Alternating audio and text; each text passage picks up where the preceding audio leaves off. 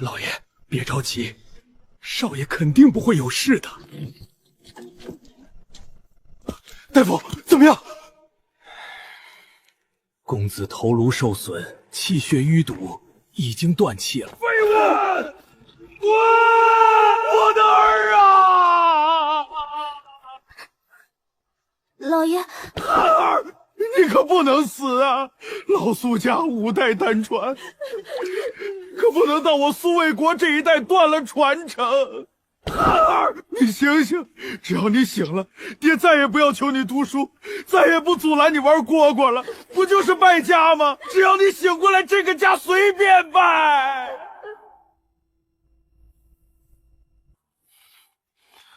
老王，别摸了，你来商 K 好歹也唱首歌吧。还有老李，让你唱歌，你他娘的哭丧的！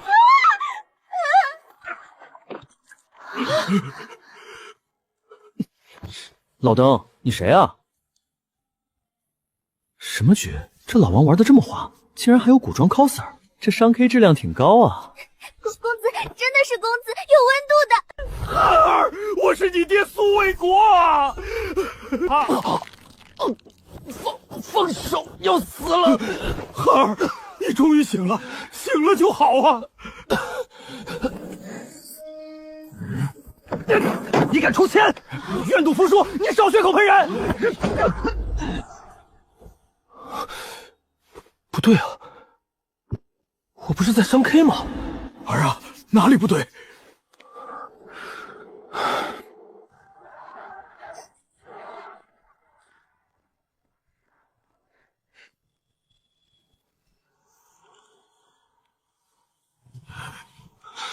我穿越了，而且是穿越到大前苏国公府，这个整天不务正业，只知道斗蝈蝈、赌输赢的败家子身上。不过历史上好像没有大前这个国家，也就是说，我穿越的是一个架空世界。哈哈哈哈！机会果然是个有准备的人。父亲在战场拼命护住皇帝皇后幸为苏家获得世袭的国公之位。恒儿，你不要吓爹啊！也就是说，只要我不造反、不掌权，凭借父辈荣光，就能过上地位崇高、妻妾成群的神仙日子。爹，我没事，只是脑袋有些痛，有些事情好像想不起来了。没事就好，想不起来咱就不想。你好好休息，等你伤好一点，爹就带你去面见陛下，让他替你做主。爹，陛下会帮咱们吗？虽然你还没和安宁公主成婚，但是圣旨出来之后，你已经是陛下的女婿，他不会让你受委屈的。啊！女婿，安宁公主，自己有个公主未婚妻。爹，我有事和你商量。你们先下去。爹，这婚约咱们可不可以不要？你说什么？你不是一直都很想和安宁公主成亲吗？我觉得这次薛有伟故意下死手，是上官中指使的。那上官中心仪安宁公主，一直都想弄死我。上官家可是上官皇后的本家，咱们还是少去招惹为妙。你确定？爹，这公主有啥好的？娶了她之后，不仅要得罪上官家，而且她不同意纳妾，又怀不上的话，咱们苏家还怎么传宗接代？你说的很有道理。只不过君无戏言，陛下已经下旨，并且昭告天下，这婚事是改不了的。恨儿，你有伤在身，这些事情暂且放下，好好休息。等你身体恢复，爹一定会为你讨个公道。这本婚事与我毫无益处，若是与公主成婚，日后行事处处受限。我不要迎娶公主，这门亲事我必定要推辞。公子，你吓死我了！小爹别哭了，公子这不是没事吗？原主行事竟如此狠戾。公子，你身上有伤不能动，等伤好之后再打小爹。公子不打你，以后都不打了。真的吗？谢谢公子。快起来！过来，咱们府上没有冰块吗？府上已经很久没用冰块了。怎么可能？也对，这几年原主把苏家败得差不多了，连日常吃喝都成问题，身份地位有了，但一贫如也，必须要想办法赚钱了。公子今天竟然让我一起扇风，如果公子以后一直都这样，那该有多好啊！娘娘，夜深了。陛下这么晚了，怎么想起来立正殿？刚批完灶妆，见你这儿还亮着灯，就过来看看。昭宁大婚还有些时日，你身子本就不好，没必要这么赶。臣妾只是有些失眠，闲着也是闲着，这嫁衣早日做好，也好让昭宁和苏恒试试合不合身。有件事你可能还不知道。何事？近日那苏恒和薛家小子打架，伤及脑部，差点陨逝，好在后面救回来了。怎么会下这么重的手？苏恒好歹也是将来的驸马，平日里小打小闹也就算了，他们真敢闹出人命。唉，这些小辈没一个省心的。陛下，你可一定要为苏恒主持公道。苏恒虽然顽劣，但臣妾知道他本性不坏，只是从小没有得到好的教导才误入歧途。陛下，这些都是我们皇家欠他的，可不能让苏国公寒心。朕当然知晓，不然朕也不会将昭宁许配他儿子。苏卫国上奏让朕严惩薛有伟，朕想了很久都没想到怎么惩罚才能让苏卫国满意。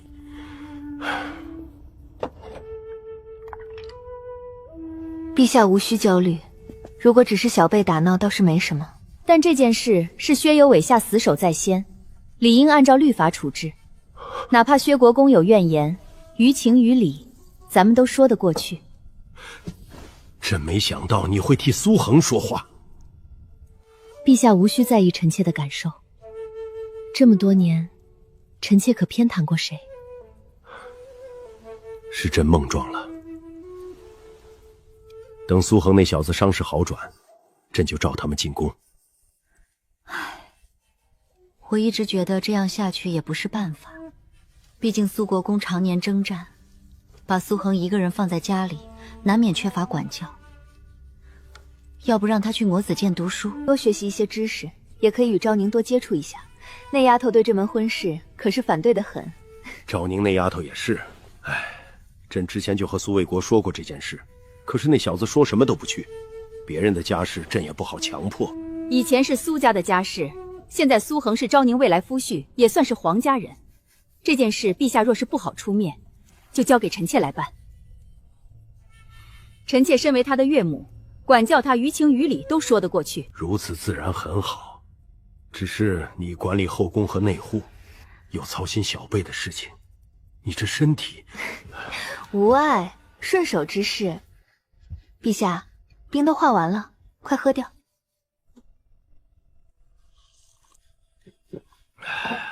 这冰在冬天烦人，在夏日却是个好宝贝，可惜价格实在是贵。如今四处大旱，今年秋收恐怕又有许多灾民，国库又没钱，今年恐怕比之前任何一年都难过啊。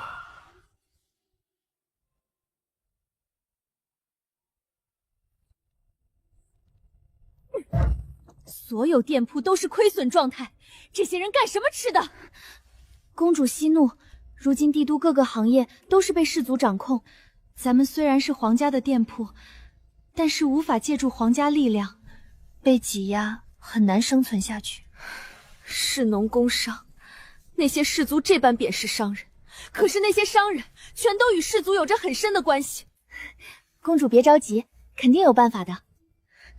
还能有什么办法？一群废物，只知道捞钱，就没一个能够赚钱的吗？距离苏恒籍贯还有2年，咱们还有时间。如果父皇执意让我嫁给苏恒那个人渣，我就去死！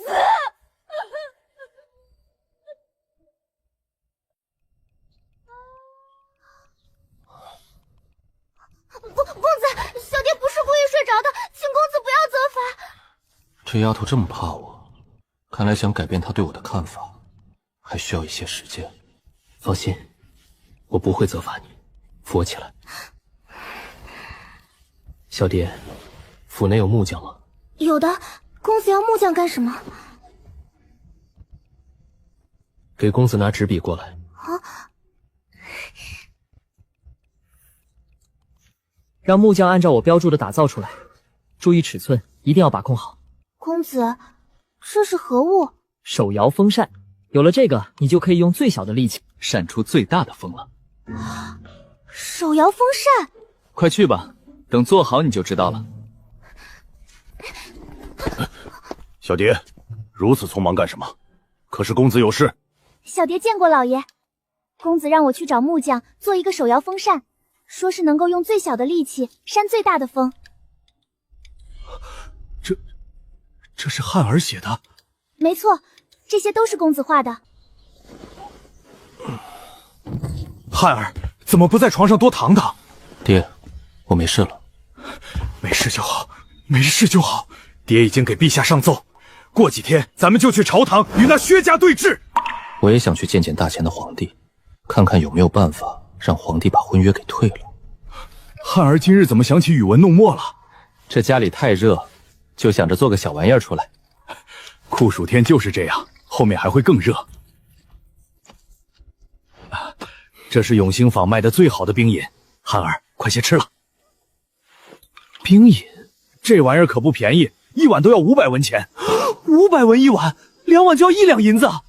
普通工匠日薪也就20文钱钱，这玩意儿能卖到500文，不愧是贵族才能享受的奢侈品。堂堂国公府连1碗冰饮都喝不起，必须要赚钱了。快点喝，待会儿冰化掉就浪费了。爹，咱们一起喝。好，一起喝。以前的汉儿可不会想着我，有好东西都是独占的。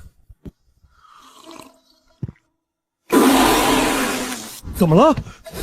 爹，这冷饮坏了吧？不可能吧？没有啊，冰凉可口，浑身都畅快了。府内有糖吗？有的，公子。去拿点过来。汉儿，怎么了？爹，我想做生意。啊，不行，你做什么都可以，就是不能做生意。为什么？我们苏家满门忠烈，怎可沾上同寿？这是祖训，苏家只有战死的儿郎，没有奸猾的商贾。怎么还有这种祖训？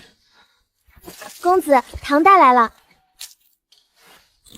原来大前人吃的就是这种没提纯的糖，冰饮的成本就是冰块和糖，我完全可以自己提炼，1000碗就能卖500两银子，简直是暴利。爹，我要做生意。不行，你做生意就是违背祖训，将来爹还怎么有脸见列祖列宗？爹，只要你让我做生意，我以后再也不赌博了。哼，做生意亏的钱比赌博更多。爹，我不用苏家出钱，自己去想办法，这样总可以了吧？好不容易想要做点正事，你就这般反对，这不是打击我浪子回头的信心吗？如果你真想试试，就别顶着苏家的名头做。可以。老爷，府外有些事需您去处理。等以后赚钱就好了。苏叶，苏仙，你真没事啊！太好了，我还以为你死了。哎，有话好说，别动手动脚。你身上怎么有股屎味儿？我偷偷去薛国公府大门泼了屎。牛逼！牛逼为何物？没被发现吧？我趁守卫换班时泼的，他们没追上。不错，好兄弟，患难见真情啊！当时是我不在，不然定让那薛有为好看。对了，李治，你有钱吗？还有几两，这点哪够？去找你母后要个几百两，哥带你赚大钱。你又搞到好蝈蝈了，能不能有点出息？从今以后，哥们儿不赌了，你也不要赌了，好歹也是个皇子，怎么这么不着调？啊，听哥的，斗蝈蝈属于玩物丧志。等咱们有钱了，哥带你玩更好玩的。几百两拿不到，最近内度空虚，唉，连父皇母后的吃穿用度都缩减了，我每个月也就能拿到50两。50两也行。公子，东西做好了。见过九皇子。免礼。苏杭，这是何物？这可是好东西。小蝶，图纸呢？图纸给老爷了，他说要拿去供奉在祠堂。这老爸真是啥都给列祖列宗说。尺寸没问题吧？回公子，我们都是严格按照公子的尺寸制作的。马上喝一下。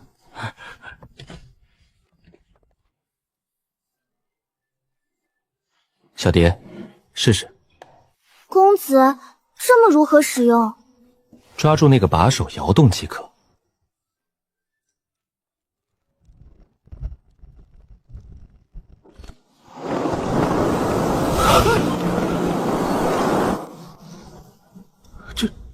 这是……公子，真的不需要太用力啊！这么几块破木片，竟然能摇出如此大的风！夏日最难熬的就是炎热，侍女用扇子扇出来的风断断续续，风量根本无法与这个相提并论。老夫做木工几十年，第一次做出如此精巧之物，多谢公子让我完成此物。你们这反应也太大了吧！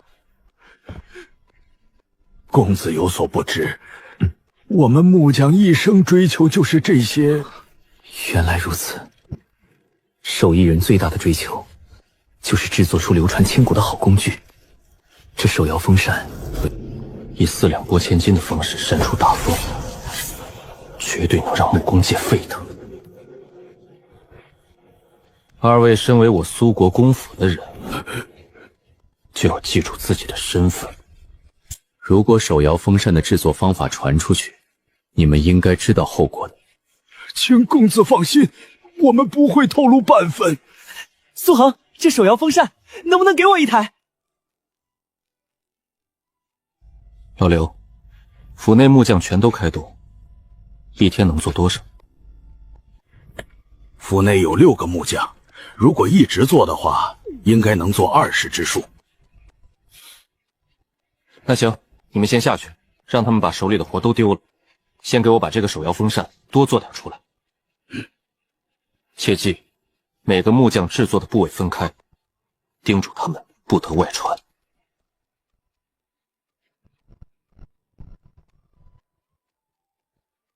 兄弟，你在这待会儿，等他们做好，我让人给你送台过来。够意思！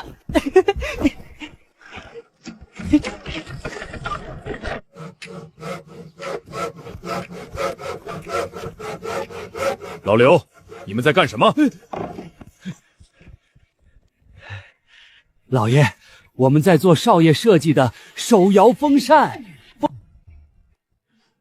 手摇风扇，胡闹！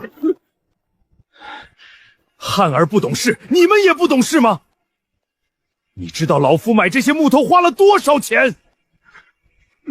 老爷，老刘啊，你跟了我这么多年，我一直觉得你是个稳重的人，怎么也跟着那败家子胡闹？这些木头是老夫用来打造家具的呀！你们这么糟蹋，真当老夫家大业大是吗？出门前还信誓旦旦说浪子回头，就这一会儿的功夫，木材全被糟践了。果然那小子的话像放屁一样不可信。老爷，不是这样的，公子这次设计的手摇风扇非常有用，府内的木匠对公子都称赞不已。老刘，你就别为那小子说话了，他几斤几两，老夫还不知道吗？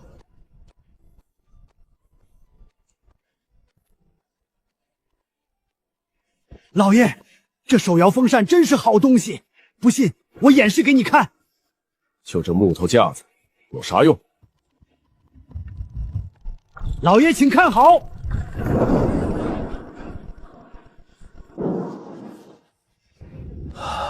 老爷，这手摇风扇不仅能扇出很大的风，而且很均匀的风，还非常省力。哼，再厉害也只是个木架子。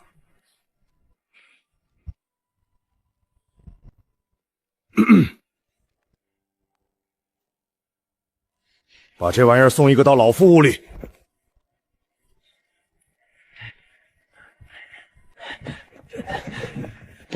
自己去薛国公府盗使的事情，应该没被人发现，不然父皇肯定会派人找我回去狠狠责罚。现在都没消息，说明真没人知道是我。小心点，别磕坏了。苏颜这小子真够意思，有了手摇风扇，炎炎夏日终于不那么难熬了。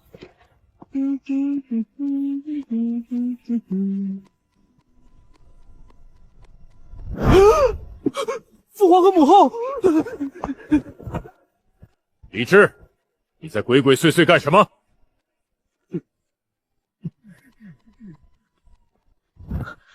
儿臣见过父皇，见过母后。儿臣去苏国公府探望苏恒，刚刚才回宫。你好歹也是个皇子，整天不干正事，跑去和那败家子儿鬼混。你看看你在外面都被他们说成什么了？又沉默，每次都沉默，朕怎么生出你这么个废物？陛下，智儿身为昭宁的弟弟，这次苏恒受伤，应该去看望一下，也是应该的。哼，你就知道惯这些孩子。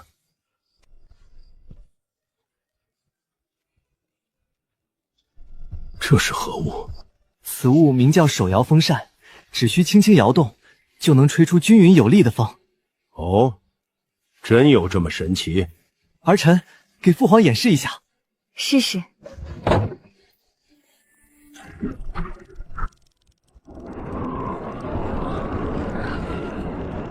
只要速度越快，风就越大。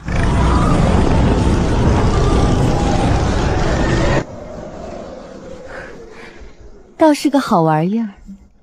母后，如果想要更凉爽，可以在扇叶上倒点水。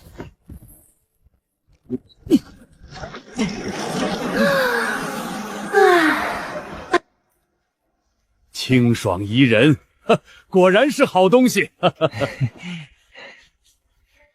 智儿，此物你是从何处所得？是苏恒制作的。他一个败家子，怎么可能做出如此精巧之物？你休要骗朕！这真的是苏恒做的啊！陛下，孩子之间吹嘘很正常。滚滚滚！朕看着你就烦。儿臣告退。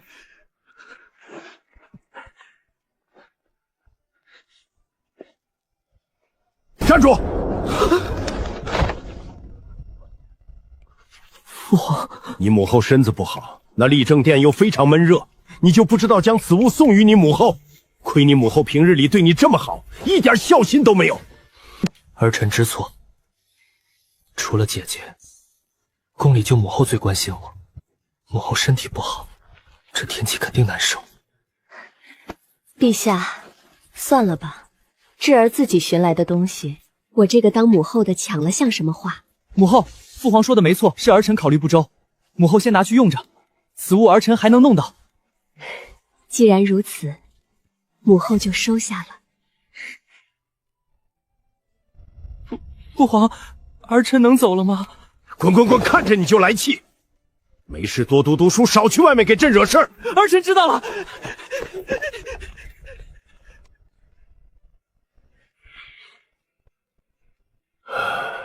朕怎么会生出这么懦弱的儿子？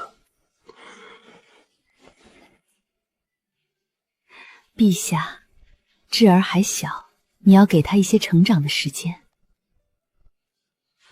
你呀，就是太惯着这些小辈。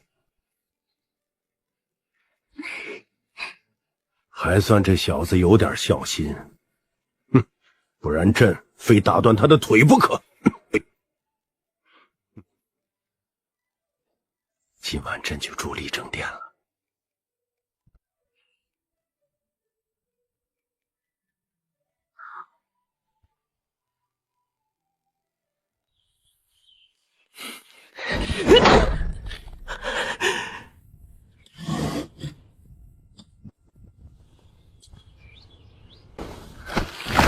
这小子把风扇献给皇后得了赏赐，我拉他一起就是因为他是皇家人，大钱商业暗地里全被各大氏族掌控，抱上皇家这条大腿很有必要。我带着皇家赚钱补充国库，到时候皇帝问我要什么奖赏，我就把婚约的事拿出来，完美解决。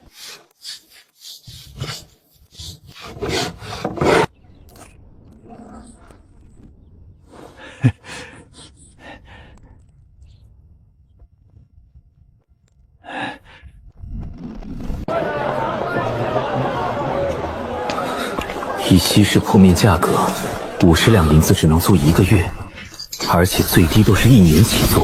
中心区域的店铺还需要关系才能弄到，实在不行，让李治想想办法。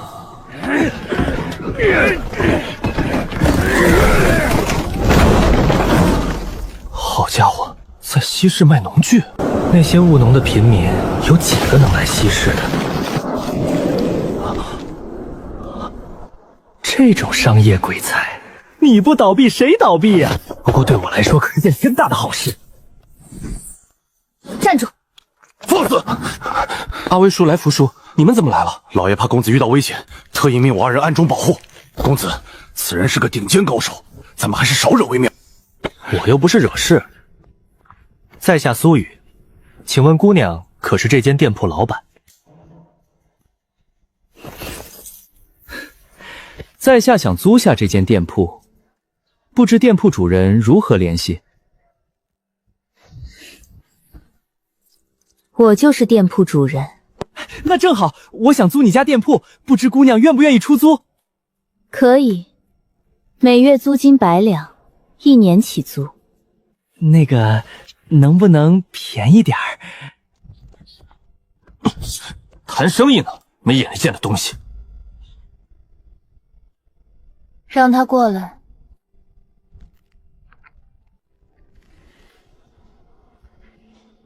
此人来历不明。我说姑娘，你家侍女挺有个性啊。别废话，你到底租不租？当然要租，只不过我现在手中钱不够，能不能先让我卖2天再给租金？春桃，送客。是。别啊！我现在真没这么多钱。这样吧，如果姑娘愿意，我可以让姑娘入股，每月分姑娘1成收益，2成也可以。是你走，还是我帮你？姑娘，我50两租3天，3天后若是无法补齐房租，你们可以把我赶出去！快滚蛋！别以为我不敢杀你！从明天开始，3天后若是拿不出1年租金，我会赶人。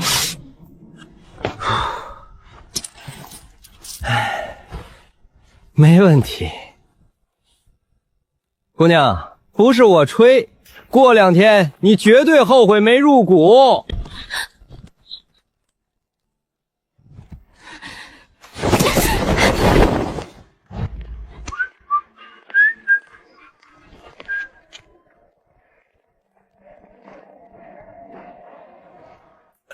东家，实在对不住，我们没把店铺管理好。把工人的月俸发完，你们就可以走了。多谢东家。公主，刚才那人就是无赖，你没必要去理他。现在亏损严重，这店铺能够租出去，至少能回些本。希望他是真想租店铺吧。一个人管理这么多店铺，我已经有些心力交瘁。若是让朝堂那些官员知道我这个公主在外面做买卖，弹劾的奏章绝对能把父皇的桌案堆满。我做事一直畏手畏脚，这家店铺每个月都在亏损，我已经没有耐心再看下去了。哼，我看那人不靠谱。就算不靠谱，3天时间50两，咱们也没损失。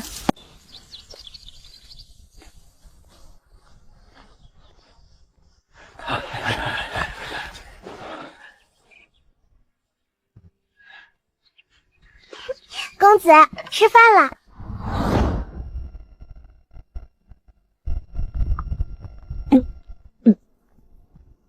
走，去伙房，公子给你做好吃的。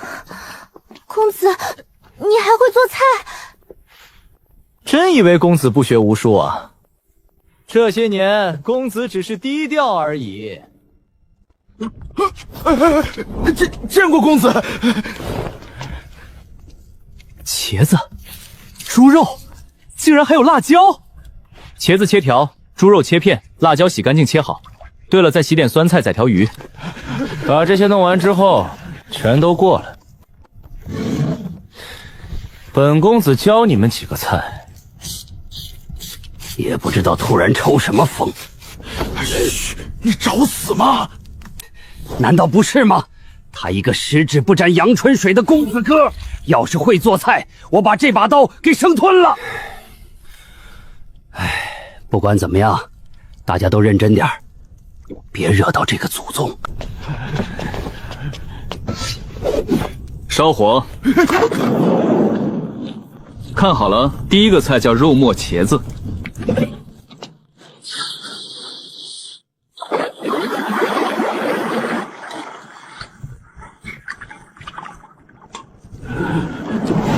这又炸又炒的，当厨子这么多年都没见过这种胡来的法子。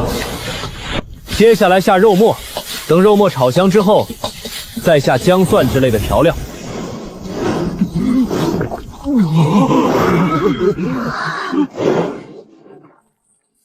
搞定！来，小蝶，尝尝少爷的手艺。你退半步的动作有些伤人啊。公子亲自喂我，我怕真吃了会挨巴掌，不吃又惹怒公子。快吃！好吃，公子这菜真好吃。本公子亲手做的，当然好吃。都来尝尝，把这个味道记住，以后按照我教的方法做。好吃，真的很好吃。原来茄子能做出这种美味。我师傅在御膳房干过，他也很会做茄子。公子这道肉末茄子比师傅当年做的都好吃。都别夸了，接下来第二道菜。今日就这样，你们好好消化一下。多谢公子。都起来吧，大家努力把手艺练好，你们对本公子有大用。愿为公子效劳。小蝶，叫人把这些菜送我房间。你去叫我爹过来，就说我亲自下厨给他做了一桌菜，让他过来喝点。少爷好像和以前不一样了。臭小子，你还会做菜？会不会做，尝尝不就知道了。好香啊！快尝尝。肉怎么可能这么好吃？和我以前吃的比，以前那些简直是猪食。再尝尝鱼。好吃，太好吃了！爹喜欢就好。这么好的菜，没酒怎么行？这可是陛下赏赐给老夫的好酒，来干一个！干！爹，陛下就赏出你这种酒，寡淡无味。等我以后酿酒，让你尝尝什么才叫好酒。哼，你个毛头小子，会酿个屁的酒！爱信不信。睡了，不错，菜做的很好吃。必须的。臭小子，做生意不能只卖一样东西，风扇只是赚第一桶金的小玩意儿，以后全挂在商行名下。东家，货全都铺好了，那就开业吧。你找2个店员，带着手摇风扇去外面，边走边示范。好的。东家，这手摇风扇的确很新奇，不过您定价10两银子，会不会太高了？10匹上等绫罗也要10两银子，没见你说贵。那能一样吗？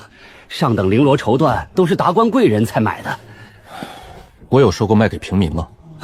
平民的生活已经很难了，别去惦记他们兜里那些钱。客人来了，好好做事就行，这些不是你要了解的。老板，我们大老远过来，你告诉我卖完了。今日如果不给个说法，老子把你店给砸了。没错，我家老爷可是户部的，他老人家发话，今天必须买到手摇风扇。有回事？妈的，遇到这点小事就躲。那面纱女子的店铺倒闭，和这废物店长也有极大关系。诸位别慌，我张行既然开门做生意，肯定秉承着顾客第一的原则。废话少说，快点上货！今日刚开业，没预料到会有这么多客人。目前店铺内的手摇风扇全都售空，不过大家放心，仓库里还有很多货。那快点去仓库拿呀！没错，搞快点！不用这么麻烦，为了感谢诸位对当行的支持，只要诸位来我这里缴纳定金，并且填上地址，我就会直接从仓库调货，免费给大家送货上门。你不会骗我们定金吧？诸位说笑了，开门做生意，第一天就如此火爆。如果只是为了诸位这点定金，那不成傻子了吗？而且诸位可都是达官显贵，给我10个胆子，也不敢骗你们吧？给我送2台，我要3台，我也要3台。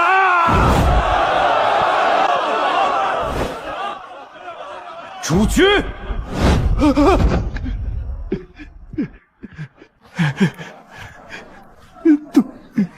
东家，给贵客们登记。是，诸位这边请。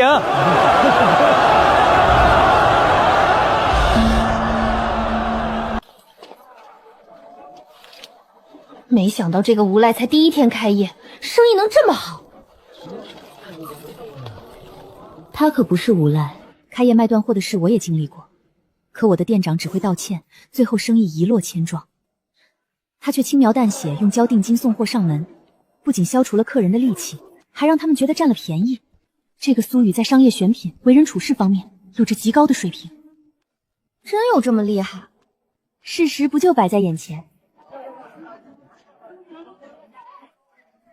？10两银子一台手摇风扇，这里至少有100多人，而且有些人还不止买1台。他一天能入账1000多两，甚至2000两。等消息传开，这可是月入几万两的买卖。之前他说拿2成股给我，我根本没当回事。春桃，公主怎么了？被他说中了，我好像真后悔了。公主，要不咱们再去和他商量一下？你觉得可能吗？之前他应该真的没这么多钱，但是现在他有钱了，随便就能支付房租。没吃饭吗？老爷，出去。父亲，你身上有伤，就别乱动了。父亲，苏恒死了吗？没有。怎么可能？当时我那一棍子用了10成力道，连棍子都打断了，他为何没死？老夫也不知为何。此次苏恒不仅没死，还彻底惹怒了苏卫国那老家伙。老夫听说他向陛下上奏，要让陛下亲自来评判此事。父亲，快去联系上官家，让他们帮忙。已经找过了，赵国公那边让咱们稍安勿躁，他已打点好朝堂。那就好，只要有他们支持，我肯定不会有什么问题。这傻子运气真好，竟然没弄死他。你先养伤，其他事情交给为父即可。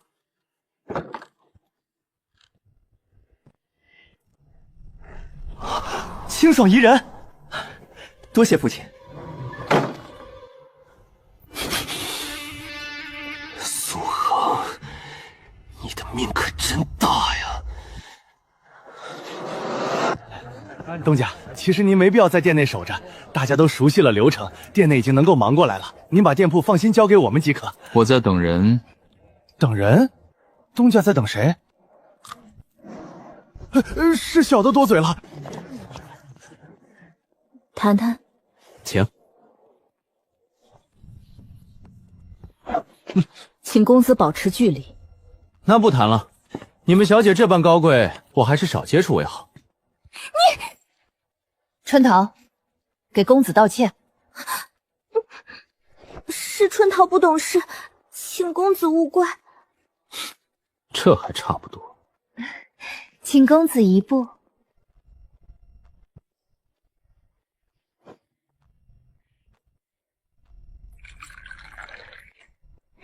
请公子用茶。说吧。我想入股，不知公子可否给个机会？不行。公子不必着急拒绝，有什么要求都可以说的。说说你有的筹码。我手中有20底家商铺，若公子同意合作，上铺随便你使用。20底家商铺，足够我完成前期全品类布局了。上铺对我来说没有什么吸引力，你知道的，我现在不缺钱，新开铺面完全可以去租。我相信租金肯定比合作划算。可是，公子觉得这帝都的铺面真这么好租吗？这就不劳姑娘操心了。我既然敢在帝都做生意，自然有自己的人脉。大家都是商人，又不是僧人，怎么还迷信上了？说实话，要合作也没问题。真的吗？别着急，我还没说完。既然是合作伙伴，那总得让我知道你长什么样吧？这应该是最基本的礼仪。登徒子，放肆！这侍女不愧是阿威来福都称赞的高手，中气就是足。你这小侍女，本公子今天不教训你，你是没完了。你干什么？若是敢动一下，你们以后永远别想和我合作。小姐，错了没？有个性。既然你说我是登徒子，那我也不能平白无故挨你的骂。公子，放过他吧。姑娘刚才可是听到他叫我登徒子的。我苏燕行得正坐得端，只是想确定合作伙伴的身份。这小侍女却辱人清白，本公子都还没成亲，她给本公子安上一个登徒子的名头，若是传出去，娶不到媳妇儿怎么办？我同意摘下面纱。我身为大前嫡长公主，从没受过这等侮辱，也从没这般低声下气过。他此举并非真要轻薄春桃，而是在给我施加压力，借机占据主动。此人当真厉害。嘿嘿，这就对了嘛。我苏炫行事堂堂正正，大家既然想合作，自然要坦诚相见。其实和我合作，你们绝对赚麻了。我可不止手摇风扇的生意，更赚钱的还在后面。而且我这人对利益不太看重，主要是看眼缘。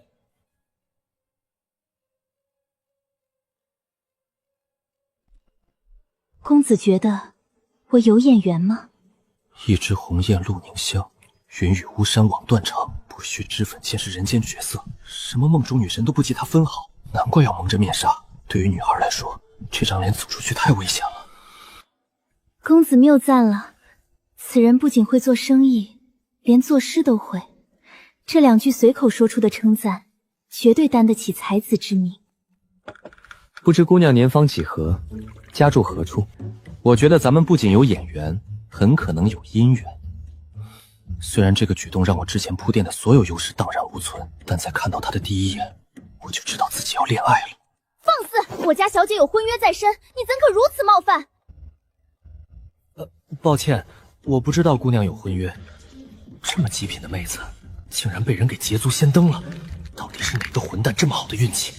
不是，而且婚约只是父辈定下，我没有认同。这门婚约我打心底里不承认。那苏国公府的苏焕不学无术，整天嗜赌好斗，我绝对不会嫁给那样的烂人。只要我做出成绩，一定能让父皇收回赐婚圣旨。还有机会，只要不是情投意合就行。姑娘倒是性情中人，在下也觉得父母之命媒妁之言全都是封建陋习，又不是他们过日子，他们怎么知道当事人怎么想的？婚姻可是一辈子的大事。苏卫国和皇帝老儿非要我娶那个狗屁公主，如果婚约不退，我以后遇到喜欢的人还得征求公主同意。公子此话若是被旁人听到，要被骂大逆不道了。切，我又不在乎其他人的看法。如果姑娘愿意履行婚约，在下倒是可以帮忙。我相信以我的家世和能力，定能完胜你那未婚夫。只要锄头挥得好，哪有墙角挖不掉？哥们儿，可别怪我，人家女方都看不上你，你还非拿着父辈的婚约强迫干嘛？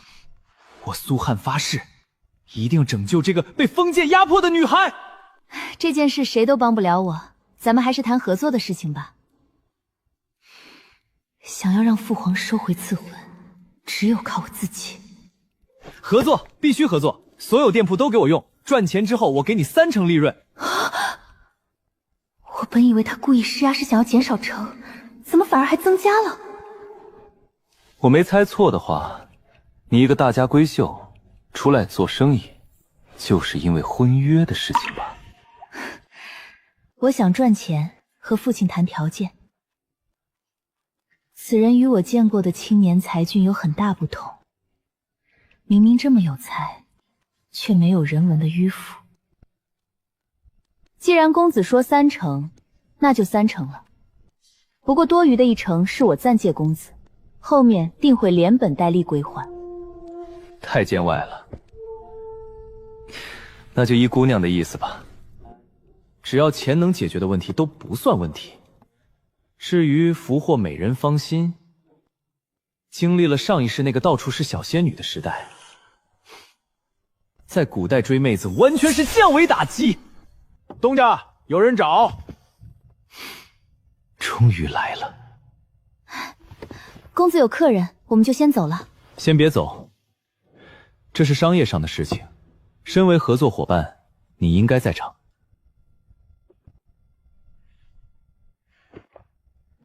胡商？没错，胡商的商业嗅觉最敏锐，西市这边的小生意交给下人做即可，胡商才是最赚钱的大订单。在下刘询，见过苏老板。坐下说。愣着干嘛？给刘老板看茶？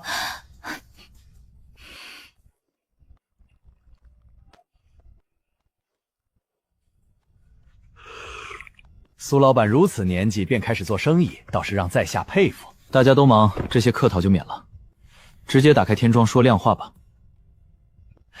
苏老板倒是个爽快人，既然如此，我就打开天窗说亮话了。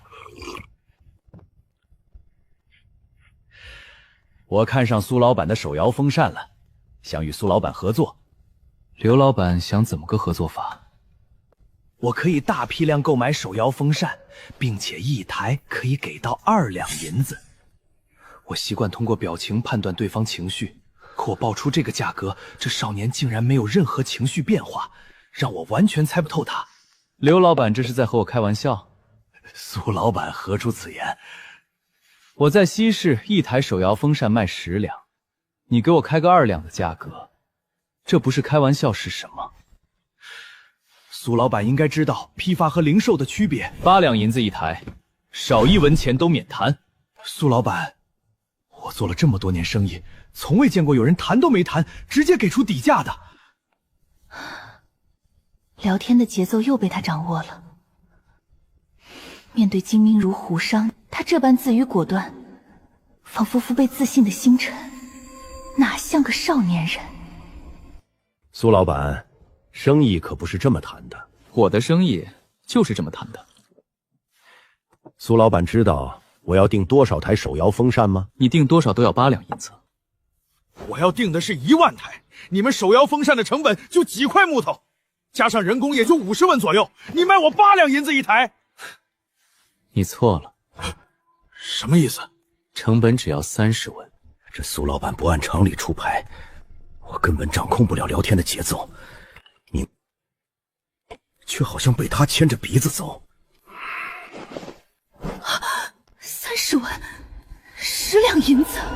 我从小在皇宫长大，没接触过最上层渠道，本以为他一台赚个对半利润就很厉害了，没想到成本只有30文。哼，苏老板也知道这玩意儿成本如此之低，还卖我8两银子一台。我看不止成本低，工艺也不复杂，想要复制并不难。苏老板不会以为只有你们一家能够做出手摇风扇吧？没错，想要复制并不难。所以咱们能好好谈谈了吗？我总算重新掌握主动权了。正是因为能够被复刻，我才要卖这么贵，不然等别人做出来，我还怎么卖钱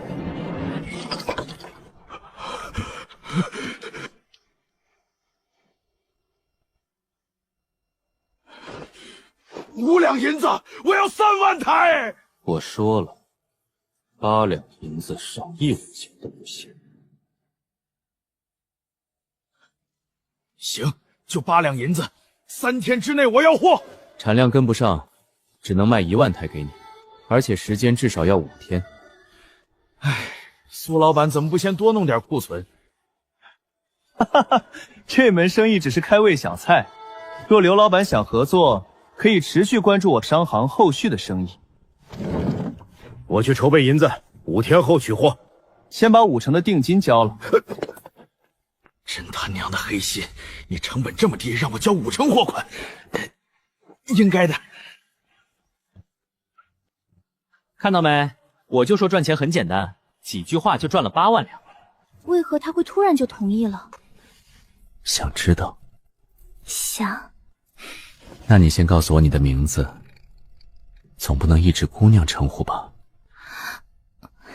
你可以叫我昭昭，我亲近的人都这么叫。昭昭。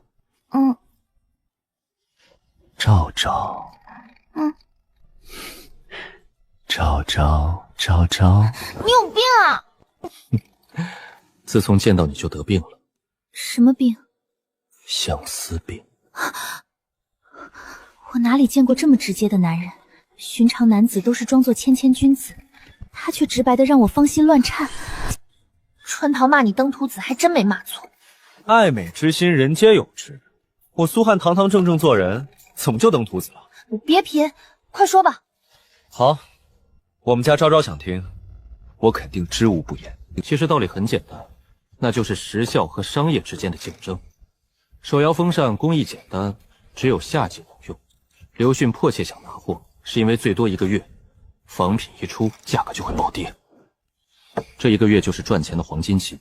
刘迅卖去外地，进货8两和2两没区别，因为达官显贵不在乎这点差价。但这个月卖和下个月卖，利润天差地别。怎么，是不是发现我比你想象中更优秀？臭美。所以手摇风扇的生意只能做1个月？1个月够把帝都的达官富贵卖个遍了。至于后面仿品出现，就是下沉市场的事情。等价格越来越低，还能惠及穷人，挺好的。他竟丝毫不心疼这么大的买卖。不过若是这生意做不久，几年内那50万两的窟窿该怎么补？你是不是在担心后面赚不到钱？放心吧，我不是说了吗？又不只是这一个生意，我赚钱的路子远比你想的更多。是吗？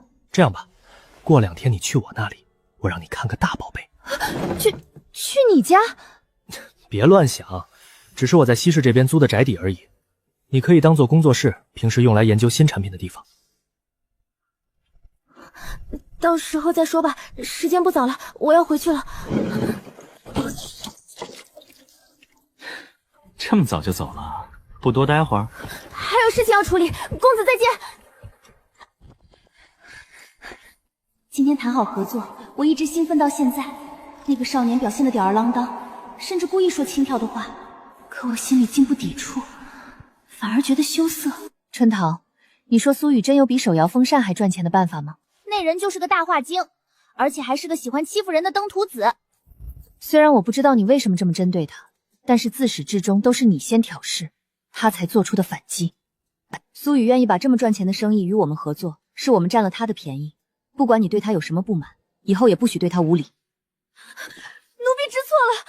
起来吧，你就是见多了那些虚伪的才子，才会对苏雨有这么大的敌意。奴婢只是觉得他也太不尊重公主了。他又不知道我是公主，而且低声下气就是尊重吗？知道了，以后我再也不和他顶嘴了。公主要用晚膳吗？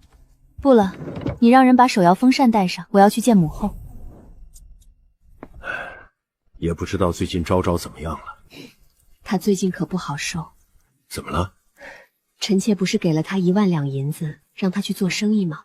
她兴冲冲的去开了不少店铺，不过那些店铺全都亏损，现在恐怕已经快支持不住了。真以为生意这么好做？不过这也是好事，只要他做不起来，就不能让朕更改旨意。陛下这么不想他好，昭昭没赚到钱，就无法解决内奴来的困境。朕不是这个意思，朕只是觉得这丫头越来越不听话了，连朕的旨意都敢违抗。其实昭昭并不是不听话，她性格从小就要强，那苏恒的名声实在太差。你不是说要让那苏恒去国子监读书吗？再等等吧，看看这件事还有没有回转的余地。陛下，娘娘，安宁公主求见。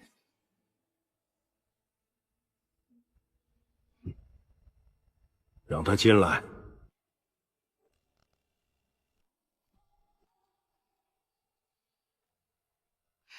母后，昭昭来看您了。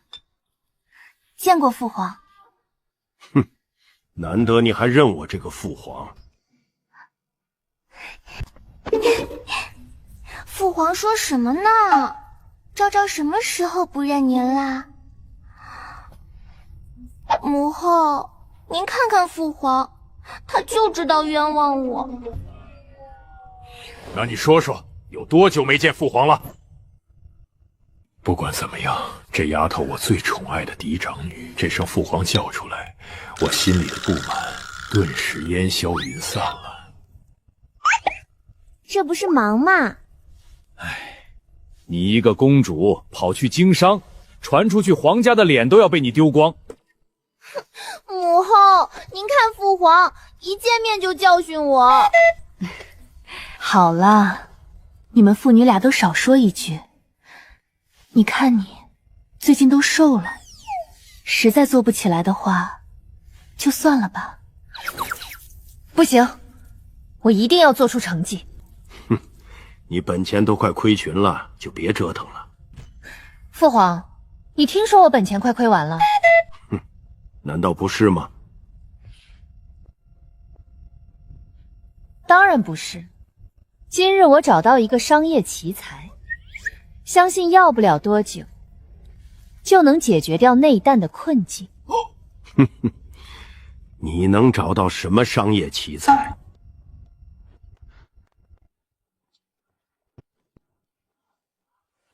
你也有此物？父皇也听说过这个。母后也有一台，是智儿送的，很不错的小玩意儿。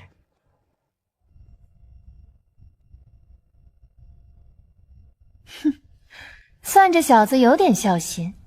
说起李治这小子就来气，跑去和苏恒那败家子儿鬼混，甚至还认他当姐夫。母后，这可不是小玩意儿，这是能够赚大钱的东西。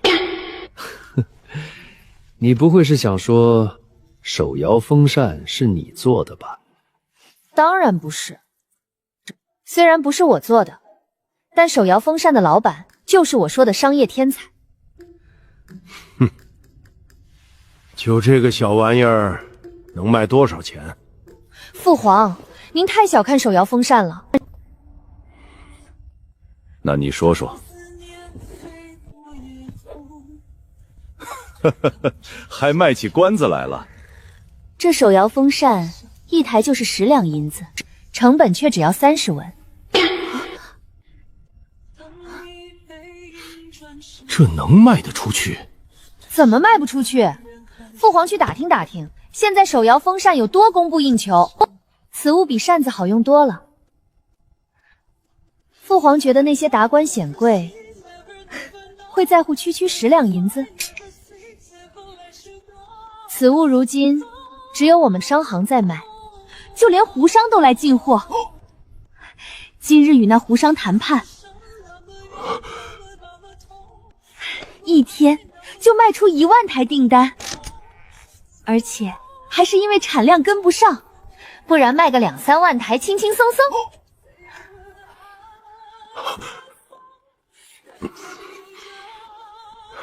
售卖给胡商的价格几何？8两银子。什么？你当朕是傻子吗？那胡商向来精明，怎么可能把一台成本几10文的东西以8两银子收购？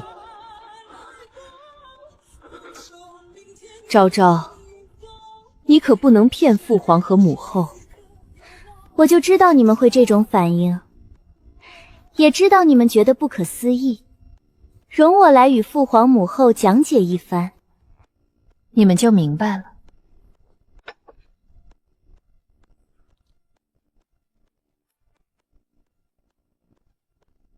给朕坐好！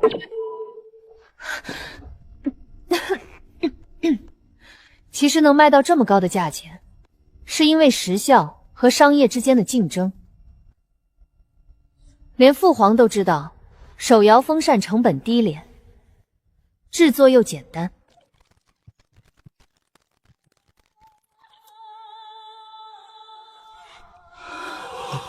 其实说白了，现在只有我们商行一家在卖。那胡商想要货，只能在我们这里拿。等仿品出来之后，价格就会崩盘，到时候就能惠及到普通人了。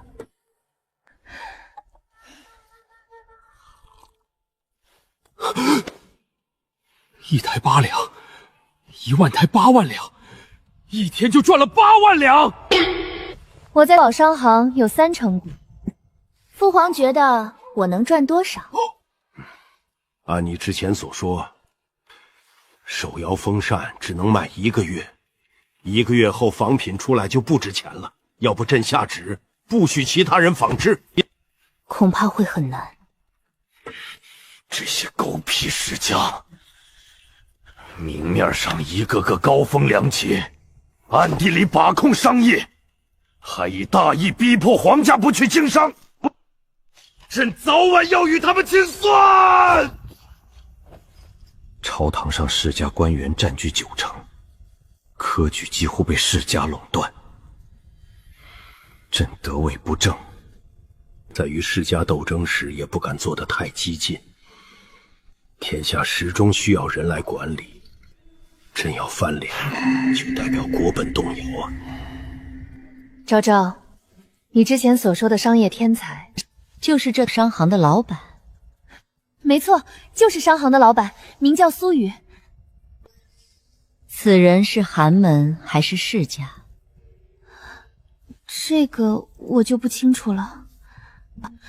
不过他年龄也不大，看他的谈吐，家世应该不会差，而且他还会作诗。哦，读书人竟然去从商，这就是他和别人不同的地方。虽然只能赚1个月，此人能够有如此商业嗅觉，的确是个人才。父皇，这可只是商行前期试水，后续还会有新的买卖。好了，这次你的确立了大功，为你母后分担了不少压力。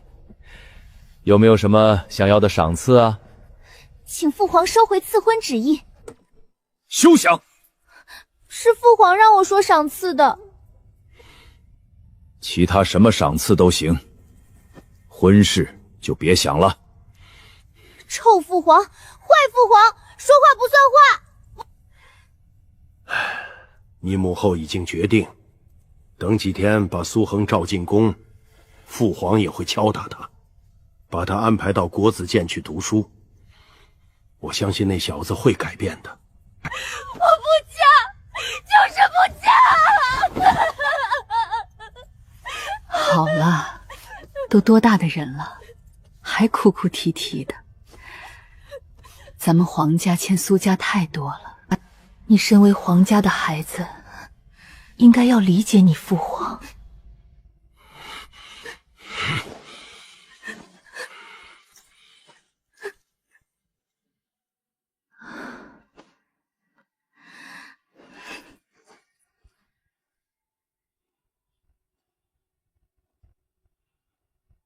这丫头啥都好，就是脾气倔。父女俩都一个德行。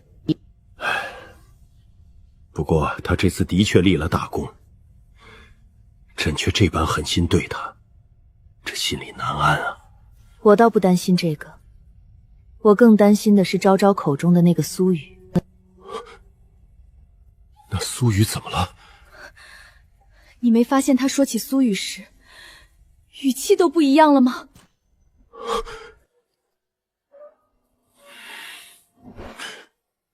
陛下，去查查此人的底细。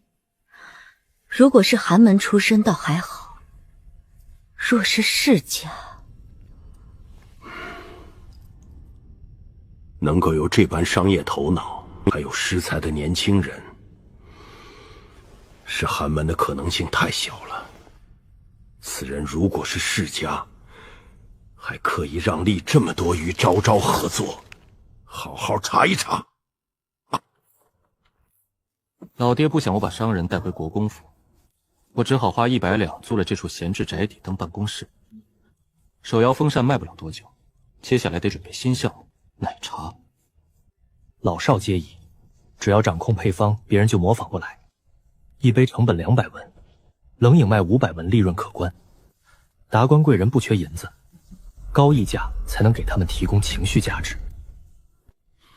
这时候如果有个冰镇西瓜就爽了。公子，什么是冰镇西瓜？是一种又甜又多汁的水果。小蝶，让你去问的事情，你去问了吗？问了，南市有几个消食商，他们要价都在800文1公斤左右。这么贵啊！大田提存技术不够，导致消食产量极低，价格比冰还贵。看来买消食制冰行不通了。来人，老板，你让下人去各家宅邸，收他们茅厕和猪圈周围的泥土。啊，老板，这等污秽之物去搜集即可。是。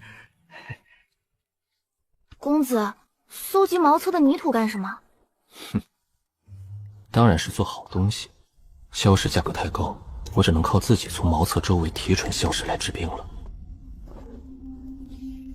小蝶啊，你是爹给我找的通房丫头吧？是的。今年多少岁了？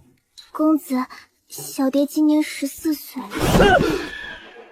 我操，才14岁，在现在遇到妹子这么回答，是要出大事的。男人可以好色，但绝不能当禽兽。公子，怎么了？没事，公子突然有些困了，想睡一觉。你去给公子摇风扇吧。好的，公子。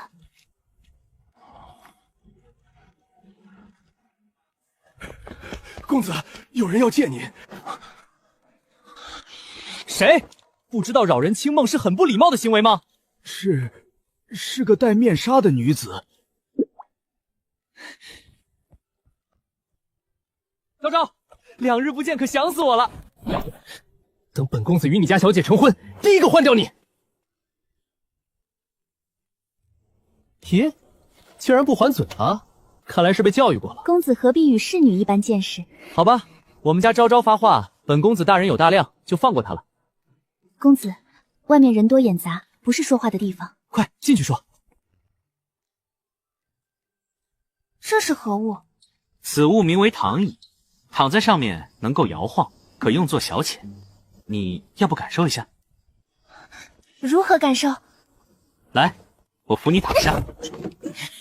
像荡秋千一样，真舒服。昭昭若是喜欢，我让人给你打造一个。那就多谢公子了。和我客气啥？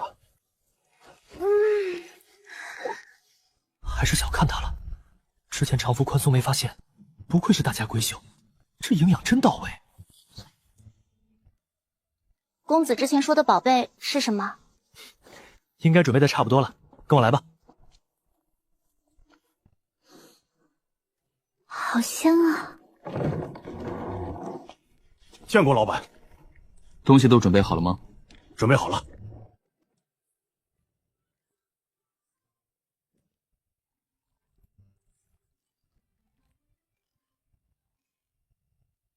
这是何物？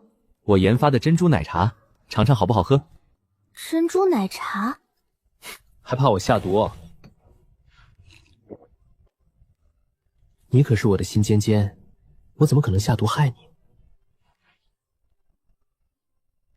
这叫吸管，是用来喝下面珍珠的。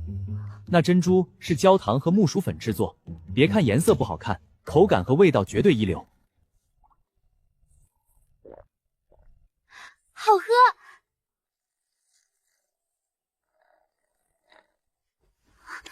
谢谢公子。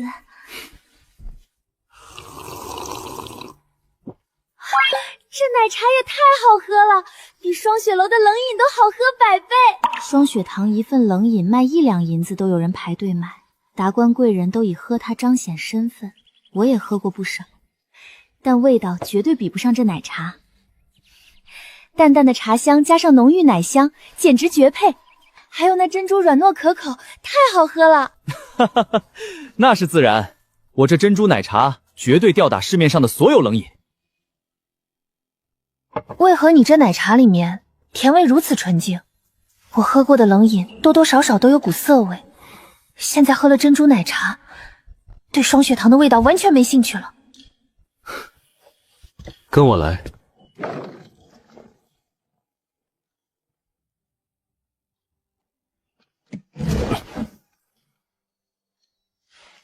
这些是何物？这是白糖，你试试。白糖？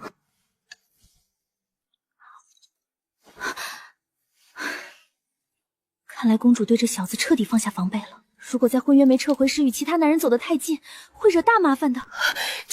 这糖居然能够如此纯净，你怎么做到的？盐和糖是大钱最大的消耗品，家家户户都需要。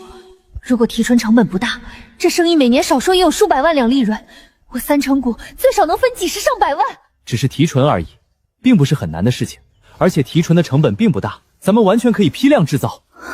发财了，原来这才是大宝贝。和白糖比起来，奶茶都逊色不少。白糖生意如果做起来，你是不是就可以退婚了？应该可以吧。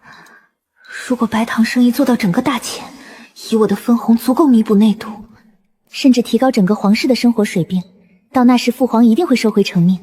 等退婚后，应该可以告诉我你的身份了吧？等退婚后我就去你家提亲，好不好？以后再说。可惜现在人手不够，产量跟不上来。工人的话，我倒是可以想办法。并不是什么人都可以用的，手摇风扇找佃农无所谓，白糖必须培养自己人。父亲手下那些退下来的老兵绝对忠诚，让他们来制作白糖，也算替父亲分忧了。那好吧，都听你的。奶茶，你准备多久开业？这2天就开业，不过你要把先店铺位置告诉我，我让他们去准备。这是所有商铺的位置图，你看中哪个商铺给我说，我立刻让他们收拾。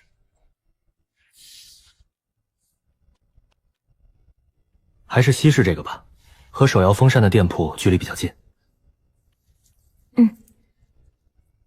那我们就先回去安排。哎，先别着急走啊。公子还有事？马上就到晚膳时间，吃完饭再走吧。不好吧？有什么不好的？合作伙伴谈完生意，吃顿饭不是很正常吗？况且我们清清白白，问心无愧，谁敢说闲话，本公子撕乱他的嘴。所谓日久生情，自然要找机会多接触。共进晚餐是增进感情的绝佳方式。清清白白，没错，我们清清白白，问心无愧。我想多了，他言行得体，又有下人在场，有什么好怕的？那就依公子的意思。我家小姐食欲不太好，你的饭菜可别弄得太敷衍。别的我不敢说，就饭菜方面，连御膳房都没我家好吃。哼，你就吹牛吧。食欲不好？小时候养成的毛病。那就给我们家昭昭准备点开胃的菜，保证让你食欲大开。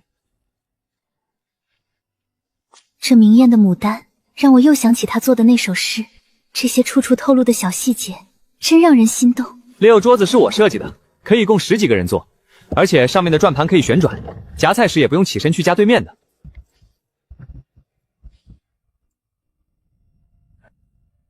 小蝶，点蜡烛。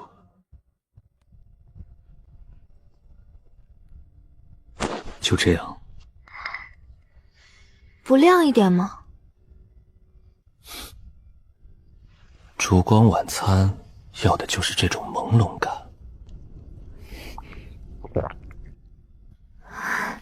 好香啊！吃饭总得摘掉面纱了吧？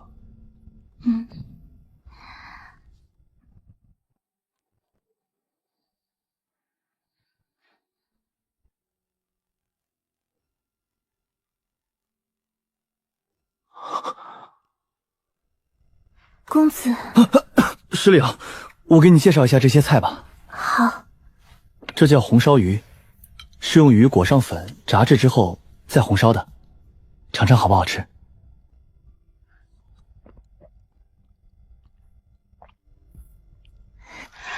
好吃。那还用说，不好吃我敢留你吃饭吗？不被某些侍女给斩了？这叫麻婆豆腐，非常开胃。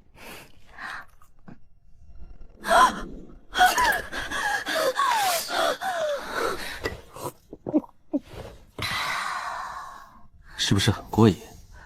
好吗？好啦，春桃，我想要米饭。小姐，你想吃饭了？用得着这么大的反应？小姐很久没碰过米饭了。这样吃才爽。他食欲不行，就需要下猛料。大千那些清汤寡水的炖菜，狗都不吃。今天这桌重口味算是拿捏了，以后又有借口邀请他来家里了。我试试。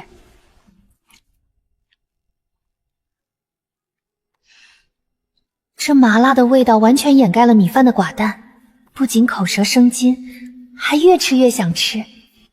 这是鱼香肉丝，也是非常下饭的菜。酸甜可口，我喜欢这个。爱吃就多吃点。愣着干嘛？一起来吃啊！可以吗？主子吃饭，下人岂有上桌的道理？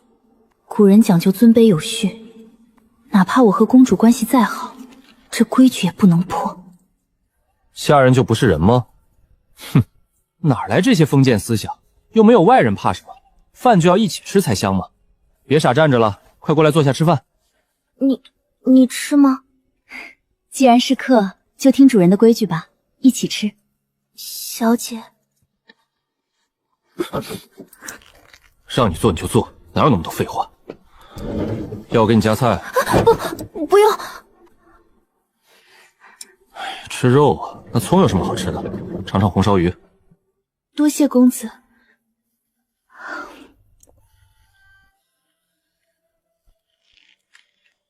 被按着坐下的那一刻，我除了忐忑，竟然还有一种莫名的温暖。母后，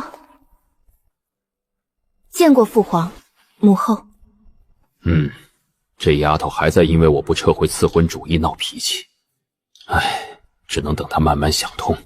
这么晚了，怎么想起来母后这里？今日寻得一款很不错的冷饮，想与母后分享。儿臣不知父皇也在。无妨。这是何物？我们店里的下一个产品，名为奶茶，母后快试试。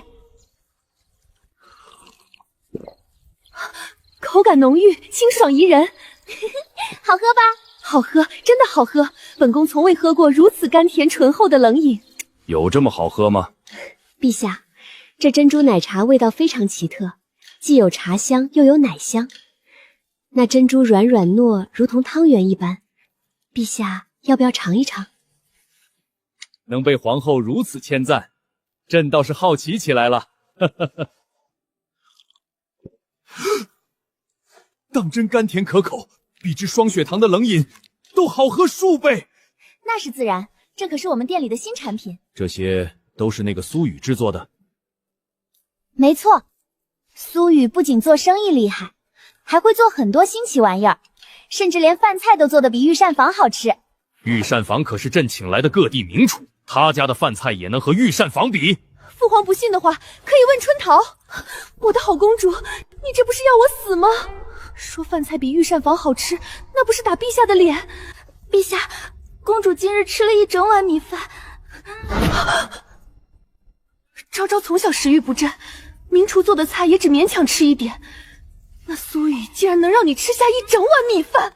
父皇、母后，若是你们不信，等我们的店开起来了，咱们一同去试试。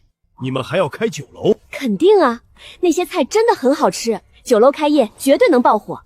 那朕倒是挺期待的。对了，既然你在这里，朕刚好也有事情想与你说，关于苏恒的事情。那苏恒不是和薛有伟打架受了重伤吗？两家都想让朕来裁断这件事情。事情已经过去几天，两个小子伤势都恢复了一些，朕决定过几天让他们来甘露殿，大家把事情说开，该惩治就惩治，该安抚就安抚。你身为苏恒的未婚妻，又是大前嫡长公主，按理来说应该一同参加议事。我不去。听说那败家子很满意赐婚，还以驸马自居，若让他见了我这长相，退婚就更难了。你若不去，苏国公会如何想？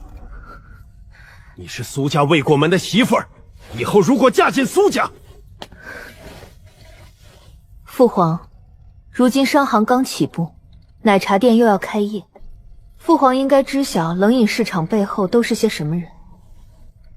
女儿公务在身，分身乏术，没有精力再关心其他事情。请父皇不要为难女儿。你想气死朕吗？这可是我最宠爱的女儿，我最喜欢她在我面前没大没小、活泼娇缠的模样。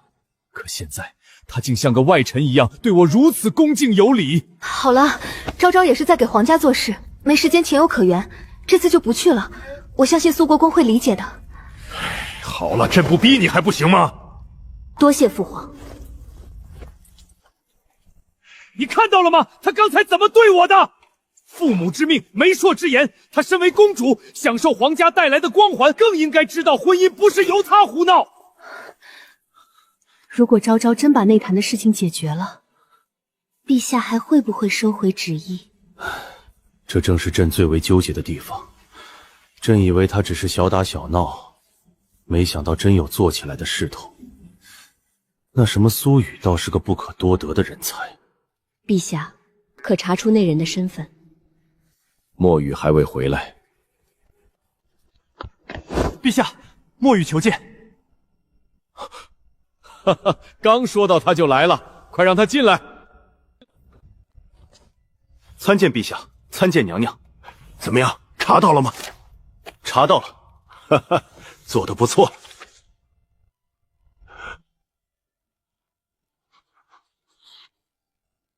陛下，怎么了？这么多年，我还是第一次见到陛下露出这种见鬼的表情。你看看，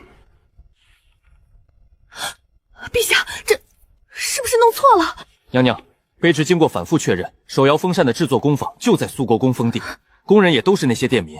这苏雨就是驸马苏恒。苏雨就是苏恒。前几天才和薛有为打架险些丧命的败家子，摇身一变成了商业天才，这太匪夷所思了。哈哈哈哈！有趣，有趣！昭昭这丫头怎么也想不到，她想要退婚的对象，竟是她这般看好的商业天才。陛下，要不要告诉昭昭？若说了，这门婚事定会皆大欢喜。先不说，为何？苏恒身为国公之子，不要国公府的助力，反而隐藏身份做生意。而且他之前那般不学无术，现在竟然有如此才能，此事蹊跷之处甚多，明显就不合常理。我怀疑苏恒身后还有人，先不要打草惊蛇为好。陛下觉得苏恒有可能遭人利用？说不准，但是此事最好不要节外生枝，等查清之后再说。过几天那苏恒要来宫里，朕亲自看看他到底有几斤几两。皇家掌控兵力，士族掌控经济，朝堂局势微妙。若苏轩背后的高人是士族，朕绝不能放任他成长，必须除掉，否则皇家将被压制。有没有可能那苏恒本就有才能，只是之前沉迷赌博不思进取？如果此子真有如此大才，那就是朕之大幸。希望如此吧。这是最好的结果。若他靠自己，那是皆大欢喜；若真与世家勾结，苏卫国太溺爱这个独子了，搞不好会出大问题。陛下，在这里猜测只是徒增烦恼，一切等查明后便知。公子，老刘，手摇风扇产量跟上来了吗？跟上来了。那些店村熟悉之后，每天制作3000台没什么问题。昨日产量又提高了一些，做了3300台。这么拼？公子制定的计价规则，让他们干劲十足，做得多就赚得多，没有谁会偷懒。毕竟这些都是见得着的真金白银，大家对公子都感激涕零。让他们好好干，月底本公子给他们发奖金。不管在哪个时代，内卷都这么严重啊！佃农被手摇风扇占满，白糖工厂的工人根本不够。等会儿回国公府找老爹借退役老兵，顺便去看看新开业的奶茶店。阿威，来福。公子，朱军的底细可查到了？此人好像与兴平县令有一些关系，之前做过不少店铺的店长，后来因为得罪了勋贵，坐了2年大牢，被兴平县令给花钱弄了出来。你逗我？昭昭用人都不查底色的吗？原来是个惯犯。兴平县令也就6品官员，能从刑部弄人？这兴平县令与薛家有些来往，他妻子是薛家旁系，有世家撑腰啊。巧了，就是薛家。我和薛有伟的账还没算完呢。这2天他可有阴动？倒是没什么动作，每天都正常出宫，也没和其他人联系。继续派人盯着。我有预感，此人会帮我一个大忙。是。客官，香甜可口的珍珠奶茶，要不要试试？只要2两银子就能买到1杯。滚蛋！2两银子1杯，你是金子做的，真把大家当傻子了。小淘淘，这是在等谁啊？这少年嘴上没正经，但确实把下人当人看，自家小姐都拿他没辙，我惹不起。公子，小姐在里面等候已久。小淘淘啊，我还是喜欢你那桀骜不驯的样子。快进去吧。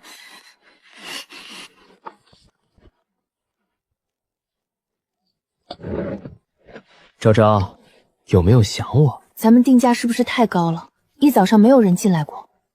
很正常，你走在街上，别人无缘无故给你吃的，你会不会吃？那怎么办？只需用一个小计策即可。什么计策？请托。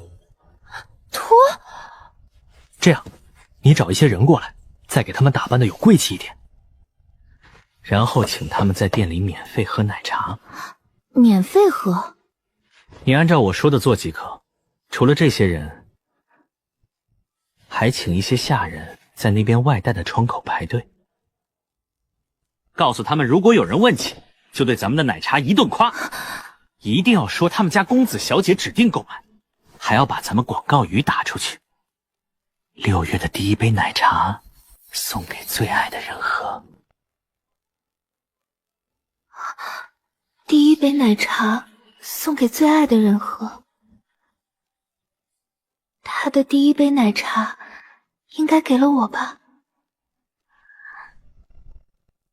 最后你找几个普通人去烟花柳巷聊咱们的珍珠奶茶，让他们去透露琼江玉露店开业活动，只要喝完咱们奶茶就拥有作诗的资格。这些诗句会张贴在那面墙上，供所有客人鉴赏，并且投票。1个月期限内，若是谁做出的诗票数最多，就会获得1000两银子奖励。1000两？小财迷，1000两而已，比起咱们的利润9牛1毛。小财迷，这称呼听起来比昭昭还要亲热。公子，我爹在家吗？在的，不过赵校尉他们来了，正在议事厅商量事情。赵公来了，我过去看看。公子，还有事？我觉得公子还是别去见赵训尉为好，毕竟您之前打了他。虽然他碍于老爷的身份，不与公子追责。之前公子沉迷赌博，听说赵博来府上拿了银子，气得直接把赵博的腿给打折了，到现在都还拄着杖。哪怕后来老爷震怒，狠狠收拾了公子一顿，但那断腿怎么都弥补不了。本公子年少无知犯下的错，会好好弥补赵公的。这些都是前身造的孽呀，重获一世。这些事情我会尽可能去弥补。不管怎么弥补，那断腿也无法重生。在战场上厮杀的猛将落行动不便的下场，太让人唏嘘了。我去通报老爷。不用了，我直接进去。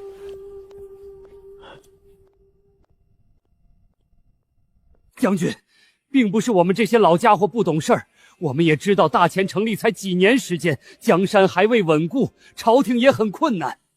只不过现在大家连饭都吃不饱，饿的都去吃野菜啃树皮了。今年大旱，粮食收成肯定会受到影响。如果朝廷再不管，今年就活不下去了。我们一把老骨头，死了也就死了，可可是那些后人，后人里大部分男丁都加入军队混温跑了，剩下的全是老弱病残。若没粮食，只有饿死。我再想想办法，看能不能给你们搞些银子。官府分的田地根本不够糊口，老兵们为了生存，连田都卖给世家了。国库空虚，连每个月5文钱的安抚费都停了。我国公府本就没啥钱，大半收益用来赈济他们，简直是杯水车薪。将军，这些年都是您私人资助咱们这些老家伙深知您的难处，若是再要您的银子，我们宁愿去死。老赵，你这是干什么？你们都是我的兵，跟着我出生入死。若是连你们晚年都无法保证，我苏卫国还有何脸面当这个将军？将军，我们不是来要银子的，只想让将军去问问陛下，让朝廷给个说法。咱们出生入死，给陛下打天下，那些世家坐享其成，把控着土地和粮食。他们倒是享受了，咱们连吃饭都成问题。若朝廷当真不管，我们也认命了。没错，那些世家富得流油，国库每年都在空虚。陛下真觉得当今的局面合理吗？陛下也有难处，这些小事就无需去烦扰他们了。我还有几处宅邸，卖出去应该能让诸位顺利度过今年。今年是度过了，可明年呢？后年呢？将军，这样下去只会把您也给拖累了。无论如何，先把日子过下去要紧。老夫马上安排人卖宅子。爹，不用这么麻烦，我可以帮忙。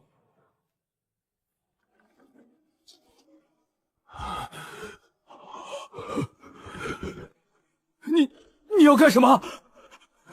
我们这次不会要将军的钱。赵公，当初的事情是我不对，我在这里给你道歉。老夫可当公子这么大的礼？哼，要不是看在将军5代单传的份上，就冲这小子当初的侮辱，老夫拼了命也要让他付出代价。我知道赵公心里有气，不过请给我一个弥补的机会。不需要弥补，也没必要了。公子若是真想弥补，少惹将军生气即可。出去吧，别捣乱。今日我来，主要是解决诸位生活问题。你能解决个啥？爹，我前几天不是创立了一个商行吗？现在商行缺少人手，若是诸位愿意的话，我可以给诸位提供个赚钱的机会。混账！你真是混账至极！你身为将门之后，怎可去行商贾之事？苏将军的名声是我们用命拼来的，你真想让苏将军蒙羞吗？以前你虽然顽劣，但也没有连累到将军。如今，不是让你别声张吗？大家都别急，先听我说。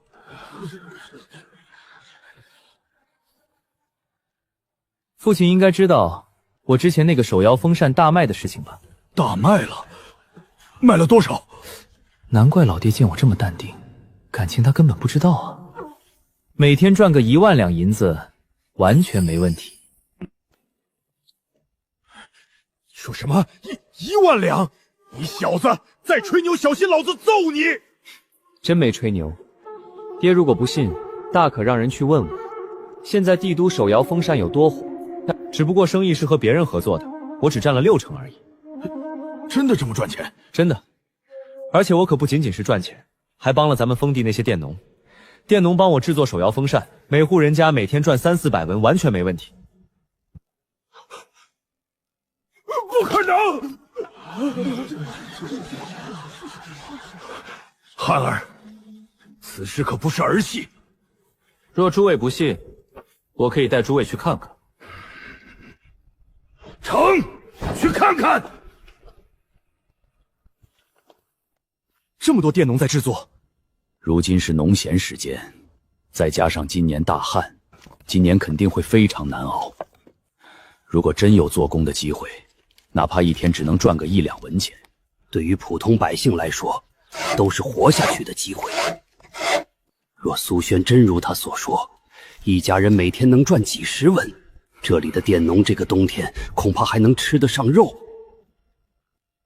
诸位若是不信，我可叫人来，随便诸位怎么询问。不劳公子，我们去询问。请便。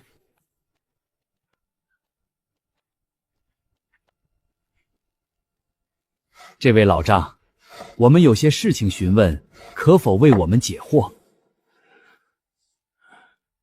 你们是谁？在下赵博，是苏将军曾经的部下。原来是军爷。如今我已退役，与诸位一样，都是个庄稼汉。你们有事儿？你们这是在做什么？俺也不太懂，只知道是做木工。这里做工给钱吗？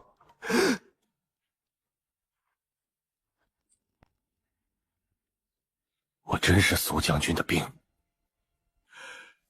当然给钱，而且给的非常多。俺家3个人做工，每天能赚50几文钱。俺之前也不相信，但是听到俺二叔做完工后，当真收到了钱，这才辞工回来。在外面累死累活1个月，也就10几文钱，在家就能赚这么多，谁还愿意出去？嘿嘿，这几天俺赚了不少，准备明天让婆娘去买点肉吃。俺家也好几个月没开荤了，听村长说，这些都是苏公子给的做工机会，工钱都是苏公子付的，而且是每天一付。可惜只能咱们宁远村的人做，不然俺把二姐他们都叫过来了。苏公子简直就是活菩萨呀！是啊，苏公子真是好人。一个败家子儿，竟然成了活菩萨。现在爹总相信了吧？哼，还算干了点人事。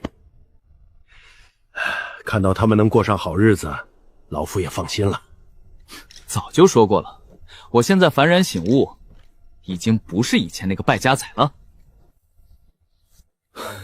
夸你2句，尾巴就翘上天。就这破木头主家，真能赚那么多钱？刚开始的确赚钱，不过最多赚1个月，市场饱和后就没这么赚钱了。1个月也很不错了，几10万两银子，老夫这辈子都不敢想。所以，爹不怪我违背祖宗之法，跑去做生意了。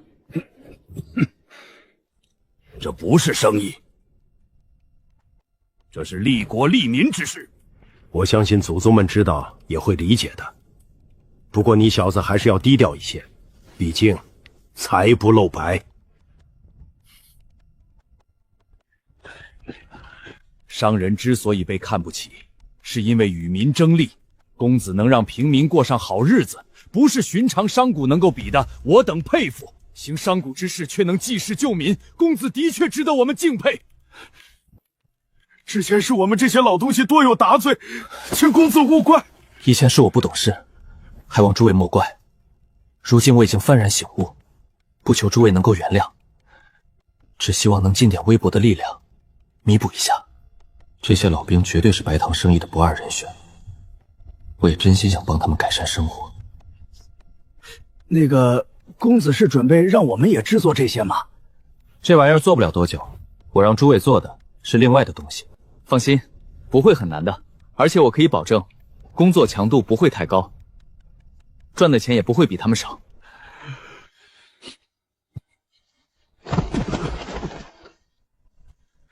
多谢小少爷。受不起，你们都是长辈，快起来！小少爷，您不知道我们有多难，特别是今年大旱，眼看就要活不下去了。您就是我们的救命恩人，哪里受不起？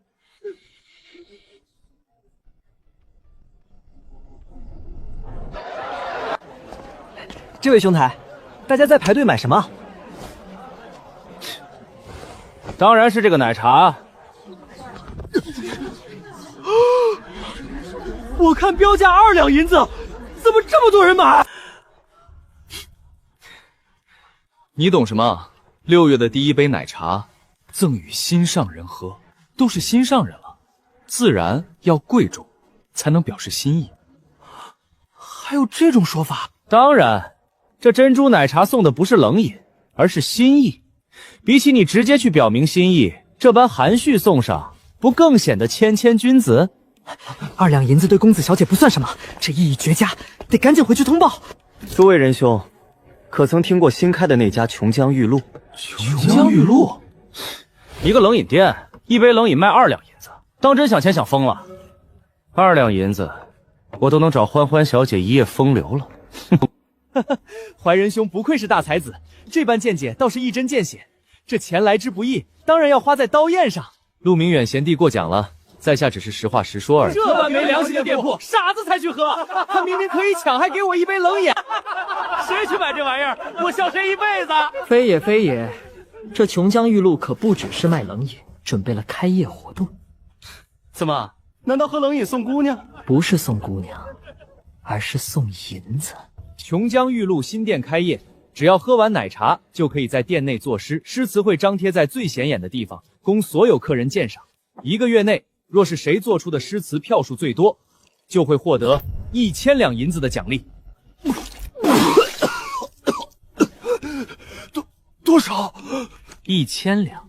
1000两？这店是疯了吗？1000两我能天天换不同的姑娘，1年都还有剩的。怀仁兄才高8斗，不去试试？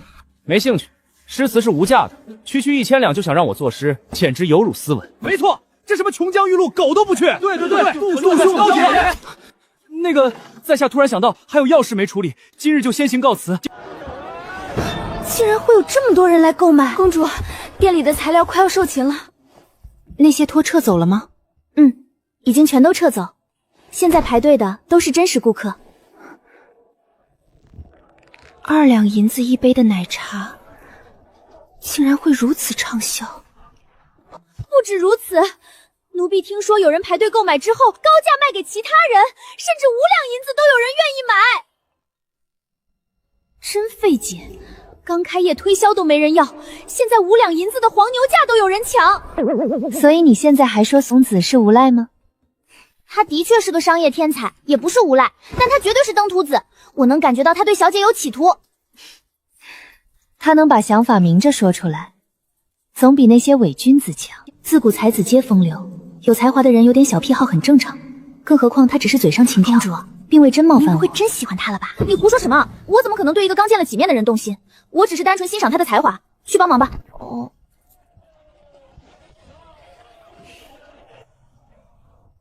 公子，为何咱们要等这么久才来？你懂个屁！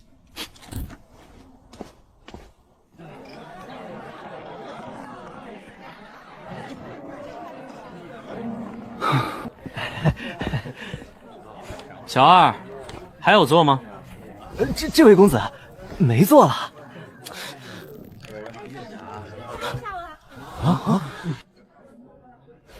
一起的，给我上杯奶茶。这就写上了。杜兄，快来坐。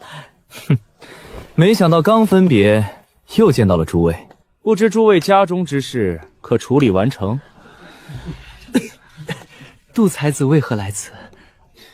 在下原本不想来的，听闻许多人都说此地文风鼎盛，特来见识一二。在下与杜才子不谋而合。没错，吟诗作对，怎可少了我等？俺也一样。杜兄，快试试，这珍珠奶茶是真好喝。哼，难道有双血堂的冷饮好喝？杜兄这话倒是没说错，珍珠奶茶完胜双血堂的冷饮，喝了此饮，我等才知晓何为冷饮。双血堂可是帝都最出名的冷饮店，这些人竟把它贬得一文不值。如何？奶香浓郁，清爽可口，当真顶级冷饮。我等最开始也还疑惑，为何冷饮能够卖到如此价钱？喝完之后才明白，这味道绝对值得。难怪老板敢把店名取为琼浆玉露，这奶茶味道当真不错。这帮伪君子，之前在青楼谁说这么贵的林饮狗都不喝的，现在一个个全改口了。诸位的诗词都做得如何了？奶茶是次要的，开业活动第1名有1000两银子，就算我是户部侍郎之子，这也是笔巨款。杜兄也想参与这个活动，当然，不过我可不是因为奖励，而是想与诸位比试一番。这么多读书人都参与的活动，怎么能少了我？虽说文无第一，武无第二，可是自古都有才子在比试时突然做出流传千古的诗词，这不就说明文人之间亦有高低？我杜怀仁向往那些先贤，理应效仿前人，立志做出千古绝句。若能在此留下一首拔得头筹的绝句，被全帝都的文人围观，定能让我在4大才子中威望大增。杜公子竟有如此雄心壮志，我等佩服不已。哈哈，说不定杜公子真能效仿先贤，做出千古绝句，让后世之人也来此地张扬。过奖过奖，我看看到底是什么样的活动。倒是挺公平，匿名作诗，免得别人靠名气拉票，这倒是合我心意，而且还不设题。这店家真是满身铜臭没文化，到时候随便拿手压箱底的佳作上去，绝对碾压全场。哼，也不知店家怎么想的，竟然不设题，果然是满身铜臭没文化的商贾。没错，店家太不专业了，根本无法体现我们的实力。杜公子，就用奶茶写一首出来，让他们开开眼。既然规则不限制，我凭什么要给店家写诗宣传？诸位先聊着，我酝酿酝酿。魏隐，你们怎么在这里？郑国公次子魏隐，他也是4大才子之一，才学不在我之下，怎么偏偏撞上他了？当然是来喝茶说诗的呀。这第一的奖励如此丰厚，我自然要尝试一下。你也想拿第一？怎么，杜公子觉得我不配？那倒不是，在下只是有些惊讶，能与魏公子一较高下，期待杜公子的作品。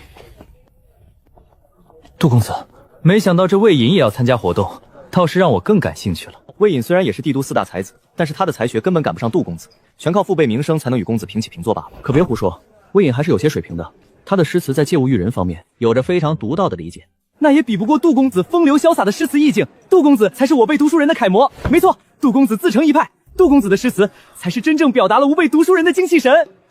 既然魏隐参加这个活动，我可不能随便写一首，容我斟酌一二。一天卖了4000杯，加上店内的收入，将近9000两银子。今日来的只是西市的士族勋贵，若过几天传遍整个帝都，收入绝对翻倍。苏公子当真是商业奇才。店里这么忙，那苏雨连新店开业都不在，也不知道还会不会回来。你呀，总是喜欢说他不好的地方。奴婢只是觉得委屈了公主，公主堂堂金枝玉叶都在后厨帮忙，苏雨这个老板竟然当甩手两跪，太不敬了。有什么委屈的？你还是没有摆正咱们的位置。真以为咱们出店铺就能够拿到3成了？就凭苏公子的商业头脑，他就算把店铺开到至交都能够大卖。现在是咱们求别人，就要有求人的态度。奴婢知道了。奶茶加上手摇风扇，我们每个月至少有10万两银子的收入，已经能够帮助内户渡过难关了。那公主要不要再和陛下提退婚的事情？算了，还是等白糖生意吧。等白糖生意做起来，凭借分成，只要我坚持退婚，父皇应该会妥协。退婚后，公主真要将身份告诉苏公子吗？到时候再说，就是不知他听到我是公主后，还敢不敢上门提亲。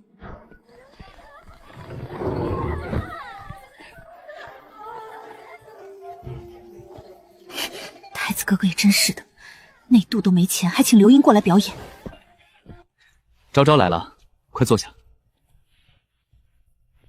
太子哥哥，叫我来有何事？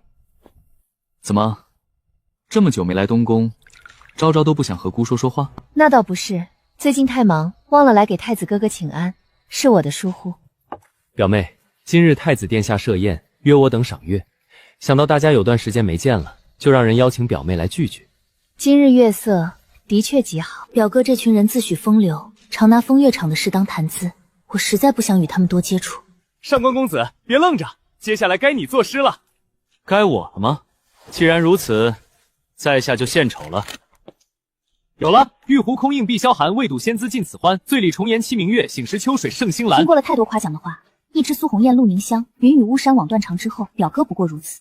愿为君长静恋。好诗，不愧是上官公子，当为帝都4大才子之首。废话，上官公子本来就是大前第一才子，的确是好诗。表妹，我这首诗如何？表哥当得起才子之名，这首诗应该是赠予流萤姑娘的吧？安宁公主说笑了，为了这对姻缘，可现在看公主对上官中根本没意思。表妹，这首诗自然是送给你的，我会托付你放心，我会想办法让陛下收回旨意，这样就没人能够阻止我们了。表哥，若你真心帮我，我会很感激；但若是以其他目的的话，我劝你最好死了这个心。表妹，你真这般绝情？他拒绝了，他竟然拒绝了！这么多年，我以为李昭宁也心悦于我，没想到今日竟然这般明确了拒绝。你醉了，表妹！上官公子，请自重。放肆！一个下人竟然敢拦本公子！都是兄妹，没必要这么剑拔弩张。昭昭，表弟也是出于好心，你的事情我们都在想办法，我相信大家一起努力，一定会让父皇收回旨意。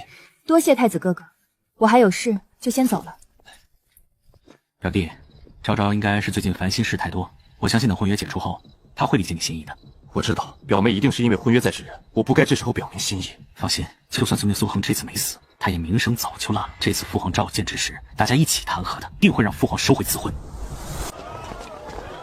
那首《浪淘沙》应该就是魏公子的作品吧？风花雪月有杜兄的风范。墙上这满墙诗词，只要看完风就知道是谁写的。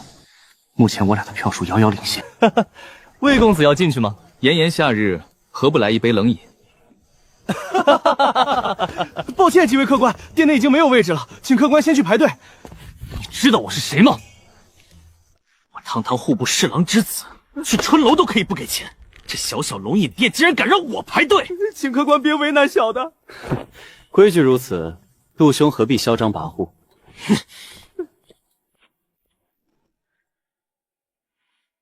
这魏颖不愧是魏征之子，行事作风挺不错的。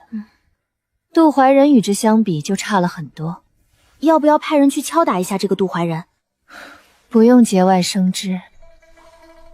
太子哥哥昨日承诺帮我取消婚约，可他分明是想撮合我和上官中，不管是苏恒还是上官中，都不是我的良配。身在皇室，我的婚事根本身不由己。春桃，你说我该怎么办？公主，走一步看一步吧，说不定有转机呢。还能有什么转机？公主不是说白糖生意做好之后就能帮陛下的大忙吗？到时候只要公主不想嫁，陛下应该不会强迫。不管怎样，我都要争取一下。若真要嫁给我厌恶之人，还不如一死了之。苏公子今日会过来吗？昭昭，你未来夫婿看你来了。春桃，开门。昭昭，有没有想我啊？公子说笑了。怎么了？是不是有人欺负你？没有。如果有人欺负你，就和我说，我把他打得满地找牙。如果是你惹不起的人呢？哼，开什么玩笑？除了当今皇帝，还有我苏叶惹不起的人。还真让你说对了，就是当今皇帝。这是何物？这是我给你准备的礼物，此物名为香皂，可以用来沐浴，清洗身上的污渍。而且里面我加了茉莉花，洗完后身上会有花香。大钱的皂角炒木灰太难用，我特地按钱氏的法子做了一批香皂。沐浴的东西，世人怎么把沐浴这种私密事如此直白的说出来，还送我这种东西？怎么，这么热的天气，难道你们没觉得身上的汗洗不干净？的确有这种烦恼。来，我教你用。想什么呢？我是说教你使用香皂。如果昭昭不介意的话，我也可以教你怎么沐浴啊。邓秃子，你特么上辈子是数电灯泡的吗？每次都能这么精准拦截？女孩子玩刀弄枪的，以后看你怎么嫁得出去。谁说我要嫁人了？我要伺候小姐一辈子。用不着，等我娶了你家小姐，就把你给嫁出去。小姐，你看她就知道欺负人。好啦，你们怎么一见面就……还不是这丫头没眼力见儿，动不动就拔刀，愣着干嘛？去打盆水过来。她是我的侍女，保护我是她的职责，公子何必为难一个侍女？我也没为难她呀，是她总在针对我。我告诉你，这玩意儿可是个好东西，待会儿你拿它洗手试试，保管你用完之后爱不释手。小姐，水来了。这丫头肯定是怕我趁她不在欺负昭昭，才跑这么快打水。公子，这香皂如何使用？很简单，先把手打湿，然后将香皂涂抹上去，用清水冲洗即可。好滑腻，平日里用的皂角和草木灰粗糙难受，这香皂不仅温和，还带着一股茉莉清香。春桃，你闻闻，小姐，好香啊！真的很香。我不知道昭昭喜欢什么香味，就随便用的茉莉花。怎么样，洗完很清爽吧？很清爽。你喜欢就好。公子今日前来就是赠送礼物？不是，主要是想我们家昭昭了，相思病发作，来找解药。公子别开玩笑了，以我对公子的了解，公子没事绝对不会来店里。什么话？我是那种人吗？好吧，某个小财民不是心疼那1000两银子吗？哼，我就勉为其难做一首诗，把奖励给拿回来。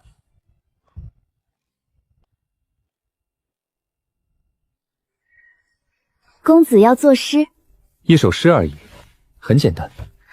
可是这次参加比赛的有杜怀仁和魏隐，这2个都是帝都很有名的才子，诗词方面都有很高的造诣。这么不相信我？我不是这个意思。要不咱们打个赌？赌什么？如果我拿了第1名，你就亲我一下。登徒子，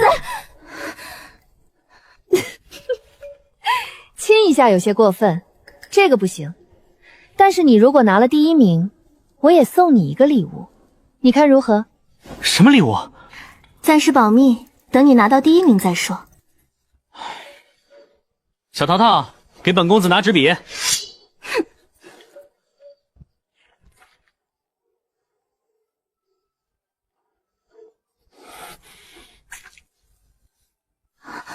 公子，怎么了？没事。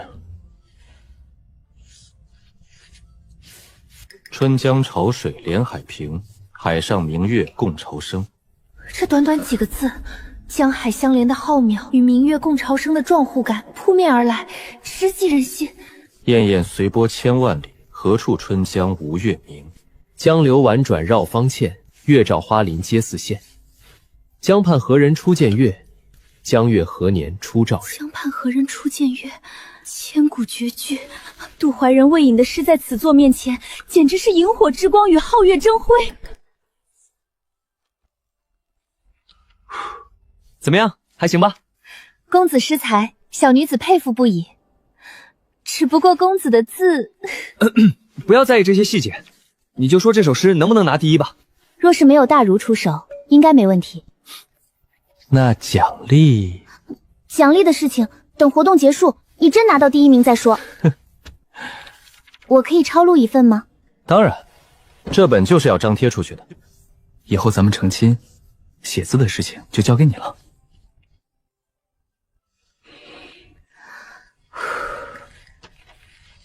好了，我去让小二张贴。老杨，先把我的这首诗给挂上。老板，你也要参加活动？当然，以本公子的才学，参加这个活动才能提高活动的含金量。愣着干嘛？搞快点，本公子还等着去震惊那些文人呢。好的，老板。春江花月夜，春江潮水连海平，海上明月共潮生。滟滟随波千万里，江畔何人初见月？江月何年初照人？老板，怎么了？这诗堪称千古绝句。必须的，本公子早就说过，论诗才，本公子自称第2，没人敢称第1。我前世可是研究过穿越知识的，这些千古间句早烂熟于心。老天爷让我重活一世，当个文超婚装逼也不算辜负他老人家的好意。公子诗才无双，搞快点！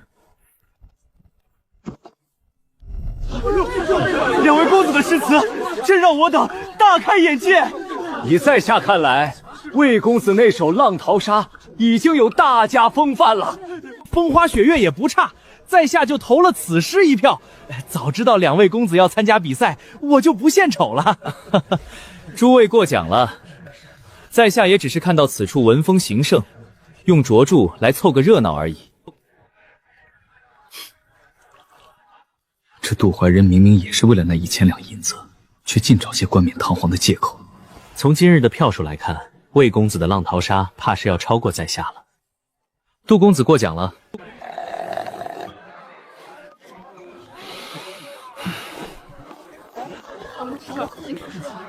哇，这是谁的诗？太棒了吧！千古绝句，这是千古绝句！什么？有千古绝句？哪儿在哪儿？这是何人写的诗？江畔何人出见月？江月何年出照人？好诗，好诗啊！此诗定是哪位大儒的佳作。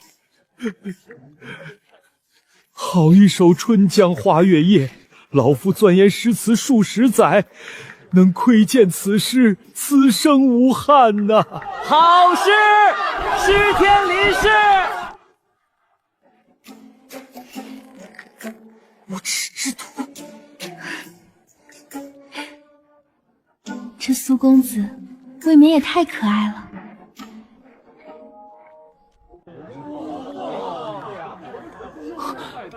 又有好诗？帝都还有人能写出好诗？我听到说千古绝句的，去看看。真以为千古绝句是这么好写出来的？那些没见识的读书人就爱大惊小怪。见过魏公子。这位兄台，劳烦让我看看。好诗！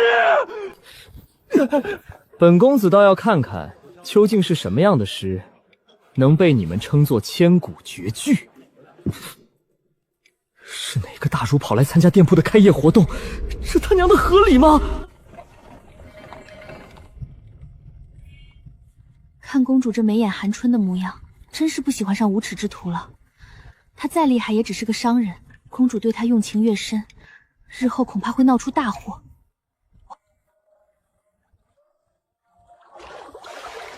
试试香皂。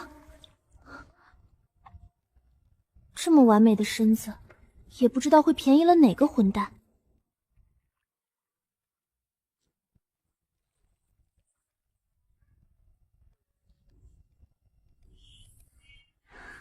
浑身清爽，还香香的。不仅洗得干净，洗完之后还能留香，真是好东西。春桃，将香皂切一半送去母后那边。好的，公主。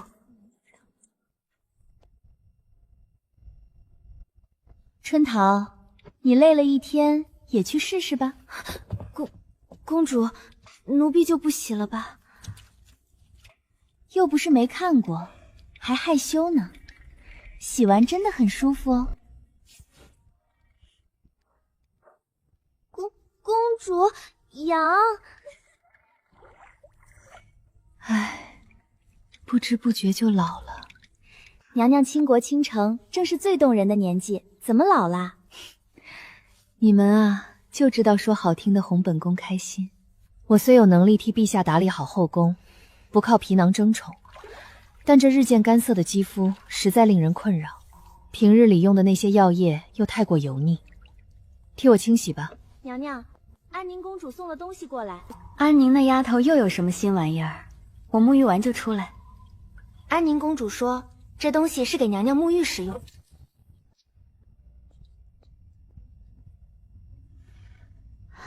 这是何物？此物名为香皂，安宁公主沐浴后觉得很好用，特让奴婢给娘娘送过来。还是安宁那丫头有孝心。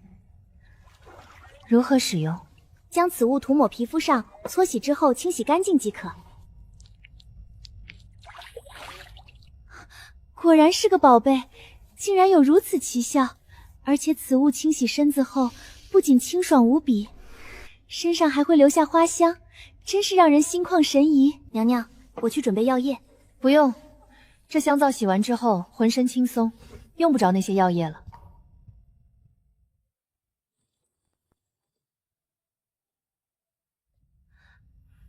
陛下，皇后刚沐浴完。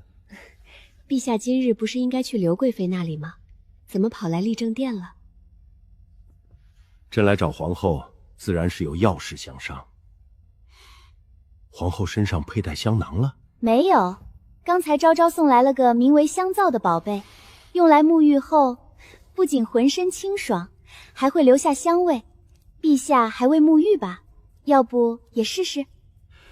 那朕就试试。臣妾来服侍陛下沐浴。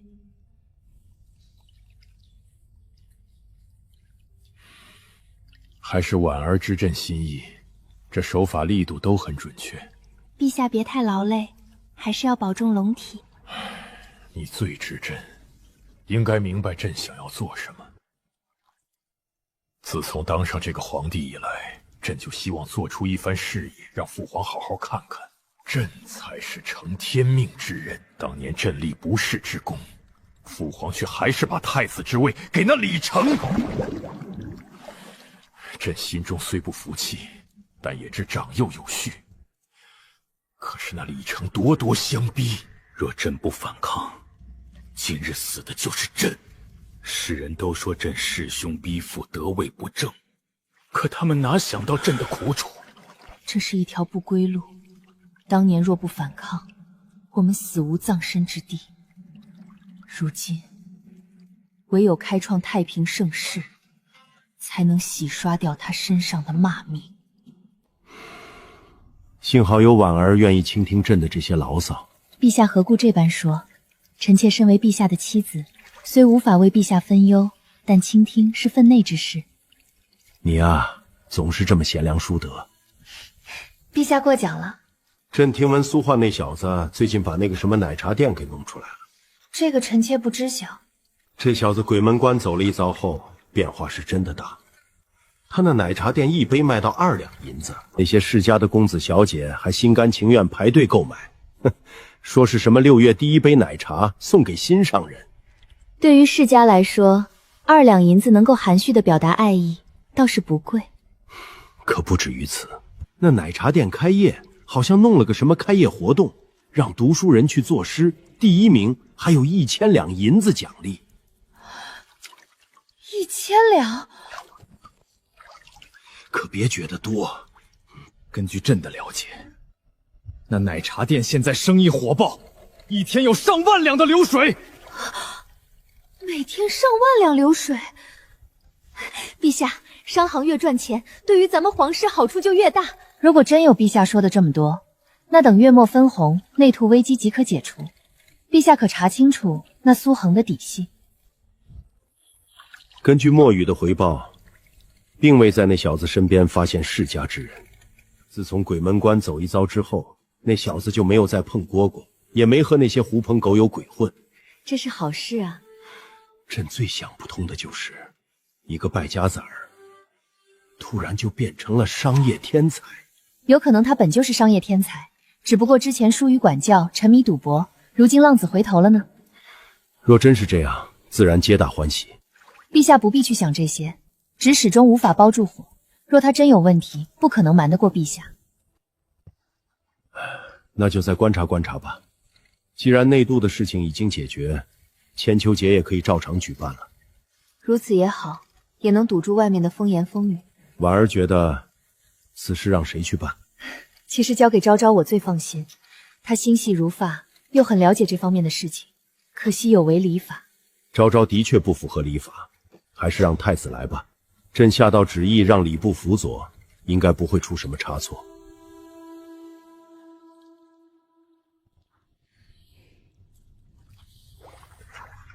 有什么话还不能与朕说？陛下，让李治也参与一下吧。那怂货能懂什么？让他准备几个节目即可，不需要参与进去。李治好歹也是我的孩子。行吧，让他准备节目。多谢陛下。希望那小子靠谱一点，不要闹出什么幺蛾子。那什么香皂给朕试试，朕看看是否当真有婉儿说的那么好。哈哈哈哈，果然清爽无比。不是好宝贝，昭昭可不会拿给臣妾。陛下，今晚朕就不去刘贵妃那里了。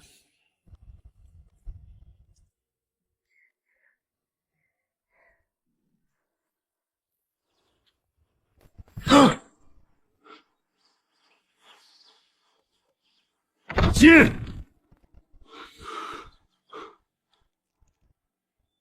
爹，怎么了？不在床上好好养伤，到处乱走什么？屋内太闷了，出来透透气。刚才听爹大发雷霆，不知所谓何事。还不是这群废物！近几日双血堂的营收竟然只有以往的1成！啊？怎么可能？公爷，陛下也没办法。那琼浆玉露新店开业，整出个什么奶茶全城畅销，生意比咱们以前都要好几倍，把客人全给抢去了。那琼浆露是哪家的产业？老夫倒要看看，谁会这么不讲规矩，来抢我薛家的冷饮生意。琼浆玉露是一个叫淘宝商行的产业，陛下去问过几个世家，都说淘宝商行与他们无关。淘宝商行？是手摇风扇那个淘宝商行吗？没错，就是他。老夫原本以为手摇风扇是哪个世家整出来的新花样，现在看来这个商行好像不是世家。这个陛下就不知道了。爹，其实你不用这般生气。那什么琼浆玉露如此赚钱，对于咱们来说不是好事吗？他把咱家生意都抢完了，还好事？爹，你看问题还是太狭隘了。什么意思？爹，你觉得冷饮最重要的是什么？是冰块。没错，就是冰块。咱们薛家几乎垄断了帝都的冰块生意。别说这琼浆玉露不是世家的产业，就算它是世家，只要是做冷饮相关的，就要看我们薛家脸色。你的意思是，咱们只要不卖冰块给他们，他们还怎么做冷饮？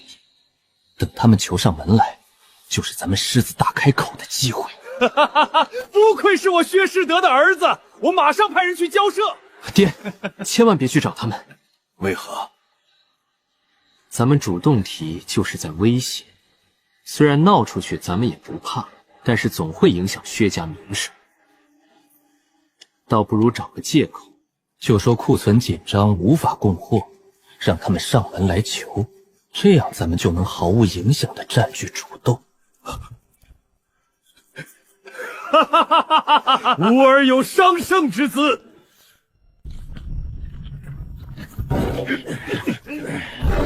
都慢点儿，别磕碰了。焕儿，你要用这些粟米来酿酒？当然。如此高品质的粟米用来酿酒也太浪费了。爹，你不懂，这酒酿出来，价值绝对远超粟米成本。你还想卖？你知道咱们大钱不能私自酿酒售卖吗？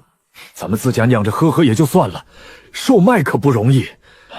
放心吧，我既然准备酿酒，就考虑到了这些。官府那边有李之才，实在不行我就拿着酒去见陛下。那李岩现在缺钱，不信他看到这么大的市场不动心。那这些是什么？酿酒的器具啊。行吧，反正钱是你自己挣的，我也不好说什么。爹看好你，等着你的酒。放心吧，保管好，喝到让你舌头都吞下去。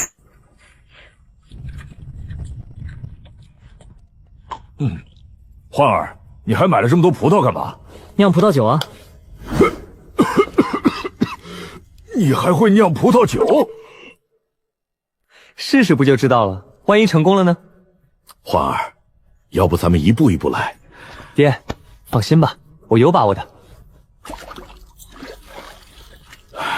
好吧，爹不懂这些，就不多嘴了。对了，过2日随我上朝，薛右卫已经能够下床活动，陛下要亲自处理你们的事情。知道了。终于要见到当今皇帝了，我看看能不能找个机会退婚。只要成功退婚，就能和昭昭坦白身份，直接让老爹去提亲。公子，九皇子找您。李治，你们按我刚才说的去做，记住一定要清洗干净，密封要做好。你小子倒是挺会享受。嘿嘿，你可终于回来了，给你带的奶茶，不知道是哪个黑心商人把这玩意儿卖2两银子一杯。兄弟这次特意带来给你尝尝，可别说兄弟亏待了你。妈的，变着话来骂我是吧？我哪儿骂你了？本公子就是你说的那个黑心商人啊！你不是卖手摇风扇吗？卖风扇就不能卖奶茶？你买奶茶时就没看到招牌上的商行？我让下人排队买的。你是说，这珍珠奶茶也是我们的产业？别动手动脚啊！我没有龙阳之好。没错，奶茶店也是在商行的。不仅如此，后续我还会开更多店铺，你就等着数银子吧。那我能分到多少银子？按照现在的营业额，去除成本之后，你每天应该能分到1000两。1000多两，还是每天？怎么，嫌少？不少，哥，你是我亲哥啊！别乱说，你亲哥是太子，你想让我死啊？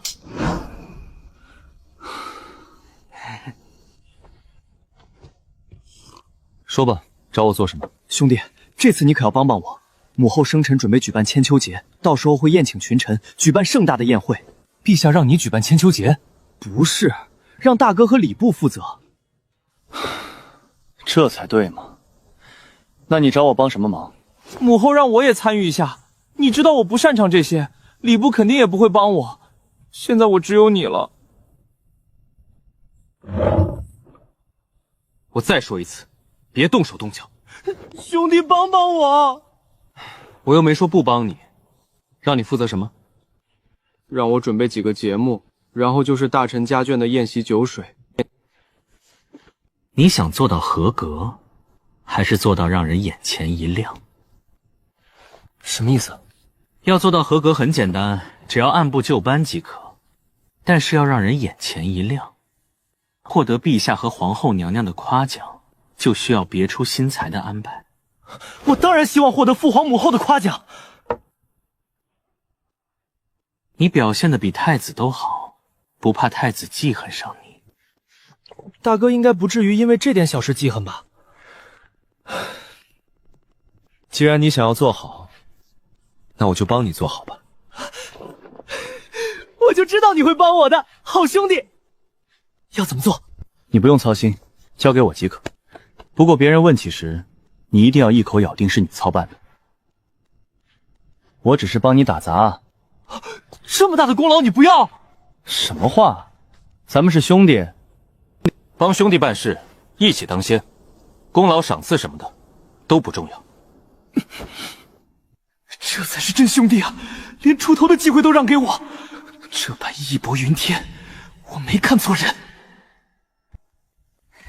公子，昭昭姑娘派人来找您，说是有非常紧急的事情。紧急的事情？兄弟怎么了？你自己玩，兄弟泡妞去了。泡妞？妈的，见色忘友！公主，咱们来找苏雨公子也没用，依奴婢的意思，还不如直接去找那薛国公，说不定他能看在公主的份上，继续给咱们提供冰块。若是真如此简单，之前那些生意也不至于亏本。父皇刚登基，民心动荡，如果现在传出皇家动用力量与民争财，必定会让宵小借机做文章，给父皇安上骂名。可是苏雨公子能有办法吗？我此次前来，只是告知于他，若他也没办法，这家商铺恐怕保不住了。薛家并没有刻意针对，只是好言好语说库存紧张，哪怕明知他们在施压，但他们掌控了供应链，这就是商业斗争，根本没有违反律法。这薛家也太可恨了，这些世家自诩读书人，背地里却干如此肮脏之事。商场如战场，这就是商人为什么被人诟病的原因。为了利益，他们可以不择手段，甚至连最基本的道德都可以不顾。现在只有2条路：关门，或者是给他们让利。就看苏雨公子怎么选择了。一听到昭昭来了，我就马不停蹄地赶了回来。快试试我最新研发的鲜橙多，这是店内准备上的新产品。公子你喝，奴婢就算了。让你喝就拿着，哪来这么多废话？快试试味道怎么样？好喝，非常浓郁的橙子味。比橙子更甜，而且还有许多果肉。你觉得好喝就行。我只是个侍女，宫外那些世家子弟谁会在意我？可这个无赖，吃饭让我上桌，冷饮还特意带我一份。他比那些自诩君子的世家子弟好多了。怎么，感动得快哭了？谁要哭了？别胡说。怎么了？有啥急事？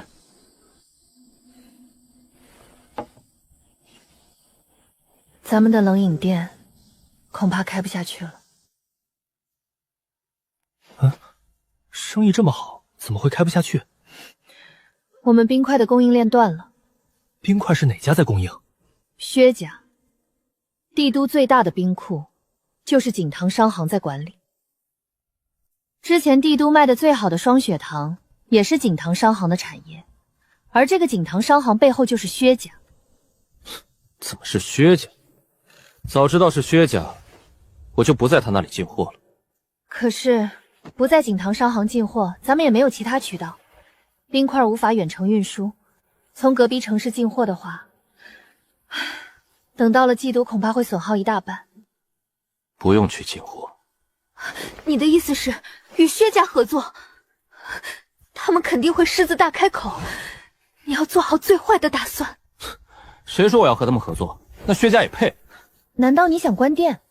其实我赞成关门，以他们的行事风格，就算继续做下去，大部分收益也都被他们给分了。咱们可以等明年多存点冰块再开业。小傻瓜，为什么要关店？我不仅不关店，还要把双血糖给弄死。哼，跟我来，给你看个宝贝。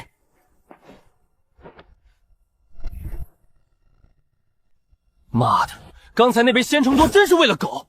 一码归一码，鲜橙多很好喝，但这不是你轻薄我家小姐的理由。以后福利没了，要吃要喝自己去买。请公子带路。昭昭，我觉得你这个侍女不行，没眼力劲儿，要不咱们换一个侍女，我出钱给你找个又能打、情商又高的。这混蛋，当着我的面砸我饭碗，刚才的好感全喂狗了。春桃不是普通侍女，希望公子别和她一般见识。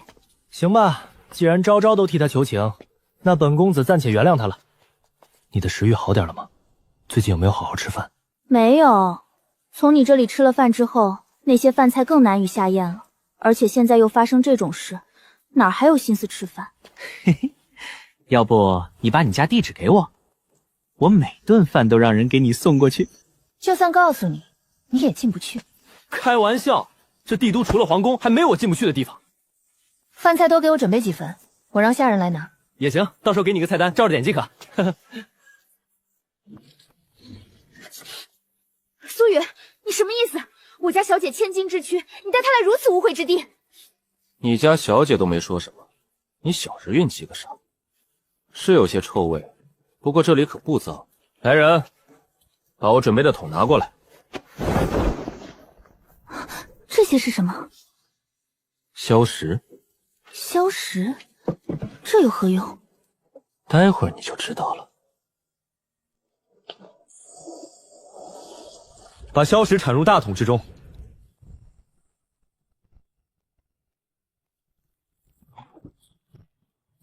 继续把消食铲进大桶中，你来铲，他来搅拌。公子，这是在做什么？别着急，再等一刻钟就能见证奇迹。公主看来是彻底沦陷了。苏国公家的公子还有2年就要籍贯，要是公主把真心交给这小子，以后陛下执意让她嫁给苏家公子，以公主的性格，不知道会做出什么事情来。制冰成功，公子好了，辛苦了，待会儿去刘父那里领赏。多谢公子。走吧，进去瞧瞧。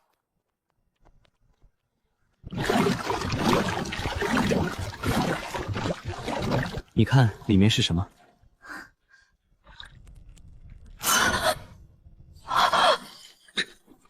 这是冰。没错，就是冰。真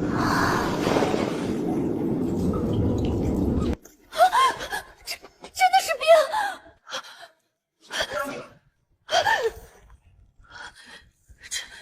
这是怎么做到了？给你们讲原理也听不懂，你们只要知道我能够制冰即可。这消失制冰的方法并不难，最重要的是还能反复利用。还好提前准备了一手，不然真被供应商卡脖子了。你这是仙术吧？这不叫仙术，这叫物理。物理是什么？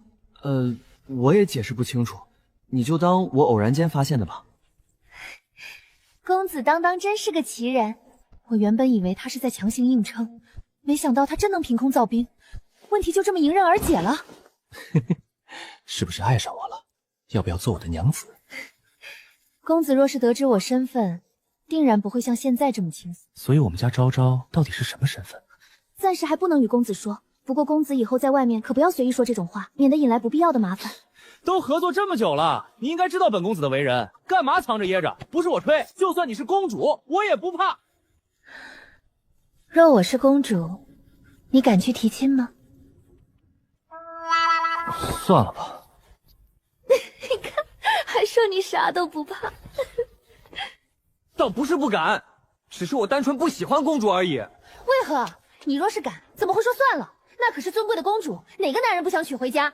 我看你就是怕了。哼，公主有啥好的？从小荣华富贵，娇生惯养，娶回来还得当个祖宗供着。万一惹得不高兴，回去告状，几个脑袋都不够砍的。反正我是不乐意娶，还是我们家昭昭好。至于那什么狗屁公主，狗都不娶。怎么了？你不会真是公主吧？怎么可能？你见过哪个公主像我这样在外面到处跑，还亲自做生意？这倒也是。还是回归正题吧，咱们一天能弄出多少冰块？我早就提前准备好了足够的硝石，满足奶茶店平日里的需求还是没问题的。店里的危机解除了，可他那句狗都不娶，原来在我眼里最引为傲的身份，在他看来却是个麻烦。既然如此，就不叨扰公子了。我先去店里看看，安抚一下店员。不吃了饭再走。先把店里的事情安定下来。人是铁，饭是钢，钱哪有身体重要？那待会儿我让人把饭菜给你送到店里去。多谢公子。聊得好好的，怎么突然就冷淡了？难道我说错话了？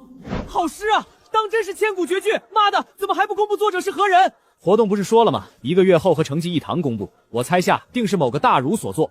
大儒也会来这种冷饮店？废话，大儒也是人，这可是整整1000两银子，谁能经起这种诱惑？如果让他们知道这么厉害的诗出自一个比他们还小的少年之手，这些读书人会不会崩溃？苏雨公子诗才无双，而且还是个商业天才，最重要的，他还如此年轻。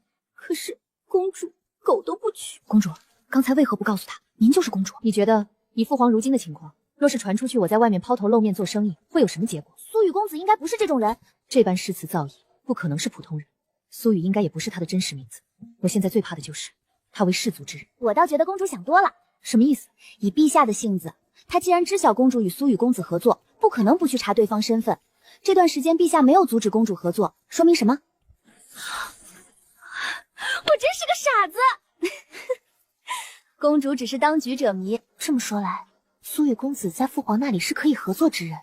如果真是这样的话，如果他在父皇眼里有极高的商业价值，父皇会不会为了留下他，重新考虑我婚事？可是他好像很反感公主这个身份。他反感的是公主，又不反感昭昭。7分娇羞，3分骄傲。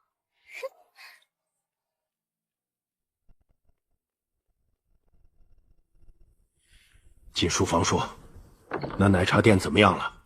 老爷，没有什么异常，一切如之前一样，而且今日的生意比昨日更火爆。怎么可能？都已经给他们断供了冰块，他们怎么还能做冷饮？爹，稍安勿躁。难道还有人给他们提供冰块？不可能，整个帝都的冰块都是薛家供应，他们就算不惜代价从其他城池进货，就算走官道，1天时间也不可能送过来。那是怎么回事？才第1天而已，我猜他们肯定有剩余的冰块，之前没有用完，现在只不过是故作镇定罢了。冰块是冷饮的必需品。咱们掌握着主动，根本不愁他们不来跪着求我们。可是，如果他们选择关店呢？这么赚钱的生意，谁会舍得丢掉？吾儿说的没错，所以父亲不用着急，等着即可。今日朝堂上，为父又和那苏卫国吵了一架，他是狠了心要咱们给个说法。陛下要亲自处理你们的事情，你做好准备，明日与我一同上朝。父亲可知陛下是何打算？陛下那边为父猜不透，不过咱们理亏，自然要做好应对的准备。赵国公那边怎么说？赵国公已经联系好了百官，到时候自有人为你辩解。为父听说那魏征也偏向咱们。魏征不是中立派吗？苏家那败家仔名声狼藉，魏征这种眼里容不得沙子的人，早就对陛下赐婚的旨意不满了。这次苏恒上朝，以他的性子，定会弹劾。这魏征倒是帮了咱们一个大忙，那咱们还担心什么？魏征连陛下都敢骂，他若是讨厌苏恒，不直接把他骂得狗血淋头？优势的确在我们这边，为父就怕秦毅和李威他们胡搅蛮缠。那些武将除了骂娘还会什么？那你做好准备，最重要的是仔细打好副高，到时候为父在朝堂据理力争，说不定还有机会让陛下把婚给退了。放心，论口才方面，孩儿可曾让父亲失望过。你可知错？孩儿何错之有？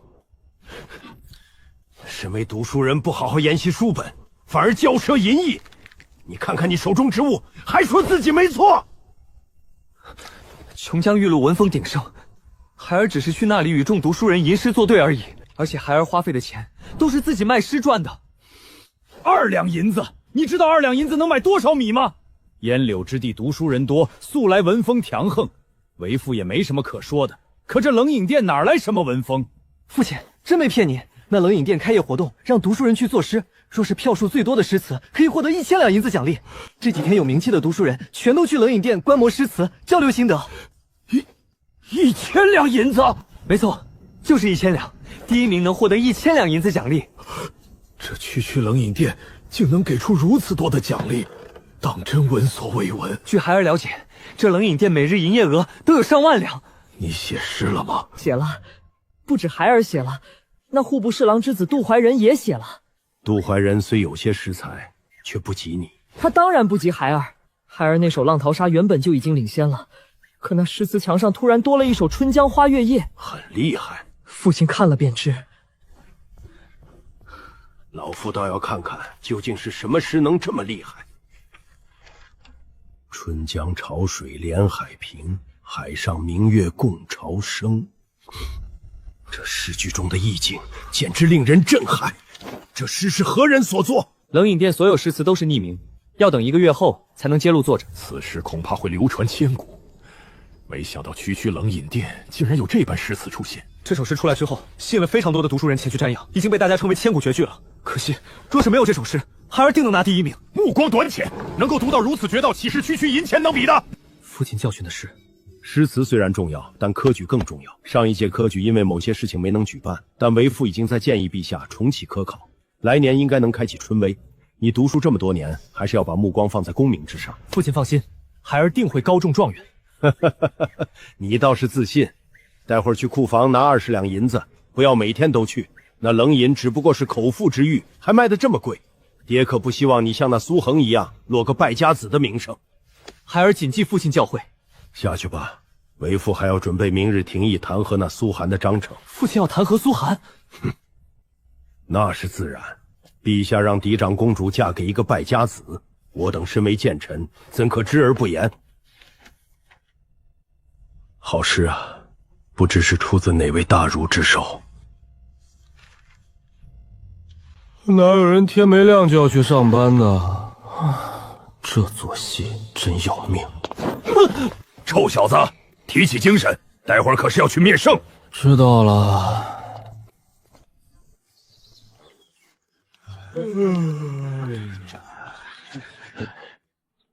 此人便是那苏汉。苏国公英雄一世，没想到这个独子竟是败家户。听说此子整日沉迷赌博，家产都快败光了。若老夫有如此不孝子，是吉是真，恐怕没脸见人喽。哼，爹，他们说话都不背人的。哼，这些读书人就是如此，只要他们没当你面指着你说，就不算是在冒犯你。为父今日就教你朝堂上的第一课。好吧，只会在背后嚼舌头根子的狗玩意儿！来来来，有本事和老子打一顿！这就是朝堂第一课，直接动手！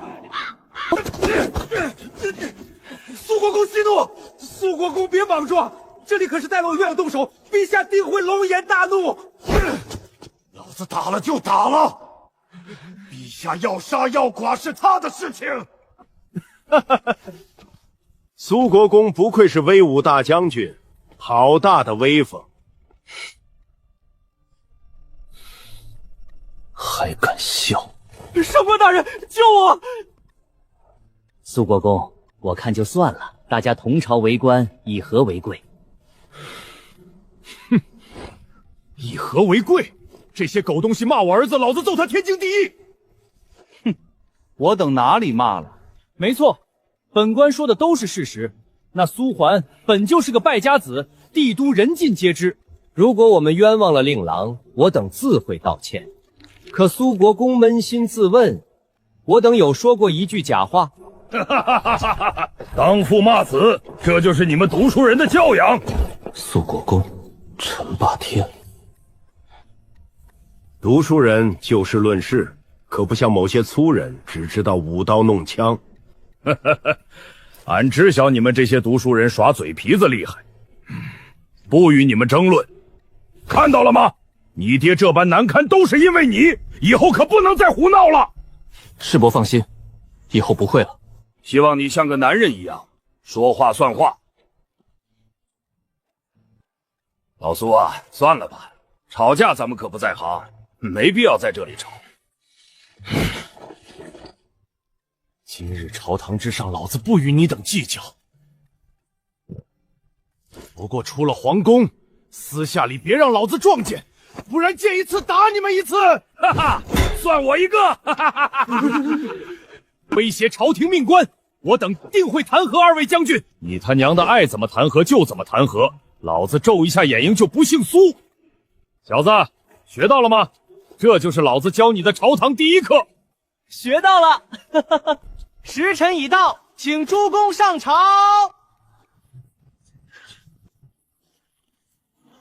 待会儿你就在外面待着，等陛下处理完政务，叫到你的时候再进来。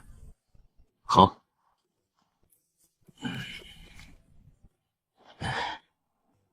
大胆！一惊一乍，你想吓死人啊？大明宫外岂容你如此放肆！我站累了坐一下也不行。哼，里面诸公都只能站着，你凭什么坐？诸公在里面是面对陛下，我这是在外面。哼，反正就是不行。若你再不起来，休怪俺动手了。你知道我是谁吗？拼背景，你知道俺是谁吗？你是谁？说出来吓死你！俺叫陈楚冲。没听说过。俺的名讳你都没听过？俺爹可是苏国公陈霸天。原来是苏国公之子，家父苏卫国。你就是那个败家子儿。正是在下。俺听说你差点死了，怎么看着气色挺不错的？早就恢复了。陈都尉，殿前喧哗，若是被陛下知晓，咱们全都要受罚的。行吧，你要做便做，反正俺提醒你了，你不听自行担责。多谢。还未到秋收，帝都外怎么有如此多的灾民？回陛下，江南水患严重，房屋垮塌，田地也被淹没，那些灾民无处安身，纷纷赶往帝都。江南水患，灾民却跑来帝都。朕记得之前给了赈灾银两，那些地方官为何没能妥善安置灾民？陛下，之前陈蕃发了30万两赈灾，地方官府全都积极处理，不仅稳定灾民，还自发联系当地士绅施粥赈济。可灾民实在太多，这点钱粮只是杯水车薪。钱不够，那就再多分发下去，把灾民先安置妥善。这些事情难道要朕教吗？秋收还未开始，国库也没多钱粮，若全用来赈灾，恐怕军队的钱粮会受到影响。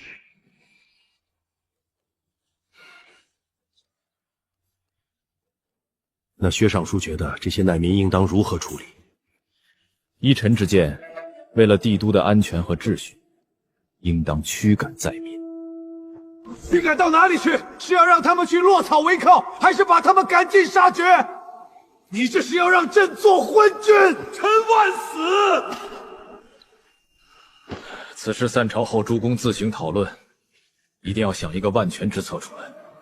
臣等遵命。陛下，苏国公之子的事情还未处理。宣苏显，薛有伟觐见。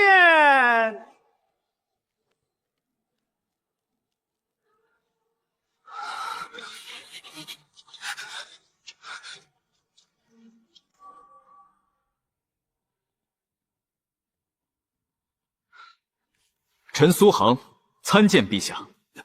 臣薛有伟参见陛下。起来吧。刚才在外面还听他咆哮，现在却一点喜怒都听不出来。这皇帝老儿城府真深。陛下，请为臣和犬儿做主。苏将军何出此言？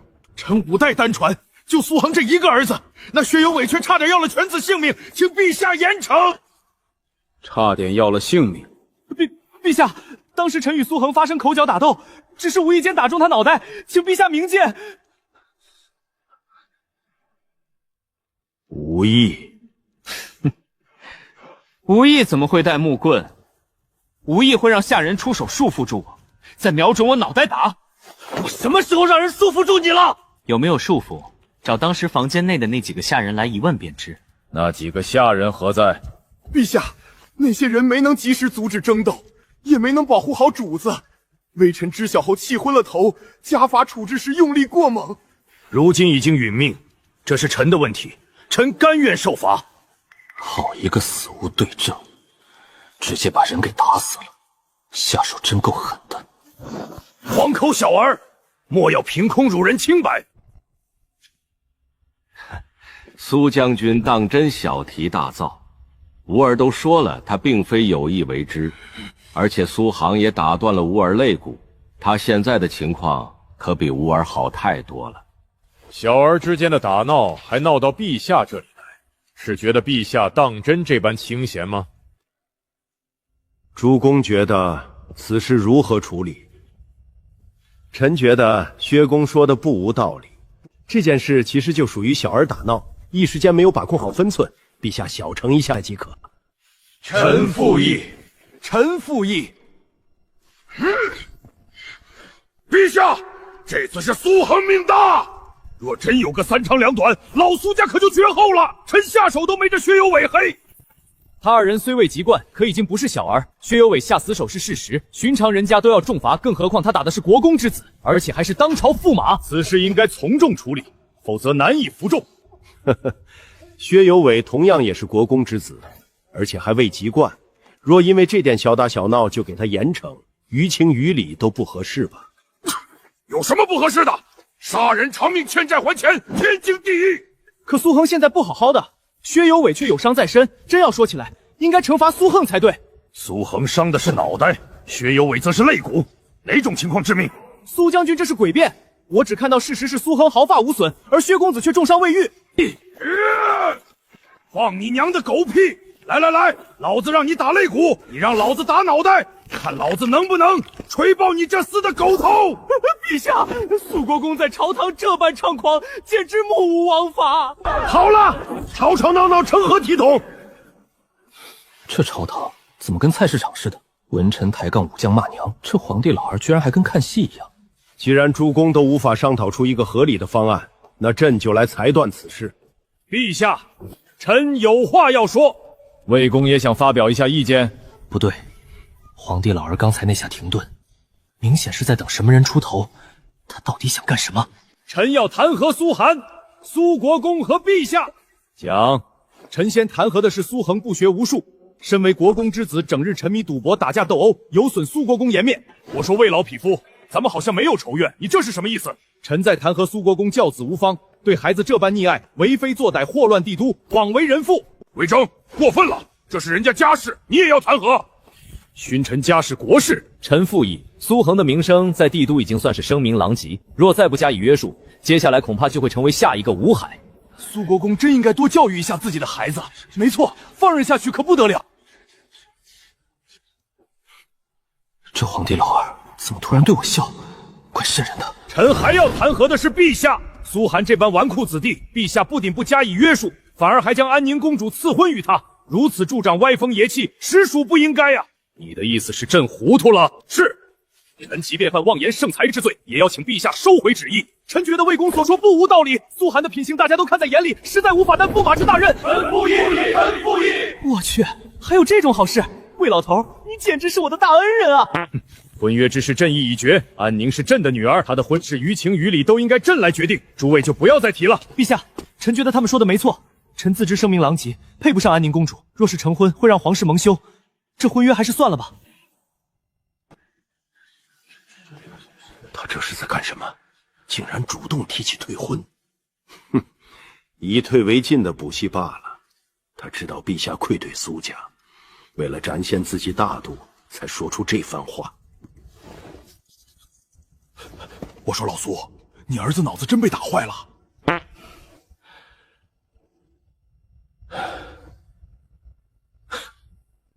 可能是吧。陛下，若真让安宁公主与苏焕这个败家子成婚，皇家颜面何在呀？哈哈哈！对对对，魏大人说的对，为了皇家颜面，这婚可不兴结呀！哈哈哈！住口！朕已经下旨赐婚，君无戏言的道理，卫青应该懂吧？陛下，不可让皇家蒙羞啊！真不愧是大前第一狠人，为了不让我娶公主，连命都不要了，太感动了！老头加油啊！你当真以为朕不敢拿你怎么样？君要臣死，臣不得不死。可臣身负责任，若是看着陛下这般错误之举，而不出言提醒，臣心难安。好，好，好，你非逼朕背信弃义是吧？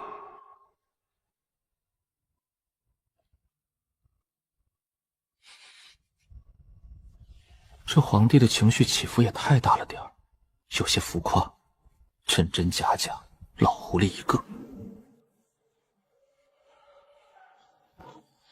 陛下，魏大人也是为了皇家颜面考虑，这苏恒不是安宁公主的良配，请陛下三思。请陛下三思，请陛下三思。这么多人都上赶着施压，我也没必要凑热闹，省得惹祸烧身。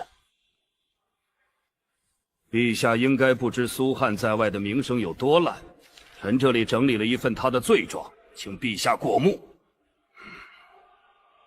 呈上来。陛下，此子在民间为非作歹，无恶不作，已经闹到天怒人怨的地步。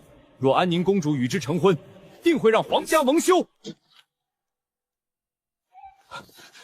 陛下，为了皇家考虑，这婚事就算了吧。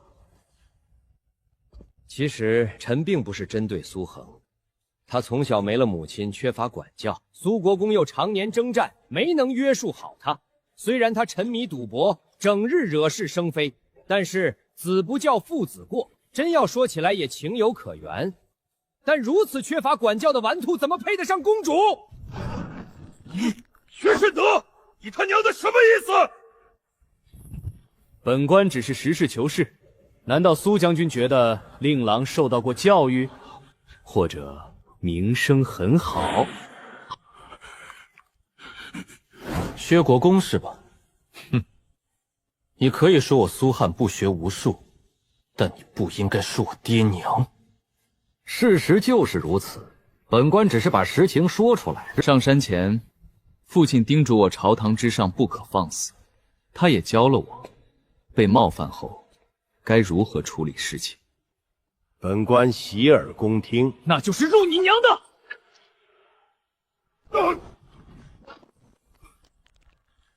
庶子，你敢在大明宫打人？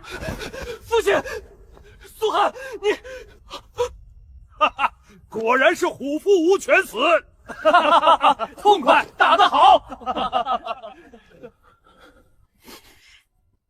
臭小子，大胆！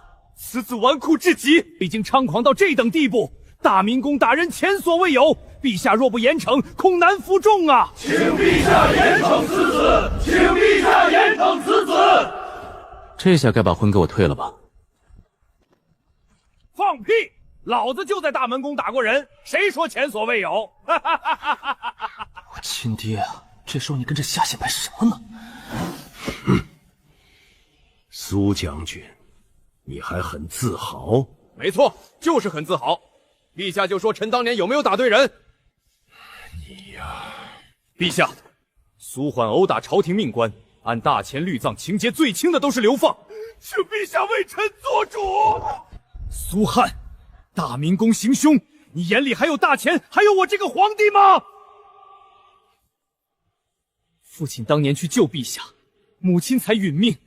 这些年，父亲常年镇守边关，很少回家。这狗东西却用父亲为国尽忠之举出来调侃，这般辱我父母，若不有点表示，枉为人子！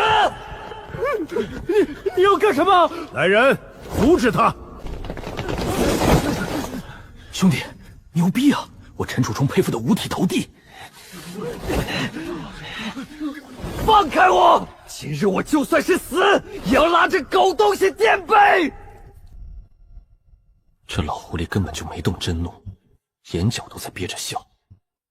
他果然什么都知道，一直在这儿和文臣演戏呢。好了，都冷静点。薛有伟与苏恒之事，是薛有伟下重手在先，按照大前律放，故意杀国公之子，应当斩立决。陛下，小儿打闹。闭嘴！苏恒大明宫打人，按大明律流放。若诸公没有异议，这件事就按照律令处罚了。陛下，这处罚是否过重？陛下，臣就这一个儿子，请陛下法外开恩，请陛下法外开恩。朕想私下解决，诸公想按照律令，朕按照律令，诸公却又不同意，你们是在消遣朕吗？臣觉得大家都在朝堂做事，而且互相都有错，这件事就从长计议吧。哼，如何从长计议？臣不追究苏焕刚才殴打的罪责，苏焕也不追究犬子。一朝欲擒故纵，直接把这老茶壶底裤都炸出来了。皇帝老儿玩的挺溜，不过我可不打算就这么算了。陛下，臣认罪，也愿意接受这个惩罚，请陛下按照大前律法来处理。和儿，苏焕，别胡闹！你知道什么是流放吗？别瞎说！苏恒，鱼死网破对谁都没好处。谁说我要鱼死网破？臣虽犯了大错，但请陛下给我一个戴罪立功的机会。什么机会？臣听闻帝都外聚集了很多灾民，朝廷也无法赈灾。臣这里倒有一个办法，不仅可以安置那些灾民，还不用国库掏一分钱。若臣办成此事，不知可不可以功过相抵？你确定能妥善处理？能不能试过便知？不就是以工代政吗？那些灾民正身处绝望，只要能让他们劳动赚钱，保证个个感激涕零，薅世家大族的羊毛才是我的目标。黄口小儿，不知天高地厚，灾民是朝堂诸公都头疼的难题，你能处理？真是笑话！一个不学无术的败家子，竟然还敢扬言处理国事，当真让人笑掉大牙。难道你觉得自己比朝堂诸公还聪明？倒不是我苏汉聪明，其实是诸位的能力有问题。这么简单的事情都处理不了，还好意思当官？放肆！此地是朝堂，岂容你这黄口小儿撒野？陛下，这苏汉目无尊长，还狂妄至极，公然嘲讽百官，请陛下严惩。请陛下严惩。苏寒，这件事可开不了玩笑。臣愿领军令状，若无法妥善处理灾民，请陛下将臣给赐死。汉儿，不可胡说！苏寒，要不咱们就算了吧。请陛下给个机会。哈哈哈哈哈！既如此，朕就给你这个机会。只要你能解决灾民的问题，不仅能戴罪立功，朕还会封赏你个官位。别，臣不是当官的料。若陛下真想赏赐，就给我个爵位之类的吧。就依你，若你成功解决掉灾民的事情，朕封你为开国县男。多谢陛下。先别着急谢恩，如果你没完成，朕可是要取你项上人头的。陛下放心，保证完成任务。既如此，事情就先这般定下。从现在开始，苏恒就是赈灾巡查使，一切灾身事宜交由他来处理。苏恒若有要求，诸卿不可怠慢。高申林，待会儿将巡查使的腰牌给苏恒。退朝。哎呀，走吧，困死我了。你这小子真是什么活都敢接。爹，放心吧，这件事又不难。走吧，俺带你去大理寺。父亲救我！有为放心吧，你会没事的。哼，走吧。赵国公，请留步！赵国公，吾儿命悬一线，还请赵国公施以援手。上车说。呵呵，薛国公放心，有为不会有事的。可是现在陛下这般坚决，你觉得陛下若真想要有为的命，他会给苏杭定罪吗？赵国公的意思是，陛下明显是想让有为和那苏恒互相抵消罪名，只不过那败家子愚蠢至极，不仅没明白圣意，还领了军令状。这苏恒不死，老夫实在难以泄愤。呵呵，薛国公先别着急，那小子蹦跶不了几天了。原本他可以和有为二人私了，却狂妄到想戴罪立功，真以为灾民这么好处理？灾民一直都是最头疼的事情，而且此次帝都外灾民极多，据老夫了解，有4、5千之众。这么多灾民，不说每日的粮食消耗，就算安置都成问题。哼，所以老夫说他必死无疑。本来私了之后啥事都没有，现在他自己找死，也怪不得别人。可是他死了，吾儿怎么办？放心，你真以为陛下会因为这点小事要了有为的命？老夫和太子都会去给他说情，而且只要苏恒没完成任务，陛下定会震怒。到时候老夫再煽风点火一番，有为定会无罪释放。有赵国公这句话，我就放心了。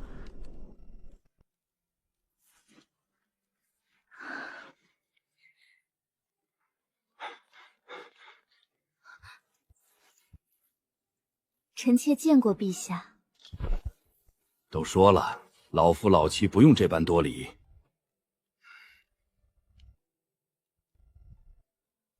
礼数是后宫的根本，臣妾身为后宫之主，怎可坏了规矩？皇后总能说出这些大道理。高山林，把茶拿进来。朕让人给你排队买的奶茶。不得不说，苏汉那小子弄出来的东西，都挺有新意的。陛下今日可见到苏恒了？见到了。怎么了？原本朕准备让他欠个人情，谁知道这小子在大明宫大打出手，打了薛振德，直接打乱了朕的布置。此子当真顽劣。朕原本以为这小子突然从纨绔子弟变成了一个商业天才，其中有什么猫腻，但今日看到他依旧这般顽劣，倒是放心了不少。婚约之事如何处理的？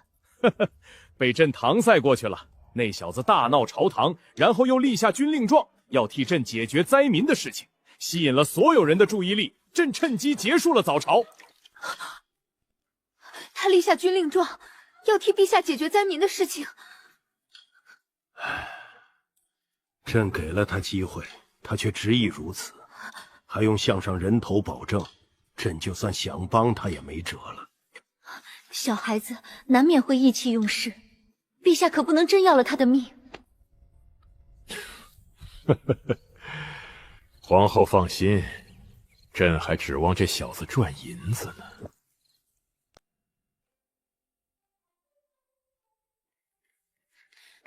公主，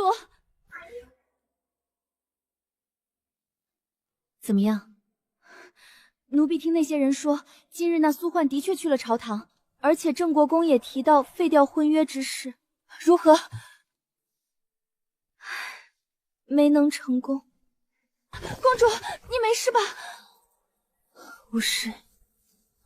原本指望魏大人能劝动父皇，没想到父皇居然这般执拗。公主，虽然这次没能成功，但那苏焕却闯下大祸。他闯了什么祸？苏焕在大明宫掌掴薛国公，陛下判他流放。若他当真流放后，婚约肯定会作废。我知晓他纨绔，却没想到他敢在大明宫打人。其实这也不怪他，那薛国公公提起苏焕母亲，苏贺才会动手的。以前只知道他纨绔，没想到竟然还有孝心。详细说说。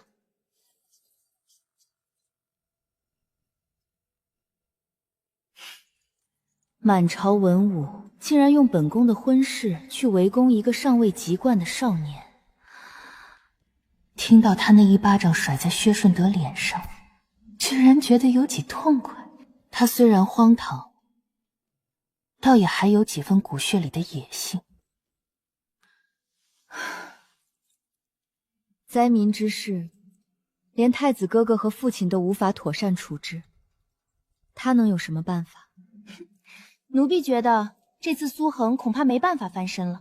以父皇的性格，他不会让忠臣绝后的。这件事咱们没能力去管，静观其变即可。若苏汉无法完成的话，到时候我会和父皇说情。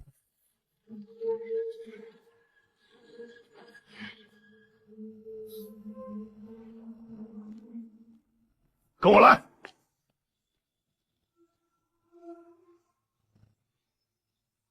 跪下！你应该能感觉到陛下想息事宁人。感觉到了。那你为何还要与那薛有伟鱼死网破？我苏家5代单传，你若出点什么事，老子如何与列祖列宗和你娘亲交代？爹，你觉得我像那种没脑子的人吗？像。你这么说，就把天给聊死了。你若有脑子，怎么会和薛有伟鬼混？那是以前，上次脑袋被砸之后，我突然就茅塞顿开，甚至整个人都升华了。你真有办法？当然，我不会做没把握的事情。我可是把小命看得比什么都重。没有底气，我怎么可能去签军令状？这4、5千灾民，在别人眼里是祸害，在我眼里可是最缺的劳动力。有李元拜书，我就能放手大干了。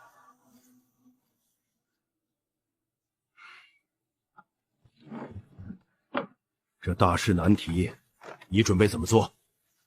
对于别人来说是大难题，对于我来说轻而易举。其实很简单，以工代战。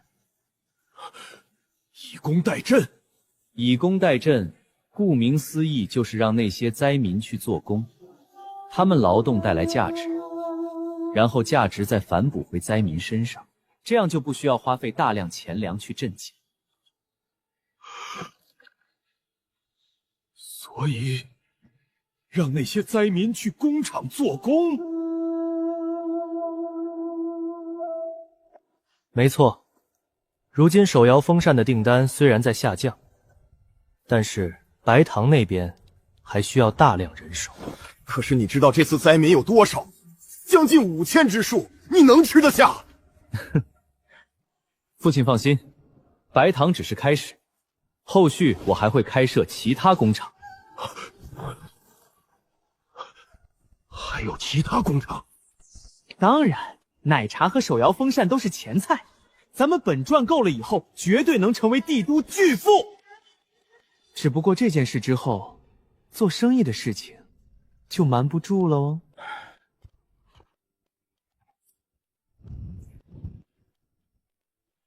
列祖列宗在上，今日你们的后代子孙有性命之忧，权宜之下，只能违背祖训。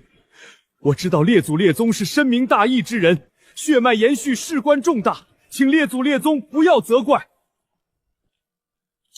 放手去做，让大家看看你不是什么败家子。放心吧，老爹。花儿，你那银子能不能让爹保管？等月末把钱分出来，我就让人拉到国公府。哈哈哈，这才是爹的好儿子嘛！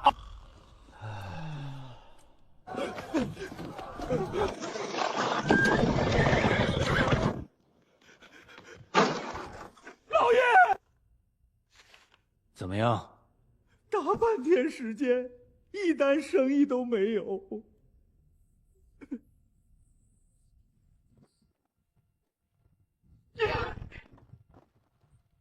废物，一群废物！给他们开这么高的工钱，竟然连这点生意都做不好！老爷，那琼江玉露实在太火了，甚至有许多隔壁城池的人都跑来帝都购买。那条街每天排队都堵得水泄不通。圣旨到！奉天承运皇帝制曰：近者江南水患，流民四起，朕闻之恻然，寝食难安。幸苏国公之子苏敬赤胆忠心，慷慨自陈，主动请忧赈灾。朕念其情真义切，忧国忧民，特授赈灾巡查大使之职。苏卿所至，如朕亲临。敢有阳奉阴违、推诿置肘者，以欺君罔上论。赤道奉行，星火无论。钦此。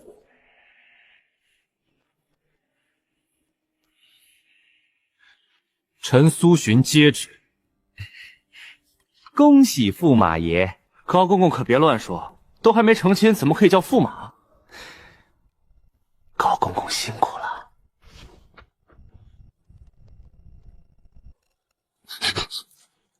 这可使不得，驸马爷，这东西咱家可不敢收啊。我与高公公一见如故，又不知道公公喜欢什么东西，就给一些身外之物，希望高公公不要见怪。太多了，太多了。这些都是心意，怎么能用价值衡量？高公公不收，就是看不起我。那就多谢驸马爷了，圣旨已经送到，咱家要回去复命了。高公公慢走。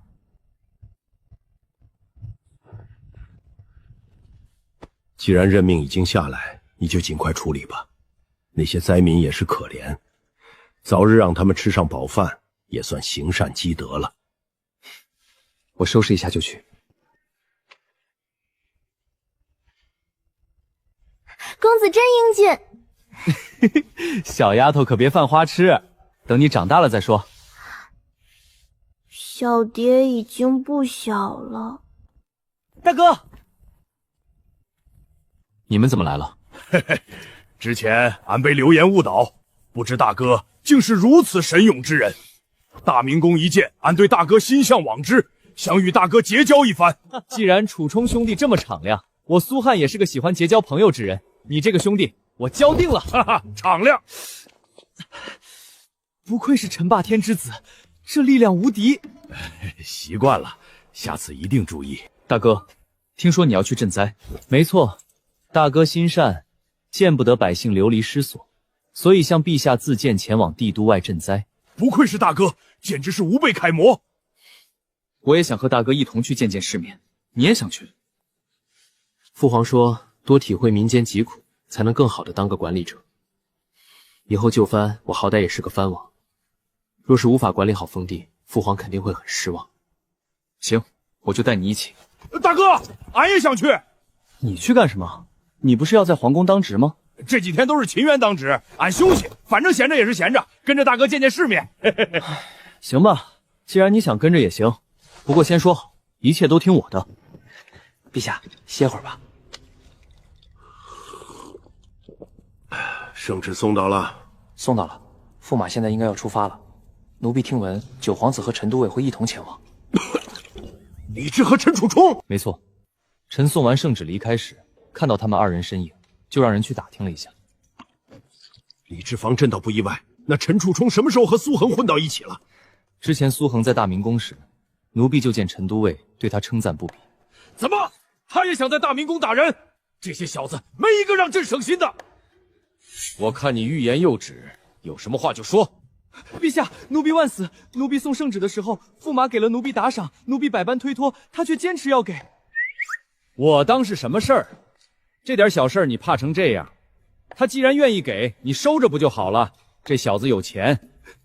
若是寻常打赏还好说，但驸马给的实在太多，奴婢惶恐。你好歹也是内侍监总管，瞧你那没见过世面的样子，有多少银子能让你惶恐成这样？陛下，这是驸马给我的打赏。大胆！你一个宦官，竟敢收贿赂！奴婢万死！起来吧。下次若是有旨意，还是你亲自去。奴婢遵命，多谢陛下。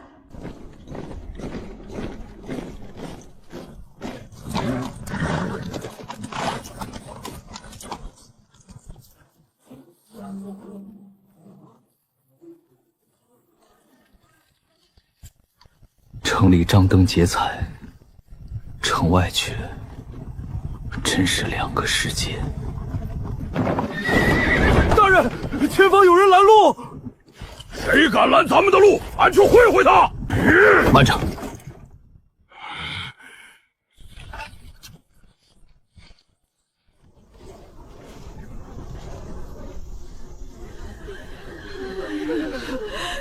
救救我们！住手！请大人救救我们！怎么回事？大人，小心安全！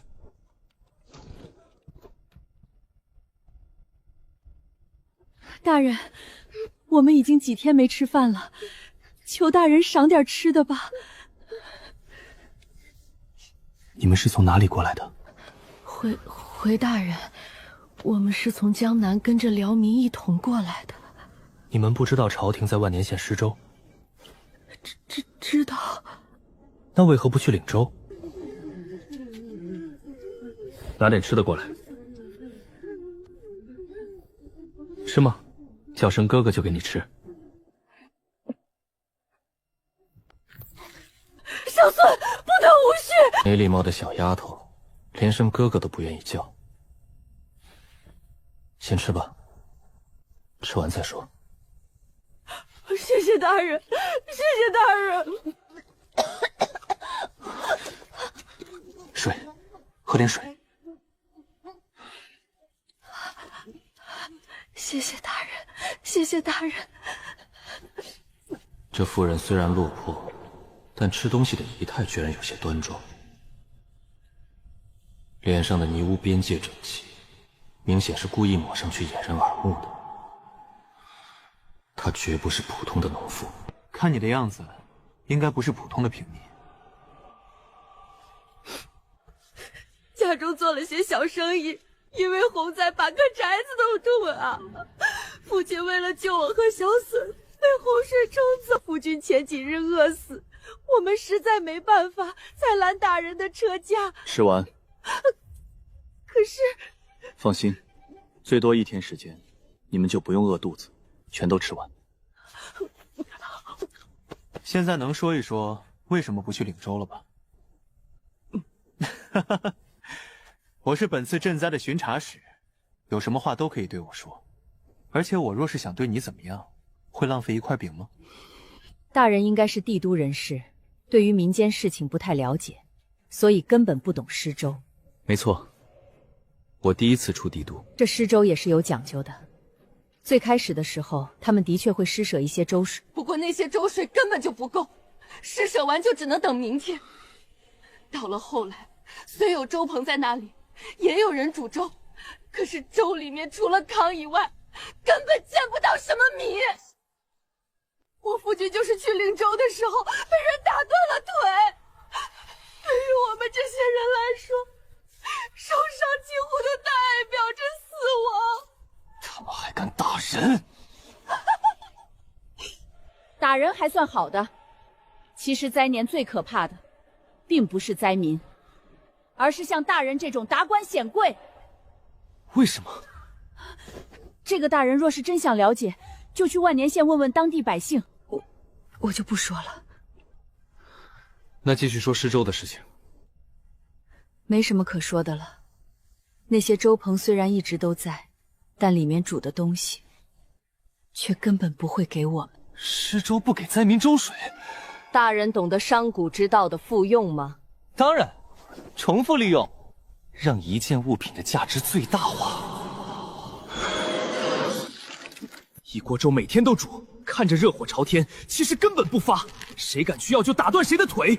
这样一来，一锅粥可以连用半个月，朝廷的钱粮却能每天照常获销。原来是在骗国库银子，真是丧尽天良。你的意思是？大人英明，这里距离帝都如此之近，他们怎么敢呢？难怪年年赈灾，灾民却越来越多，朝廷国库被掏空，全是这群趴在人肉上吸血的乡试士族喂饱了肚子。小丫头，别怕，那些坏人，哥哥去把他们一网打尽。到时候哥哥带你去个地方，你就不用饿肚子了。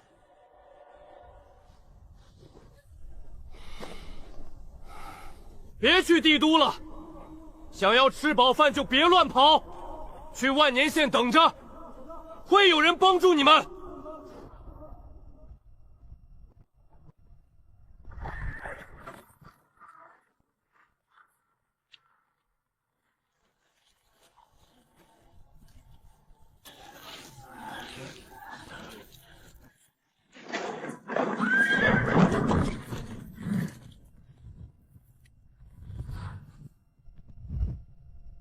尔等何人？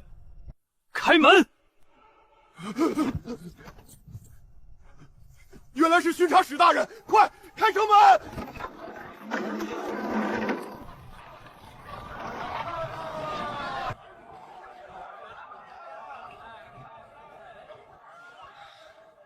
这城内和城外完全是两种样子。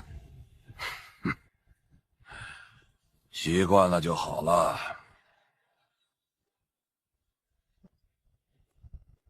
原本只想赚点有钱人的银子躺平，可看到这门内纸醉金迷、门外一子而食的惨状，本少爷心里的火压不住了。猪拳是吧？今天老子倒要看看你们摆了什么肉宴！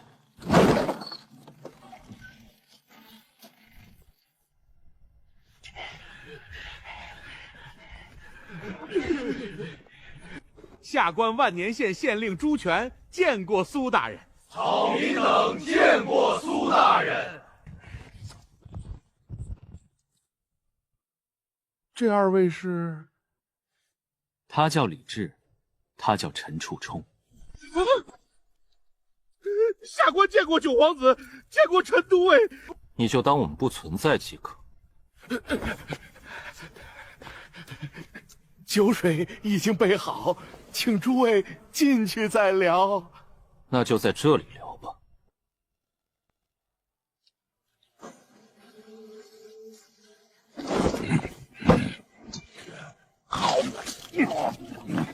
这些都是本地酒楼的特色菜肴。他们是？大人，草民恒令是万年县刘家家主，草民周良是周家家主。他们都是当地颇有声名的士绅，也是这次配合朝廷施粥的大善人。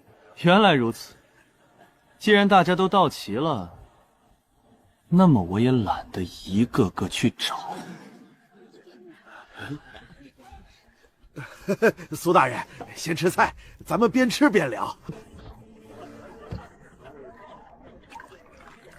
朱大人，汇报一下灾民的具体情况吧。大人何须这般着急？下官不仅准备了酒宴，还给大人准备了礼物。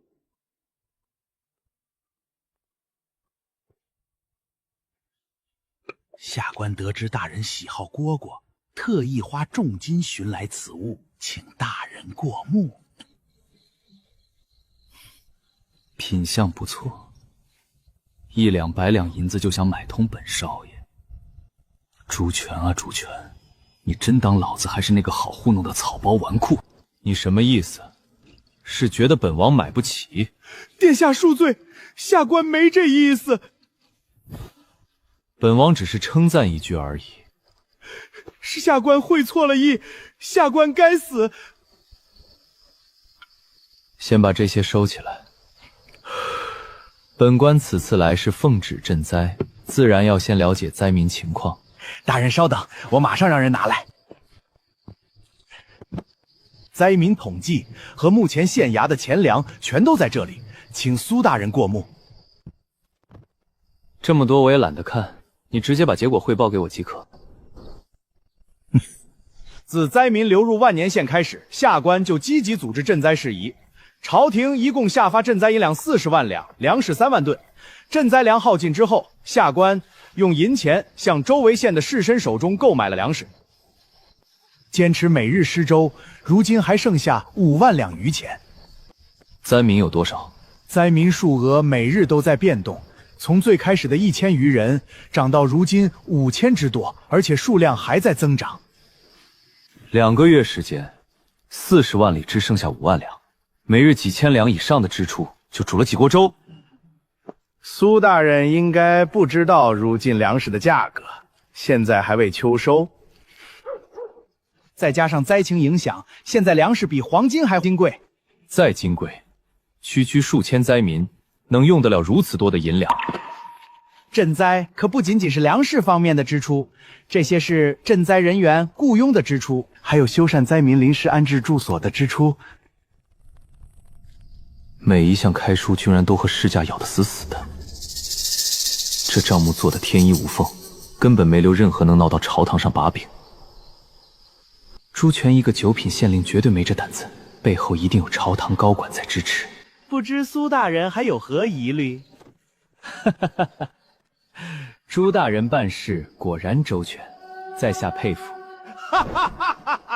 识君之路，忠君之事。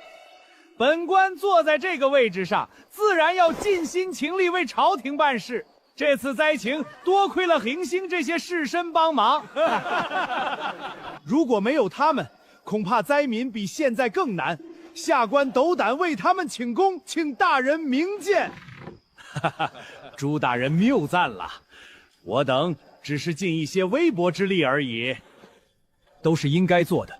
我等虽不是官，但身为读书人，都应该有一颗忧国忧民之心。诸位放心，这些事情我会如实禀报陛下。那就多谢苏大人了。大哥，就这么算了？放心，我自有办法。诸位为赈灾之事殚精竭虑，本官佩服不已。在这里替灾民敬诸位一杯。既然正事已经谈完，接下来可以放松一下了嘛，苏大人。当然。上歌舞！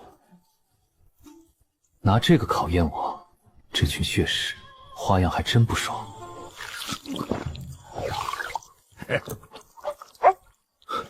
大哥，既来之，则安之。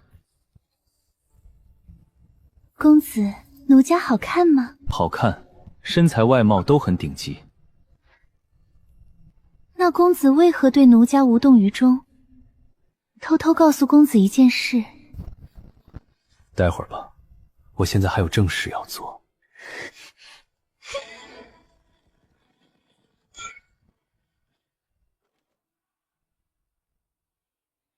大人，如何？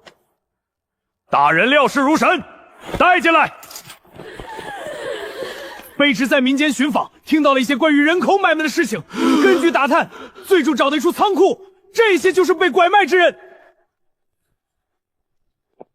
朱大人，来解释一下吧。大人，此事下官不知情啊，下官真不知情。你身为万年县县令，地方上处这么大的人口买卖，你竟然说不知情？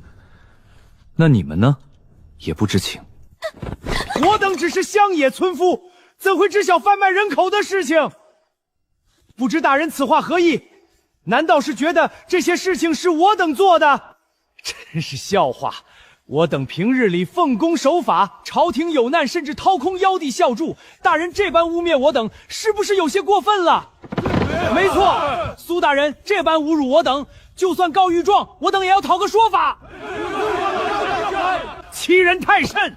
我等好酒好菜伺候着，苏大人却污蔑我等贩卖人口，简直可笑至极！欲加之罪，何患无辞？把你们背后的人供出来，我可以让你们死得痛快一些。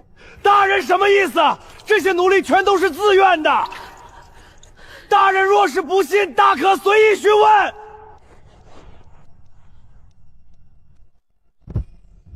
不用这么麻烦，关闭大门，任何人都不得出入。所有人双手抱头蹲下，谁敢违抗，杀无赦。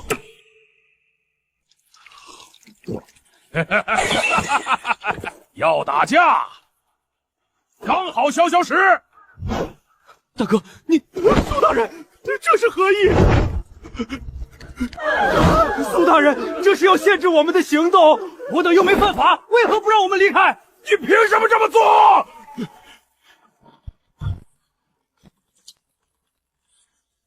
凭什么？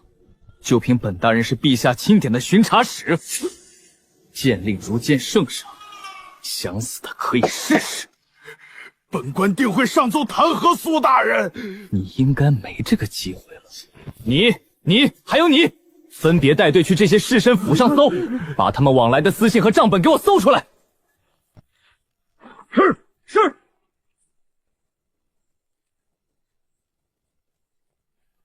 其他人去后院搜。是。敢阻拦者格杀勿猎。欺人太甚，简直是欺人太甚！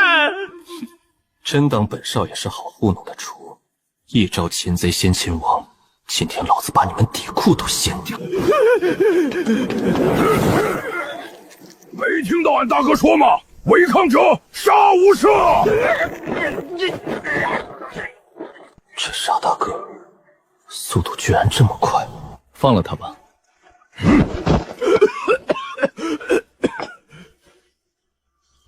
我这人不喜欢打打杀杀，所以你们最好是听话。这次算是警告，下次可没这么好运了。刘老爷，现在怎么办？还能怎么办？你敢走吗？可是真被他搜出什么？想要活命就给我闭嘴，什么都不要说。这小子不过是个巡查使而已，他动不了我们的。就算拿到账本，那位大人也会救我们。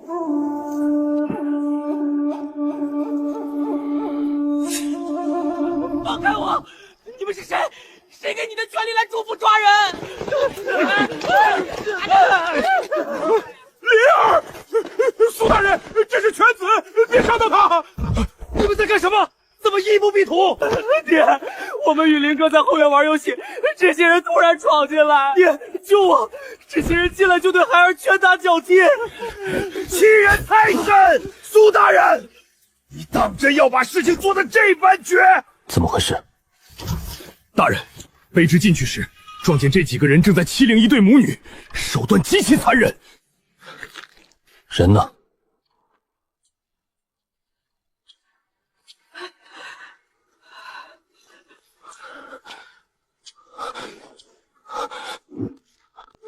小孙，怎么会是他？哥哥，我本以为自己只是个过客，只想做个混账富商，安安稳稳躺平一辈子。朝堂纷争，民生多艰，与我何干？可这声哥哥，这群披着人皮的畜生，连个孩子都不放过，老子体内的血燃起来了。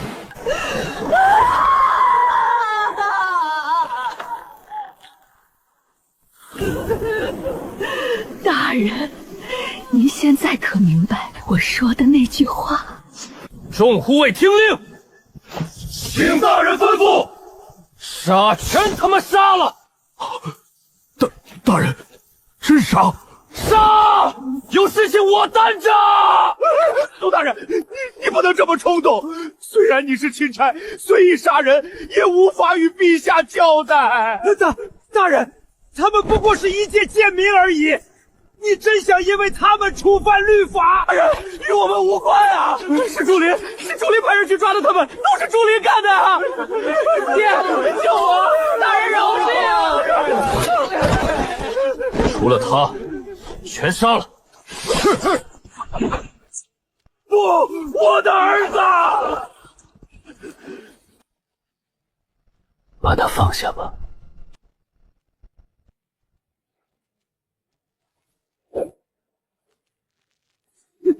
你要干什么？你可知道杀了我是什么后果？没事，后果我来承担。不要！求求你放过我！只要放过我，什么都可以给你。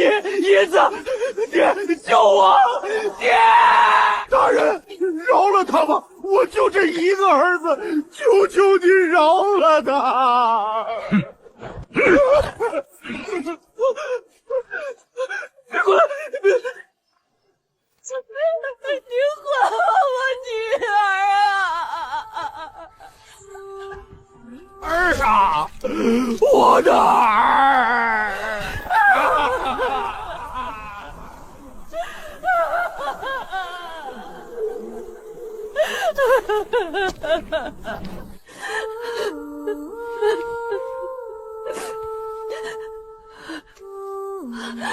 谢谢大人，谢谢。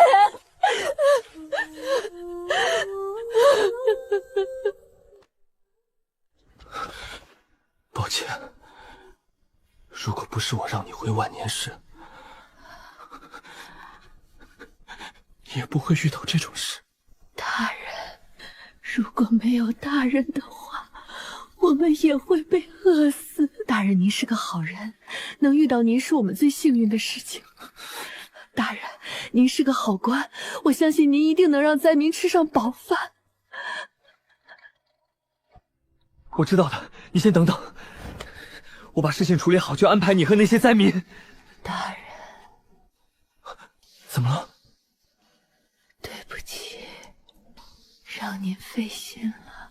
求大人最后一件事，求大人把我和女儿葬在一起。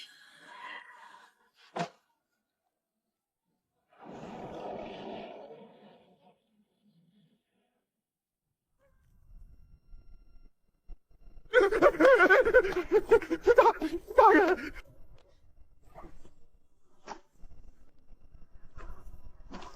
大人，我乃朝廷命官，在罪名没下达时，你若敢杀我，按大臣律令，你也要死。杀平民和杀朝廷命官可不一样，你真要为了这些贱民把自己搭进去？我知道你们身后有人，也知道就算把你们抓起来，那些人也可以救你们出去。苏恒，没必要。我也很愤怒，甚至想给这些禽兽杀之而后快。但咱们还是按照规矩办事吧。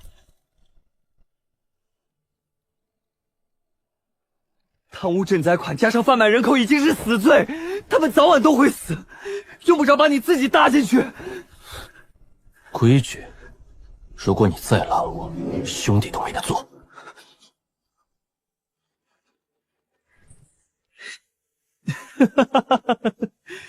既然是兄弟，那就一起。本王虽不受宠，好歹也是个皇子。既然是兄弟，怎么能少得了我？饶命！饶命啊！为了那些贱民不值得呀！到现在都还一口一个贱民。对于今天的事情，你应该习以为常了吧？意外！去你妈的意外！朱大人死了，他们居然真敢杀朱大人！把他们全都抓起来！是，大人。大人，这些人怎么办？废话，他们又没犯罪，当然是放了呀。是。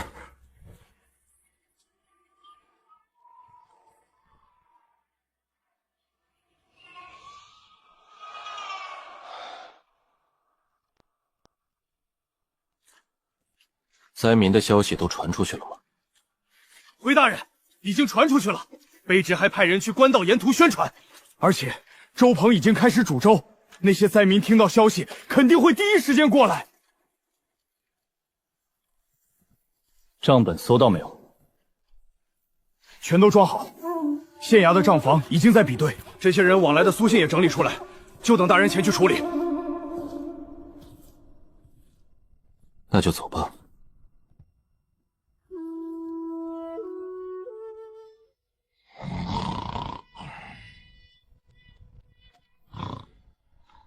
这些人做事很周密，难怪那朱权有恃无恐。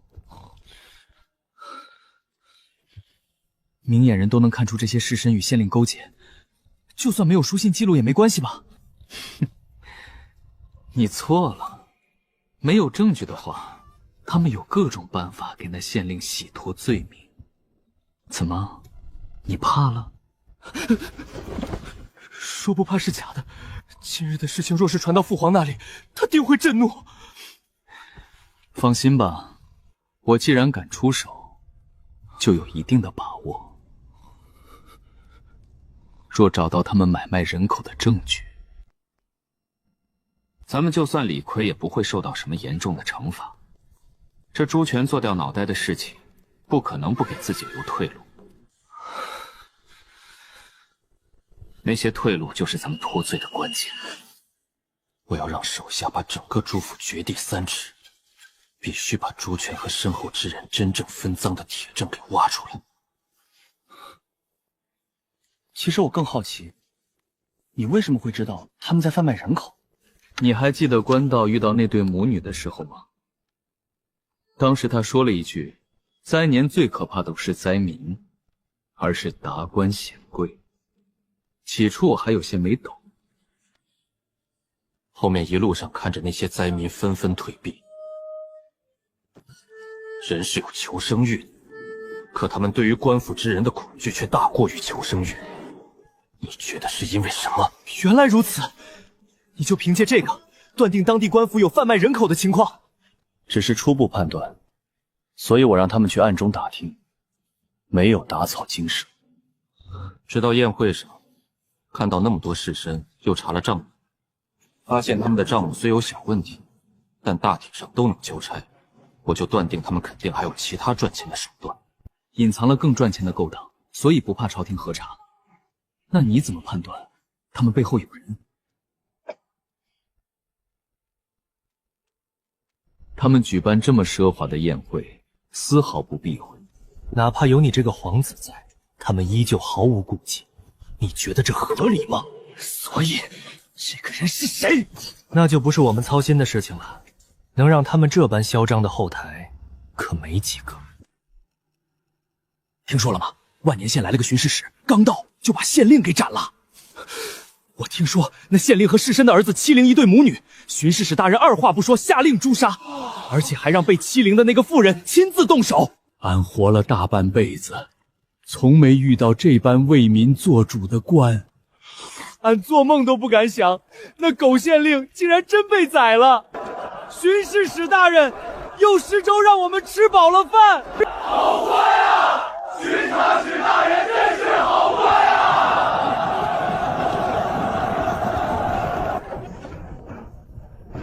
老苏啊，你家饭菜这么好吃，怎么不早和俺说？你好歹也是个国公，怎么像几辈子没吃过饭似的？这不怪他，你家饭菜的确很可口。这些都是妍儿弄出来的菜式，你们要是喜欢吃，以后就多来我这儿。那俺以后住你府上了，我倒没什么意见。不过你们家那位能同意吗？去，俺老陈要住哪儿，还用得着他同意？你刚才说这些饭菜都是苏妍弄的？没错，这一桌子菜全都是那小子教厨师做的。我说老苏，你可别吹牛，就苏妍那小子还会做菜。哼，爱信不信。我们家妍儿不仅会做菜，还会酿酒。酿酒？酒呢？拿出来俺尝尝。还在酿造，过阵子才能喝。哼，老苏，你这人啥都好，就是喜欢吹牛。谁吹牛了？你就说这些饭菜好不好吃？好吃是好吃，可你家苏妍是武将之后，不带兵打仗，难道还想当个厨子？入你娘的！你那张嘴吃着我而研究出的饭菜，怎么能说出这么刻薄的话？算了算了，大家好不容易闲下来聚聚，别搞得这么大的火气。老秦，不是我火气大，你听听这厮说的是人话吗？老苏，俺把你当自己人才出言提醒，你倒生气起来了。你就说咱们几个的子嗣，有哪个像苏妍这般不学无术？武将之后，恐怕连刀都提不起来。老陈，你这话过分了。之前苏妍在朝堂还是很有血性的。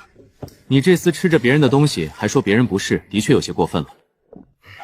俺一向心直口快，你们又不是不知道俺的性子，而且俺又没说错什么，只是让老苏多管管他家那小子。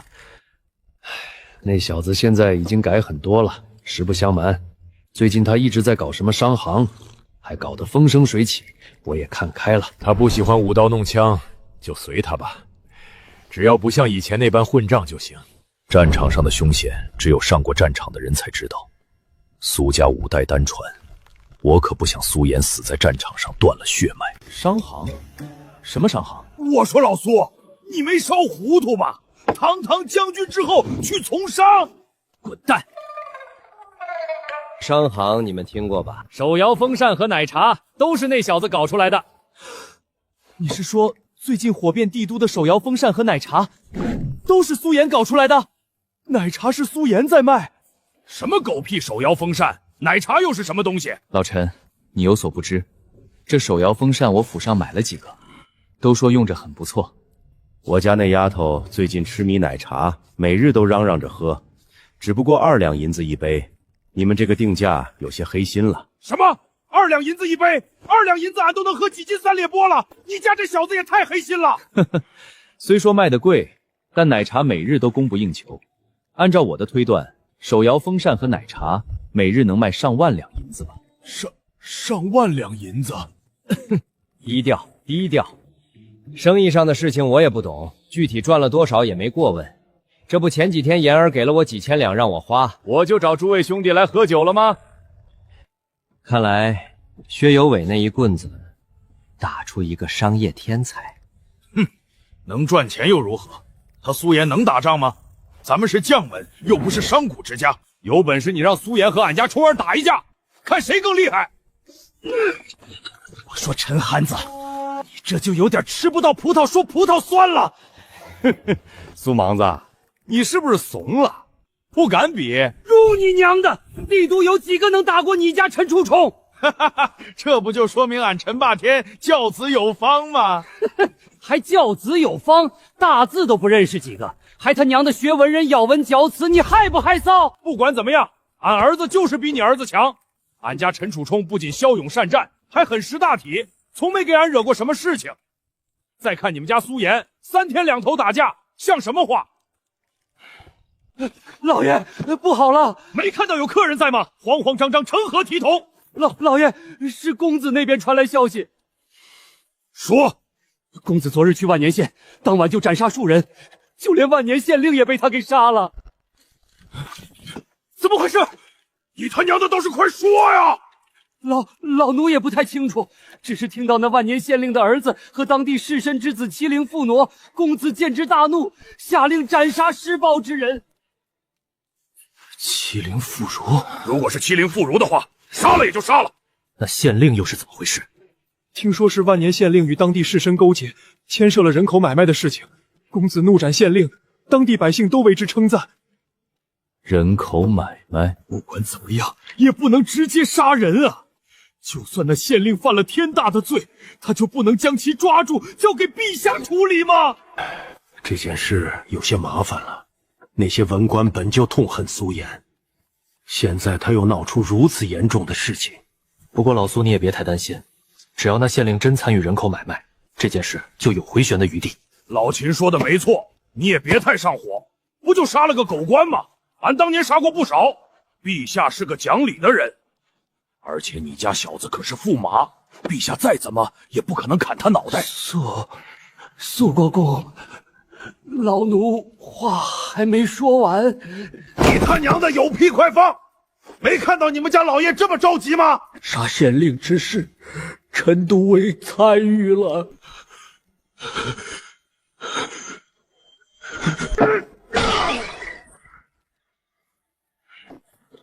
辱他娘的，这兔崽子找死吗？有为，父亲，救出去，我受不了了，这里不是人待的地方。放心，你一定会出去的。饿坏了吧？快吃点东西，慢点吃，别噎着。对了，父亲，冷饮店的事情怎么样了？怎么了？冷饮店已经几天没客人，全被那奶茶店给抢走了。不可能，咱们不是没提供冰块给淘宝商行，他们怎么还能抢咱们的客人？不知道，之前我以为他们有存货，可是这么久了，他们依旧有源源不断的冰块。怎么可能？查到他们冰块到底怎么来的吗？每日拉冰块的车是从苏卫国的封地出来，不仅仅是冰块，就连手摇风扇也是从苏卫国封地那边。我怀疑这淘宝商行和苏卫国有关。苏卫国？先不抬这个，当务之急是要让你先出去。父亲想到办法了？不是我想到办法，是那苏桓给机会了。难道他没能处理好灾民？灾民不清楚，不过他杀了万年县令，无照杀官可是大罪。你觉得这是不是你出去的机会？无照杀官，的确是那蠢货会做出来的事情。这次就算他处理好灾民，也无法洗出罪名。朝堂诸公可不敢开这个先例。我已经联系了赵国公，他会带着诸公一同弹劾苏桓。这次呢，苏恒必然会遭殃，到时候他想活下去，就必须和我们和解，不然数罪并罚，不仅他要死，苏卫国都会受到牵连。好，就怕他云之活不了，鱼死网破。不可能，他就算不为自己着想，也要为苏卫国着想。就算他想鱼死网破，有赵国公和太子保你，老夫再联合百官施加压力，陛下应该不会要你的命。再加上武将那边自顾不暇，救你出来并不难。哼，就等那蠢货回京了。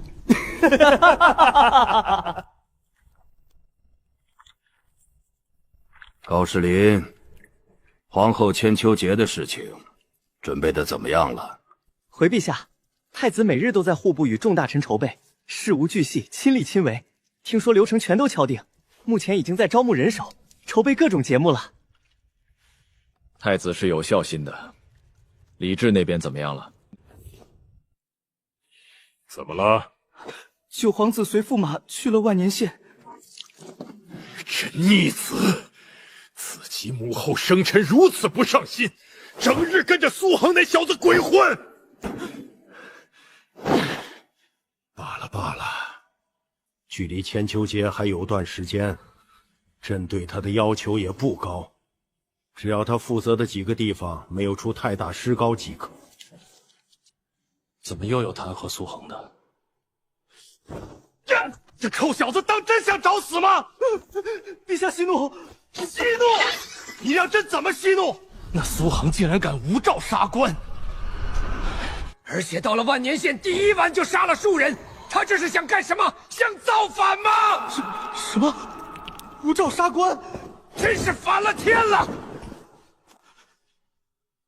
陛下息怒，驸马虽顽劣，但以他的品性，应该做不出这种事情。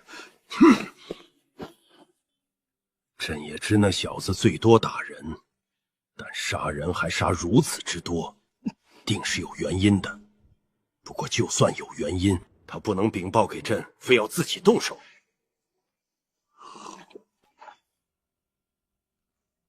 呵呵，他们倒是还聪明，知道拉皇子下水。拉皇子下水？李治那小子也动手了，还有陈楚冲，他们一起杀的那县令。九皇子成长了。高树林，奴婢在。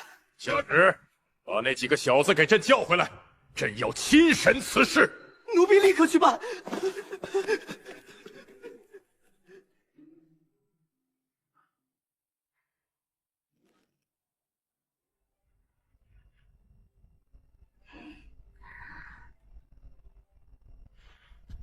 公主，是不是这些菜吃腻了？要不奴婢让他们重新换一些菜式。不必，你去府上的时候，可有遇到苏雨公子？这几天都没见到他，应该是有什么事情耽搁了。难道是在准备新的生意？这个奴婢就不知道了，要不要奴婢去查一下？不用，既然公主对他这么好奇，为何不让奴婢去查？我也有事瞒着他。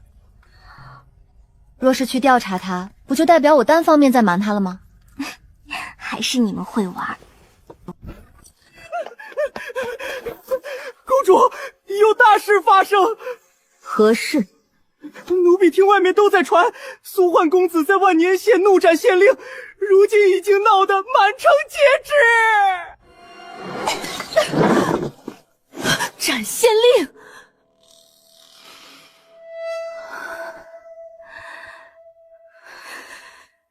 此人也太能惹事了。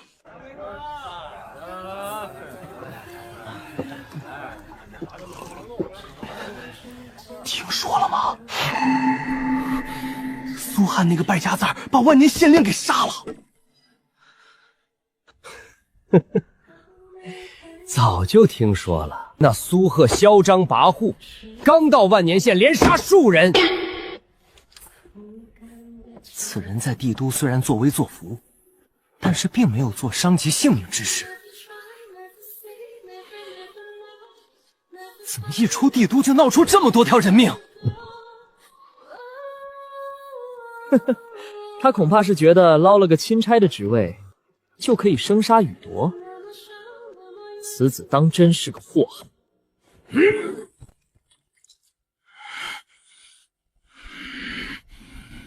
我听说那苏恒不是因为查出万年县令买卖人口，才宰了那个狗官的吗？我也听说那县令之子欺辱一对牧女，苏公子二话不说就为民除害。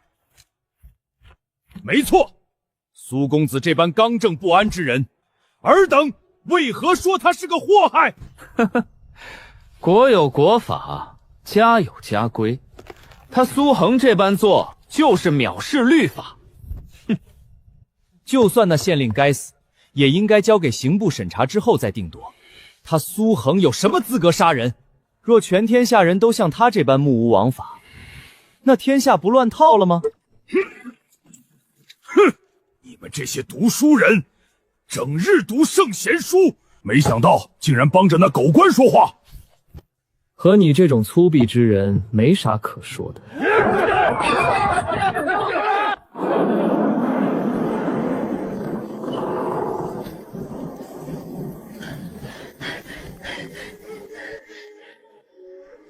主人，为何没能杀掉他？属下办事不力，请主人责罚。责罚？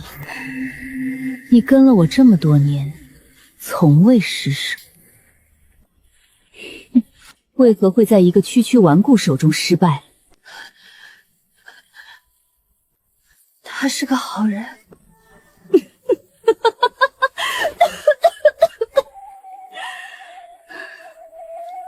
是个好人？什么时候你杀人还看对方是不是坏人？你知道这单失败让我们损失多少吗？属下万死！你可不能死，你死了谁来给我赚钱？这是你第一次犯错，暂且饶你一次。若还有下次，你应该知道后果。多谢主人。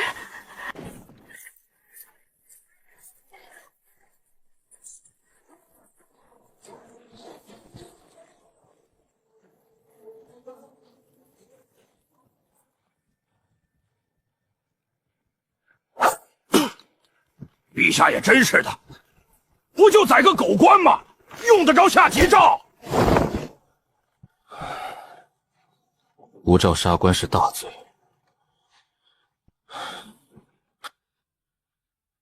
灾民的事情都处理的差不多，留在那里也没啥用处，早日回来挺好的。这次回京，商行老板的身份估计就彻底捂不牢了。不昭昭听说我是那个名声狼藉的准驸马，会是什么反应？这次上朝必须把戏演足，最好能让这群文臣逼着老狐狸把婚退。这次上朝你们都不要说话，一切交给我即可。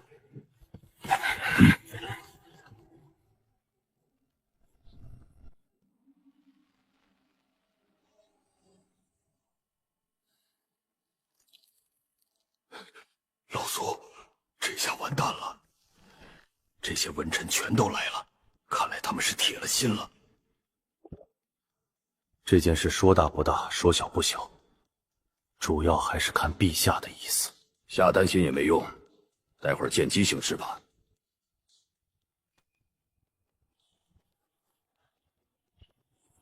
陛下，驸马他们到了。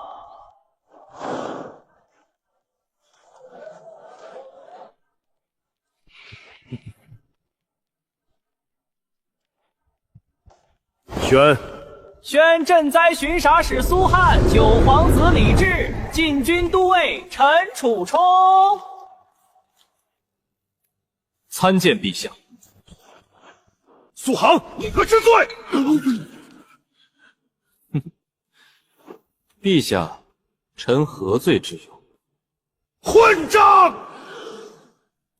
请陛下明示。苏翰，你好大的胆子，竟敢这般冲撞陛下！我与陛下说话，你这个老东西来犬吠什么？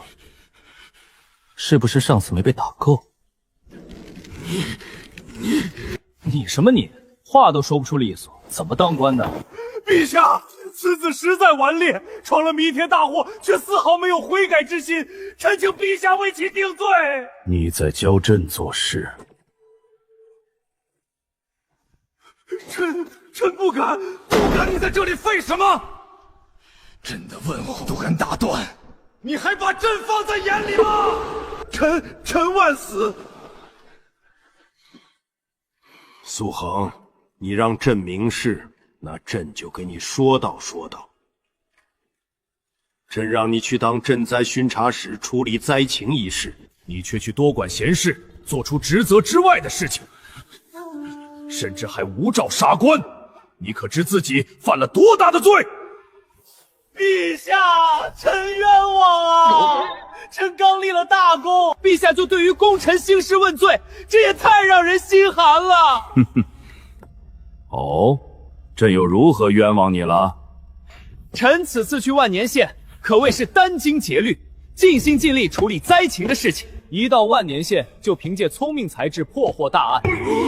这2日又为了聚集灾民，臣每日只睡1-2个时辰。陛下看臣的黑眼圈多严重！这满嘴吹紫雷，你能要点脸吗？少说这么有的没的，捡重点。回陛下，那万年县令与当地士绅联手买卖人口，臣历经千辛万苦将他们一锅端掉。这不是大功是什么？苏大人未免有些避重就轻了。上官大人，此话何意？陛下，就算那万年县姓参与买卖人口之事，也不应该他巡查使去查，而是应该交给刑部去查此事。苏大人不仅越俎代庖，还在没有旨意的情况下杀朝廷命官，已经触犯了律法。苏焕，你又作何解释？陛下，上官大人诬陷有功之臣，当真让人寒心啊！哼，我诬陷？你倒是说说，老夫这句话哪里说错了？苏桓，你休得狡辩，无照杀官就是死罪，任凭你再怎么狡辩，无照杀官已是事实。没错，苏大人还是认罪吧。哼！别捣乱，这小子有自己的打算。他明显底气十足。呵呵。一群没脑子的蠢货，还是一群文臣，一个个自称圣人门下。圣人知道你们这些人如此愚钝，恐怕棺材板都压不住了。苏恒，休得在朝堂之上猖狂！没有圣人之学，哪有我等庙堂官员？科举考的就是圣人学说。难道苏大人觉得我等通过科举当官，还比不过你一个纨绔？哼，科举不是有手就行。混账东西！你不仅侮辱圣人，还贬低科举，放肆！太放肆了！辱骂圣贤，你该当何罪？这里是朝堂，不是你这个黄口小儿撒野的地方。请陛下斩了此人，为天下读书人做主。请陛下斩了此人。这么大反应，是不是在你们心中，圣人比陛下都重要？怎么都哑巴了？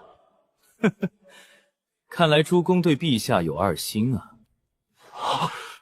你们不敢说，我却敢说。这天下是陛下的，陛下是天子，那圣人如何与天子相提并论？我的个天！论起在朝堂上吵架抬杠，这些文臣个个都是祖宗，可在大哥面前，竟然被2句话怼成了死狗。圣人之学主要是教化百姓，朕之职责是治理天下，分工不同，没有可比性。这老狐狸面上装的一本正经，心里指不定已经爽翻天了。陛下，臣并不这么认为。为何？所谓圣人之学教化百姓，可又有多少百姓能读上书？依臣看来，与这天下兴盛繁荣，百姓安居乐业，靠的可不是什么狗屁圣人，而是陛下您。是吗？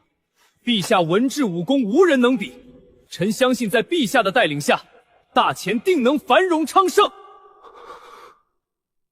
臣也相信凭陛下的能力，定能成就千秋伟业，成为那让万朝臣服的天可汗。朕能做到吗？陛下，现在是说赈灾之事，别扯远了。哼，没错，苏大人，你就是在转移话题。圣人之学如何暂且不谈，苏大人无照杀官之事，应该给诸公一个交代。我给你们交代，是你们这些尸位素残的狗官，应该给陛下一个交代吧？苏寒，你们一个个在庙堂上高谈阔论，嘴上挂着仁义道德，自称清流为国为民，可是万年县令借赈灾一事买卖人口，尔等竟然全都不知情。哼，买卖人口又与赈灾有何关系？没错，现在是说你无照杀官之事，别扯其他事情。苏大人就别转移话题了。陛下，臣要弹劾整个户部官员，尸位先参，永落渎职。哼，本官倒要看看你能耍出什么花样。讲。陛下可知，为何朝廷花了那么多银两赈灾，可依旧有如此多的灾民？为何？因为地方官员根本不作为。笑话！本官一直都在关注万年县的赈灾情况，城外每日都会施粥。县令朱权联合当地越行好施的士绅，一同赈济灾民，这些都是有目共睹的。的确，城外是有粥棚，每日施粥，可薛大人是否知晓，那些粥每日重复加水，重复煮，但每日账本上都记录强粮消耗。不可能！户部一直有人负责监督事宜，从未发现你口中说的这个问题，而且账本全都能够对上。薛大人所说的负责人，是否是文远文大人？本官一直在监督赈灾事宜，万年县每日都有施粥，各种账目全都能够对上。如果有问题，本官绝对能察觉到。那如果文大人和那万年县令是一伙的呢？想要做个假的账目，不是很简单？陛下，苏大人诬陷朝廷命官，请陛下为臣做主。苏璇，你可有证据？陛下，臣准备了许多证据，就在殿外。拿进来。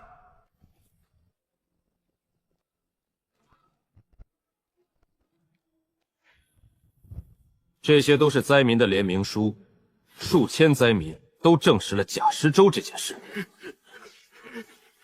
灾民愚钝，苏大人又是巡查使，逼迫他们写联名书不是很简单。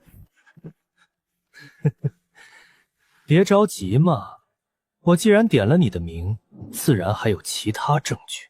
陛下，臣此次赈灾不仅发现贪墨灾款，还发现那万年县令借着灾情买卖人口，而朝廷赈灾之所以如此困难，就与这买卖人口有绝对的关系。详细说来。不知诸公有没有听过，灾年最可怕的不是灾民，而是达官显贵这句话。上官大人可听过？你问本官干什么？本官又未管理过赈灾之事。张祭酒，圣人学说中可说过与此事有关的话？哼，圣人言的是仁义礼智信，圣人学说是用来教化万民。你这问题问出来，显得很无知。陛下，外面之所以有如此言论，就是与这买卖人口有关。灾年商人和士绅囤粮已经是心照不宣的事情，而粮食短缺肯定会让短时间内粮价暴涨。朝廷想要赈灾，就要花费数倍价格购买粮食，这是他们赚的第一笔国难财。他们就算赚了这些钱，朝廷也没有相关的律法去制裁。毕竟买卖本就是互相的选择。但是这点钱怎么能满足他们的货口？你的意思是，他们真正的目标是买卖人口？陛下圣明，一下便想通了其中的关系。说重点。若是强制买卖人口，被朝廷查到以后就是死罪。那些人自然不会这么蠢，他们等的就是大灾之时消极赈灾，先把朝廷的银子赚了，然后再赚灾民手里的银子。等灾民银子赚完之后，那些灾民想要活下去，就必须卖儿卖女。这时候他们不仅不会压价，反而会用市场价去购买那些人口。为何？因为这样符合律法，符合自愿买卖，就算被查出来也没事。而且他们不仅不会压价，反而还会比市场价高。若是不压价，又如何赚钱？哼，陛下有没有想过，那些卖儿卖女的钱，到了灾民手里之后，是用来干什么的？都快饿死了，自然是买粮食。粮食又在谁手中？该死！这些人都该死！这些人赚朝廷的钱也就算了，他们竟然两头吃！哈哈哈哈哈！好，好，好，杀得好！不愧是我苏家的种。此事俺老臣也赞苏恒。陛下，苏恒这是为民除害，不仅无过，反而有功。那万年县令和当地士绅罪该万死。苏桓此举是大快民心之事，所以臣这个临时的巡查使都能轻易查出来的事情，为户部的诸位大人个个都不知情。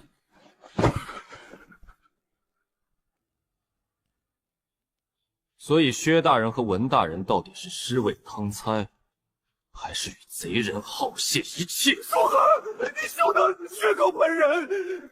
这是不过是你的一面之词而已。一面之词，陛下，这些全都是万年县令与士绅勾结来往的信件。呈上来。好，好，好，一个小小的县令，竟然敢这般目无王法！陛下，臣掌管户部，琐事众多，不可能每一件事情都能管得过来啊！陛下，臣一时疏忽。一时疏忽？你知道这一时疏忽害了多少百姓，让多少百姓在背地里骂朕是个昏君吗？此事是臣的失职。失职？我早就说过，既然点你的名，就不可能是空穴来风。陛下，这些是万年县令与户部侍郎文远的书信往来，其中明确记载了两人勾结事宜。狗官，你这个狗官！陛下饶命！来人，革去户部侍郎文远的官职，拖下去严惩处死。其父母兄弟统统贬为庶民，世世代代永世不得为官。是。陛下，且慢。那万年县令在被臣拆穿买卖人口时，表现得有恃无恐。臣猜测他背后之人应该不止文远，甚至已经形成了一套非常完善的产业链。只不过臣在他府中只搜到与文远的书信，这文远背后之人只有他才知道。臣请陛下彻查此事。陛下，臣觉得当务之急是赈灾要紧，其他的事情等日后再查。哼，上官大人这么着急阻止，不会那背后之人就是你吧？本官以民生为重，苏大人何必诬陷？上官大人难道不知，这些蛀虫不除，以后只要有灾情，又会陷入赈灾难的境地。好了，此事等房相回来之后再进行庭议。先把这个狗官关进大理寺，严加看守。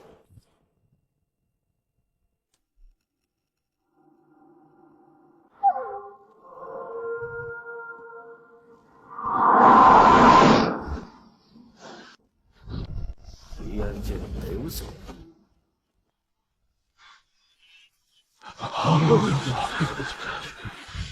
这些都是灾民的联名书，数千灾民都证实了假施粥这件事。失职？我早就说过，既然点你的名，就不可能是空穴来风。陛下，这些是万年县令与户部侍郎文远的书信往来，其中明确记载了两人勾结事宜。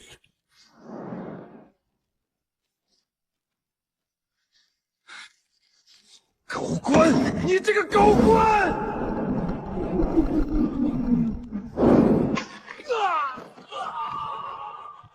来人，革去户部侍郎文远的官职，拖下去凌迟处死。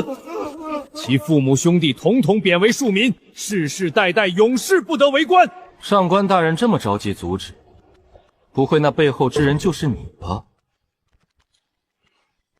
主公觉得薛尚书此次应该判个什么罪？这些人都躲着等出头鸟，我只能硬着头皮上了。薛大人身为户部尚书，虽然每日管理的事情驳杂，有些疏忽在所难免，但是此事事关重大，他御下不严，应该定个失职之罪。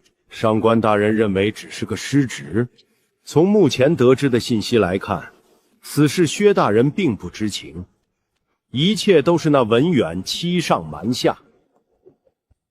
陛下，臣觉得上官大人说的没错，薛大人平日里官声极好，这次只是太信任部下，有所失职。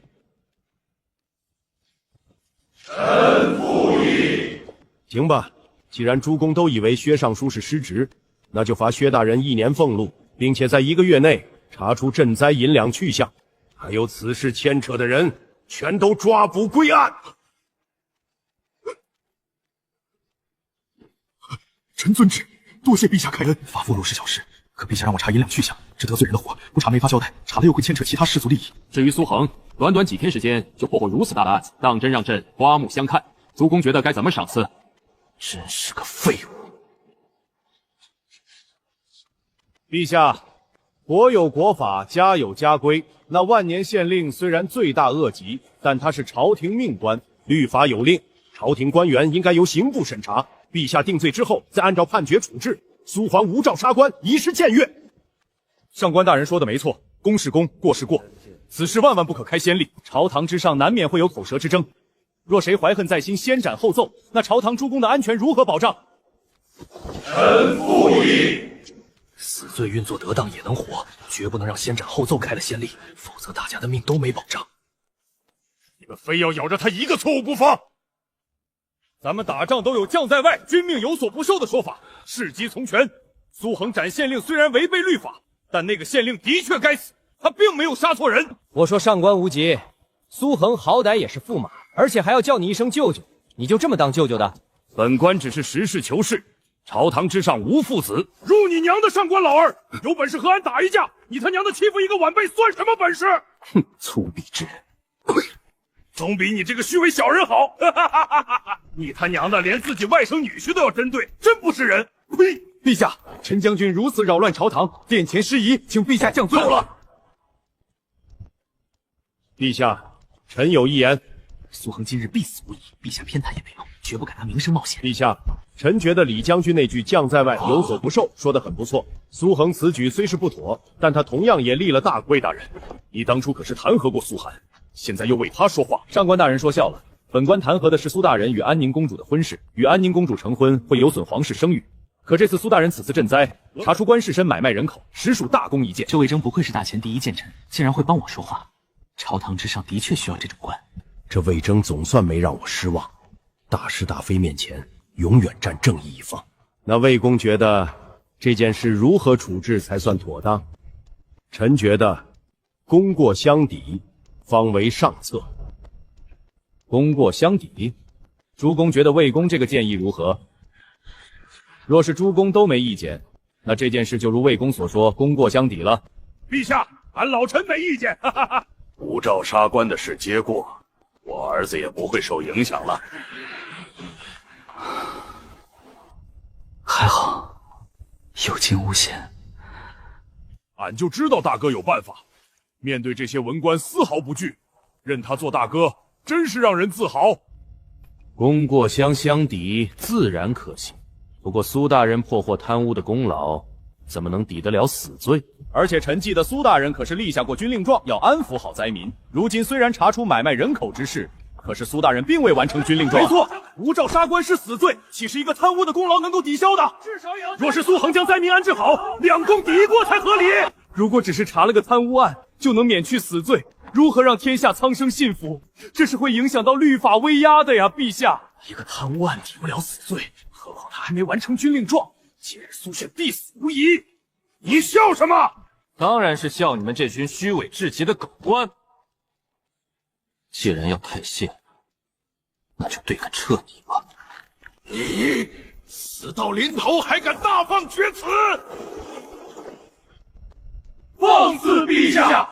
这苏恒3番2次在朝堂辱骂我等，陛下难道真要眼睁睁看着百官颜面扫地吗？苏恒，注意素质。哼，辱骂朝廷官员要杖责的，呵斥一声就没了。哼，当真演都不演了。好的，陛下。诸位大人怎么知道我没安置好灾民？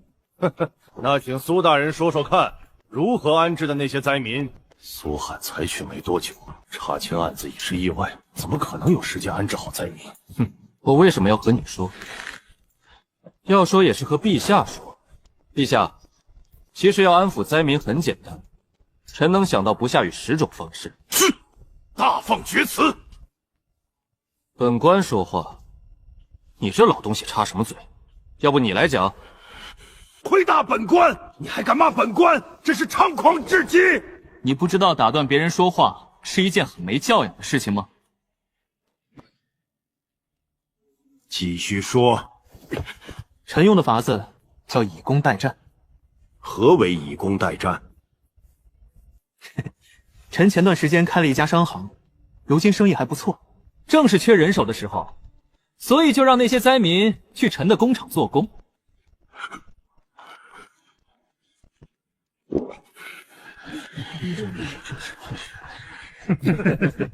这败家仔还会做生意？大家都说将门虎子，没想到苏家世代忠良，竟然出了一个商贾之流。当真是把苏将军的脸都给丢尽了。你让灾民去做工？我倒是知道他在做生意。10州不能拨个好官手，听着。陛下，那些人已经很难了，苏大人竟然还让他们去做工，这完全是在剥削。陛下，此举不可啊！自古以来赈灾都是朝廷安抚百姓，苏大人竟然和生意扯上关系，荒谬！简直荒谬至极！什么狗屁以工代战？苏大人就是想让那些灾民给他当免费劳动力，苏大人是在为祸苍生啊！苏恒，让灾民做工这件事的确有些不妥，传出去对你名声也不好。陛下，臣可不是让灾民免费做工，臣不仅给那些灾民提供食宿，每个月都会发工资。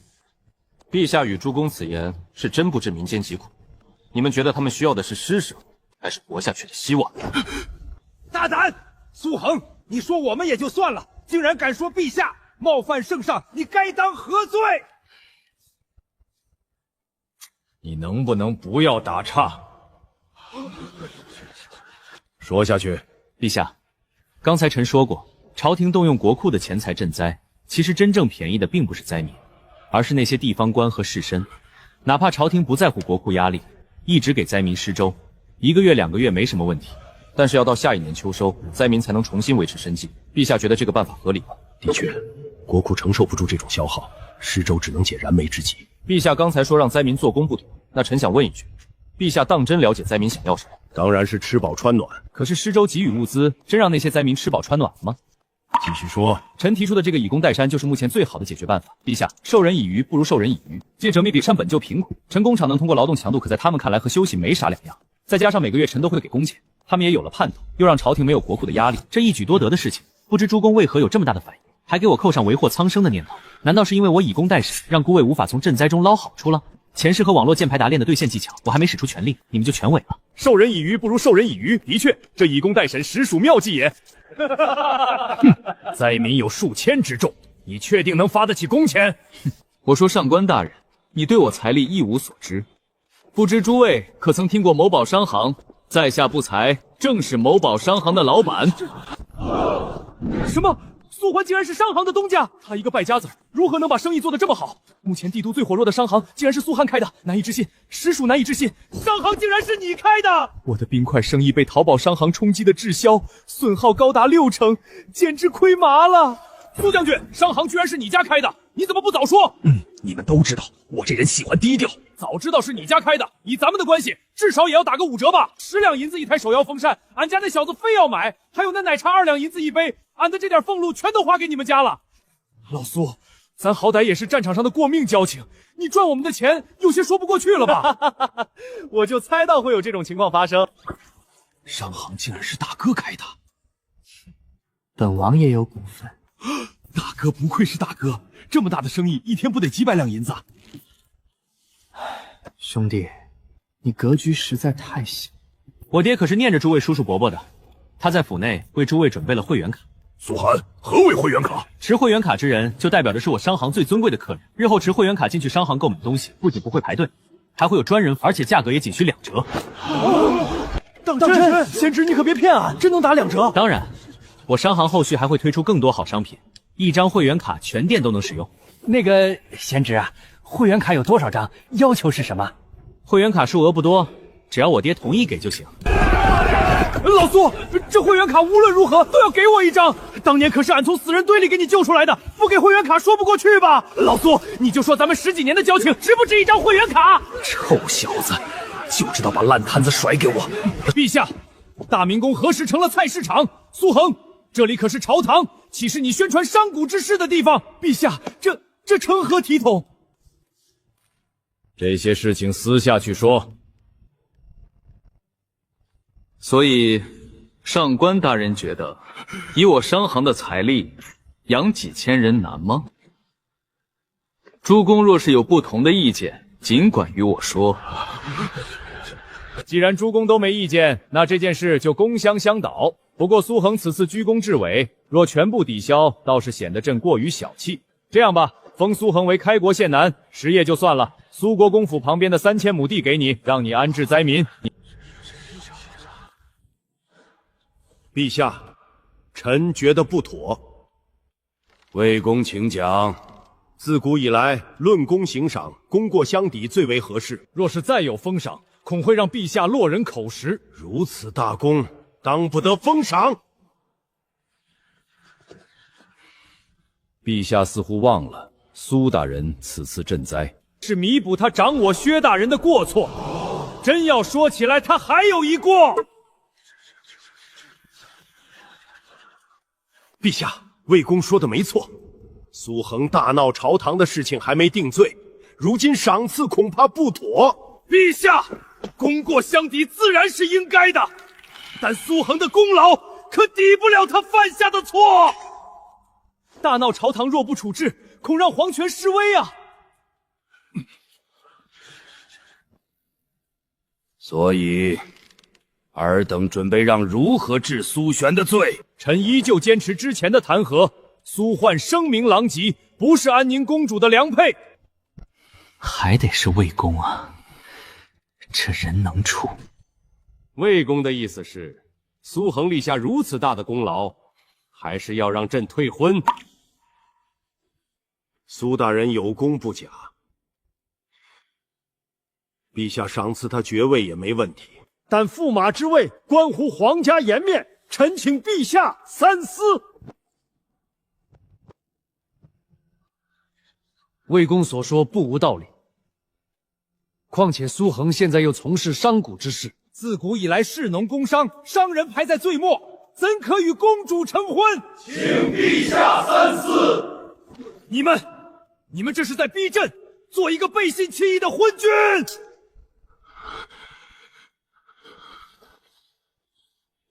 陛下，臣有话要说。讲。臣觉得诸公说的没错，臣虽是国公之子，可名声非常不好。再加上从事商贾之事，娶长公主难免会让皇家沾染上流言蜚语。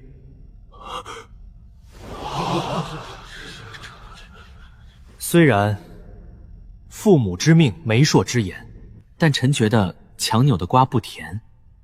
婚姻是一辈子的事情，若是两个人没有任何了解就成婚，对臣和公主都不公平。而且魏公说的没错，臣名任狼藉，实在配不上公主。陛下若是觉得亏欠臣父亲，大可以其他方式赏赐。没必要搭上安宁公主的终生幸福。苏大人如此明事理，倒是本官之前错看了。哈哈，魏公此举也是为国为民。苏将军，你怎么看？孩子长大了，有自己的想法。臣觉得，既然小辈不愿意，这件事就算了吧。苏恒，我再问你一次，退婚你真不会后悔？臣不后悔。终于要退婚，不用娶个祖宗回来了，而且昭昭那边也可以有个交代。我为了他放弃当驸马，这不把他给感动的主动投怀送抱？陛下，既然大家都没意见，就请陛下收回赐婚。请陛下收回赐婚。既如此，那苏恒与安宁的婚约作废。不过念在此次苏恒立下大功，开国县男的爵位奖励照旧。至于李治和陈楚冲二人协助苏恒办案，功过相抵，此事就此作罢。谁若再有异议，就别怪朕翻脸。陛下圣明。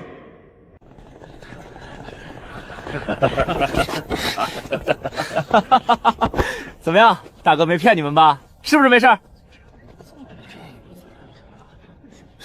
怎么了？以前与大哥亲近，是因为大哥与姐姐的婚事，本王一直把大哥当一家人。如今婚事已经取消，你成天想什么呢？咱们可是兄弟，一生兄弟，一世兄弟，别让其他事情影响咱们兄弟情谊。大哥说的没错，咱们一生兄弟，一世兄弟。大哥无论人品还是胆魄，都让俺钦佩不已。这辈子俺跟定大哥了。李治听到没有？大家都兄弟，别总说那些见外的话。大哥马上要开新店，到时候新店的收益分1成股给你。大哥，这小弟何德何能？兄弟之间还用得着这般见外？多谢大哥。日后大哥有任何差遣，小弟必定赴汤蹈火。哈哈哈，有这个心意就行了。今日你们可有事情？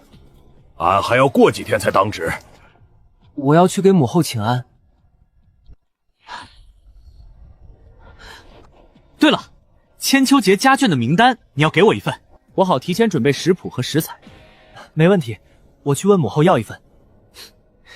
宴席方面你不用担心，至于节目的话，我尝试着看看能不能弄几个大场面。有劳大哥了，自家兄弟你又见外了。原本想请你去教坊庆祝一下本公子恢复单身，既然你有事情的话，那就先忙自己的事情。张继景这是要来兴师问罪？哼，苏汉，之前在朝堂老夫没有多言，是因为不想节外生枝。如今下了朝，老夫自然要来向你要个说法。什么说法？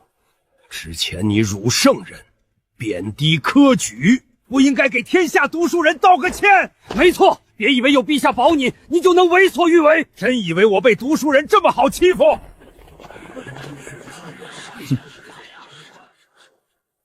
那请问张继久，我在朝堂之上哪句说错了？科举是读书人一生的追求，10年寒窗就为了一个功名，你却说出有手就行。你知道这句话否定了多少读书人的努力吗？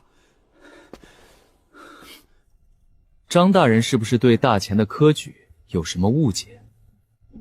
我承认科举能让10年寒窗的寒门逆袭，但如今大前的科举当真公平吗？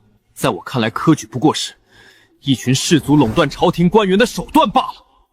哼，一个纨绔子弟也配与老夫讨论科举之事？我也没时间和你废话，是你这老家伙自己跑上来找我兴师问罪，现在说不过又和我摆谱。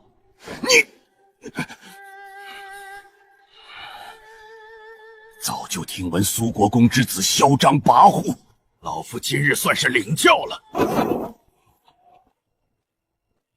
我苏卫国的儿子，还轮不到你这老匹夫来锅骚。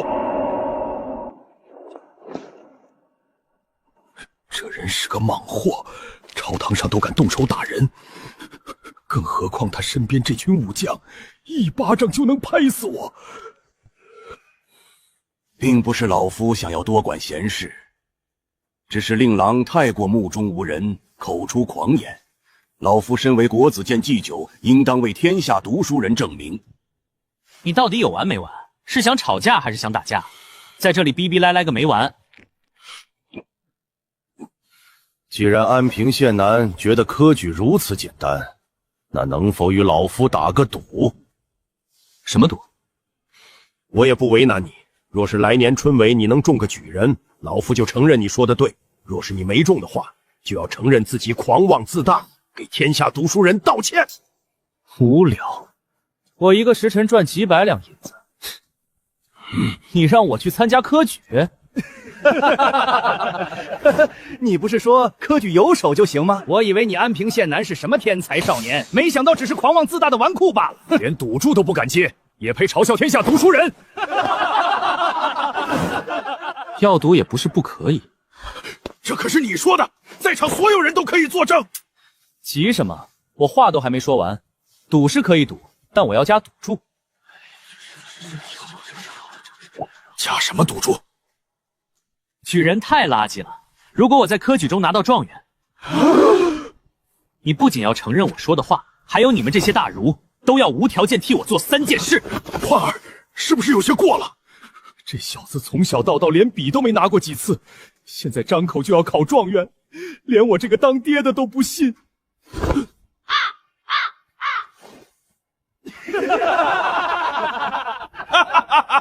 既然安平县男有如此雄心壮志，老夫自然不会拒绝。若你拿到状元，只要不是杀人放火等违背道义之事，老夫定会听从差遣。爽快！如果你没拿到状元，就要去文楼跪拜文卑，给天下读书人道歉。没问题。哼，那老夫就拭目以待了。一个人究竟能无知到什么程度，才敢应下这种赌注？他有多狂妄，你们没见识过吗？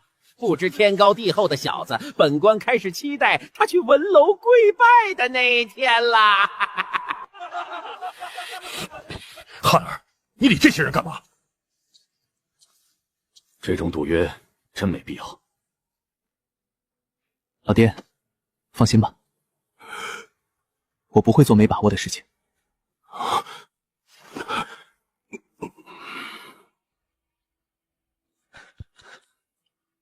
陛下，苏恒在月华门与张金主打赌，来年春闱必拿状元。若是没拿到状元，他就去文楼长跪，给天下读书人道歉。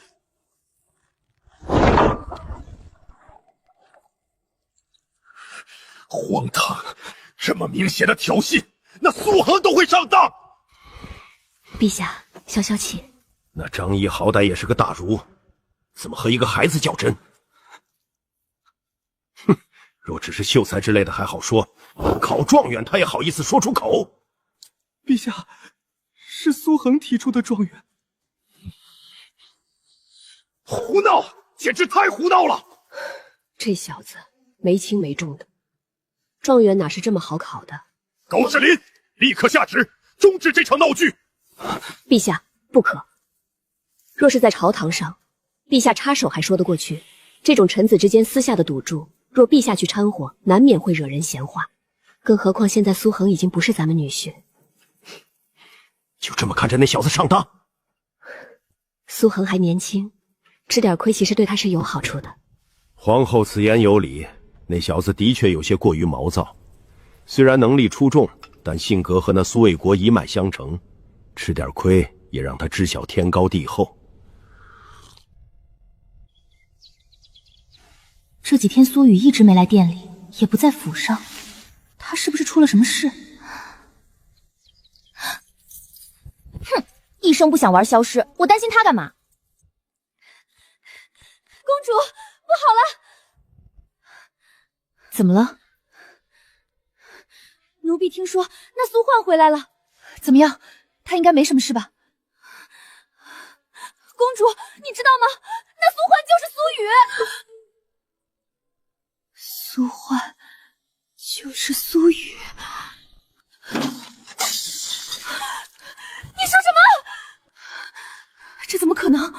那个不学无术的败家仔，怎么可能是写出千古绝句的商业天才苏雨？你们都下去。是。奴婢听当直大明宫的小太监说，那苏翰不仅仅是无照杀官这么简单，他是查出那万年县令贪污赈灾款，还勾结当地士绅买卖人口。那些文臣追问灾民安置，他才公开自己商行东家的身份。陛下龙颜大悦，给他封赏了一个开国县男，封号安平，与公主的安宁只差一个字。所以苏颜就是苏雨。我和自己的未婚夫在一起待了这么久，不知道他的身份。我对他很有好感，可那个让我日思夜想的商业天才，竟然就是我要千方百计退婚的纨绔未婚婚夫。我凌乱了，难怪父皇愿意让我与他接触，原来他就是我的未婚夫。奴婢听到这个消息时，也与公主一样，所以我将来要嫁的是他。郑国公弹劾苏恒，说他配不上公主，逼着陛下退婚。父皇答应了。最开始陛下并未答应，不过后面苏恒也同意退婚，说自己配不上公主。最后陛下没办法，只得答应退婚。真的退婚了。以前我绝对会开心不已，可现在听到退婚，心里怎么这么空？陛下亲口答应的，要不了多久旨意就会下来。终于退婚了，可是以后怎么办？要不咱们也挑明身份？这件事不是我能做主的，要父皇同意才行。就算他答应，我挑明身份又如何？都已经退婚了，若是被他知道我就是李昭宁，以后怎么相处？可是再过1个多月就是千秋节，到时候满朝文武和家眷都会来皇宫，公主就算不坦白，在千秋节上她也会知道公主的身份。怎么会变成这样？那么伤，那么远，那么痛，那么爱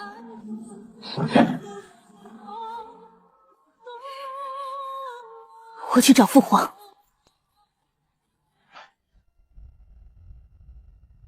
父皇、母后，这些都是儿臣近日对于千秋节流程的安排。浩儿流程安排得很仔细，都是礼部的几位大人帮忙，在礼仪方面，他们给了儿臣很多教导。礼部那几个官员虽然迂腐，但为人还算正直，办事能力也不错。浩儿，你要学习他们的优点，但也别全都学。魏征那老主父就是礼部尚书，如果不是他在朝堂上弹劾，苏恒和昭宁的婚约也不会退。那魏征满口为皇家考虑，我连反驳都没办法反驳。儿臣谨遵父皇教诲。好了，私下还这般多礼。刚才还说别和那些文臣学这些迂腐的东西。儿臣这可不是迂腐，陛下虽为儿臣的父亲，可始终是一国之君，不管外面还是家里，都是儿臣最敬重之人。礼仪并不是迂腐，而是对于敬重的表达。你这小子少在这里拍马屁。千秋节是朕和你母后交给你的第一件大事，一定要办得风风光光的。此次千秋节若是搞砸了，朕可饶不了你。陛下，你给浩儿这么大的压力干嘛？只要礼仪流程到位即可，其他方面一切从简。母后身为一国之后，生辰之事怎能从简？那不是让人笑话我们皇室？如今内度不是有钱了吗？咱们应该风风光光大办一场。说起这个，此次内丹的事情，昭昭功不可没。那丫头有什么功劳？她完全是运气好，遇到了苏恒。若要论功劳，苏恒那小子才是功不可没。淘宝商行的手摇风扇和奶茶，都是苏恒弄出来的。昭宁也就出个店铺。皇家一直亏欠苏恒，如果不是他执意退婚，哪怕百官施压，我都不可能同意。父皇把功劳都给苏恒，若是昭昭知道，不得委屈死。陛下，安宁公主来了。刚说到她就到了，让她进来。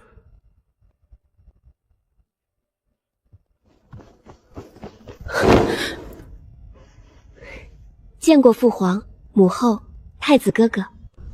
昭昭，快过来坐。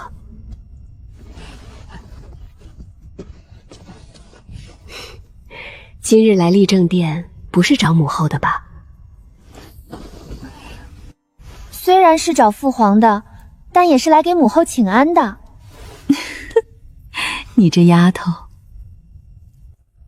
找朕何事？父皇既然知晓苏恒就是淘宝商行东家，为何还会同意退婚？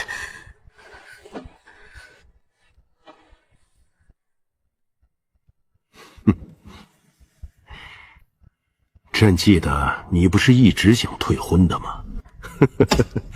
怎么现在朕同意了，你又不乐意？父皇，朕知道你对那个苏恒有好感，朕也不想让你们退婚。只是那小子在朝堂主动提出来，又有那么多大臣施压，他刚立了大功，朕难道还能拒绝不成？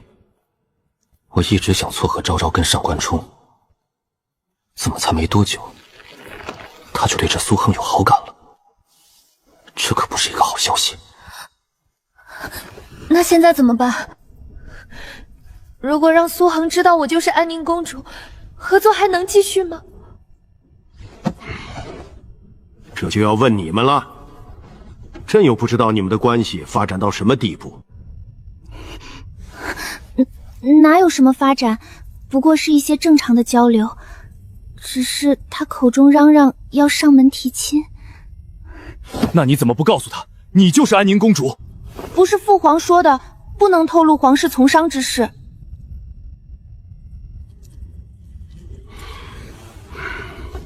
他也没给你说自己是苏恒。这臭小子难道是怕自己声名狼藉，身份公开后把昭宁吓到了？以你对那小子的了解，若是公主身份被他知道后，他还会不会与你合作？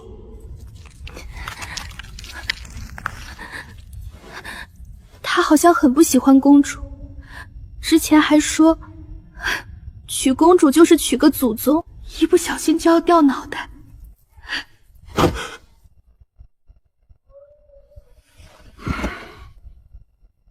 原来如此，难怪这小子会同意魏征的话，借势退婚，这就说得通了。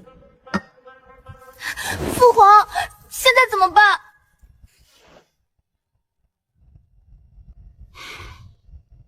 你问我？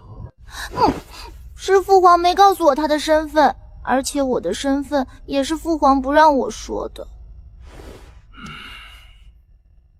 父皇，儿臣觉得，如今千秋节在即，不应多生事端。既然苏恒不知道昭昭的身份，那就不要在这时候节外生枝。你的意思是顺其自然？可是再怎么瞒着，千秋节他都会知道，到时候怎么办？可是昭昭有没有想过，他都说了不想娶公主，如果被他知道你的身份，不和你合作，千秋节的钱银怎么办？浩儿说的没错。这样吧，他若是没问起，你也不要提；他若是执意要知道你的身份，你就给他定个时间，等千秋节后，朕亲自给你们两人做主。大不了，朕给他和苏家一些别的赏赐。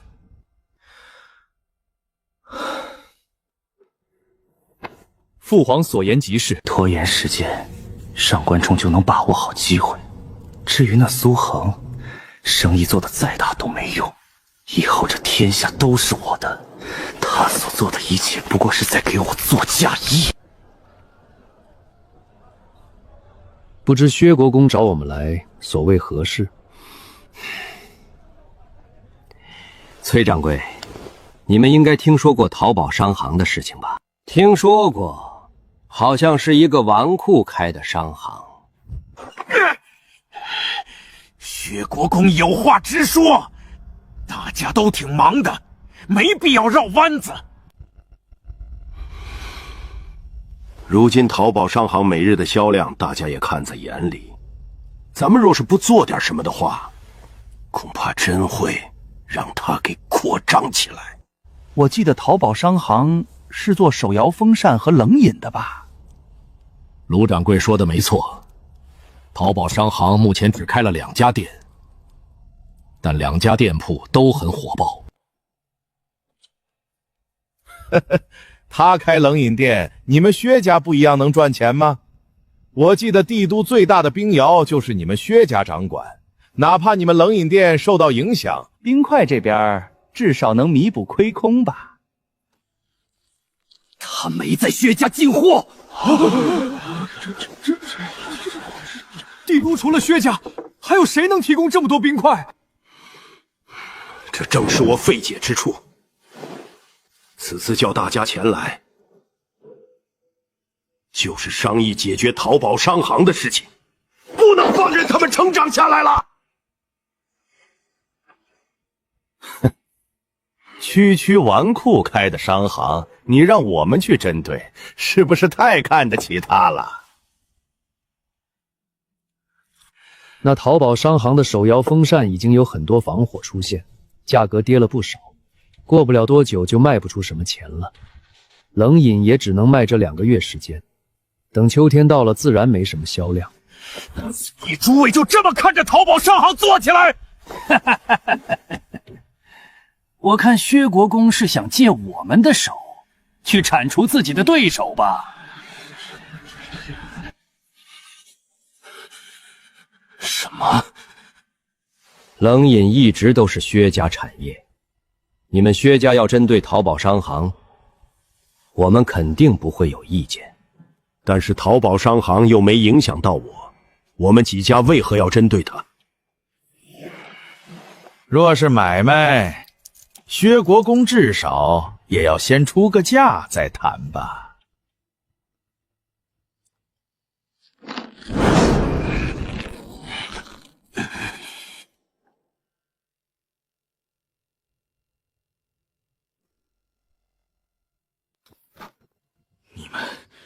你们不会真以为商行只做这2个生意吧？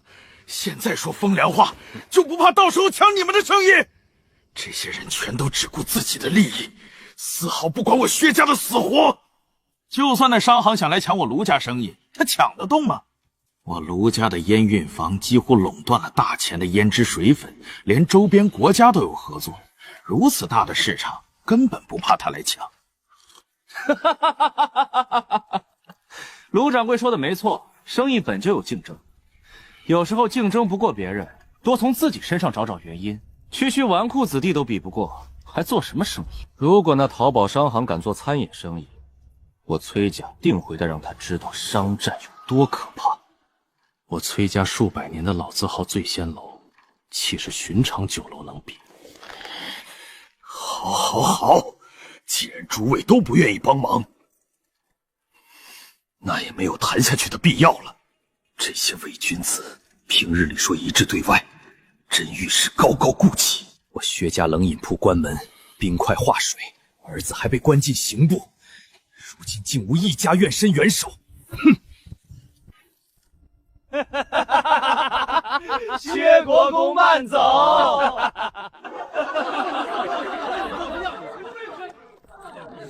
那苏恒不过是个纨绔而已，竟然敢妄言科举，简直可笑至极。我听说此人与张继久打赌，来年春后必中状元，当真让人笑掉大牙。他一个纨绔都能考状元，那我们这些寒窗苦读的算什么？还能算什么？当然是算废物啊！若若是咱们连一个纨绔都比不过，那当真与废物无异。今日诗词比赛揭榜之后，我是不会再踏进这纨绔的店一步。在下也一样，如此侮辱我读书人，还想赚我们读书人的钱。没想到琼浆玉露竟然是个纨绔开的。文远被处死，薛润德受牵连，我父亲杜轩不仅没事，反而成了户部侍郎晋升的第一人选。苏恒这算是变相帮了我家。此人虽是顽固，却还算有些头脑。琼浆玉露每一款冷饮都很不错，不过是些奇技小妙罢了。我辈读书人将来造福苍生，他如何比得？哼！我对店是谁开的不感兴趣，我只好奇那首《春江花月夜》到底是何人所作。他考不考状元与我无关，我来这里只为等诗词榜单揭晓。如此佳作，定是国祖监的某个大儒。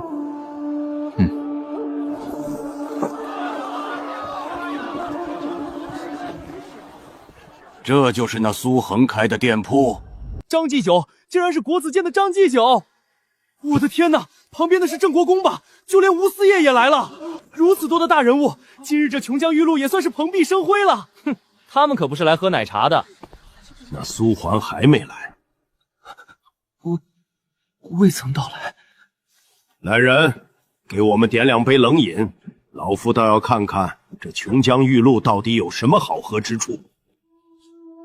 大人，要喝冷饮，请先去外面排队。我们还需排队？抱歉，这是小店规矩，谁来都得排队。以前还怕得罪权贵，现在知道自家老板是安平县男，就更不用怕了。别因为这些小事影响了自己名声。哼！今日若不是好奇《春江花若月》的作者，老夫断然不会来这种纨绔开的店。排队吧。父亲，见过张记手，无私事。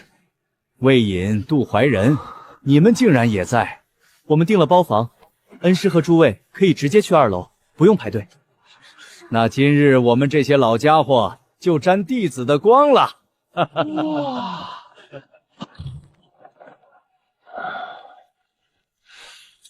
这奶茶店倒是奢靡，冰块价格高昂，连我都舍不得用。这店竟用来降温，真是暴殄天物。哼！那苏恒把店铺弄得这次奢靡，却奴役灾民给他做工，简直天怒人怨。唉，世态炎凉啊！此话魏某并不认同。魏公何意？以工代赈实为上策，甚至往后灾情，朝廷同样可以复制，让灾民替朝廷做工，不仅能缓解朝廷的压力，也能让灾民有收入。哼！就算以工代赈为上策，但苏杭用赈灾之名谋取私利，极为不妥。能够解决问题即可，他能获利是他的本事。魏公竟帮那纨绔说话。魏某实事求是，和那数千灾民得到妥善安置相比，苏恒谋取的那点私利又算得了什么？好了，今日咱们来此是为了揭榜，看《春江花日夜》作者是谁。哼！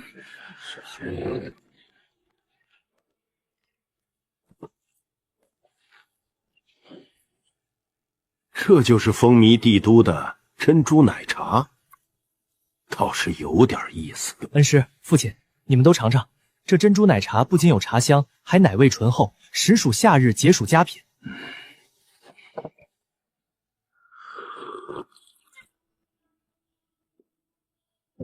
难怪能够卖得这么好，比双雪堂的冷饮好喝不少。冰爽宜人，的确称得上佳品。哼，再厉害也只是商贾之术，剥削百姓的玩意儿罢了。区区一杯奶茶，竟然卖出如此高价，可见此人的人品有多不堪。苏将军如此国之栋梁，竟然生了这种恶名昭著之人。此人不仅从事商贾之事，竟敢妄言圣人，当真可恶至极。苏家名声都被他给败光了。是啊，是啊，是啊。幸好此次魏公弹劾，不然苏璇那顽徒真要影响皇室声名了。如此风骨，当为吾辈楷模。我觉得大家都应该敬魏公一杯。的确可敬。错误的决策老夫自然要弹劾，这是老夫的职责所在。不过那苏恒竟然也认同老夫，倒是让老夫始料未及。不过是一些以退为进的小把戏而已，只不过被他给玩砸了。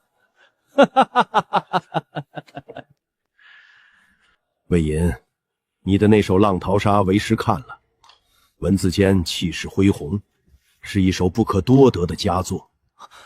得恩师如此高的评价，学生惶恐。杜怀仁，你的那首《风花雪月》质量不比魏隐差，可是你知道为什么魏隐的票数比你高吗？请恩师赐教。因为风月是雅，对比魏隐的那首《浪淘沙》，在气势上就弱了3分。除非你能写出像《春江花未夜》这种极具画面感，又能把景与人生结合起来的诗句，不然在对于读诗之人的冲击力，你不可能比得过《浪淘沙》。《春江花月夜》的确是佳作中的佳作，那首《春江花月夜》老夫读过无数次，依旧被惊艳到不行。如此千古年句，真好奇是何人所写？难道不是诸位大儒所作？国子监的几个老家伙都没出手，所以我们才会好奇前来。这首诗传遍读书人圈子，我们却不知作者是谁。今日揭榜，正好来看看究竟是何方神圣。竟然不是诸位大儒，难道我大前还有蒙尘的明珠？在路上遇到他们结伴而来，我还以为是他们中的哪位写的，竟然也不是。读书人中有不少视功名利禄为浮云之人，这些人醉心于圣人学说，不为名也不为利，是真正值得敬佩之人。读书人当如此。与这种真正的大儒相比，我等就有些汗颜了。张继景此言，在下不敢苟同。刘兄有何见解？在其职谋其事，张继久封在国子监传授圣人学问，让更多人学到了知识，在利国利民方面远胜于那些人。哈哈，没错。咱们是传道授业解惑，将圣人学说传授出去，与那些专心研究学问的走的不是同一条路，却又殊途同归。大儒们说的对，不追求功名固然可敬，但在国子监教学，门生遍布大千，造福百姓，同样与圣人意愿一致。今日店里的人还是不少啊，全都是为了这首诗而来。今日之后，大钱恐怕要出一个大诗人了。能得张义祖如此高的评价，有这种级别的大儒拜书，这首诗的作者真让人羡慕。苏焕来了！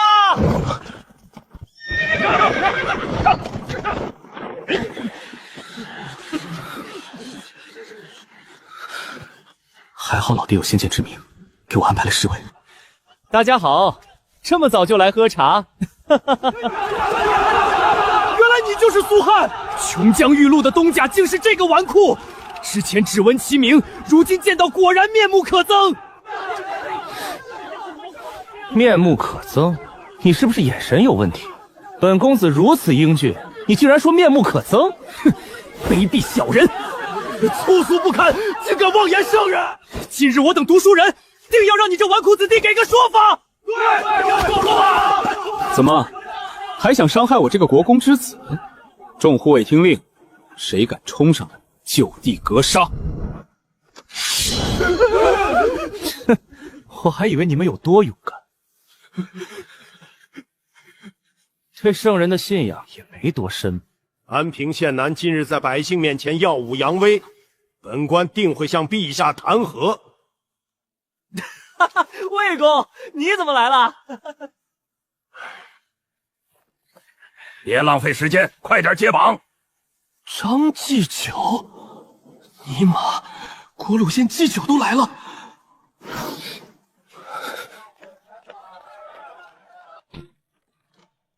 哈哈，诸位到来，真是让小店蓬荜生辉。不知诸位对于小店的冷饮还满意吗？哼，也就那么回事儿，没外面传的那么神。口味这种东西见仁见智，不过诸位能给面子来小店坐坐。哼，我苏瑶也不是吝啬之人，今日诸位的消费通通8折。哼，无功不受禄，你无需与我等攀关系。就你在朝堂说出那番侮辱圣人之言，老夫都不可能原谅你。其他人我不在乎。魏大人今日消费我直接免了，还请魏大人不要拒绝。为何？多亏魏公仗义直言，我才能退掉婚约。这份恩情我苏建记下了。这是我张行的会员卡，还请魏大人收下。无功不受禄，弹劾之事是老夫的职责，安平县男没必要感谢。这店里的奶茶越喝越上瘾，但消费实在太高，有这会员卡能打2折，以后每天来都没压力。可惜这纨绔得罪了全天下读书人，这卡我绝不能收。魏公当真不要？成，这张卡已经做出来，就是送给魏公的。魏公想要的话，随时来店里拿。我说苏旭，你能不能别磨蹭？我等此次前来就是为了接榜。你不赶快去做自己的事情，在浪费什么时间？你们是为了来看接榜？不然你真以为我等喜欢喝奶茶？赶紧接榜吧，或者你直接告诉我们《春江花月夜》作者是谁，我等立刻就走。你们原来是为了这首诗来的？废话，那些读书人哪一个不是为了这首诗？我等没心情和你在这里浪费时间，时间已经到了，赶快接榜。安平县男，接榜吧。成，既然大家都如此好奇，那在下就先去准备接榜事宜。以前听说他嗜赌如命，惹是生非，可这段时间接触，他不仅诗才出众，商业头脑也无人能及。这个纨绔一次次给我惊喜，如今退婚了，我本该高兴，可怎么心里空落落的？昭昭，几天没见，有没有想我？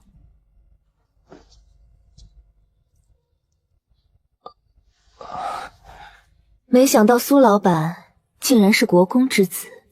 叫苏老板就有些见外了吧？你不能因为我的身份否定了我这个人吧？你啊，总是没个正形。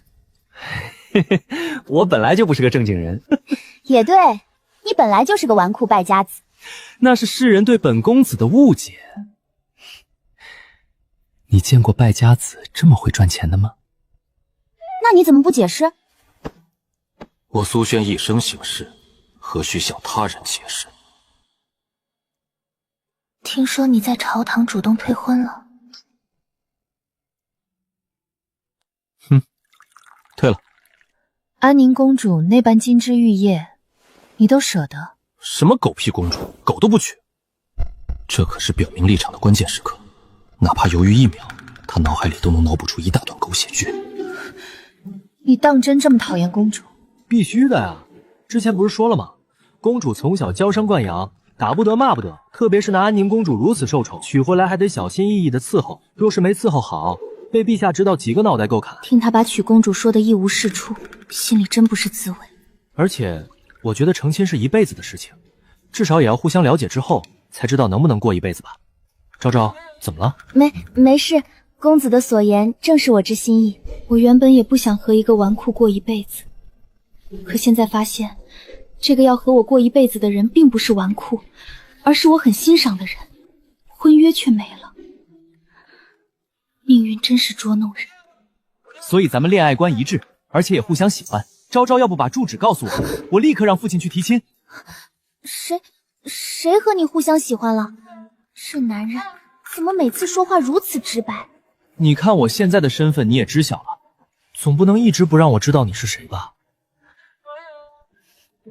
公子能否再给我点时间？怎么，还想再观察观察我？你就当我是因为这个，最多1个月时间，行吗？那再让你观察1个月，1个月后若是满意，我就上门提亲哦。你若是想，也可以。我不知道他到底有多喜欢我，也不知道他发现我就是安宁公主后，会不会敬而远之。我真的好乱。这可是你说的，拉钩！幼稚鬼！谁反悔谁是猪哦！之前说公主狗都不娶，现在又说谁反悔谁是猪，那他是想当狗还是当猪？先别说这些了，你得罪那些读书人，如今他们又吵着不再来琼江玉泽消费，这可如何是好？放心吧，他们也就嘴上说说，还不是得给本公子乖乖抱金币。你有办法？当然。吹牛。那咱们打个赌如何？赌什么？如果我能让他们心甘情愿掏钱，你就亲我一下。春桃若是在这里，你又要被他骂登徒子了。你就说赌不赌吧。赌就赌，我就不信你还能说服那些读书人。嘿嘿，说定了，可不许反悔。诸位，诗词大赛已经结束，接下来由我为大家接榜。老板，把原稿抬上来。按照开业活动规则，本届诗词大赛冠军将会获得白银1000两。当然，为了让参赛的选手都能获得参与感，前10名本店也会送出奶茶券，第2名100张，第3名80张，第4和第5名50张，第5名到第10名每人30张奶茶券。凭券可以在店内不用排队兑换奶茶。奶茶2两银子一杯，我稳居第2。100张奶茶券至少值200两银子，这可是一笔巨款。不止如此，前10名的诗词都会装裱起来，一直挂在琼浆玉露的诗词墙。不仅仅是在本店，日后琼浆玉露还会在各个城池开分店。每个分店的诗词墙上都会将历届诗词大赛前10的作品挂出来，让整个大前都能看到诸位的佳作，各位的佳作必将流传天下。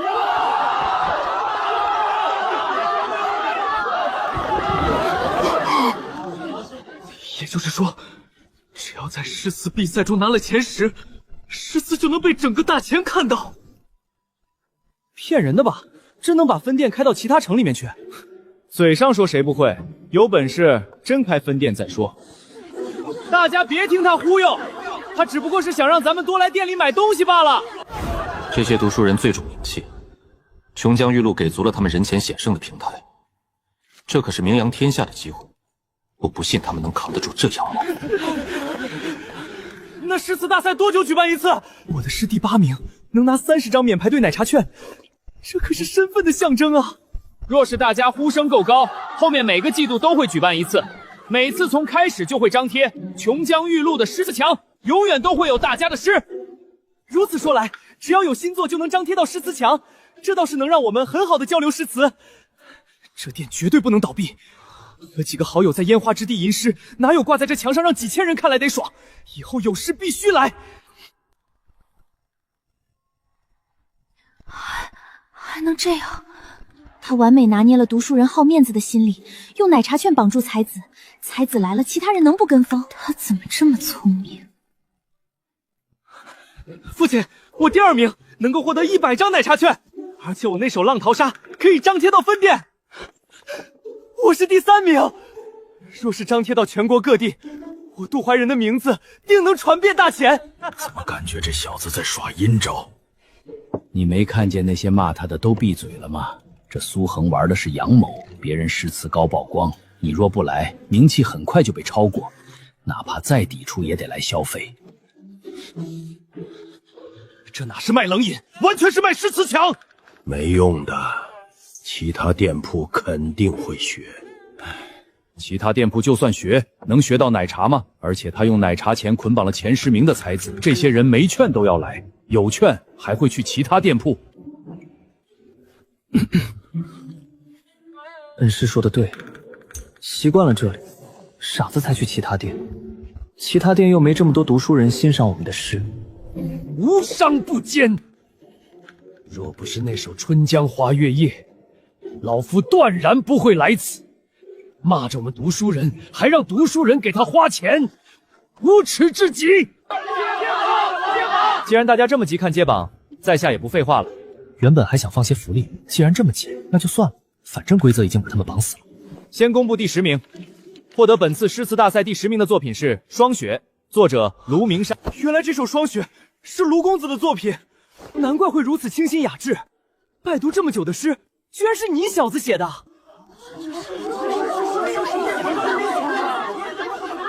卢兄藏得好深啊！哈哈，承让，承让。等这一刻等太久了，这感觉真是爽到了巅峰。恭喜卢公子！刚才还在人堆里骂他，现在不好对他太热情，装得高冷点。特殊指证，印章1分为2防伪，算是简陋却有效的流程。只要你们愿意在店里花钱，我才不在乎什么形象。卢公子日后和朋友来店里，可以凭借奶茶券直接点单。多谢。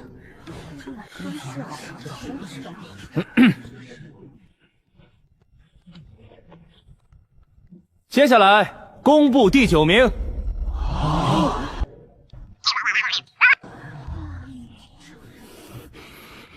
大厨们都在2楼听着呢，能借苏恒的嘴让他们听到我的诗，这开业活动来得太值了！可恶，早知道我把那首珍藏的诗拿出来了，肯定能进前10。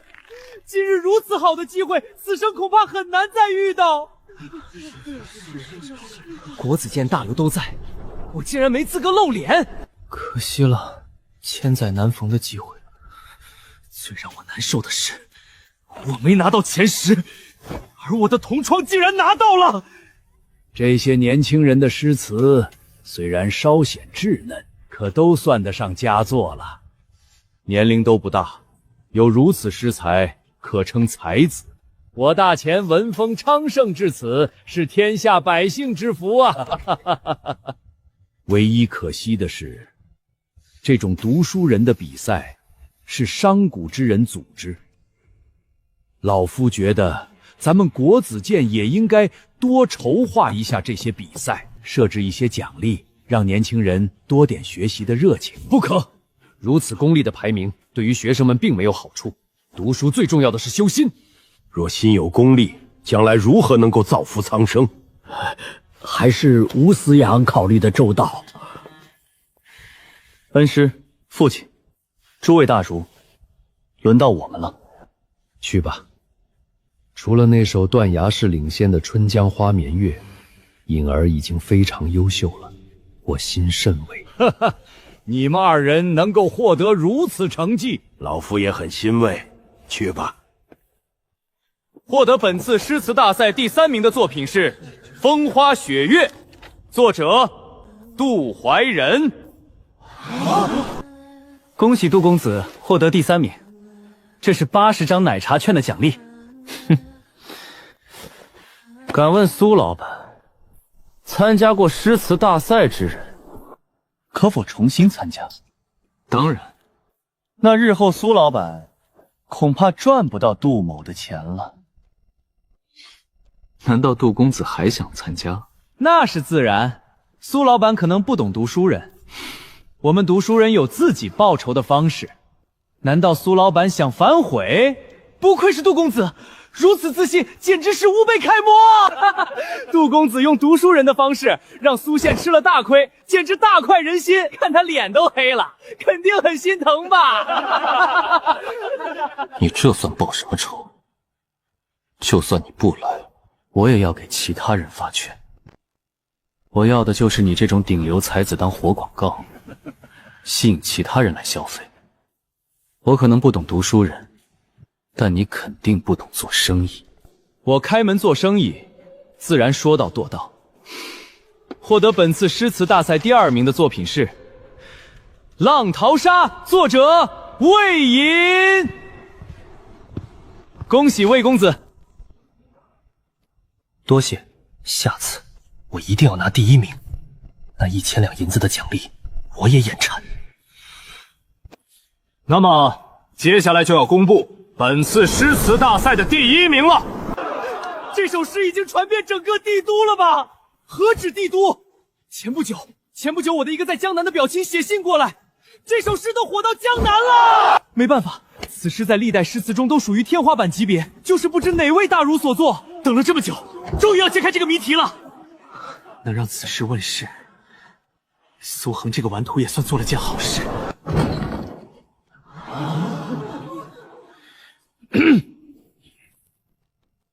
获得本次诗词大赛第1名的是《春江花月夜》，作者苏语。苏语？哪个苏语？没听说过，有这号人啊！如此诗才，怎么可能籍籍无名？你们知道这个人吗？未曾有印象。难道真是个不世出的读书人？怎么没人上去领奖？啊！1000两银子的巨款，竟然没人去领。苏恒，这个苏雨到底是谁？嘿嘿，看来大家都很好奇这个苏雨是谁。此苏雨远在天边，近在眼前，正是本公子。我说苏老板，你吹牛也不用这么吹吧？你一个纨绔败家仔，还会作诗？你一个纨绔能写出这种千古绝句，那我们这么多年的书不白读了？这小子把我们当傻子耍呢！你能写出这首诗，我他妈当着所有人的面叫你爹！爱信不信。苏恒，别开玩笑了，让真正的作者出来吧。我都说了，这首诗就是出自我的手，你们不信我也没办法。那你为何要写苏雨，而不是用本名？我名苏恒，字苏雨，不行吗？如果诗真是其他人写的，你们说那人在哪儿？1000两银子不会不要了吧？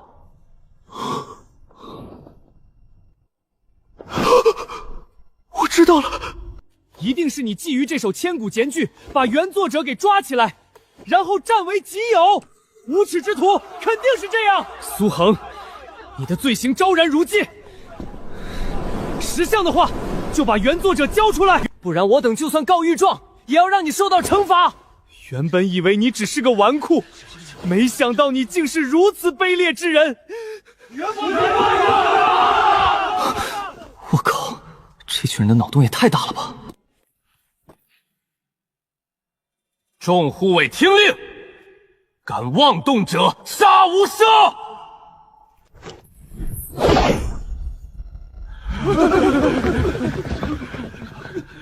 苏恒，你这般恃强凌弱，老夫定要去圣上面前弹劾你。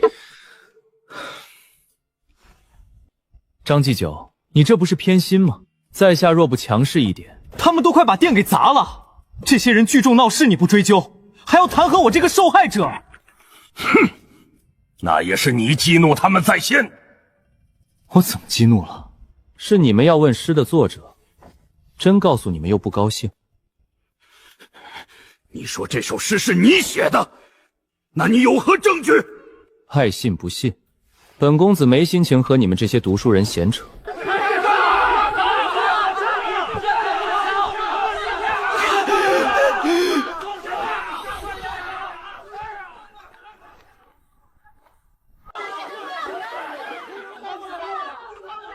朝朝心疼那1000两，我才自己拿第一。至于这群读书人怎么想，关我屁事。难道这首《春江花月夜》真是他写的？哼，如果不学无术之辈都能写出如此诗句，那咱们这些人还读什么书？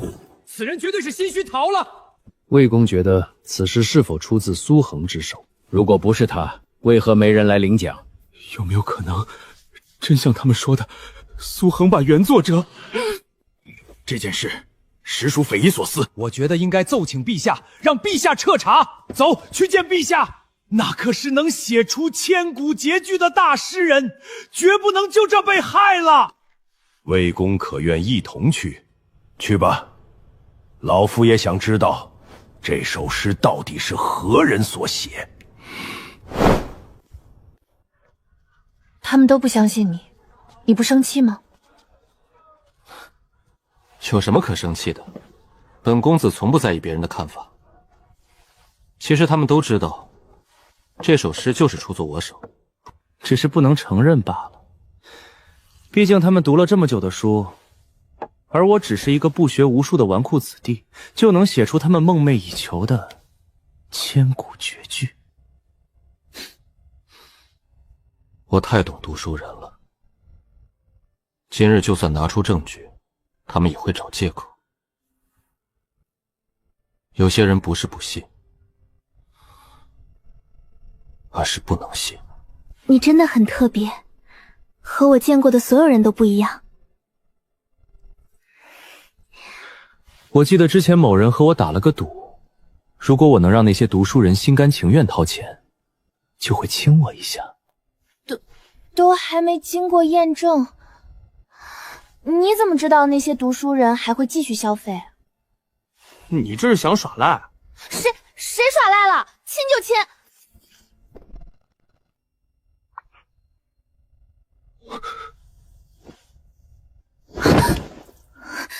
李昭宁，你到底在做什么？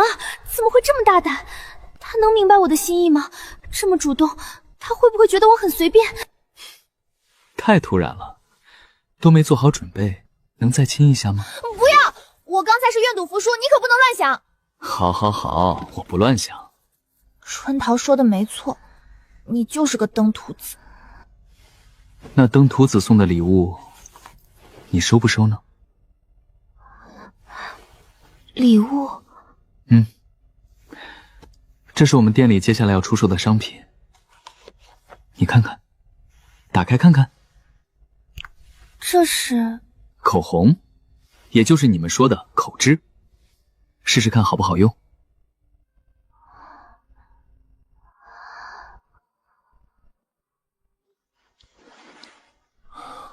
我教你。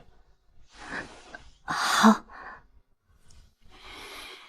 这般肌肤接触，我竟然生不起任何抗拒。好了，抿一下，将口红给晕开。好看吗？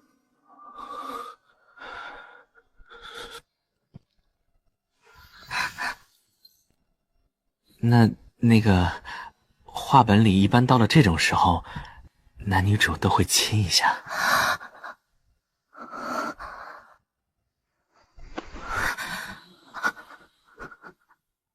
可以吗？你若是亲了我，就必须娶我。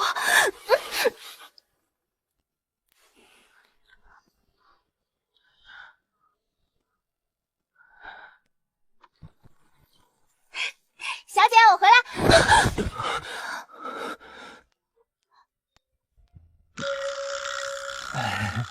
小淘淘回来了。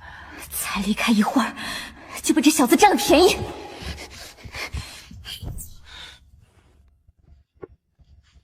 你这是什么眼神啊？昭昭，我觉得你这个侍女很不尽职。进屋敲门不应该是侍女最基本的事情吗？如果以后咱们成婚，她还这般冒失撞见咱们，这样多尴尬。春桃是我的贴身侍女，日后要与我一同陪嫁。就算休息，她也要在旁边伺候。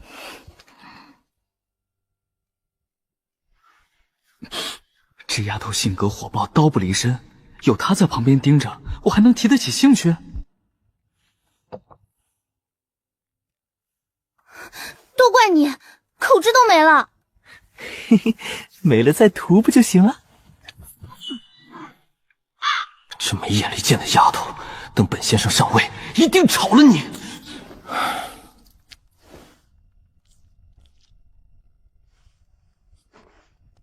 学着点儿。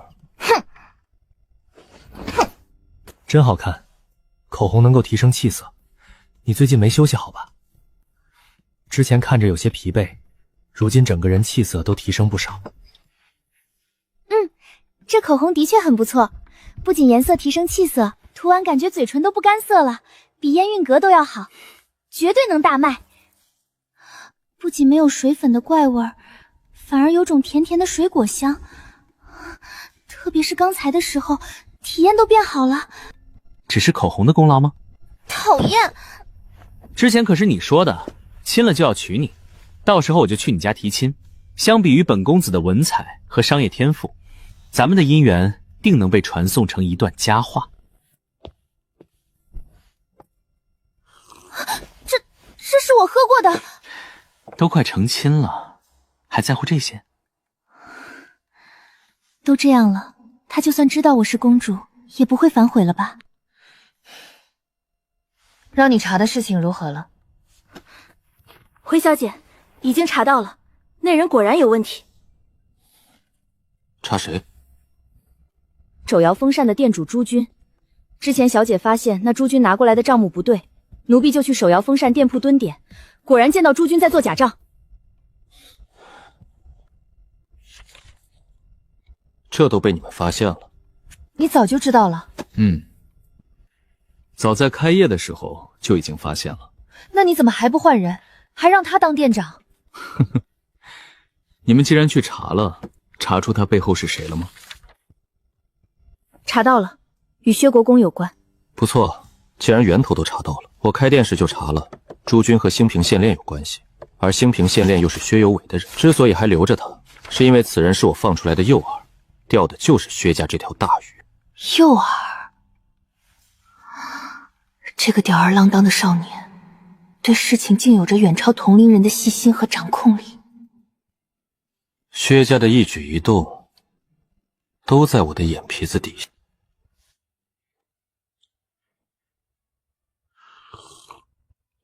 这奶茶当真是夏日消暑佳品，能得到陛下这般夸奖，安平县男若是知道，定会开心不已。那小子，你说他不喜欢功名利禄，他几句话就把朕夸得飘飘然，可他偏偏又放着公主不娶，和那魏征一同逼朕退婚。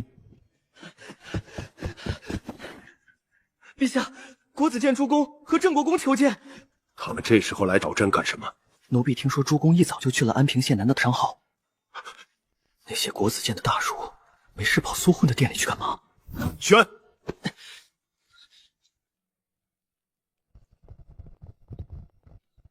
臣张毅参见陛下。臣魏征参见陛下。怎么全跑朕这儿来了？回陛下，臣要弹劾安平县男嚣张跋扈，恐吓百姓。哦，他又如何嚣张跋扈了？近日，臣等因为一首诗前往琼江玉露，那首《春江花月夜》乃是千古绝句，安平县男连书都没读过，如何能做出如此厉害的诗句？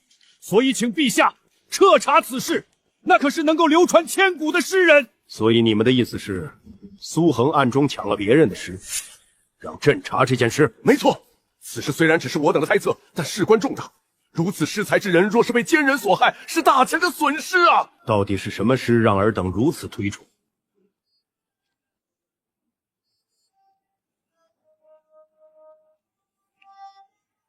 春江潮水连海平，海上明月共潮生。好诗，好诗啊！陛下，此诗定能流传千古。若是我大钱能出一位流传千古的诗人，定能让后世知道咱们大钱文风鼎盛啊！你们说此诗不是苏衡所作，有何证据？整个帝都都知晓那苏衡不学无术，如何能做出如此千古绝句？哼！所以说你们只是猜测。陛下，并不是臣等胡乱猜测，只是此事实在过为蹊跷，请陛下让刑部彻查。请陛下彻查。你的意思是，朕就因为你们子虚乌有的猜测，让刑部去把国公之子抓起来审问？陛下，此事非同小可。住口！一个个声称圣人门生，却行如此无耻之事，还逼着朕去审问苏衡，当真是想让朕当个昏君吗？陛下，臣觉得还有一个办法可以验证。说，让那苏涵再做一首诗，就可以看出他到底什么水平了。陛下，魏公这个办法极好。没错，此法无需刑部审问，只需要再做一首诗，就能看出苏衡的水平。请陛下下旨，召安平县男入宫。今日朕还有要事处理，明日再召苏衡进宫。陛下英明。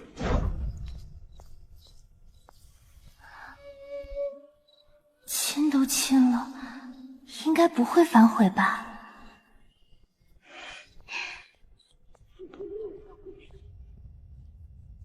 见过父皇，见过母后。昭昭来了，快过来坐。来看看父皇这幅画如何？父皇的画越来越有神韵了。因为年纪大了，有些事情却越发能够看透其本质。苏将军是不可多得的忠良，是朕和皇后愧对了苏家。今日张毅与魏征来找朕，弹劾苏衡夺人诗词，占为己有。父皇，儿臣亲眼看到他写下那首《春江花月夜》。你相信这首诗是他自己写的？当然，苏衡并不是传言中这般不学无术，反而有着大才。如此就好。商行应该快要盘账了吧？过几天就会盘账，有件事不知如何与父皇说。和朕还有什么不能说的？儿臣茶窑风扇的店主有些问题，不过苏恒说他早就知道，让儿臣不要去管。不过这件事关系到薛国公，详细说说。那店主是之前儿臣开店时招的。苏恒刚开店，缺少人手，这个新疆账目混账！陛下息怒，当心身体。那薛仁德是当真以为朕不敢杀他儿子？此事苏恒让儿臣不要去理会，说是那诸军是他放的诱饵，钓大鱼用。儿臣不太明白，才告知父皇。诱饵，既然他有自己的安排，咱们就不要去管了，不然会打乱他的布局。儿臣也是这般想的。按照儿臣预估，这个月张行、手摇风扇和奶茶店的总收入有将近60万两。什么？那成本呢？成本只用了2、3万两银子，其中大头还是奶茶里的糖。这成本为何如此之低？这账本莫不是记错了？父皇有所不知，咱们商行的冰块可不是从外头买来的。难道那小子自己挖了冰窖？怎么会是冰窖？是苏恒凭空变出来的。凭空变出来？他难道成了神仙不成？儿臣知道父皇不信，可苏恨确实用消石把冰块给造出来了，这是儿臣亲眼所见。不然琼浆玉露每日消耗那么多冰，钱都从哪儿省下的？消石？你确定是亲眼所见？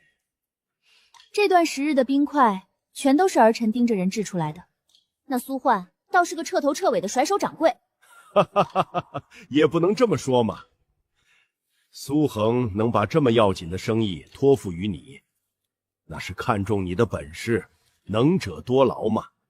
父皇，您到底是向着哪边的？你不懂。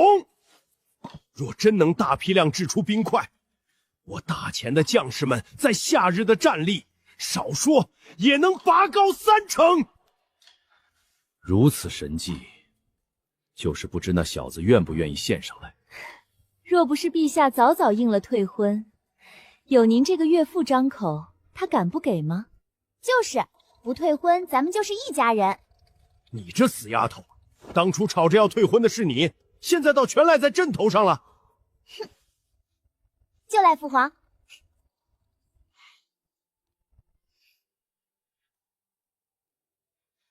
昭昭，你今日吐口汁了。这是苏桓送的，也是咱们商行下一家新店要卖的主打。儿臣特意给母后也带了一只。灵娥，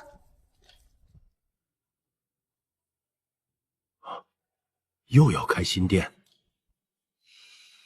那是自然。这次我们商行要开一家专为女子开设的脂粉铺，不仅有这口脂、水粉、眉笔，还有之前父皇母后用过的那种香皂。这女人的玩意儿能赚钱吗？当然能赚钱，只要打开了市面，比冷饮和凤扇加起来赚的还多。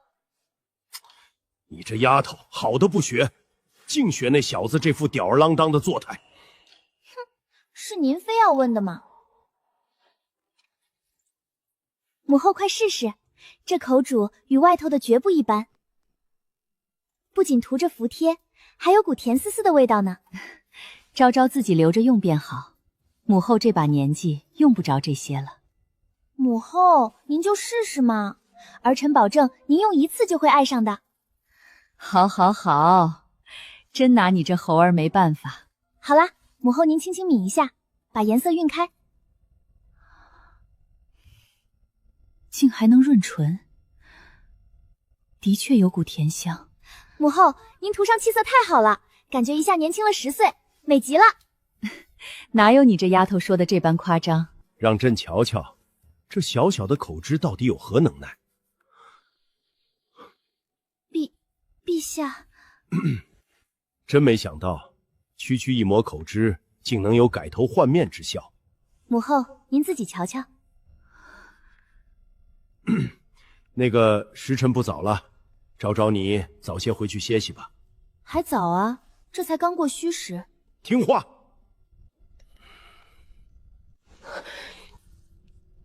昭昭，母后确实有些乏了。那儿臣告退。母后如今怎能睡这般早了？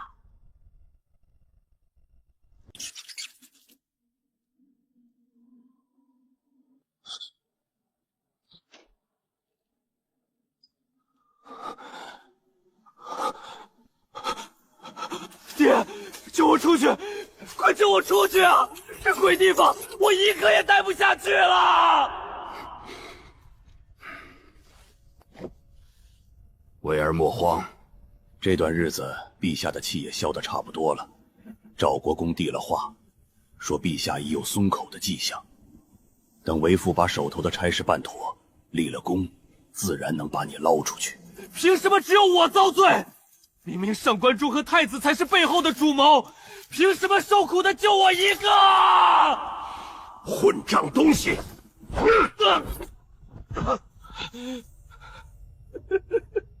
我说错了吗？他们当初打包票说出不了事，说能保我万全。现在东窗事发，我一个人在这暗无天日的地方受折磨。他们人呢？连个鬼影子都没见着。蠢货，你想死？别拉着整个雪家给你陪葬！你当朝堂是商贾买卖那般儿戏？哪怕是太子殿下，行事也容不得半分马虎。庙堂之上一步踏错，便是万劫不复。咱们既然选了边，递了投名状，就给老子把这些蠢话咽回肚子里去。现在吃点苦头算什么？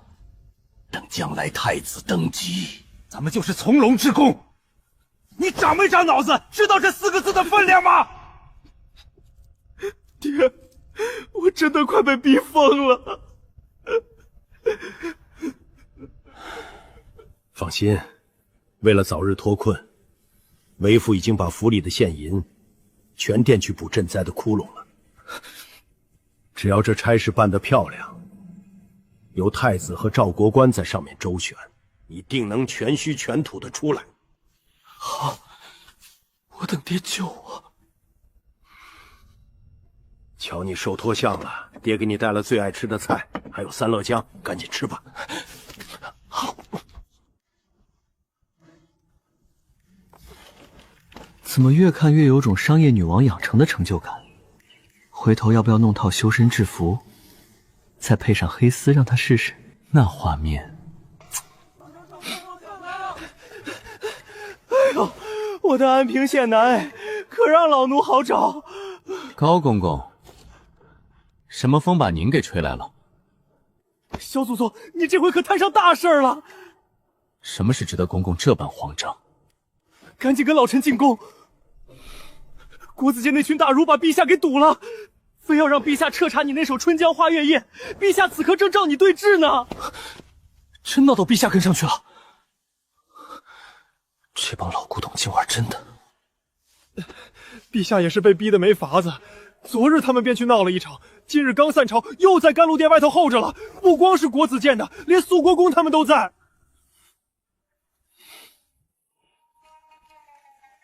小祖宗，待会儿在甘露殿，你可千万别像上次在朝堂那般口无遮拦。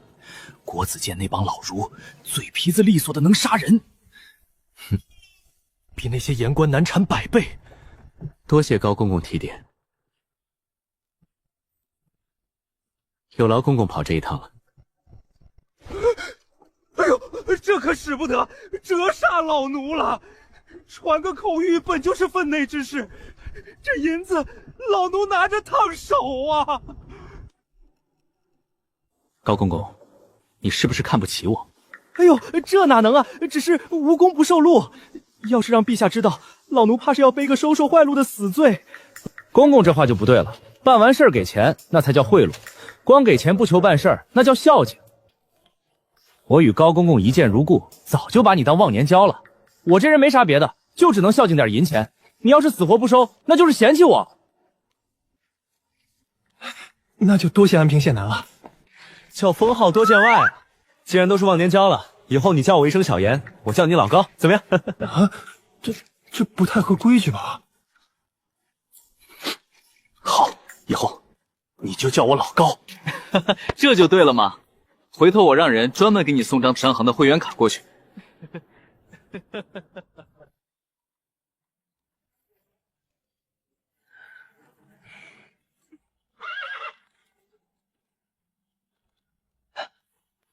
进去吧，切记万不可意气用事。放心吧，老高。不管待会儿闹成什么，你只要记住，陛下是站在你这边的。六站我这边，自己前脚才刚逼着皇帝退了婚，对方心里肯定窝着火，怎么可能还站自己这边？不过看老高那笃定的眼神，这皇帝老儿还挺够意思。臣参见陛下。年礼，你可知今日召你入宫，所谓何事？臣听闻是国子监的众位大儒故意跑来找臣的茬。小祖宗，刚嘱咐完别意气用事，你这怎么一上来就指着鼻子开骂呀？苏恒，休要血口喷人！什么叫找你的茬？简直狂妄至极！此子毫无家教，毫无教养。你他娘的骂谁没教养？陛下，救命啊！还不快拦住他！老匹夫，你他娘的骂我就算了，敢扯上我爹娘，我今天非弄死你不可！好了，苏恒，给朕冷静点。陛下，并非臣想殿前失仪，实在是这帮老匹夫欺人太甚。臣本分分做生意，他们非要跑去捣乱，如今更为了芝麻大点的事来烦扰陛下。臣要弹劾国子监众大儒。哦，你要弹劾他们什么？臣弹劾他们不务正业，枉为朝臣。这小子一张嘴抵得上100万雄兵啊！苏贤，我等怎就不务正业了？你这是含血喷人！朝堂之上，岂容你这黄口小儿大放厥言？哼，尔等拿着朝廷的俸禄，本该在国祖卷行教书育人之责。可昨日当值之时，你们却成群结队跑到我的商铺里吃喝享乐，这不是不务正业是什么？哈哈哈！还真别说，话糙理不糙，就是这个理儿。当值时私自跑去外头闲逛，按读书人的规矩，这应该叫玩忽职守吧？哟呵，老苏，你个大老粗还会拽成语了？略懂罢了。陛下，我等昨日之举确有不妥，但那都是为了大钱文坛，孰轻孰重，一目了然啊！那首《春江花月夜》的作者绝对有我大钱失魁之资，若这等经世之才真被贼人暗害顶替，那可是大钱无可挽回的损失啊！请陛下明断，此事事关文坛，事关国运，绝不可强争之祸。庶子，你笑什么？我笑你们这帮老骨头满嘴道你们天下苍生，不过笑你们日日拿苍生将仁义道德挂在嘴边，自己骨子里却烂透了。你这黄口小儿！骂得好！你们若真心里装着天下苍生，怎么不提着刀跟老子去边关砍外敌？安平县男在这里逞口舌之乔毫无意义。今日廷议是为了当场对质。陛下，今日的重头戏是查验那首诗是否出自安平县男之手，其余所事，臣提议暂且搁置。苏恒，听到没？别东扯西拉的。陛下，臣早的800页就是臣写，可他们偏不信，臣能有什么办法？这皇帝老儿不露声色就能掌控全局，真是个老阴险。听见了吗？苏寒一口咬定是他写，空口无凭，凭他上下嘴皮子一碰，如何服众？那依诸位之见，当如何？让他当场再做一首。我们也不强求他能再写出那样的绝句，只要其诗才水平能让我等信服，我等自当认错。听见了？你们让我写我就写，我不要面子的吗？哼，是不想写，还是根本就不敢写？少对我用激将法，这招没用。不过嘛，真想看我写诗也行。之前在诗词大会上，我一首诗就赚了1000两，今儿就收你们1000两润笔费，不过分吧？你竟用铜臭之物来玷污神圣的诗词，简直有辱斯文！我又不是你们这些穷酸读书人，诗词在我这儿就是换钱的玩意儿，没那么神圣。你，哎呀呀，怎么？你们好歹也是国子监的大儒，不会连区区1000两银子都掏不出来吧？不会吧，不会吧？魏公，您倒是说句公道话呀！本官以为就事论事，若是他真有那般诗才，1000两，确实值这个价。你到底商量好没有？你们闲得慌，我可忙着呢。本公子现在一个时辰好几千两上下，别耽误我赚钱，行不行？1000两就1000两，老夫亲自出题。你若能写出一首让老夫心服口服的诗，1000两银炮，双手奉上。吴思业痛快。不过咱们得先说好，1000两那是任由我随意发挥，若是你们指定命题的定制款，那得2000两。苏恒，你莫要得寸进尺。在商言商嘛，买卖本就是你情我愿。吴思业是打算大出血选定制，还是省点钱让我自由发挥？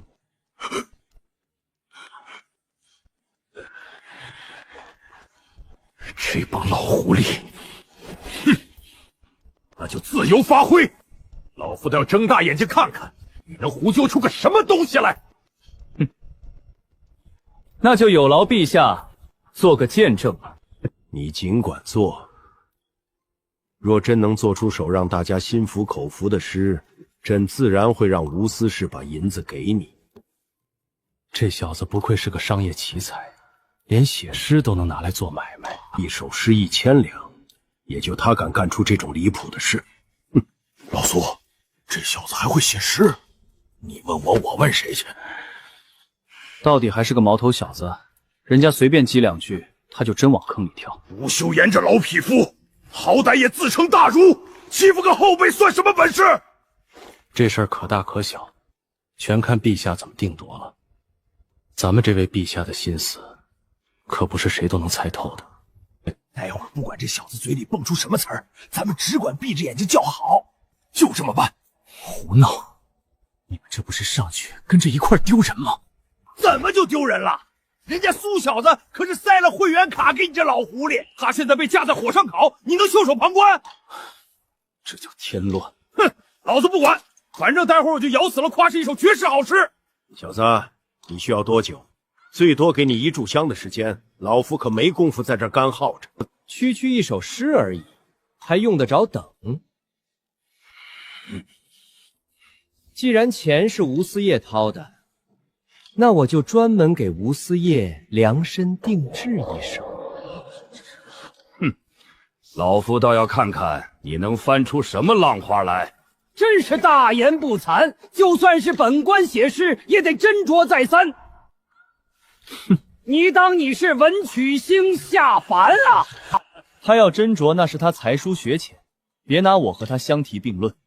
放肆！那就有请安亭县男不烂俺赐教了。既然你们这么虚心求学，那本公子就勉为其难给你们露一手。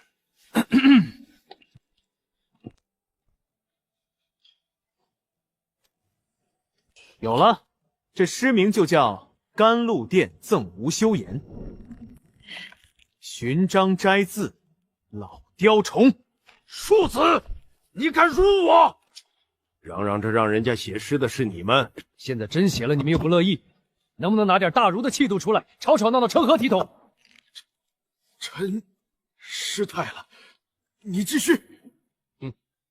小月当帘挂玉弓，不见年年辽海上。文章何处哭秋风？寻章摘字老雕虫，小月当帘挂玉弓。不见年年辽海上，文章何处哭秋风。好一个不见年年辽海上，文章何处哭秋风！好诗，痛快，绝妙，妙极，妙极呀！哈哈哈，果然是绝世好诗啊！你这庶子啊！蜈蚣，吴思业，这首定制诗听着可还顺耳？诸位大儒觉得我这首诗能值几个钱？刚才不都挺能说的吗？怎么这会儿全成了哑巴？陈伯伯问你们话呢。吴思业，您老给评评，本公子这首诗值不值那1000两银票？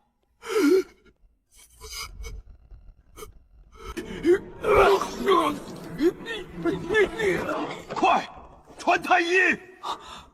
真给气吐血了，星爷承不起我。秦将军，你且说说这首诗到底妙在何处？回陛下，在臣看来，此诗最精妙的便是那后2句。老秦，你打什么哑谜呢？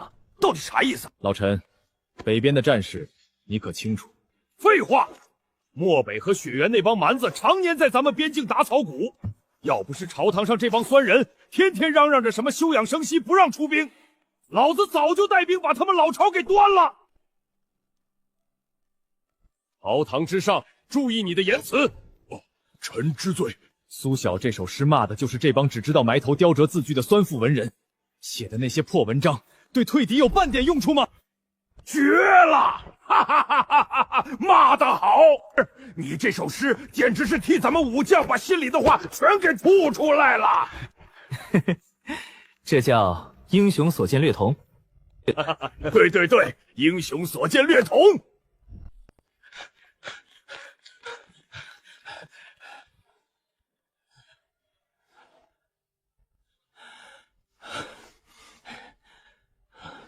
回陛下，吴四爷只是一时急火攻心，导致气血闹流，并无性命之虞，好生休养一阵便可。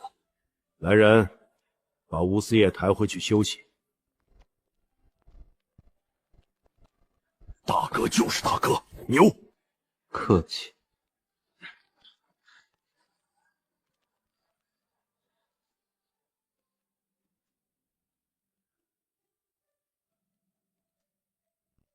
张毅，你觉得苏衡这首诗如何？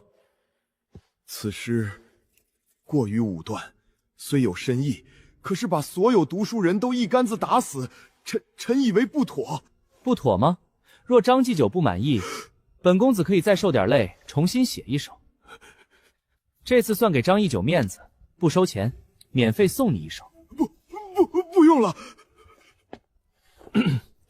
张继久太客气了，不用跟本公子见外。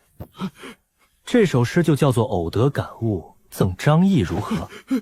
安平县南这首诗对比强烈，意象精准，言辞犀利，实属一首充满批判锋芒与生命痛感的绝佳之作。哈哈，解气，十分解气。诸位大儒对张继景的点评可有异议？张继久乃大前师道魁首，他认可的佳作，我等自然毫无异议，臣等完全赞同。既然如此，是否就代表苏衡确有诗才？那首《春江花月夜》的事情，是我等有眼无珠，小题大做了。苏涵的确颇具诗才，看来是我展示的还不够，才让张继将觉得我只是颇具诗才。老夫觉得《春江花月夜》就是出自安平县南之手。既然张继久承认此诗是在下所作，那么今日之事，在下平白无辜蒙受这等天大的冤枉，诸位是不是该有点表示？安平县南觉得该如何表示？你们给在下扣的可是偷盗千古绝句的重罪。这样吧，为了弥补我受伤的心灵，每人掏个10万两银子，不过分吧？什么？10万两？你疯了吗？10万两我等如何拿得出？简直是狮子大开口！你当真以为我等好欺负？10万两，这是要生生抽干我们的家底！诸位可都是世家大族的顶梁柱，区10万两对你们来说，哼，不就是9牛1毛吗？休想！这就没道理了。陛下，臣要弹劾诸位国子监大儒诬陷忠良，请陛下为臣做主。苏涵，我等只是合理质疑，如何算作诬陷？我苏家世代忠良，为大钱抛头颅洒热血。诸位在没有任何真凭实据的情况下，这般信口雌黄，诬陷我残害他人、盗取诗作，到底包藏着什么祸心？陛下呀！我儿平白无故遭受如此奇耻大辱，今日若不是侥幸自证清白，我苏家世代用鲜血换来的声名，怕是要毁于一旦了。请陛下为老臣、为苏家做主啊！这就是主公想要看到的局面吗？陛下息怒，臣等绝无此意啊！绝无此意。尔等借着天下苍生的名义，逼着朕来彻查。如今事情水落石出，朕还没治你们的罪，你们竟连区区一点补偿都不愿给。臣等莽撞误会了安平县男，自然愿意补偿。可这10万两实在是……是啊，陛下，实在太多了，能不能少一些？10万两当真强人所难啊！你们当甘露殿是东西市的菜市场吗？还敢讨价还价！今日若不能让苏恒满意，就算你们是国子监大儒，朕也定要治你们诬陷忠良的死罪。臣愿意，臣愿意。哈哈，既然大家都这么爽快，那这误会就算是解开了。我苏恒向来不是斤斤计较的人，这样吧，这笔赔偿直接交到陛下内突。千秋节在即，上官皇后贤良淑德，乃天下女子之楷模，我苏恒敬佩万分。加之苏家世代承谋圣恩，这笔银子就当做我苏焕进献给皇后娘娘的生辰贺礼。诸位，3日时间，筹钱应该足够了吧？他竟然不仅不要这笔巨款，还将皇家捧得如此之高。好，朕就替皇后收下安平县男和苏家的这份重礼了。每人10万两，这波简直是国库血赚。木已成舟，连皇帝都发话接了这笔钱，我们就算是砸锅卖铁也得凑出来。3日足够了。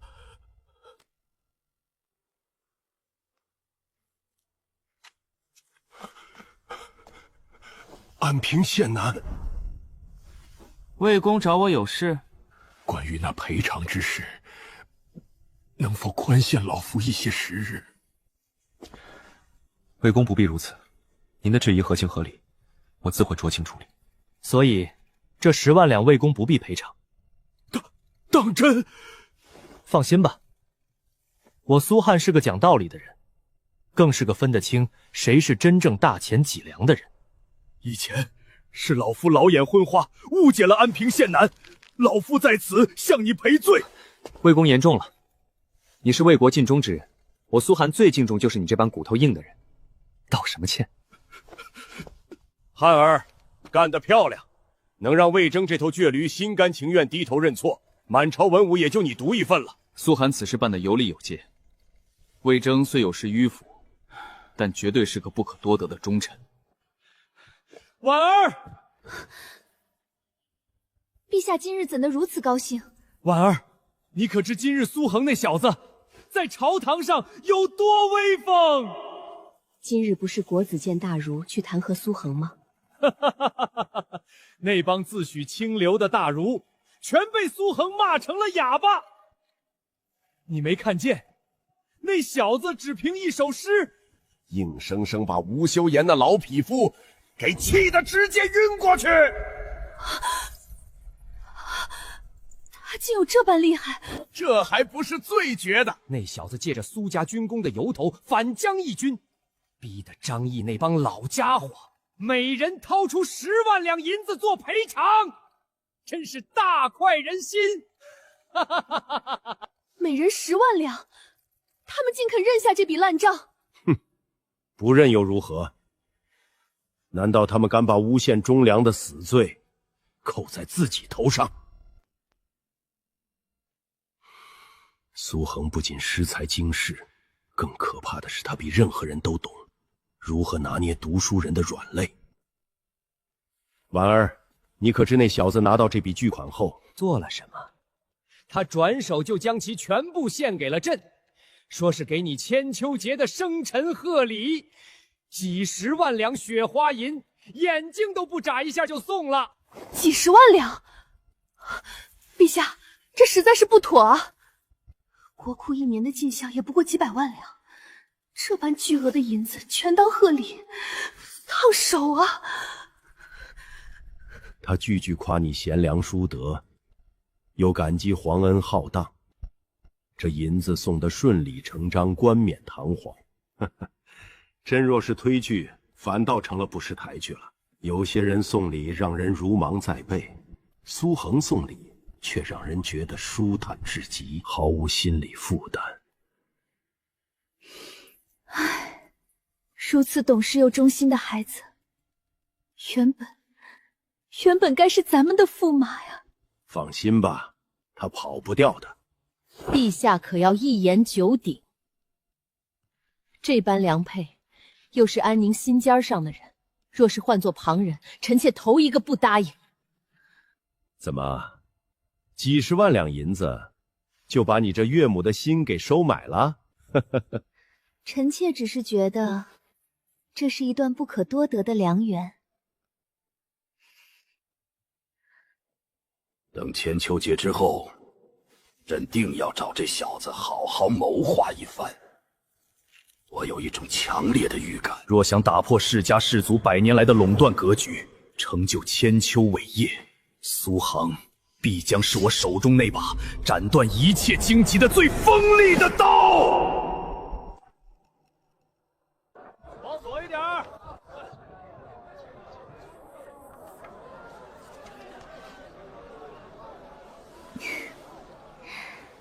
画本始终只是画本，里头的人非黑即白，现实到底如何，还得亲眼去看，亲自去了解才行。谁？小姐，是奴婢。死丫头，进来还知道敲门了。奴婢这不是怕苏寒那家伙又找茬吗？你还真怕他把你给辞了？奴婢是公主的侍女，去留全凭公主一句话。放心吧，咱们虽是主仆，可我一直拿你当亲姐妹看待，别人赶不走你。对了，小姐，苏仙有消息了，他反倒让那帮大儒栽了跟头。快，仔细与我说说。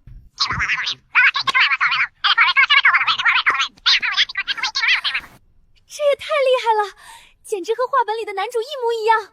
更解气的是，他逼着那些大儒每人赔了10万两银子，而且苏焕把这些赔偿全送给了陛下和皇后娘娘，说是给娘娘千秋节的生辰贺礼。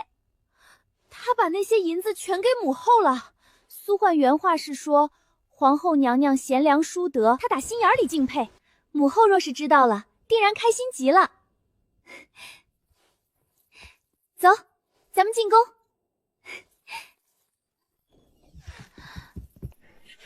这杀千刀的苏恒，若是老爷有个3长2短，定要让那纨绔小儿陪葬。老爷醒了！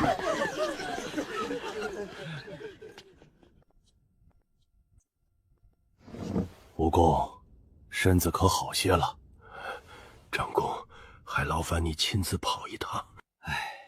是咱们看走眼了，没料到那苏恒竟真有这般识才。哼，老夫判定此子那尸绝对是剽窃来的。蜈蚣慎言啊！若是再传出去惹恼了他，咱们可吃不消了。长公，我辈读书人傲骨铮铮，怎能被一个恶少吓破了胆，轻易向他低头？蜈蚣，你昏迷的早，有所不知。后来那甘露殿里，什么10万两，他怎么不直接去抢？长公，你们莫不是已经答应了吧？大义全在他那边，陛下又发了话，不答应，过不去啊！蜈蚣，蜈蚣，老爷，快来人啊！把大夫请回来，老爷又吐血了。话说当时那国子监众大儒，那是唇枪舌剑，步步紧逼。那苏恒一人一扇，竟将满堂大儒驳得哑愧无言。好，苏公子当真是个性情中人，痛快。从前只道他是个纨绔，谁成想竟是个藏拙的诗仙。一介商贾纨绔，谁知道那几句诗是从哪儿抄来的？真当千古绝句是大白菜吗？我瞧你们就是酸，不是你们这帮人咄咄逼人，非逼着苏公子作诗证明吗？无知于民！《春江花月夜》那是足以问鼎大钱世魁的神作，岂是不学无术之辈能写得出的？你们就是被那苏寒的诡辩给蛊惑了。至于白糖，库房里已经囤了不少，但不急着铺货，如今只能靠收购市面上的饴糖来提纯。若是动静太大，被世家卡住原料，那就前功尽弃了。真正的命脉，还得掌握在自己手里。想让皇帝老儿松口推行国策，光靠画大饼可不行，得先让他们看到实实在在的利。淘宝商行现在的底子还太薄，等这盘棋下大了，不用我上赶着，李玄自己就会找上门来。我发现你特别喜欢盯着窗外看，习惯了吧？有时候觉得窗外的世界远比那四面高墙里要让人向往的多。既然向往，怎么不多出去走走？这般看着便挺好了。怎么样，楼下的陈设，苏老板可还满意？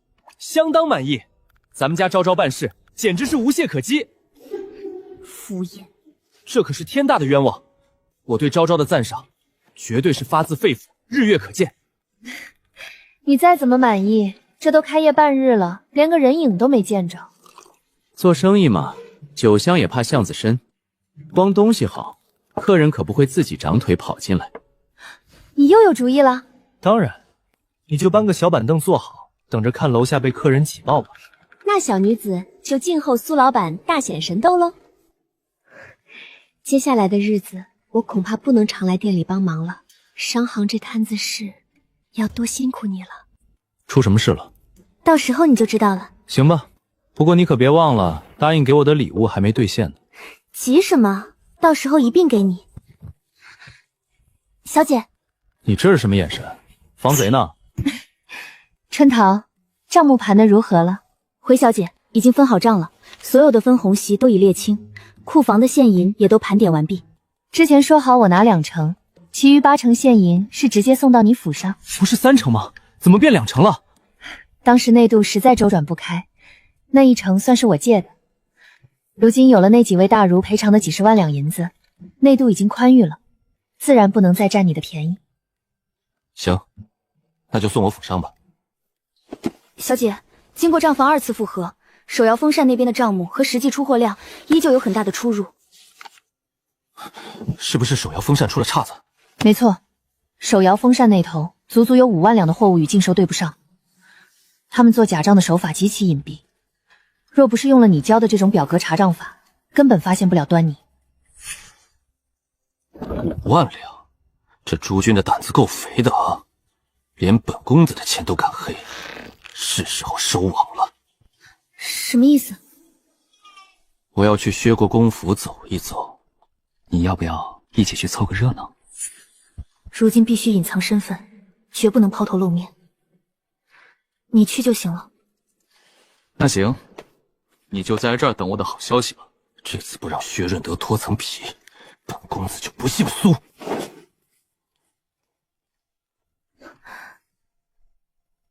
阿威，来福，让你们去手摇风扇店的手脚，办妥了吗？公子放心，早先混进去的那批银缎上，全都刻上了咱们淘宝商行的暗记。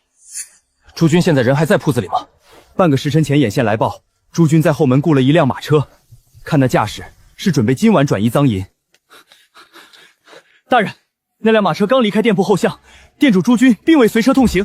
陈楚冲呢？叫来了吗？已经派兄弟去传话了。哈哈，好极了！阿威，你立刻带人去把朱军给我拿下，连同我交代的事一并办了。来福，你带足人手，跟本公子去薛国公府后门，咱们来个守株待兔。公子，这眼瞅着就要宵禁了，怎么还没见着人影？该不会是走漏了风声，不敢来了吧？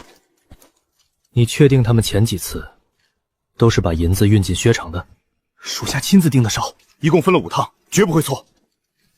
那就沉住气，薛国公府在东市，这边巡查极严，他们要想神不知鬼不觉地把钱运进去，肯定会赶在宵禁前动手。对了，立刻派个腿脚快的去通知我爹，告诉他别急着睡，待会儿肯定要闹到狱上去，让他去把陈伯父他们全叫上，直接去朝堂，记得带上麻袋撞钱。大哥来了！大哥，什么时候动手？不急，等他们开始交接，咱们再来个人赃并获。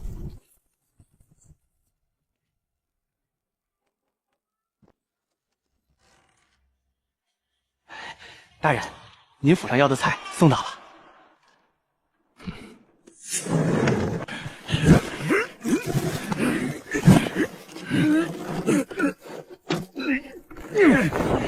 动手！来福控场，陈处冲护下。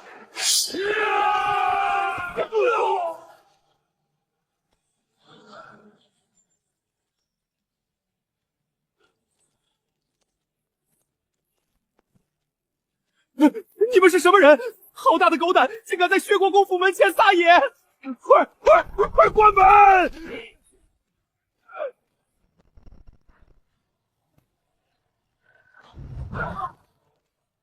这也太猛了吧！老爹派来的这来福，战斗力简直爆表，绝不亚于江湖上那些顶尖高手。切，这算啥？要是换了俺上，不出3个呼吸，全给他们锤成肉泥！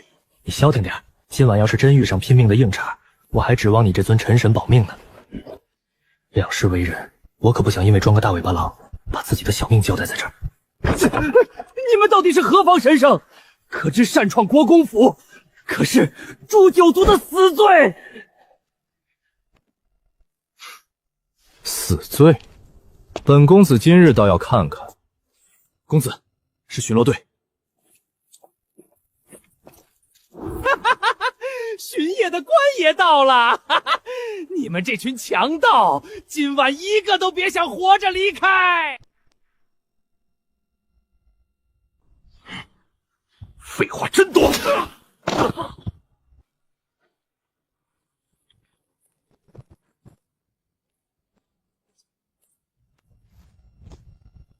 干什么呢？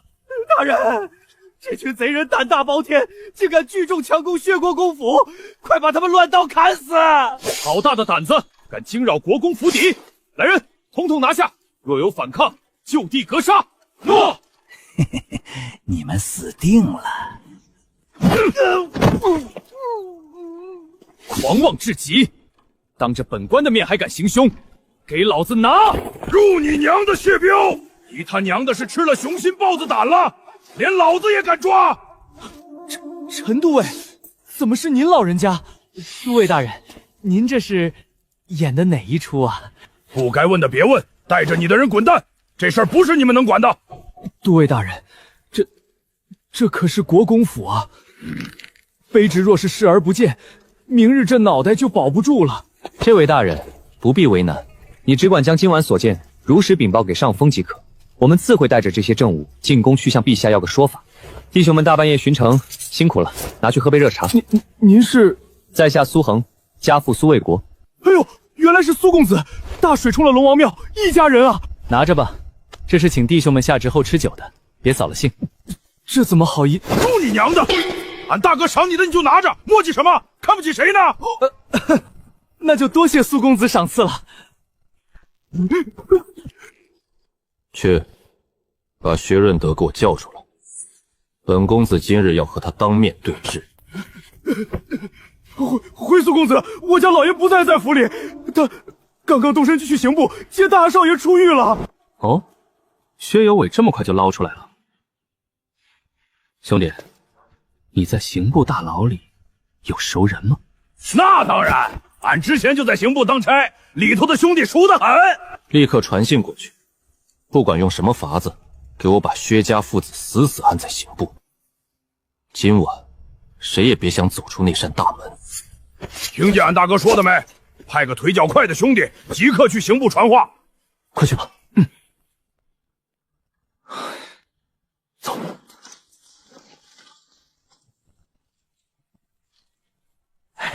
大哥，人扣下了，咱们接下来咋办？把这几个活口连带赃银统统拉去刑部，咱们进宫面圣。得令，进宫面圣去。俺认准一个理，跟着这般腹黑手段狠辣的大哥混，绝吃不了亏。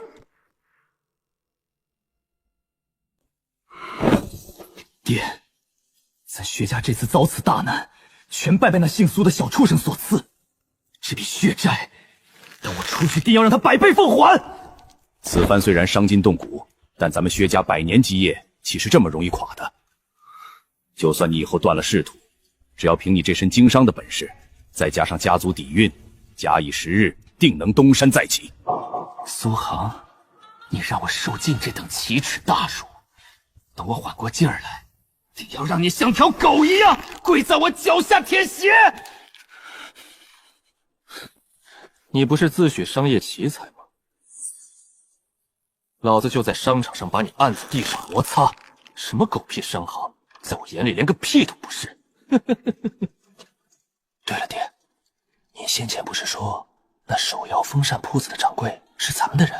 我吩咐他暗中办的事儿，可办妥了？早就动手了。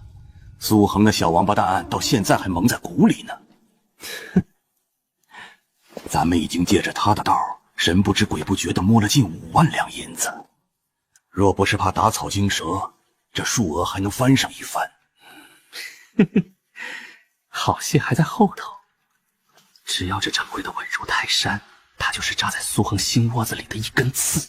这细水长流的买卖，可比一锤子敲骨吸髓要痛快多了。不过这账面上的手脚，不会被他们察觉吧？把心放肚子里，为父特意交代过诸君，把账做得跟一团乱麻似的。就算苏恒请来全京城最顶尖的账房先生，也休想理出头绪。退一万步讲，现银早就进了咱们薛家的金库，就算他发现账目有鬼，没凭没据的，他能奈我何？既然如此，爹，咱们赶紧走吧。这破地方，孩儿真是一刻也待不下去了。急什么？为父早在府里备下了几个身段极品的美娇娘，专等回去给你洗晦气呢。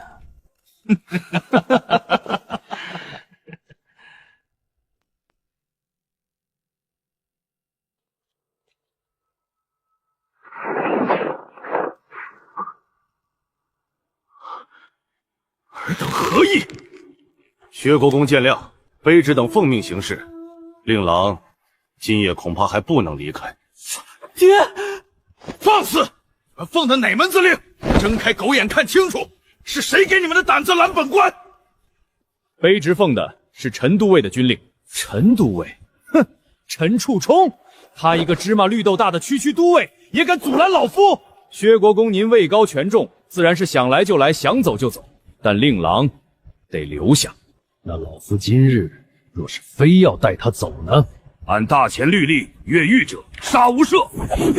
好好好，尔等简直是反了天了！你们就不怕本官明日在陛下面前参你们一本？国公大人请便。伟儿，你暂且忍耐片刻，为父这就进宫面圣，定要给你讨个说法。爹，别把我留在这儿，我死也不回去。暂且委屈一下，爹去就回。爹，你可得快点啊！薛公子，是您自己乖乖走回去，还是卑职叫兄弟们请您回去？你们给我等着！等我爹请了圣旨回来，我倒要看看你们怎么死！梁公此番下江南，路途劳顿，来尝尝这阵子在京都风靡一时的奶茶，解解乏。臣在江南时，便已听闻安平县男弄出的这冷饮花样了。哦，这小小的奶茶名气竟已传到了江南。臣沿途常听那些江南才子吟诵《春江花月夜》，打听之下才知这千古绝句竟是出自一家饮品铺子，自然也就对这奶茶有所耳闻。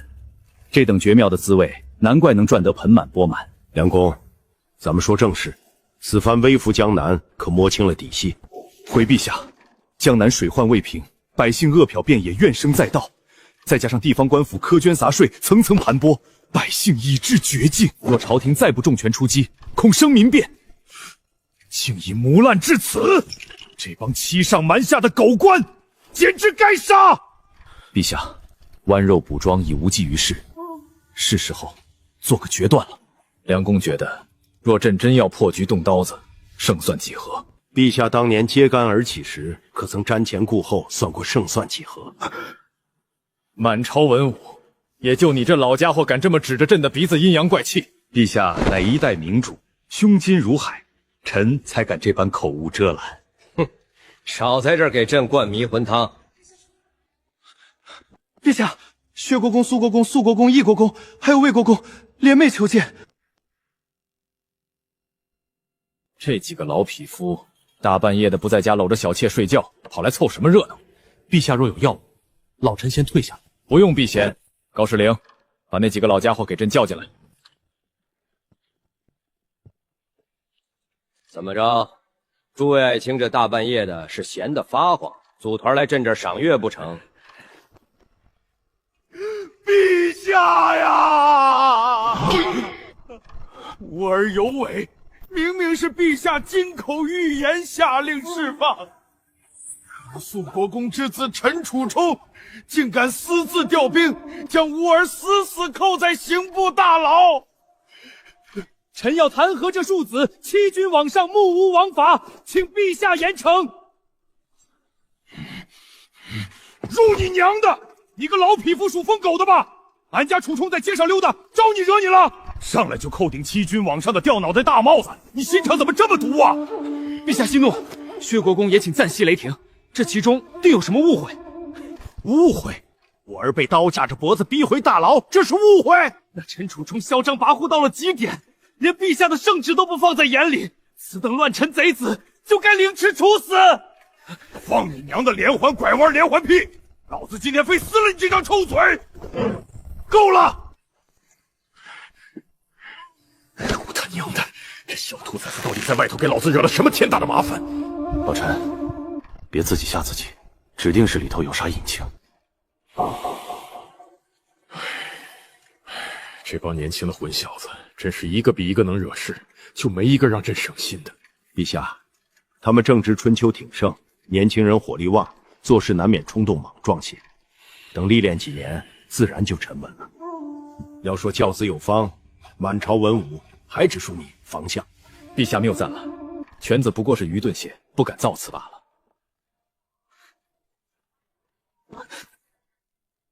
陛下，肃国公之子陈都尉，还有安平县男在殿外求见。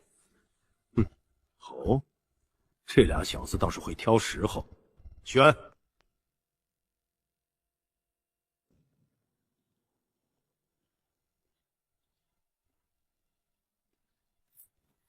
陈苏黄参见陛下。陈楚冲参见陛下。陈楚冲，薛国公弹劾你私调兵马，强行将薛有伟扣押在刑部大牢，此事你可认？回陛下，认啊！是我让人干的。混账！你可知薛由良是朕亲自下旨释放的啊？这事臣不知道啊！不知道？你轻飘飘一句不知道就想接过去？私自扣押朝廷要犯，抗旨不遵，你可知这是要掉脑袋的欺君之罪？大哥，你可没说这活要掉脑袋啊！有这么严重？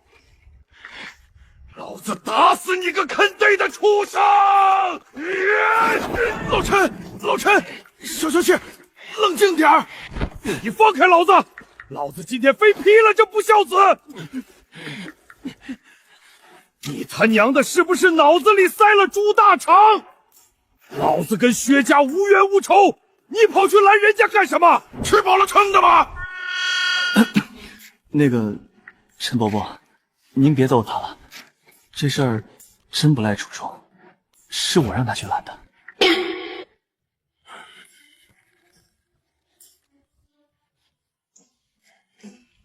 嗨，早说呀，吓老子一跳。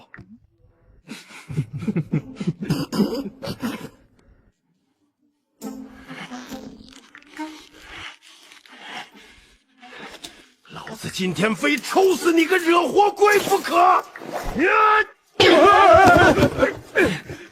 老苏，别激动，冷静一下，都是自家孩子，打坏了心疼的是你呀！好了，都给朕闭嘴！你这小混账又在给朕搞什么名扬？陛下明鉴，臣冤枉啊！冤枉？哼！天堂有路你不走，地狱无门你自来投。陛下，臣这阵子为了追缴赈灾款，可谓是呕心沥血。陛下念老臣一片苦心，这才天恩浩荡，亲自下旨释放犬子。可这苏寒竟敢公然抗旨，阻拦吾儿出狱，此等目无王法、欺君罔上之举，恳请陛下严惩。苏恒，你拦人的由头是什么？臣只是觉得，陛下多半是受了旁人的蒙蔽。大胆狂徒，你竟敢说陛下识人不明！薛国公，你能不能把嘴闭上？陛下，薛有伟当初可是因为雇凶杀我才下的大狱。按律例，当事人都没松口和解，这人怎么能随随便便就放了？本官已将赈灾款的案子彻底结了，以功抵过，换吾儿自由。安平县男还有何不满？就你立功，有何不可？你有个屁的功劳！那赈灾款虽然不是你亲手捞的，但你身为户部尚书，这笔烂账你脱得了干系？陛下开恩没削了你的脑袋，让你戴罪立功，你还真好意思把这当成免死金牌来捞你儿子？脸呢？哼！陛下，追回赈灾款，顶多只能抵消他薛仲德渎职的罪过。想拿这笔烂账就让薛有伟洗白脱罪，臣以为远远不够，恳请陛下明察。你这话倒也不无道理。陛下，就算安平县男有异议，也当在朝堂上堂堂正正的上奏。他私自调兵拦截，这分明就是抗旨欺君啊！苏恒，欺君之罪，你认是不认？臣认罪。欢儿，你疯了！陛下，小儿年少无知，口无遮拦，求陛下网开一面。哼，欺君大罪，岂是一句年少无知就能抵消的？爹，我虽犯了错，但我能戴罪立功啊！这是掉脑袋的罪！你个倒霉玩意儿，认这么痛快干嘛？把心放肚子里。陛下，臣那点罪名待会儿再议不迟。眼下，臣有桩捅破天的大案要奏。有屁快放！臣要弹劾户部尚书薛仲德。老夫倒要竖起耳朵听听，你能泼出什么脏水？讲。户部尚书薛瑞德暗中勾结商户，盗窃陈兴行库银整整20万两，如今人赃并获，求陛下为臣做主啊！陛下，这小儿纯属血口喷人，我做的神不知鬼不觉，这小子是怎么发现的？而且竟然直接捅到了御前。盗窃20万两，继续说下去。臣也是无意中查账，才发现那手摇风扇铺子的掌柜竟是薛家安插的内贼。这1个月来，他分批将陈商行里的现银偷偷运进薛国公府。就在半个时辰前，臣与陈都尉在薛府后门将运赃的人车抓了个正着。薛大人呐，您平日里满口仁义道德，以清流领袖自居，背地里竟干出这等偷鸡摸狗的安杂勾当，当真让人叹为观止啊！黄口小儿，你竟敢当朝诬陷朝廷命官！是不是诬陷？薛大人心里明镜似的。那掌柜朱军已移交刑部，只怕这会儿供词都快画好押了。哼，那种严刑拷打逼出来的伪证，能做得了说？哼，那我们在贵府后院抓的现行，又怎么说？那分明是你故意雇人去老夫府上栽赃陷害。薛大人不愧是读过大书的，这倒打一蟒的本事真是绝了。不过嘛，我商行出去的银锭子，底部都打上了独家的暗记。臣敢拿脑袋担保，只要陛下派人去薛府金库里搜一搜，真相自会大白于天下。薛尚书是自己招了，还是朕派人去你府上搜？我确确实实运了几万两回府，眼下至少还有1万多两没来得及熔炼。若是真被搜出带着暗记的银弹，那就是铁证如山，百口莫辩。若这小子是临时起意查账，绝不可能布下这么周密的杀局。我明明只运了5万两，这小畜生怎么一开口就是20万两？这小子早就布好了网在等我。既然苏恒敢把话说到这个份上，陛下，此事臣确实毫不知情。但既然安平县男言之凿凿，臣恳请陛下即刻派人彻查薛府。既如此，你便亲自带人去薛府走一趟。记住，只搜查银库，不得惊扰薛府家眷。罪臣叩谢陛下隆恩。臭小子，你这葫芦里到底卖的什么药？爹，您就把心放肚子里，安心看大戏就成。搜得如何？回陛下，卑职等在薛国公府内，确实搜获了带有商行暗记的库银。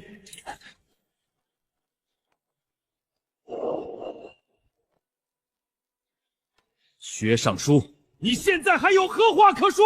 陛下，陛下，臣真的冤枉啊！真的冤枉啊！此事臣绝不知情，定是府里出了内贼。启禀陛下，这批银两并非在薛府金库找到，而是在管家的偏房内搜出的。卑职正欲传唤管家问话，却撞见他背着包袱，正企图从后门翻墙逃窜，已被卑职等当场拿下。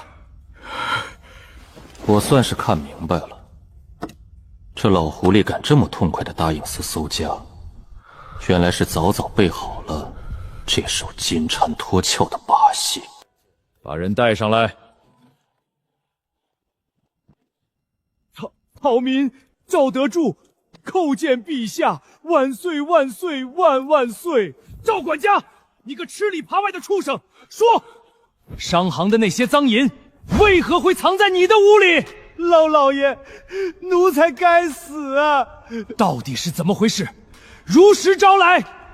都是奴才被朱由蒙了心呐！前阵子奴才找那朱军喝酒，听他吹嘘商行日进斗金，便起了贪念。奴才逼着他做假账，把商行的银子一点点偷运出来，藏在奴才床底下，打算攒够了就跑路。老爷，这都是奴才一人干的呀！混账东西！我薛家待你不薄，你竟干出这等伤天害理之事，还险些连累老夫！陛下，是臣御下不严，用人不察，臣罪该万死。你想设局坑死老夫，做梦！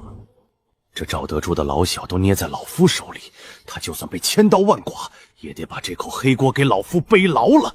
哼，失察！哼，你堂堂朝廷从一品大员，薛家一家之主，纵容恶奴侵吞巨款，一句轻飘飘的失察就想撇清干系，臣万死难辞其咎。薛大人的意思是，这20万两的惊天大案，你这个当家主君从头到尾连个风声都没听到，这全是草民一人参谋的，与我家老爷毫无干系。草民认罪，草民愿受国法惩处。赵德柱啊，赵德柱，你跟了老夫大半辈子，一直本分老实，怎老了竟做出这等丧心病狂的恶行？奴才对不住主子。陛下，臣治家无方，酿成大错，臣愿领责罚，绝无怨言。原以为这次能一棒子把这老匹夫打死，最不济也能让他身败名裂，没成想人家不仅轻描淡写的脱了身，还落了个敢做敢当、大义灭亲的好名声。这朝堂的水还真深啊！既然案情已明，赵德州坚守自盗，数魔巨大，判其流放岭南，终生不得回京。至于薛尚德，你虽不知情，但难逃失察之责。即日起，官降一级，罚俸3年，并限期将商行损失的银两如数奉还。臣叩谢陛下天恩。臣虽粉身碎骨，亦难报陛下宽宥之德。既然薛大人这般爽快，我苏贤也不是那等斤斤计较的人，那就劳烦薛大人尽快将我商行那20万两白银原封不动的送还吧。赵德柱，你当真从商行卷了20万两？家主，老奴冤枉啊！老奴满打满算也就偷拿了5万两，哪来的20万两啊？薛大人的意思是，我苏寒在这儿信口开河，敲诈勒索喽？4道临头还在这儿满嘴跑火车。你这般负隅顽抗，让我和陛下如何信你刚才认罪的诚意？陛下，臣以为这刁奴毫无悔悔之心，背后定有更深的勾当。臣恳请将此人移交刑部大牢，连同他的家眷亲属一并严加拷问，说不定还能拔出萝卜带出泥呢。所言极是，朕也觉得，就凭这老奴的一面之词便结案，确实草率了些。混账东西！死到临头还敢当庭狡辩！陛下日理万机，岂能因这等安杂小事劳心费神？不必审了。安平县男的人品，老夫信得过。哼，那20万两银子，老夫明日定当如数付还，送至府上。哈哈哈，薛大人果然爽快。既然大人都这么说了，在下也不好再咄咄逼人，这事儿就算翻篇了。陈伯伯、秦叔，诸位都给小侄做个见证啊！薛大人可是亲口允诺了，明日20万两现银送到府上。贤侄把心放肚子里，俺这耳朵听得真真的。这老匹夫明日若是敢少一个铜钱，俺们这几个老兄弟就联名参他一本，看看到时候收不了场，丢的是谁的脸。既然苦主都不追究了，那此事便这般定案吧。陛下，臣知假不言的罪责已领。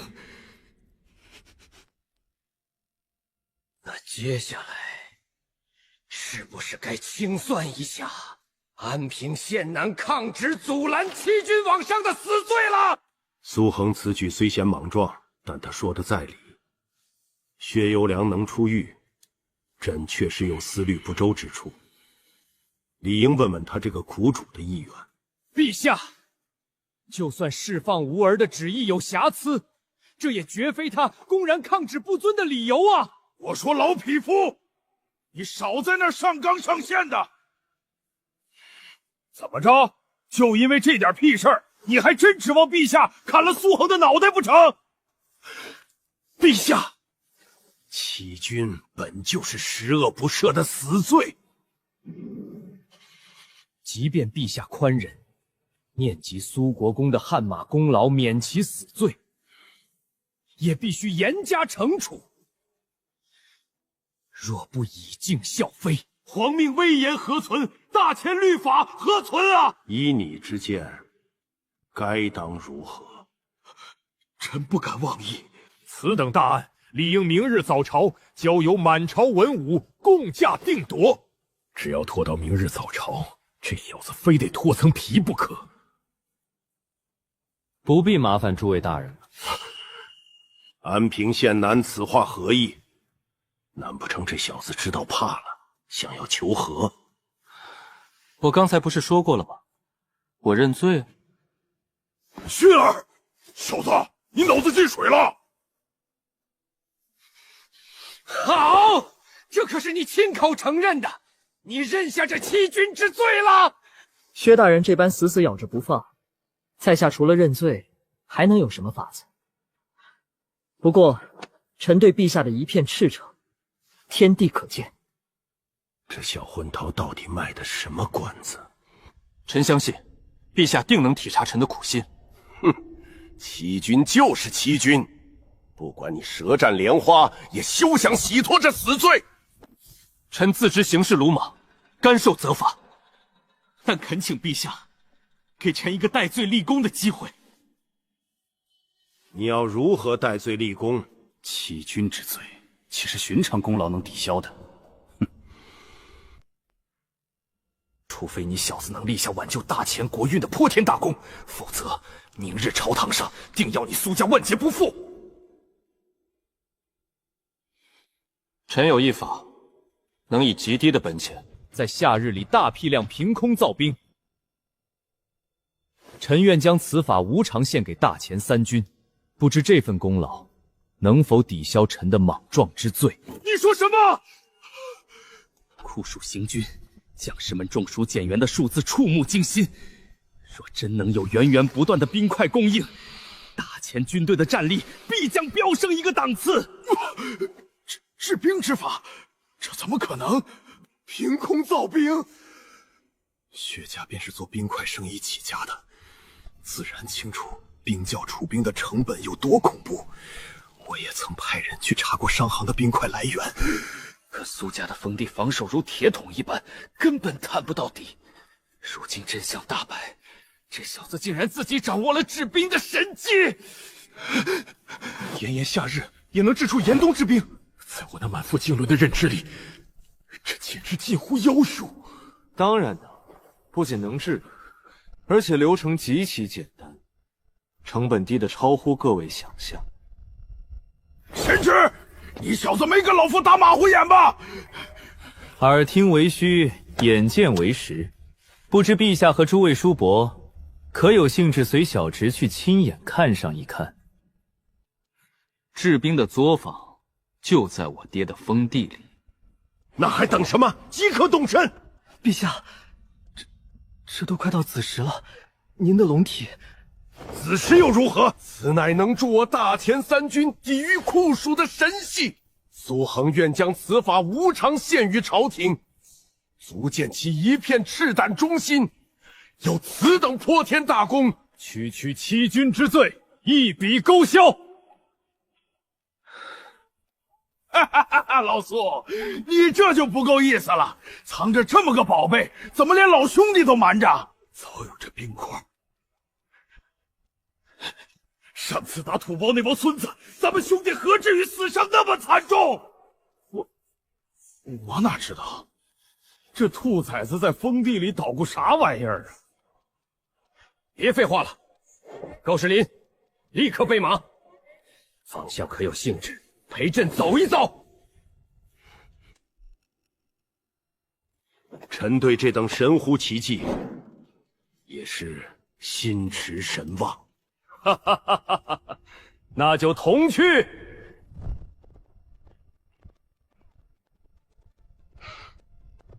小子，你当真没骗俺们？陈伯伯，我就是长了8个胆子，也不敢拿这种事消遣陛下。好小子！哈哈哈哈哈哈！若真能让三军将士用上兵，你就是咱们整个大前军方的恩人。这才哪儿到哪儿？等以后把金刚横刀和火药掏出来，这帮人还不得疯了？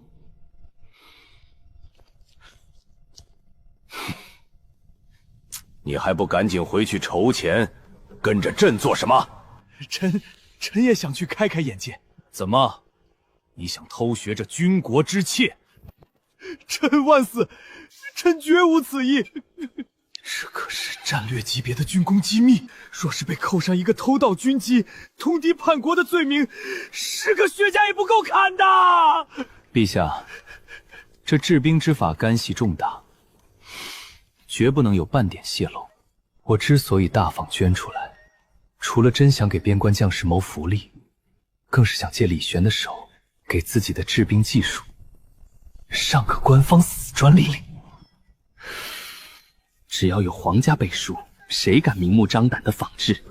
哼，我那冷饮店的暴利就能一直稳稳担当的赚下去。薛尚德，你这颗脑袋最好给朕放聪明点儿。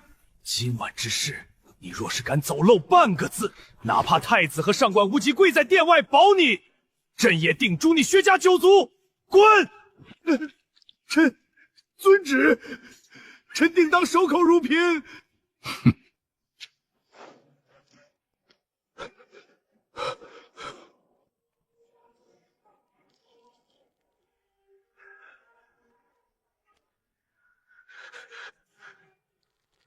更可怕的是，一旦皇家掌握了制冰之法，薛家赖以生存的冰块产业将遭到毁灭性的打击，整个薛家的商业版图会被彻底击碎。此子断不可留，苏寒必须死。他不死，吾儿永无出头之日，薛家更将万劫不复。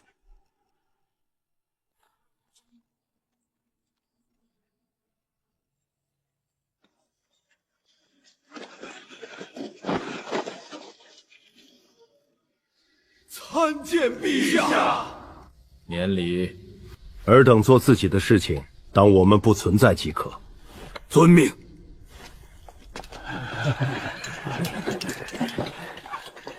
大晚上还有这么多人做工？陛下，他们是上夜班。夜班？冰块特殊，只能在晚上制作，一早送到奶茶店。所以臣让他们白天休息，晚上工作。而且夜班也会有额外的银子作为补助。你小子可不能因为做了生意，就学到那些商人剥削百姓的习性了。谨遵陛下教诲。你们在这里等着，你带我们进去看看。陛下，不带护卫是否有些不妥？有我4大将军在，谁能近得了朕的身？哈哈哈，放心吧，俺可是带着陛下从数千敌军中杀出来的，这点人就算全都心怀不轨，都不够俺杀的。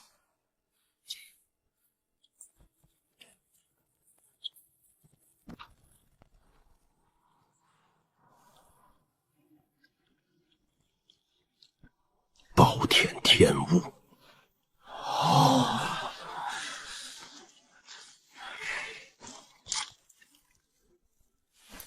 我说贤侄，你这就不够意思了。如此多的冰块，你送点给我们也行啊，全放在这里浪费算什么事儿？这可不是浪费，工厂内降低温度能够提高制冰效率。那我让工人每天早上送货的时候，给诸位府上都送点冰块过去。哈哈，这才像话嘛！那就多谢贤侄了，多谢安平县男。皇相客气了，这回交代下去，直接交给守宫门的禁军即可。赶快带朕去看制冰之法。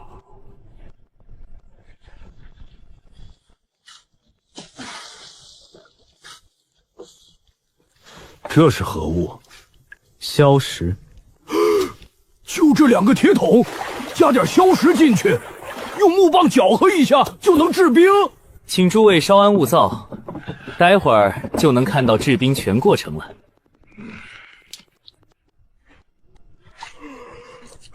你小子是不是在逗我们玩呢？你也老大不小了，怎么一点耐心都没有？陛下，开始结冰了。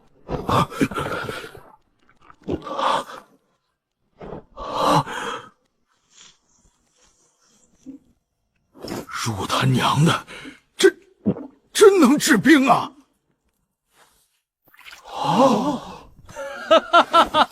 当真是神迹呀！确实神奇，确实神奇。若军中能有冰块消暑，将士的战斗力至少提升3成。安平县男，据老夫了解，这硝石的价格应该挺贵的。方才见你用了那么多硝石，才制成这1桶冰，成本方面应该如何控制？你小子不是说成本很低吗？诸位跟我来。那些融化的硝石，经过煮制重新结晶，又能继续使用。若是能够重复利用，那只需要花费购买硝石的成本。虽说前期花费巨大，但长远看来，成本的确不高。陛下，其实硝石的成本并不高。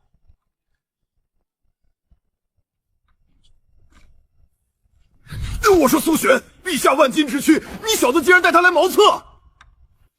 此地是何作用？茅厕的墙角和泥土中可以提取硝石。哦，此地就是提取硝石的厂房，所以不用去外面购买，只要让人搜集茅厕旁的泥土，即可提炼出硝石。老夫本以为硝石制冰已是神术，没想到安平县南竟然还会这种化腐朽为神奇之术。方相谬赞了。哎呀，方相你就别夸了，这小子不经夸的，别让他太骄傲。年轻人该夸就要夸，而且令郎不仅才华出众，还继承了苏家的爱国忠君，实乃大前的国之栋梁。苏寒，陛下，此术事关重大，你千万要警惕，别让此术流传出去。陛下放心，这些工人都是当年跟着父亲征战的将士，他们都是对大前忠心不二的。陛下，这些人跟随臣出生入死，一直都是臣的心腹，肯定不会将此术流传出去。朕相信他们，但是你们也要提防宵小之辈偷学。这次你的功劳很大，若不是你小子冲动莽撞犯了错，赏你个县伯都没人敢说什么。陛下冤枉啊！臣宁愿背上骂名，也不愿让别人说陛下的半句不是。这是臣的忠心之举。臭小子，你这张嘴比那些文臣还能说会道。你立此大功，爵位赏赐肯定是没了，但是其他赏赐朕还是不会小气的。这样，反正你小子现在不缺钱，朕赐你100亲卫，让他们驻守此处，既能守卫工厂，又能防止宵小之辈。陛下，是否有些不妥？犬子顽劣，配如此多的护卫，恐出祸端。朕信你。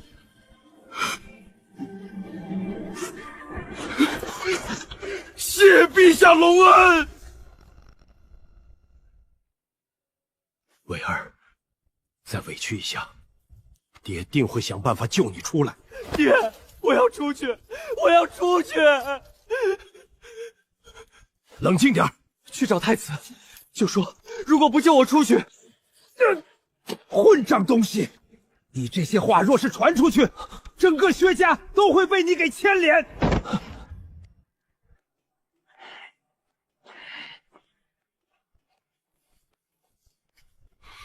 有些事情给我烂在肚子里，为父自会想办法救你。上官冲，太子，事情是你们让我做的，为什么只有我一个人受苦？公子，快起来，九皇子和陈都尉来找了。小蝶，以后就算是天王老子来了，也要等公子睡到自然醒，知道了吗？知道啦。这李志和陈楚冲大清早跑我家来干什么？公子不知道今天是七夕吗？七夕？每年七夕节，帝都都会有花灯会，还有各种民间杂耍表演，府中也会准备一些瓜果，还有穿针比赛呢。还是古人纯粹啊！可惜了，昭昭今天有事。不得不说，老苏家的饭菜每一样都无比美味。这油条加豆浆，香甜可口，俺准备赖在老苏这里了。淘宝商行下一个店就开酒楼，到时候诸位叔伯若是想吃，随时可以去店里。哎，你小子开酒楼肯定卖得很贵，俺可吃不起。陈伯父这什么话？我与陈楚冲是好兄弟，你与我爹也是过命的交情，怎么可能收你们的钱？只要几位叔伯去吃，全都免费。俺知道你小子打小就懂事儿。是谁之前说苏恒不学无术的？贤侄，你别听他们挑拨离间，俺之前是被传言给骗了。陈伯父也没说错，以前的确让诸位叔伯看笑话了。俺越来越喜欢你这小子了，敞亮。老爷，公子，薛家的银子送来了。效率挺高啊，抬进来。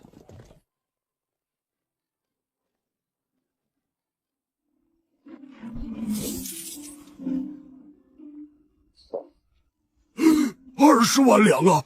老夫只在兵部见到过。俺只是觉得薛正德太不是东西了，竟然偷这么多银子。你们这什么眼神？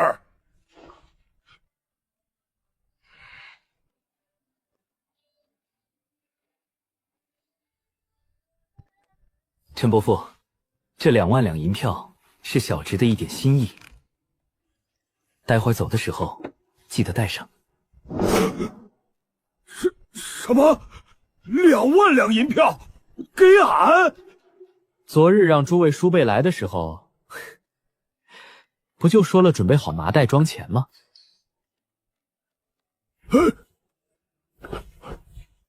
俺虽然穷，但也知道无功不受禄。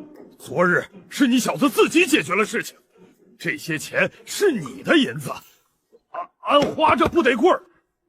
昨日若不是诸位叔伯坐镇，我也没有和他叫板的底气。况且这些不是我的银子，是薛振德的银子。陈伯父，你就当是薛振德给咱们赔礼道歉的吧。他能那么大方？老陈，你就别寻根问底了，你就当这些银子是苏环对你这长辈的心意，收下就完事儿了。那俺就收了。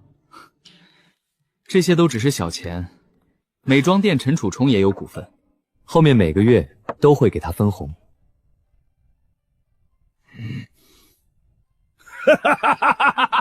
你小子真够意思，日后有谁欺负你，就和俺说，看俺不锤爆他的狗头。那就多谢陈伯父了。这2个箱子里各有2万两银票，算是小侄对2位叔伯的心意。我们也有。怎么，你这个狗大户看不起我儿这点银子？哪能啊，这可是2万两。既然是贤侄的心意，我自然不会推辞。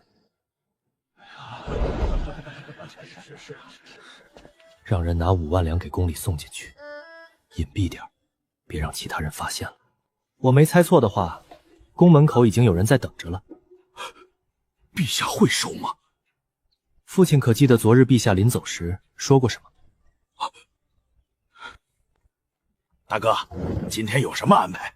要不要去参加花灯会？我听说今晚会有很多演出，肯定很好玩。整日就知道玩，真不让人省心。男人要以事业为重。那大哥有什么安排？逛教坊。这个好。大哥，被父皇知道我会被打断腿的。李治啊，咱们是去工作，又不是找姑娘，就算陛下知道也不能说什么吧。你是皇子，怎能这么怂呢？工作。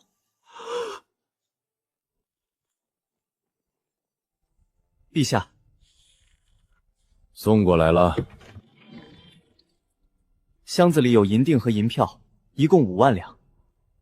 哈哈，还是这小子懂朕啊！听说安平县男还给了肃国公他们每人2万两。这臭小子倒是大方，如此也好。朕这几年的确有些对不起他们几个，把这些银子收起来，不用入库。遵命。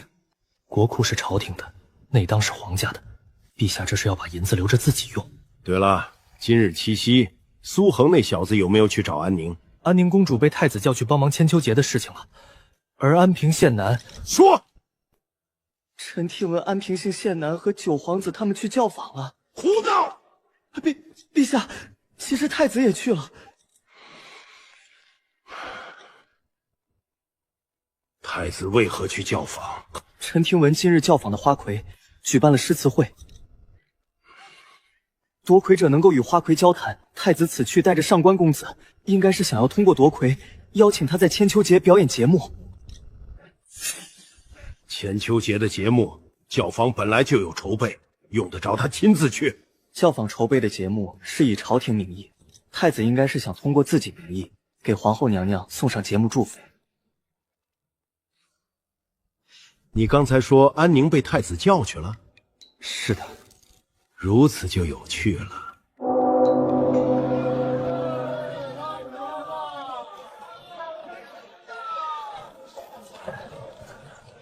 大哥，我有点紧张，不就逛个教坊吗？你好歹也是个皇子，怎么这么没出息？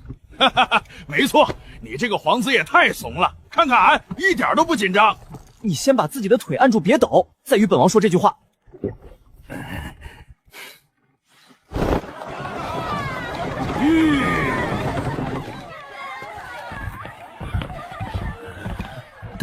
大哥，你要不先把任务给我们说一下，这样我们心里有点底。两个怂货。今日你的任务是保护好大哥，知道了吗？大哥放心，有俺在，谁都伤害不了大哥。你的任务就是在大哥表现好的时候叫好。好的，大哥。那大哥的任务是什么？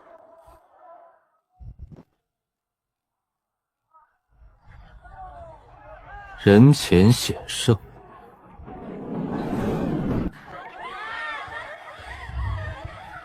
不愧是大前最大的娱乐圣地啊！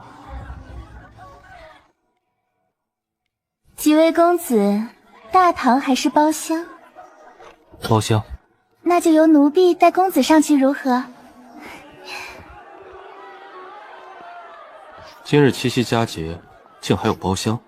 公子运气很好，就剩最后一个包厢了。各位公子稍等，奴家这就去叫人。你一个人就够了。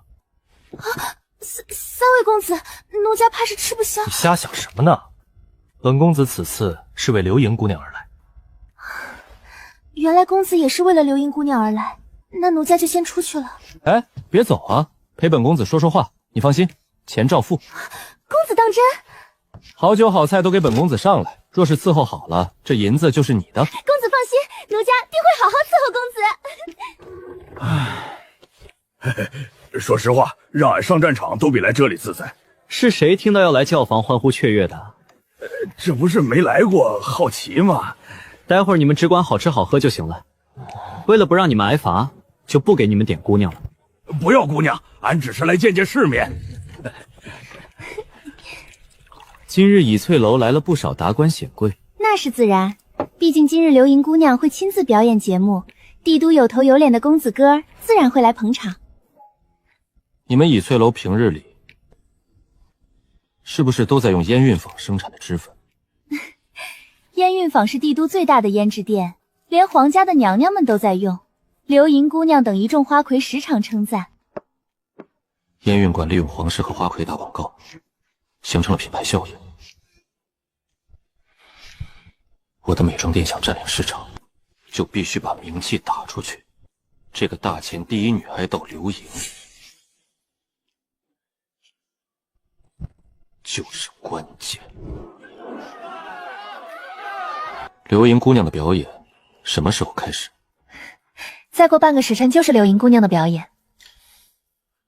表演完之后会有七夕诗词会，诗词会夺魁者就是刘莹姑娘今日的入幕之宾，只需要花1000两，便可与她一同赏月。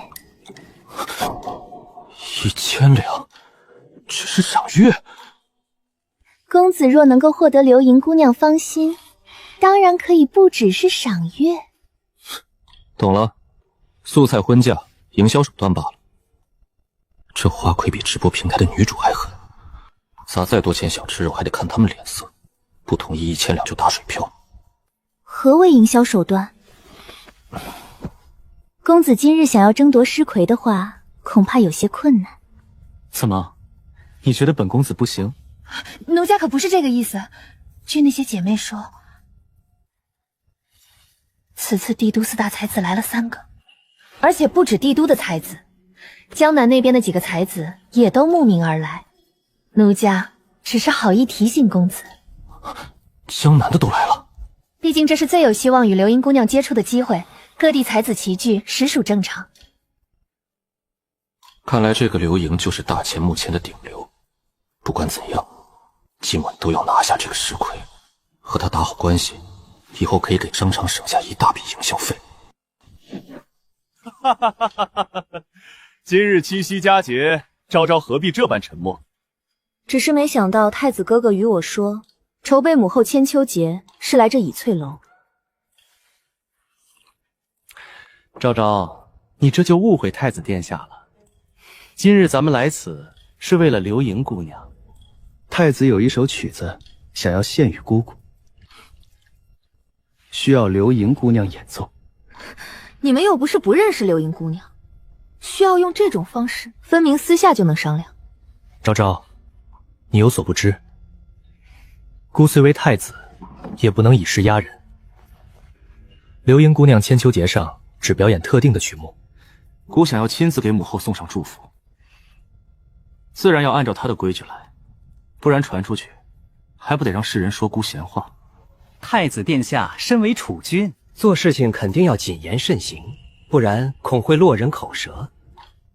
可是，太子哥哥没必要让我一同前来。世人都说刘盈是大前第一才女，可他们不知道姑的妹妹同样才情无双，琴棋书画样样精通。姑是想让你待会儿提一些节目上意见。太子哥哥谬赞了。昭昭，尝尝这道鱼，这可是倚翠楼的招牌菜。表哥，都说很多次了，昭昭是亲人对我的称呼，你能不能别这么讲？昭昭，怎可对表哥这次无礼？表亲也是亲嘛。随便吧，反正我不会回答。不就一个称呼吗？表妹不喜欢，我就不叫。貌似今日不仅有帝都的才子，就连江南那边都来了几个大才子。年轻一辈中，论诗才，谁能与表哥抗衡？今日还要仰仗表哥出手，拿下七夕诗词会魁首，让姑能与刘英姑娘一叙。哈哈，太子殿下放心，诗词方面在下还是很有信心的。哈哈哈哈哈！许久没来倚翠楼，没想到今日却齐聚了。哈哈哈哈！奶茶喝多了，都差点忘记倚翠楼桃花酿的滋味。魏兄还是如往常一样不许美色。我来倚翠楼是作诗的。哈哈，魏兄家风很严，能来倚翠楼已经不错了，大家就别再调侃他了。唉，今日倚翠楼文风鼎盛，听说连江南第一才子崔文生都亲至。我等又是陪衬啊！那崔文生可是刘英姑娘的狂热追求者，而且还是崔家世子，富可敌国啊！哼，有钱又如何？真以为咱们怕他？此次七夕诗词会比的是诗才，可不是比谁有钱。江南虽然诗词兴盛，可我帝都也不输于他们。今日有魏兄在，诗魁之位，他们可抢不走。今日在下也是陪衬。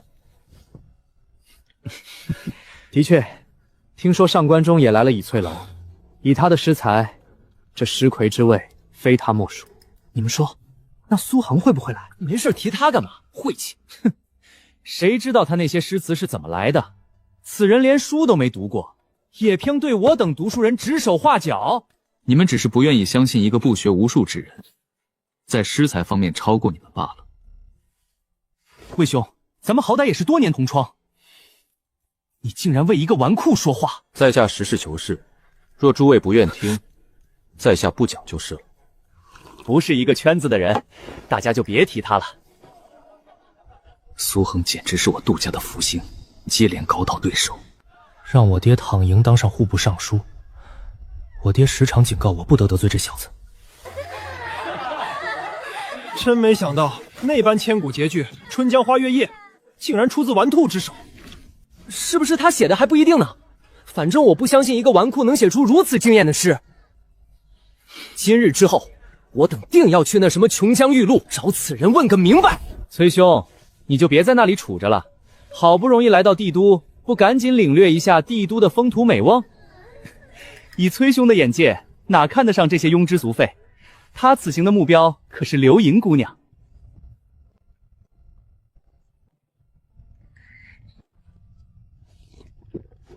上官中又如何？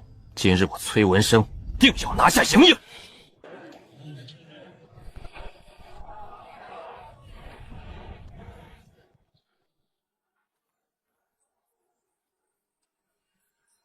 天啊，这是仙女下凡尘吗？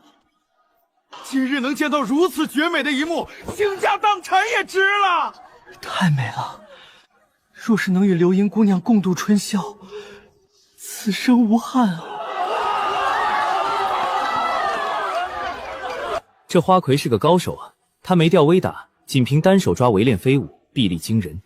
那是自然。曾经有个登徒子想要轻薄流萤姑娘，被他一脚踢成了太监。勉勉强强吧，10招之内俺能把他宰了。不愧是陈霸天的儿子，这么漂亮的姑娘竟然想宰了。刘盈人气极高，我需将情感藏身。若被人知道我心仪花魁，支持李成泰的人定会借机生事。流萤姑娘无论是外貌还是才情，都能称上大前女子之最，能有这般高的人气也很正常。刘英姑娘的确才情无双，可表妹说她是大前女子之最，倒是有些抬举她了。无论是才学还是容貌，表妹都远胜于她。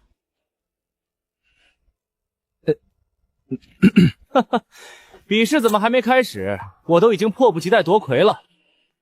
只要我拿下石魁，获得入幕之宾资格，再表现的不屑一顾，表妹定会感动。感谢诸位来参加七夕诗词会，接下来请包厢客人移步观江台，待奴家演奏结束就开始七夕诗词会。在下上官中见过刘盈姑娘，多谢上官公子捧场。果然，上官公子也在，看来今日我等只能当个陪衬了。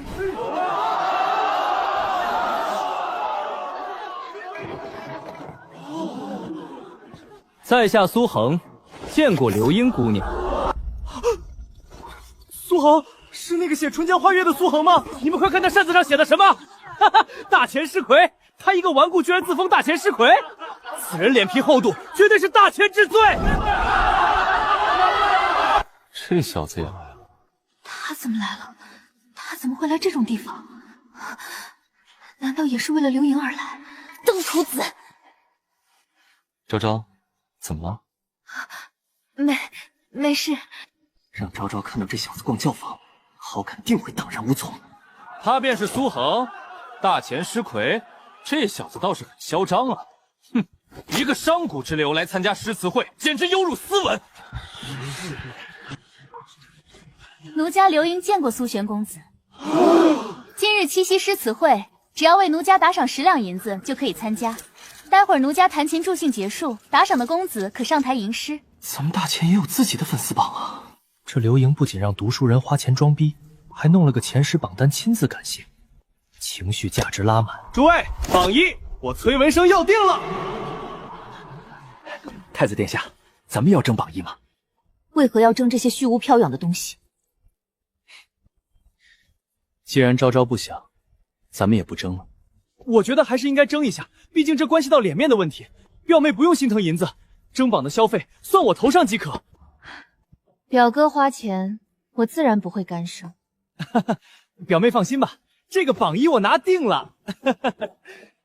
崔兄，榜一可不一定是你的。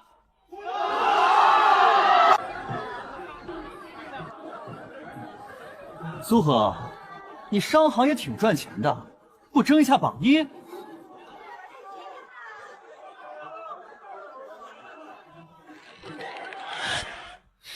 你不是小瞧天下读书人吗？现在让你证明能力，你怎么怕了？激将法，想下套，没门儿。上官公子是不是太高看他了？他开的那些店也就1个多月，能有多少钱？和世家公子比财力，他如果真答应了，在下还真会高看他几分。去，给我领1张纸。10两，你也拿得出手？上官公子既然这么豪横，能不能帮我付个几千两？让我也享受一下前10名被流萤姑娘亲自感谢的感觉。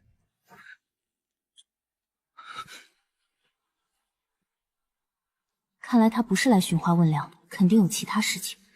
你觉得我蠢还是你蠢？怎么又蠢了？在下这是给上官公子展示实力的机会，舞台很大，就看上官公子的表演了。你还不配让我花钱！大哥，咱们布阵一下。陈楚冲啊，今日大哥教你第一课，钱再多也要花在刀刃上。今日就算花几千甚至几万两，最多就得到花魁的一句感谢。真正能够成为入幕之宾的办法，只有诗词会夺魁。我花10两银子就能获得的效果，为什么还要花更多的钱？看气不过。等你长大就懂了。这种挥金如土去争个没有任何实质性收益的榜一，和冤大头没什么区别。我此次来倚翠楼的目的是找流萤谈合作，合作的前提是诗词会夺魁。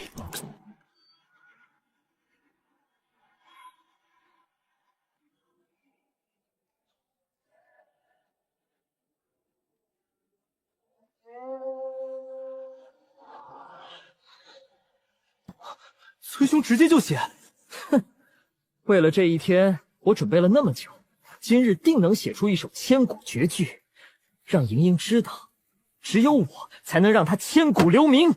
那我等静候佳作了。陈楚冲，我怎么觉得那花魁一直在看我？可能是大哥风流倜傥，吸引了花魁的注意。嘿嘿，好吧。这次要一举夺魁，必须拿出一首惊艳所有人的诗，最好是能让流萤流芳千古的诗句，这样才能与他打好关系。想要在氏族掌控的商业杀出一片天地，广告必不可少。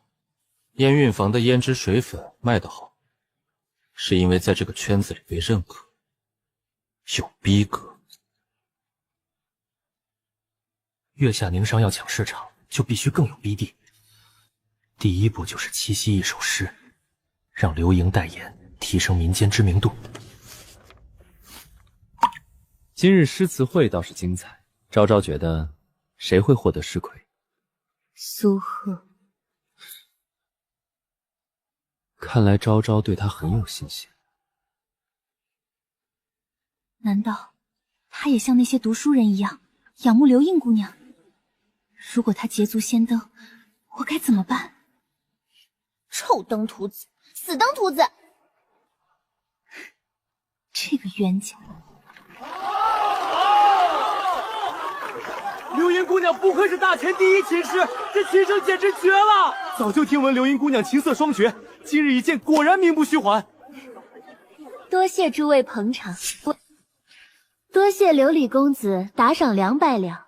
奴家借着天上人间共聚之喜，为公子祈福，祝公子安康喜乐。能收到流萤姑娘的感谢，是刘某的荣幸。不愧是刘公子，出手就是大方，挥金如土，真让我等佩服。小小薄礼，不足挂齿。不愧是大前最火的娱乐场所，变着花样给副歌提供情绪价值。人群中肯定有倚翠楼派来带头起哄的人。多谢卢贵公子500两打赏。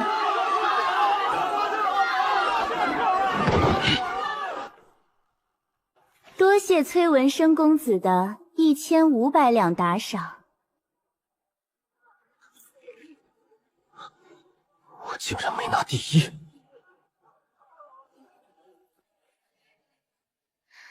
上次一别，奴家十分挂念，没想到崔公子竟能来倚翠楼捧场，当真让奴家欣喜万分。奴家十分期待再次与崔公子吟诗作对。哈哈哈哈！流萤姑娘放心，在下定会拿下诗魁，再与姑娘吟诗作对。那奴家就期待公子的表现了。哈哈哈！今日是我崔文生小气了，待我拿下诗魁，再以重礼弥补。这崔文生被吊成翘嘴了，这流萤段位不浅啊，情绪价值给的满满的。短短几句话就把崔文生给哄得喜笑颜开。哈哈，崔兄承让了。这次我为了在李昭宁面前彰显财富，直接给了2000两，果然没让我失望。表妹，啊，我拿第一了。哦，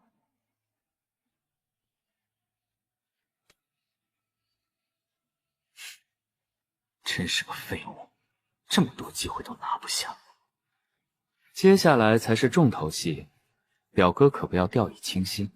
太子殿下放心，我这首诗可是连张继景都夸赞不已，拿个诗魁轻而易举。这首诗是我灵感大爆发时所作，只要问世，绝对能让我名声大振。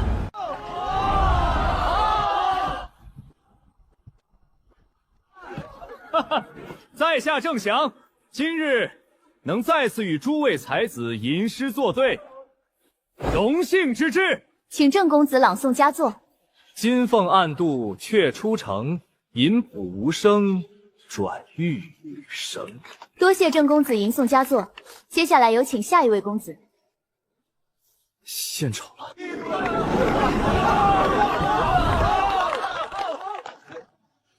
2楼贵客，谁先来？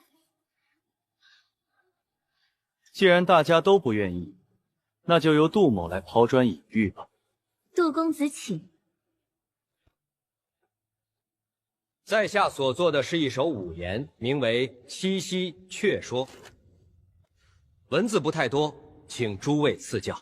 岁岁闲微曲，田禾补恨天。但忧雨落尽，人间更无限。献丑了。杜兄上次被恩师点拨之后，进步甚大呀！哈哈哈，偶然间灵光大现而已。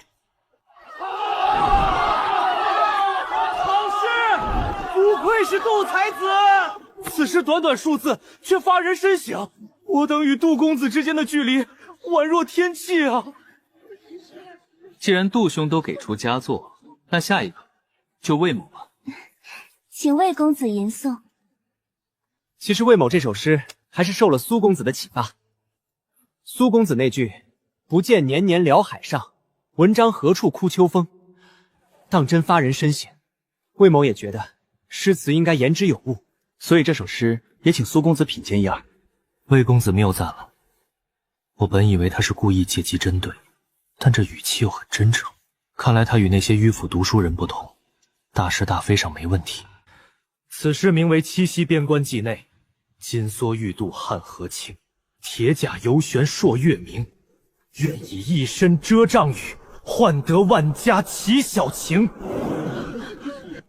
好诗，好诗啊！结合七夕相逢，来表现戍边战士与家人之间的牵绊。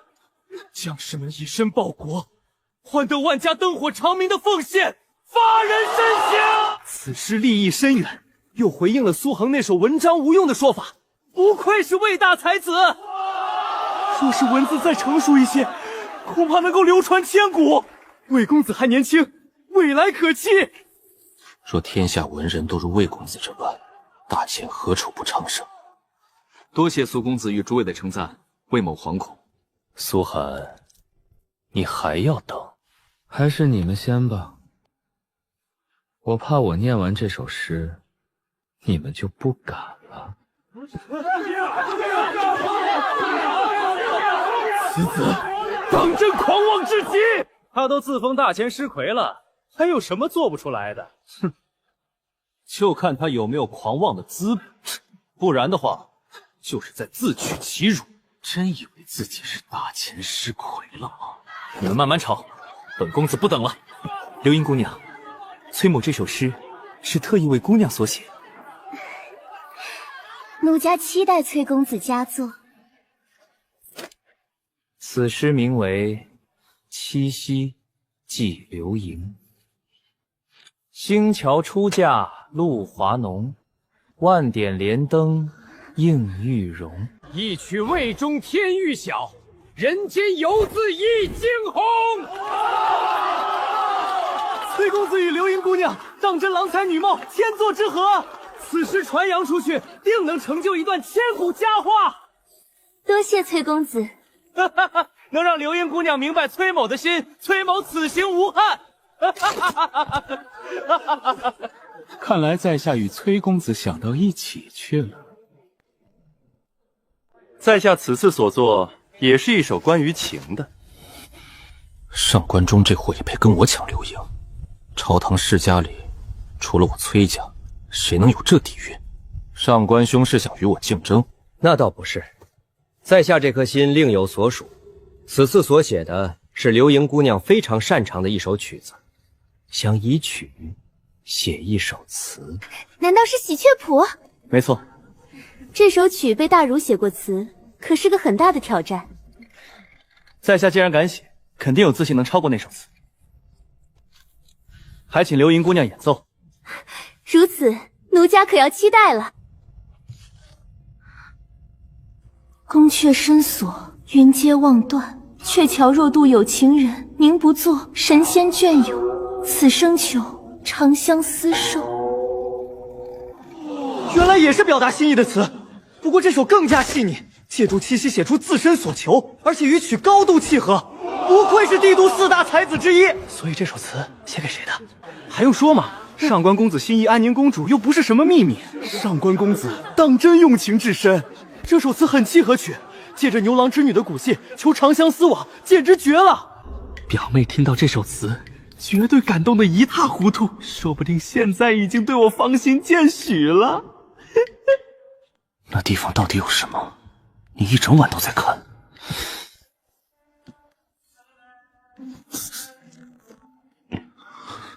怎么又是这小子？表妹一晚上都在看他。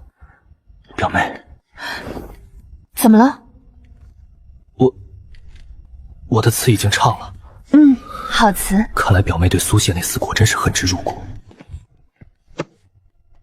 苏恒，现在就剩你一个了，你不会还想耽搁下去吧？行吧，也该轮到我这个主角登场了。哼，我倒要看看你写出个什么东西。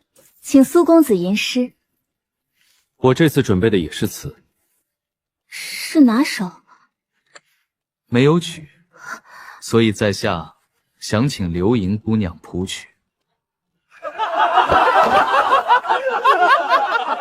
我没听错吧？他竟然想让流萤姑娘谱曲。我记得流萤姑娘只为2人谱过曲吧？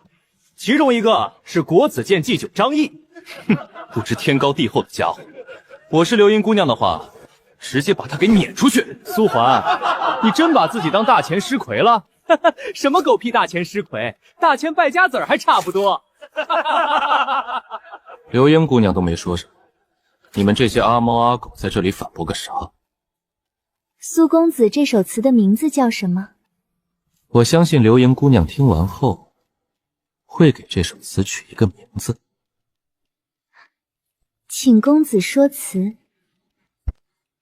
纤云弄巧，飞星传恨，银汉迢迢暗度。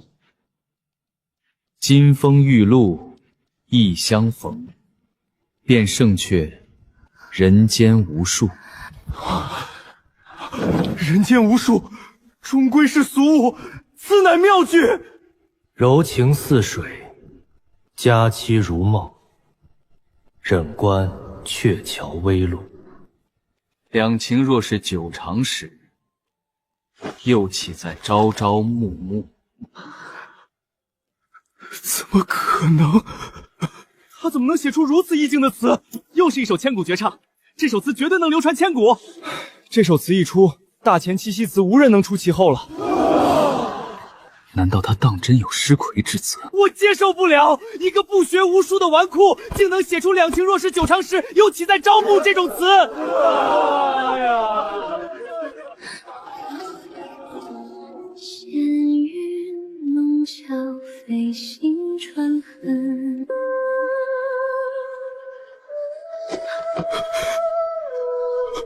他果然对流萤姑娘有意。两情若是久长时，又岂在朝朝暮暮？这该死的登徒子！这苏恨屡次三番坏我大计，今日这诗词魁首落在他头上，当真是心头大患。苏公子，这首曲如何？意境尚可，细节仍需打磨。狂妄，简直是不识好歹！的确，以奴家的音律造诣，尚不能为如此千古绝唱谱曲。请公子给奴家一些时间打磨，定能谱出让公子满意的曲子。没事，这首词反正是送你的，曲什么时候谱出来是你的事情。真送我了？那这首词的名字？曲就叫《鹊桥仙》，至于词，我之前说过，流萤姑娘听完之后应该知道曲什么。那奴家就把这首词命名为《鹊桥仙教坊赠流萤》，不知公子意下如何？与我想的一样，这花魁脸皮倒挺厚，顺杆爬得挺快。不过只要能死心塌地帮我的淘宝商行和月下倪庄代言，一首词算得了什么？虽然很不想承认，但此词一出，日后恐怕不会再有人轻易写七夕。之前我不信苏恒这个败家仔有绝顶诗才，今日却不得不信。奴家觉得今日魁首应该没有争议了吧？那奴家宣布，今日七夕诗词会魁首苏桓苏公子。都说了，我这首作品出来，你们就不敢献丑了。一个个都不信。既然没人有意见，在下能与流萤姑娘后院一叙了吗？公子真猴急。良宵苦短，在下还有许多话要与姑娘说。那就请吧，奴家先行告退了，愿诸位在怡翠楼玩得尽兴。太子哥哥，我还有事，先离开了。我让人送你。不用了，有春桃保护。公主，要不我去警告一下那登徒子。别，可是，这苏恒看起来简直是个花丛老手，连崔文生都被流萤牵着走，苏焕却能完全掌控主动，之前真是看错他了。我们没有名义去干涉他的事情，退婚之后，他就是个自由人，去哪里寻欢作乐我都管不着。可如果他真的被这大钱第一花魁勾了魂，我该怎么办？他本来就很抗拒我，说不定我这公主身份反倒成了累赘。这登徒子真该死！这不能怪他，要怪只怪今日我拒绝他的邀请，来帮太子哥哥。春桃，你说会不会我拒绝后，他生我气了？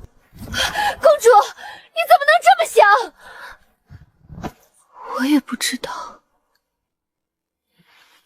以前的我绝不会这样患得患失，你怎么会变得这么在乎他，甚至主动替他找理由？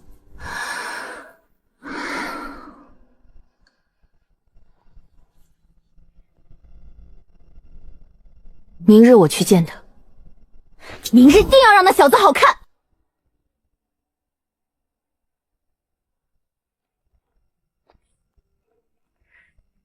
按照倚翠楼的规矩，只有夺魁之人能进去，旁边阁楼可供客人饮酒作乐。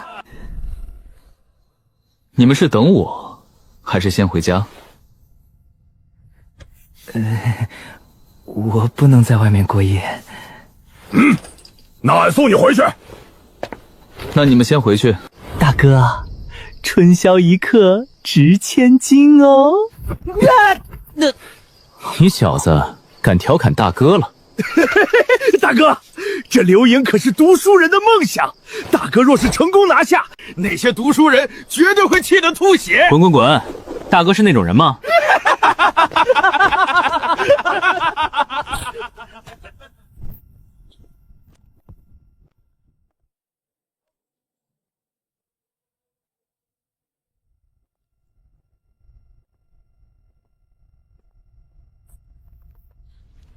9成都带着烟韵坊的字样，看来卢家的烟韵坊在美妆界的地位确实是鼎盛。公子别具一格，不爱韭菜爱脂粉。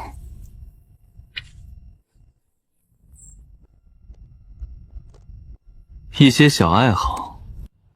公子诗才无双，眼波流转，却丝毫不像读书人。姑娘是在说我看起来没文化？那倒不是，寻常读书人见到奴家，一个个都自觉避开目光，而公子却一直盯着奴家看。窈窕淑女，君子好逑。那些伪君子表面不看，心里不知道想着多肮脏的事情。那公子看了，心里有想什么吗？当然，若刘映姑娘愿意替在下完成梦想，在下感激不尽。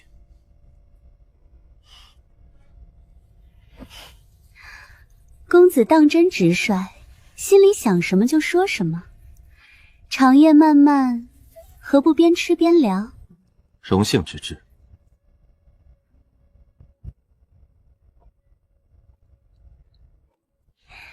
今日多谢公子赠词，奴家感激不尽。大家各取所需而已。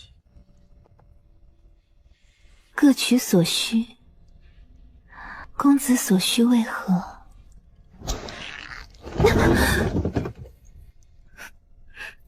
公子为何如此轻薄奴家？在公子心里，奴家就是这般随便之人吗？可能是在下会错意了，还请姑娘莫怪。这花魁见惯了达官显贵，到现在依旧是个清群人，岂是一首词就能吃得下的？他一进来就想占据主动，我不过是戳破这层擦边养鱼的把戏。谈合作，得真刀真枪的来。公子当真特别，说吧。公子赠送千古绝唱，想让奴家帮什么忙？先说好，若是想要奴家身体，一首千古绝唱可不够哦。奴家胃口很大呢。姑娘什么话？在下是个正直之人。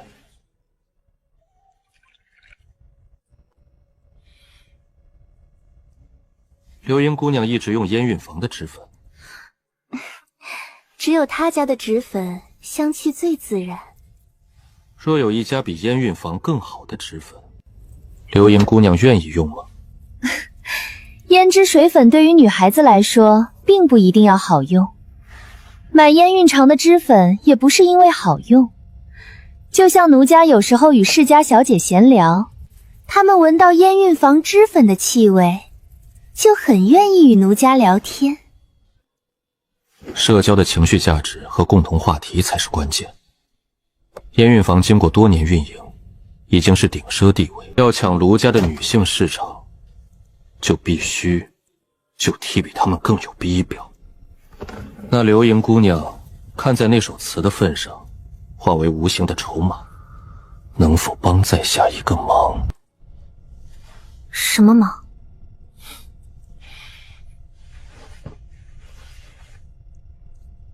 此物为口红，是淘宝商行新出的美妆产品。刘映姑娘可以试试。怎么用？打开盖子，涂抹在唇上即可。请公子跟我来。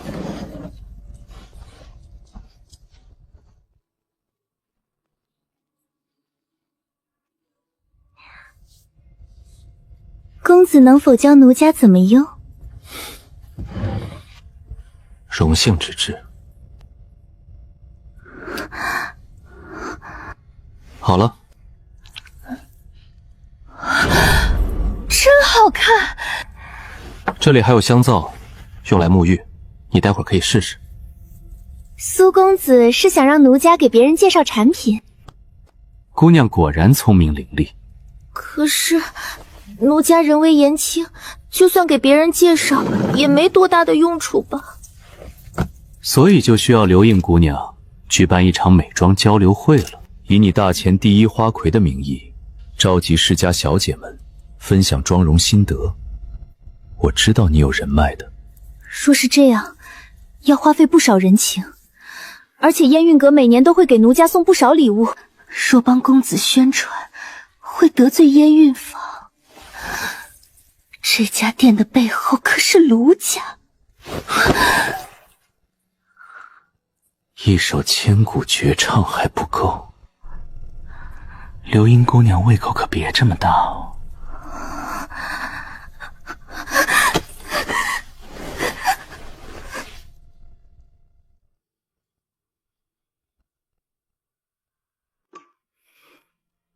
其他花魁希望流传千古，可花魁这个身份对于奴家来说并不光彩。公子真以为千古绝唱对奴家有很大的吸引力？我是前朝重臣之女，沦落贱籍并非我所愿，千古留名也改不掉这耻辱。我之所以看重那首词，只因其本身直击心灵。你不会想让我替你赎身吧？怎么可能？赎身之后，奴家哪有现在的风光？你这性格倒是让我越来越喜欢了。公子当真喜欢奴家吗？口嗨对我没用。何谓口嗨？就是只在嘴上说，却不行动。公子，这是另外的价钱。众所周知，我苏恒最不缺的就是银子。柳英姑娘不妨开个价格。公子就饶了奴家吧，奴家知错了。又菜又爱玩，要怎么才肯帮我？奴家想要淘宝商行的分红。你这有点狮子大开口了。得罪卢家风险很大的呢。卢家是5姓7家之一，大前商业最顶尖的大世家，最多美妆店的分红给你1成。奴家冒着如此大的风险，只有1成。你应该知道我的商行的赚钱能力。等美妆店开遍大钱，哪怕是1成，每个月的收益也很恐怖了。1成也不是不可以，但奴家还有个条件。说。暂时还没想到，就算是公子欠奴家一个人情，日后想到再说，如何？力所能及的话，没问题。公子爽快。这是美妆交流会的流程，从产品对比到话术引导，你按这个来。难怪公子能把生意做这么好，这般商业头脑，奴家生平仅见。那奴家给公子安排上房。公子，现在已经宵禁，我也回不去。按照规则，我花了1000两，应该可以在这里过夜吧？可以，不过奴家无法侍寝。若公子想，奴家可以为公子安排。不用，本公子就睡个素的。这是干净的水吧？干净的。你身子本就不好，不用这般劳累。千秋节既然交给太子，就应该相信他。浩儿第一次筹备这种盛会，臣妾怕有些细节做得不好。你呀，总是为别人操心，都不管自己的身体。马上休息。臣妾遵命，马上休息。奴婢参见陛下、皇后娘娘。如何？七夕诗词会的结果已经出来了，安平县男夺魁。那小子当真有如此诗才？安平县男这次写了一首词，被那些读书人称为千古绝唱。鹊桥仙教坊赠流萤，有风流才子的样子了。哼，这臭小子退了昭昭的婚，竟然混去教坊了。仙云弄巧，飞星传恨，两情若是久长时，又岂在朝朝暮暮？这苏恒诗才当真无双。就连张毅那老货都做不到首首千古绝句，他怎么做到的？如何？未挂红布。如此便好，下去吧，孤乏了。真是见鬼了！那小子当真出口成章，没道理的。金风玉露一相逢，便胜却人间无数。这些句子咱们一辈子都想不出来，他却能够信手拈来。难道此人是诗仙转世？哼，老夫还是不信他有如此惊世诗才。这里面肯定有鬼，要不咱们再试探一二。蜈蚣的事情你们忘了？谁敢拿一世清明去赌？难道就这么算了？千秋节就是一个机会，推杯换盏之下玩一些行酒令之类的游戏，到时候大家一致去针对那苏恒，还怕他不露出马脚？你还有脸回来？爹都知道了。老夫好不容易给你创造个机会，让你在安宁公主面前好好表现，你就是这么表现的？爹，昨日发生的事情您既然知道，那就不能怪孩儿啊。那苏恒的鹊桥仙一出，您就算让张继种来也没辙。你这个混账东西，是要气死老夫！爹，有话好说，你就算打死孩儿也无济于事。你知道太子对你有多失望吗？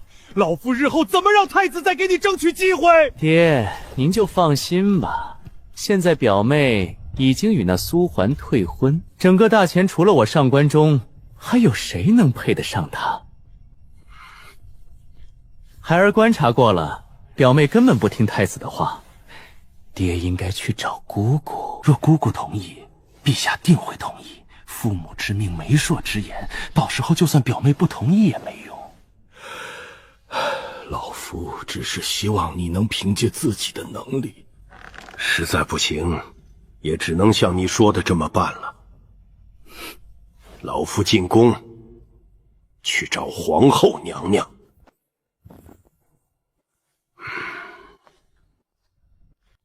昨日那1000两银子可不能白花。虽然刘盈不想这么早破身，但我睡个素的，让他好生伺候着旧情，倒也不算亏。公子放心，奴家今日便去联系各大世家的小姐，明日准时在阁内开着美妆交流会。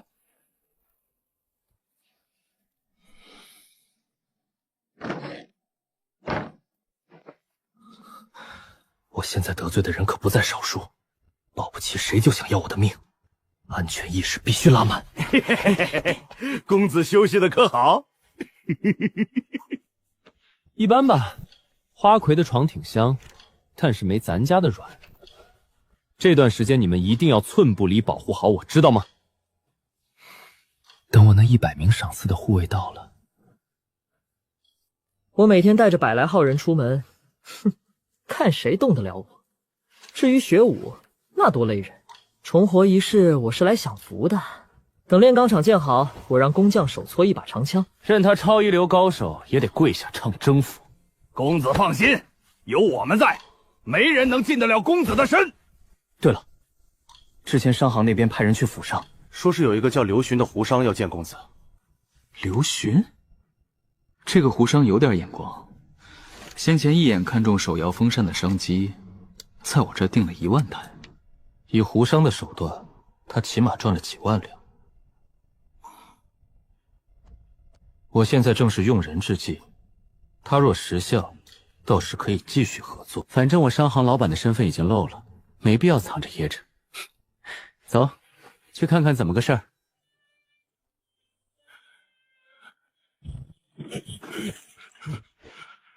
见过安平县男？1个多月没见，怎么还讲究起来了？之前不知道苏老板是国公府的小少爷，多有得罪。在商言商，大家都是合作伙伴，就不要这么见外。该有的礼数还是要有的。这次刘老板找我，所谓何事？此番叨扰，自然是想与苏老板再次合作。手摇风扇现在已经白菜价了。苏老板之前不是说过吗？手摇风扇只是开胃小菜，后续还有很多合作机会。你说的是奶茶？在下还没有开店的想法，此次在下想合作的是香皂。刘老板没发现，这玩意儿在帝都都没卖多少。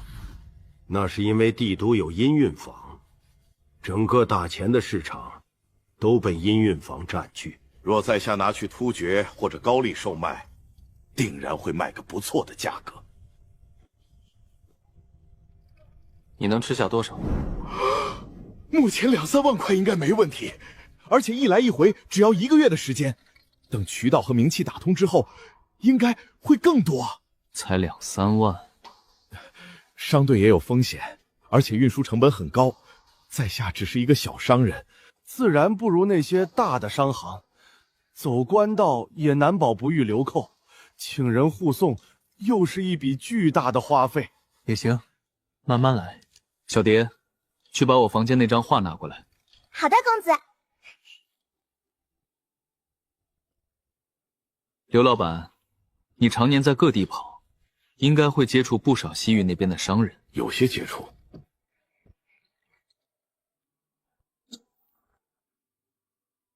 那你可见过画中之物？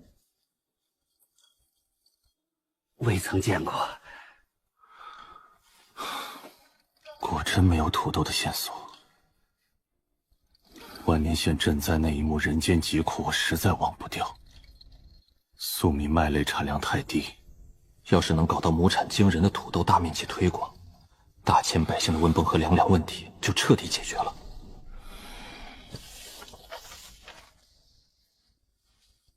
那这个呢？也没见过。橡胶树也没线索。要是能制成橡胶，日后的商业价值和工业用处简直无法估量。不过在下平日里专注商业，也没有留意这些。苏老板若是需要，在下可以让手下的人留意一下。那就有劳了。这2样东西对我来说非常重要。若刘老板能够得到，我苏恒绝对会送刘老板一场大富贵。在下一定竭尽全力。来，喝茶。公子，昭昭小姐来了。那在下就告辞了。这2样东西就请刘老板多多上心。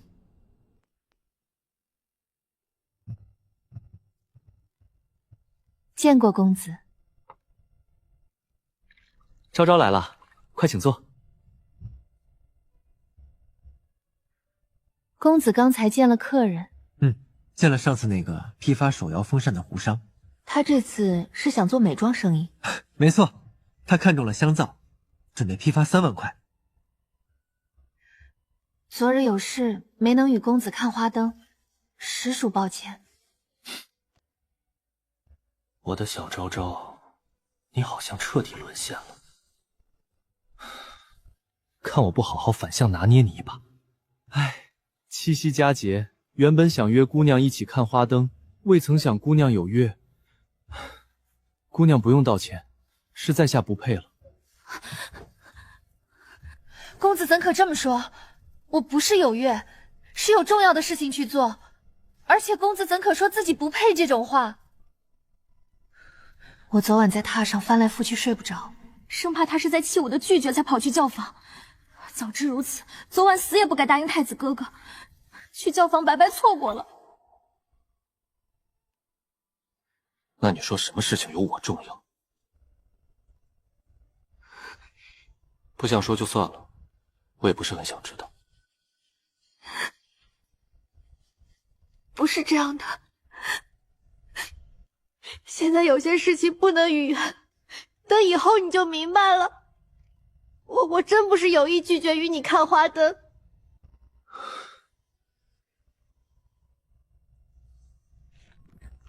等徒子，刚才在逗你呢，我怎么可能生你的气？那你为什么要去教坊？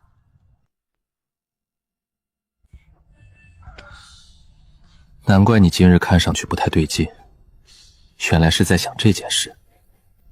我也不是要管你，只是之前说过亲了我就要娶我，你可不能说话不算话，不要我了去娶别人。昭昭，我虽然不是什么好人，但绝对不是那种不负责任之人。说过要娶你，就不会反悔。我信你。昨日去教坊是与花魁刘盈谈月下霓裳的合作。合作？你知道月下霓裳为什么生意不行吗？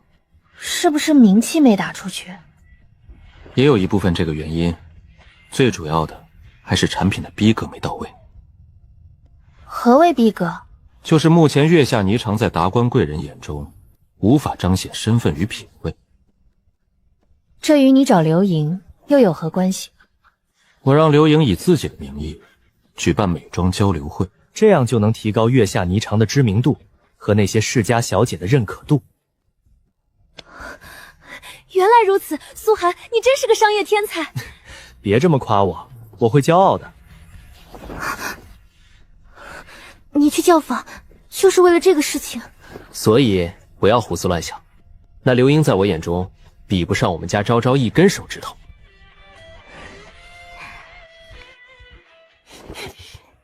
可是你给刘盈写了两情若是久长时，又岂在朝朝暮暮。现在帝都都在传你们之间的事情，这也不行。当然，这可是能够流传千古的诗词。也就是说，后续公子与刘瑜会因为这首词被后人提起。不就是一首词吗？日后我也送你一首。真的？当然，我什么时候骗过你？那你送给我的一定要比刘盈好。必须的，给我们家昭昭的词必须比别人好。这下满意了吧？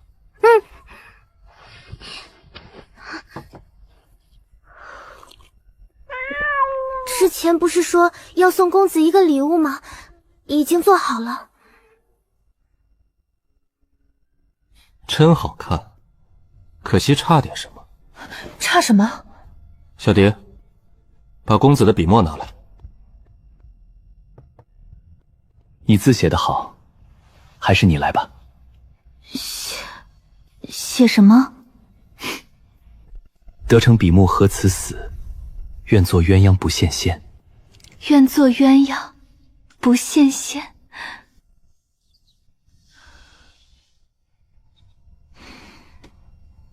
我本以为他是个和崔文生一样的伪君子，可他虽然像个登徒子一般直勾勾盯着我瞧，甚至摸我的腿，却让我感到了前所未有的踏实和轻松。我真的很喜欢和他独处的每分每秒。才相处了一晚上就沦陷了。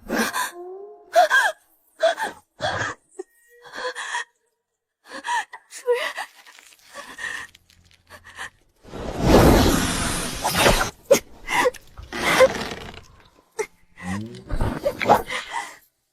昨晚为何不选李承浩？你知道这是多难得的机会吗？昨日苏桓公子的词太过于出众，若属下强行选择，恐会引起读书人的不满。不满？你的意思是，李承浩身为太子，还有人敢对他不满？还是说你真对那苏恒动情了？属下一心为圣教考虑，还请主人明鉴。为圣教考虑，你就应该去主动接近李承浩。可是如果太过于明显，肯定会引起怀疑。我看你就是想与心上人共度良宵吧。属下对那苏许并未有任何男女感情。你最好没有。上次让你刺杀他，你已经失败了。这次若不是你并未破身，就不只是矮几班长这么简单了。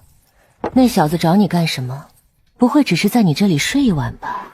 他让属下开美妆交流会，增加月下霓裳鸾城胭脂水粉的名气。就这个？你答应了。奴家让他给了月下霓裳的1成收益，圣教也能有些其他收入。一个美妆店能有多少收入？如今美妆店没有什么收入，但奴家觉得那苏恒非常有商业头脑。如今商行每个月有数十万收入，美妆店产品属下使用过，若是消息传开，肯定会卖得很好。如今圣子教被朝廷打压，很多敛财的渠道都没了。这苏恒是个十分有能力之人，若能为圣教所用，主人再也不会因为钱财而烦恼，其价值远比李承浩要高。区区国公之子能和太子比？李承浩现在虽是太子，可李玄正值壮年，而且他始终是李家之人，怎可为我们所用？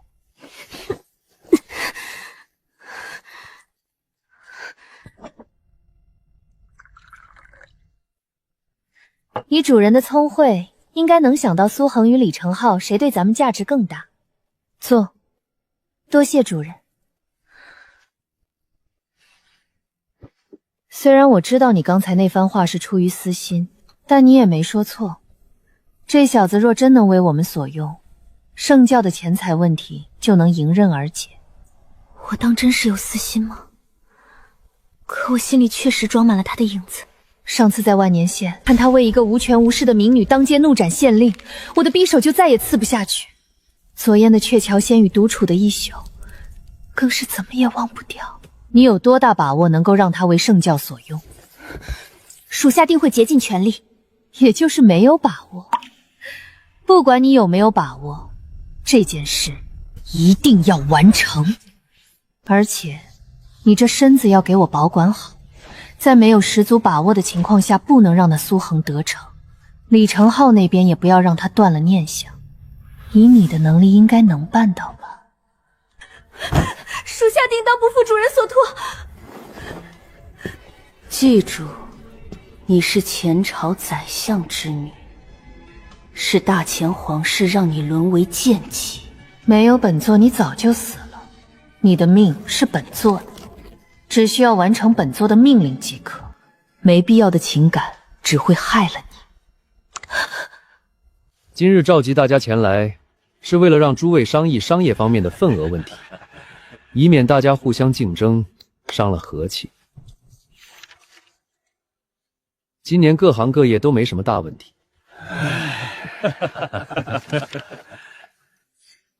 薛家上个月竟然差点亏损。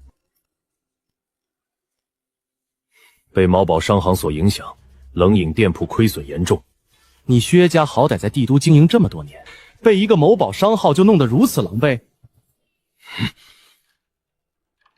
既然薛家帝都冰块生意经营不善，那么按照惯例，这个生意就要交由其他家族了。随便，老夫没意见。既然薛国公如此豁达，那我林家愿意接手，我陈家也愿意。陈家去年才接手了蔬菜生意，这次冰块就给林家了。多谢崔公子。一帮不知死活的蠢货！冰窖的维护费用何其恐怖！苏恒那小子早就掌握了制冰秘法，皇家和军队的生意，薛家都丢了。既然李玄威胁我不准多嘴，我正好由着你们，你们去撞墙，吃点那小子的骨头。接下来，在下要与诸位商议一下某宝商行的事情。大前所有商行开业都应该经过我们的同意，并且登记在册。可此人却没有打招呼，把某宝商行给开了起来。难道诸位对这种坏规矩之人视而不见？崔公子，那某宝商行只不过小打小闹而已，依我看没这个必要吧。那某宝商行说是商行，其实就开了3家店铺，而且还有1家关门了，没必要去刻意针对。哈哈哈，那小子吹得神乎其神，其实就是个啥都不懂的愣头青。他冷饮店能开起来，完全是薛家无能。你什么意思？哼，难道薛国公还没清楚自己的经商能力？你看看那某宝商行不也搞了个什么月下霓裳的脂粉店吗？这段时间生意怎么样？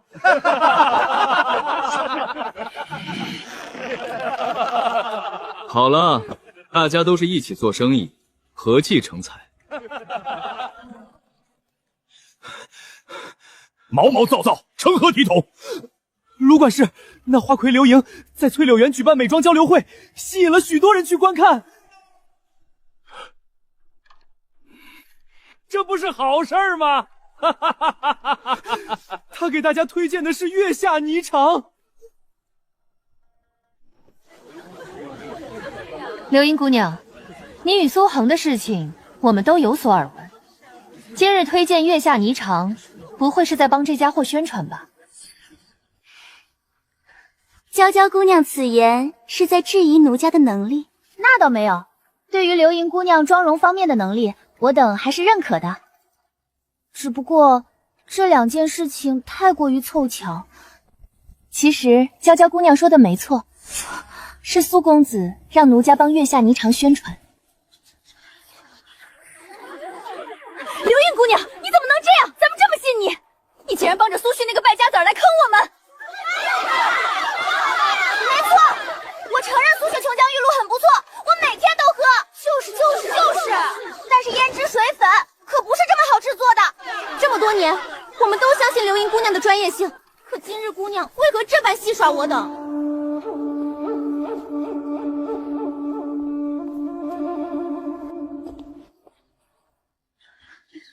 东西好不好，一试便知。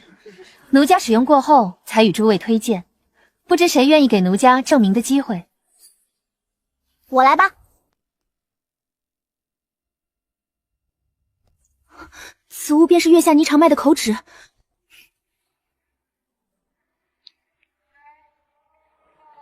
抿一下。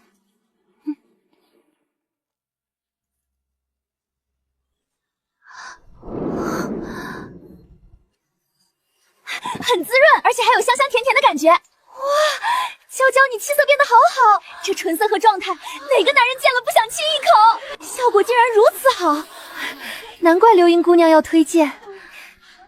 除了这口红，还有一款产品，奴家也觉得非常不错。此物为香皂，是沐浴的东西，谁愿意体验一下？我来。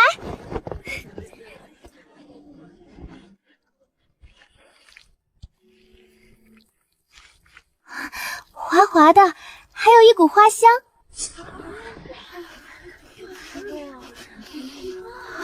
果然芳香宜人。简单搓洗之后，用清水洗净即可。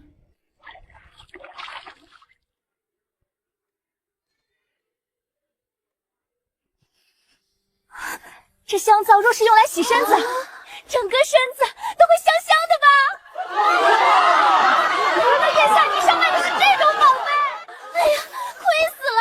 这家店开了这么久，我现在才知道。刚才误会刘莹姑娘了，还请莫怪。难怪刘莹姑娘会推荐，原来是这等奇物。赶快去月下霓裳给我买口红和香皂！月下霓裳每样商品都给我买一份。抓紧时间，买不到你就不用回来了。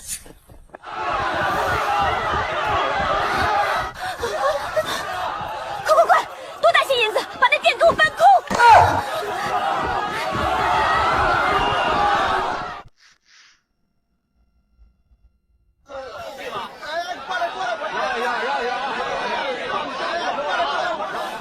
这月下霓裳怎么突然就火了？这家店之前不温不火，现在又排长队了。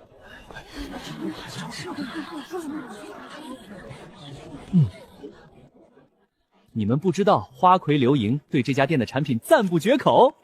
什么？刘英姑娘都夸这家店？何止是夸，看到那些排队的人了吗？全是达官显贵小姐们的仆从，他们都在排队抢购。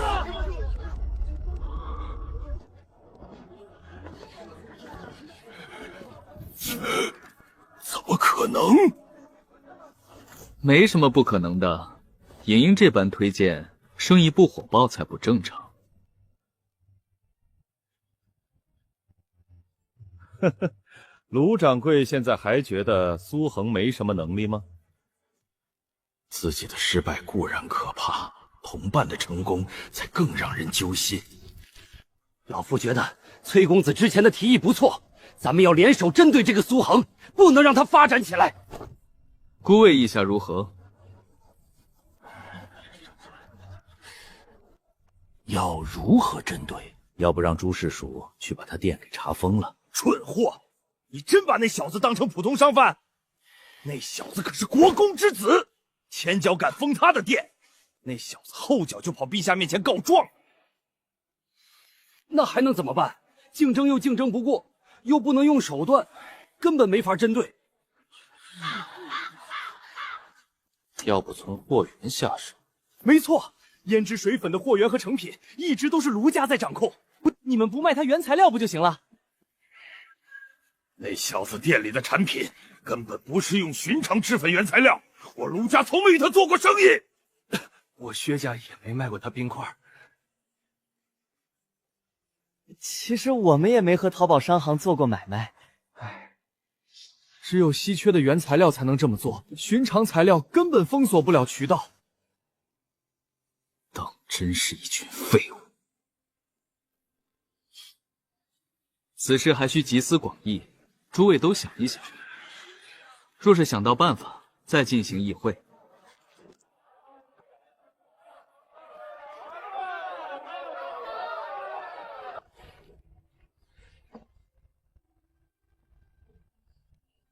蠢货！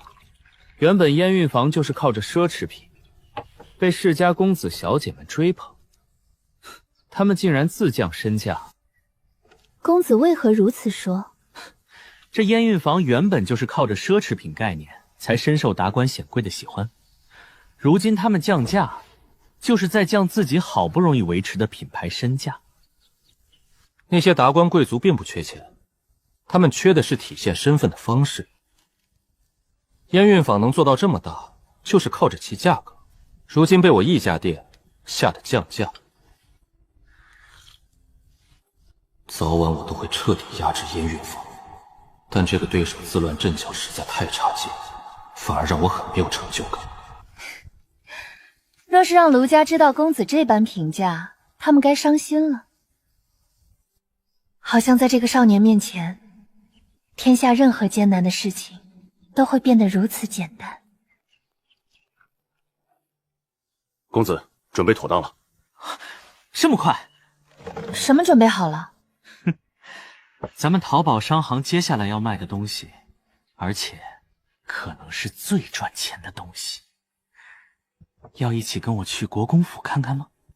国公府？可我还没准备好。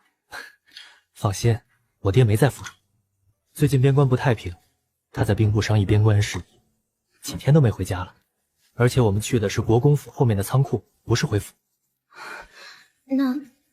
那好吧。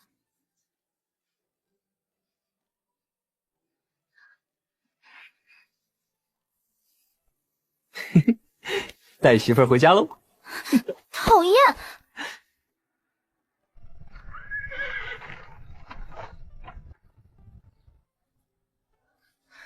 此地的路比官道都平整。这还不算什么，再给我1年时间，还能更平整。已经很不错了。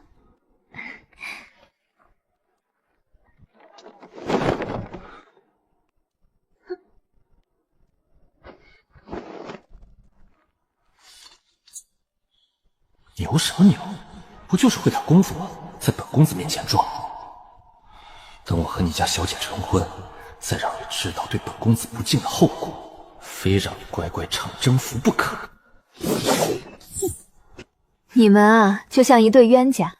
昭昭，你看见了，是他不给面子的。好了，不是说带看新产品吗？就在这个工厂里面。我怎么闻到一股酒味？你说的不会是酒吧？不愧是我家昭昭，一下就猜到了，太厉害了。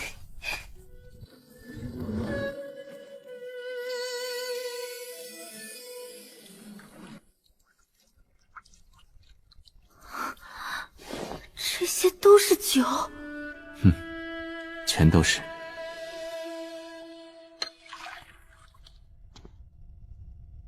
要不要尝尝？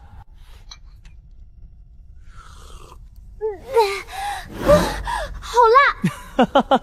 是不是很过瘾？我不太懂酒，不过这酒比醉仙酿都烈，而且回味有种说不出的醇香，酒液也十分清澈。如果售卖的话，绝对又会成为爆款。不愧是我家昭昭，点评非常准确。不过如今大钱卖的最好的就是醉仙楼的醉仙酿，而醉仙楼是崔家产业。如果咱们要卖酒，就是动了崔家最重要的产业了。老子合法合规做生意，又有一众兵部武将和老爹撑腰，怕他们干什么？你这是在公然挑衅世家。放心吧，那些世家不来惹我就好。如果敢来惹我，我不介意动他们的根基。不过你要小心，那些世家惹急了，恐怕会做出什么对你不利的事情。想要动世家的根基，哪有这么容易？时间不早了，要不去府上用膳？我还准备了葡萄酒，想不想尝尝？你还会酿葡萄酒？你未来的相公可是全能的。相公，每天和他待在一起都是开心的，可距离千秋节越来越近了。如果到了那时，苏恒突然发现我根本不是什么昭昭，而是大钱退了他婚的嫡长公主，他到底会欣然接受，还是会冷漠的直接拒绝我？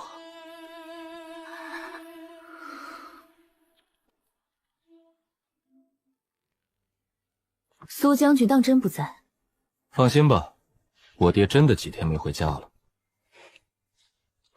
公子、少夫人，菜都已经备好了，是直接去膳厅用膳吗？还不是。辛苦了，直接用膳吧。你怎么不解释一下？解释什么？少夫人啊，咱们清清白白。清清白白？你就知道欺负我！肯定是苏野提前传了消息，苏家这些人才知道的。冤枉啊！我怎么又欺负了？我从大门把你带回家，不就是宣布咱们关系吗？以后的少夫人就不是少夫人了。快走吧，待会儿饭菜都凉了。你说过的那些话可不许反悔。我苏恒发誓，此生定不负昭昭，否则……我信你。这就信了？古代女孩子也太好哄了吧！难怪古代那么多负心汉。我饿了。那就快走，你不是食欲不好吗？这次让你尝尝一种新的吃法。公子，昭昭小姐，这是什么？这叫火锅，是用秘制的香料熬的锅底。像这样，把菜放进去涮着吃。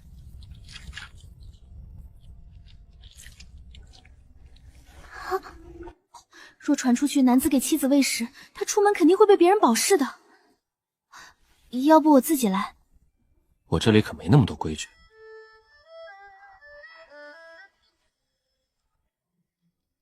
好好吃！好吃就行。都站着干嘛？快坐下吃。你们要吃什么自己涮。尝尝这个。这是何物？这是毛肚，也就是牛的肚子。相信我，很好吃的。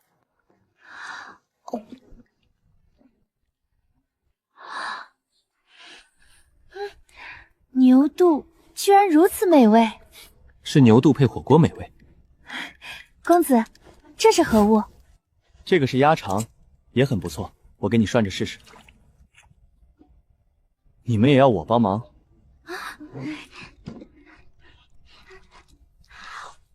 公子，这是我吃过最好吃的鸭肠，的确非常美味。真难得能获得我们家淘淘的夸奖。你还想吃什么？我给你涮。公子你也快吃，我知道怎么涮了。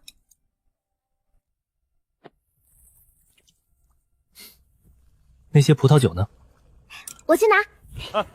亨儿，听说你酒酿好了，你爹可是馋这一口很久了。我不是故意的。你疯了，手不想要了？不就是自己爹回来了吗？用得着慌成这样？怎么办啊？您就是苏焕公子的父亲吧？我叫昭昭，是公子的朋友，也是生意上的伙伴。也是你未来的儿媳妇。生意伙伴，儿媳妇儿，不是刚退婚吗？这小子又把安宁公主给带回家了，这绝对是安宁公主啊！苏伯父叫我昭昭即可。听苏焕说您刚从军营回来吧？快些上座吃点东西。原来公主这是微服私访，不让我点破身份呢。哈哈哈哈哈！昭昭姑娘也坐。臭小子，一点规矩都没有，哪有带女孩回家不和家里打声招呼？害得我礼物都没准备，该有的礼仪也没做到。老爹，你就坐下吃点东西吧。昭昭是自己人，哪用这么见外？这小子就是这么没规矩。我们家也没个女主人，怠慢之处还请昭昭姑娘莫见怪。苏伯父言重了，苏桓以美食美酒招待，哪里怠慢？是昭昭打扰了伯父才对。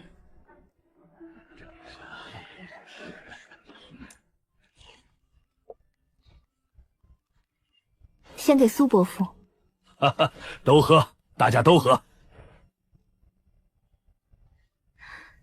今日晚辈冒昧登门，还望苏伯父莫怪。这杯酒，就算晚辈给伯父赔罪了。你这是什么话？想来随时都可以来。哈哈哈哈！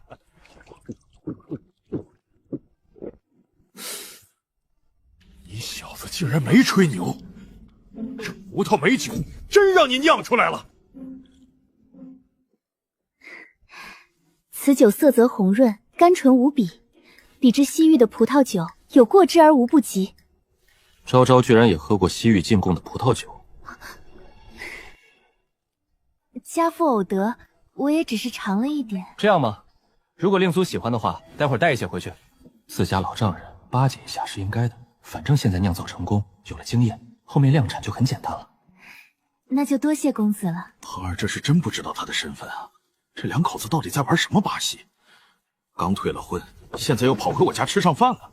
现在的年轻人真是让人看不懂。对了，公子，之前在厂区的时候，那轰鸣声是什么？哦，那是我弄的一些小玩意儿，过不久帝都应该都能看到。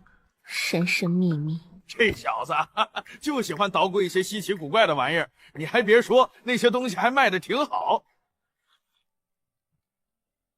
昭昭啊，我们苏家5代单纯，就这一个血脉，我也没想他多有能耐，光宗耀祖，只希望他能让家里人丁兴旺。苏伯父这是在点我。苏家5代单传，若我嫁进来，又碍于公主身份不许她纳妾，若无子嗣，便是断了苏家香火。爹，你说这些干嘛？延续香火是苏公子的责任，昭昭不是那种不明事理之人。我家昭昭也太懂事了，得妻如此，夫复何求啊！哈哈哈，如此便好，如此便好啊！哈哈哈哈。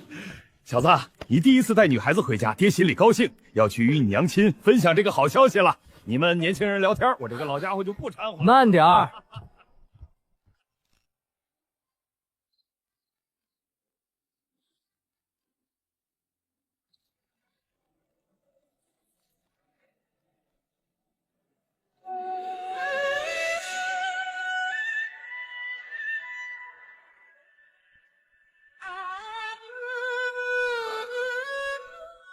看来，这么多年我爹还是没有从愧疚中走出来。你的意思是，咱们给那些大臣家眷的闪石就弄这个火锅？怎么？难道你觉得档次不够？倒是个新奇玩意儿，不过食材恐怕有些不够档次吧，我怕他们会有意见。我觉得之前在你家吃的那些菜式就很不错，又不只有这些下水，也有牛羊肉卷这些肉类，而且火锅本就是喜欢什么吃什么。你先尝尝味道。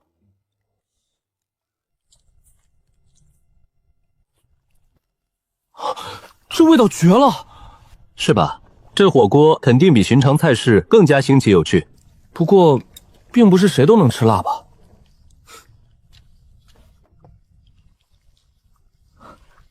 这边是没辣椒的。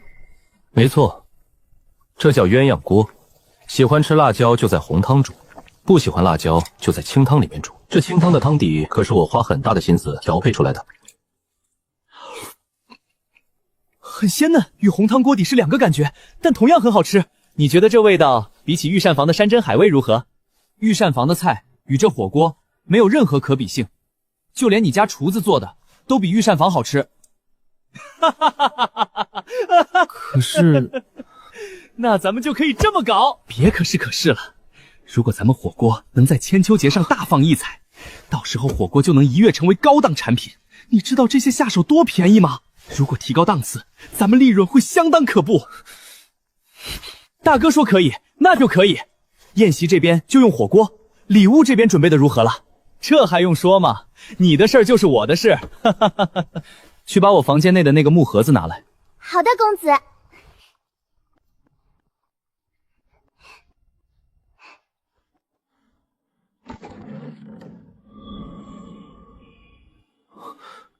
这是何物？听闻上官皇后喜爱牡丹，刚好牡丹又寓意着母仪天下，所以大哥我派人探寻民间，取99999朵牡丹之精华，凝聚成这一瓶母仪天香。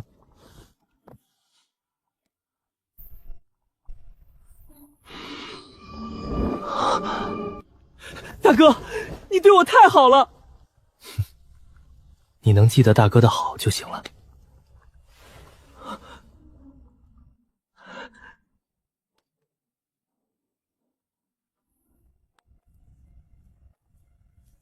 一切都在酒里。好兄弟。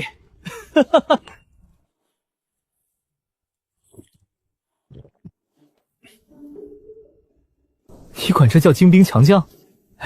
大哥，护卫队就这标准。别看他们瘦弱，可都是20出头的年轻人，正是当打之年。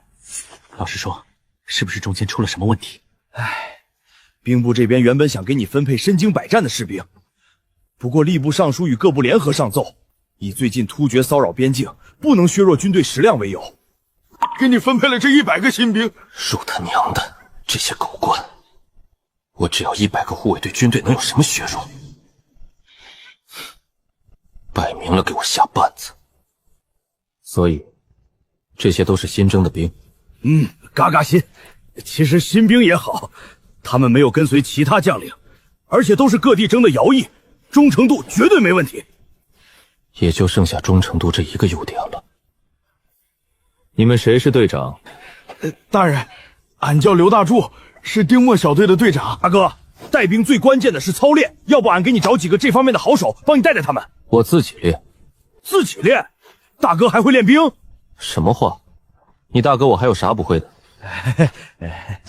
既然你们跟了我，那我希望大家就要摆正自己的位置。我要的是一群听话且忠诚的护卫，这是我对你们最低的要求，明白吗？明白，明白。大人，你他娘的又不是宦官，怎么一副卑躬屈膝的样子？给本公子挺直腰板说话。是。识字吗？不识。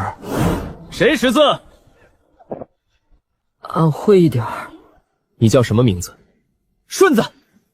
那就好。刘大柱是小队长，顺子就是副队长。以后你们2人互相配合，把小队给操练好。属下遵命。大哥，真不用我找人帮你操练，可是再过不久就到秋歇了，咱们都要带自己的护卫上场狩猎和演习，俺就怕到时候大哥的护卫不行，到时候闹了笑话。救命！我怎么不记得以前有参加过这种活动？大哥之前没有护卫，自然不用参加，所以俺才提议请人帮大哥操练。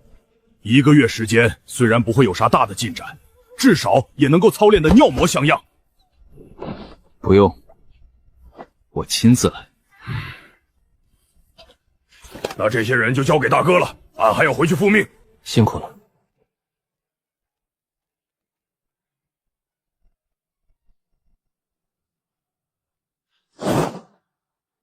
跟我来。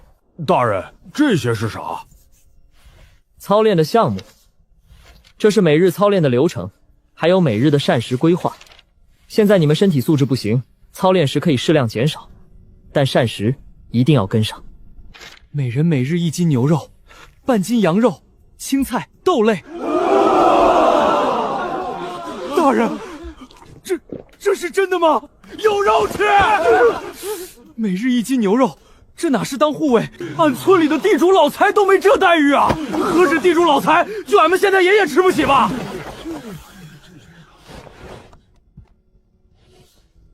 这些都是日常训练必须摄入的营养。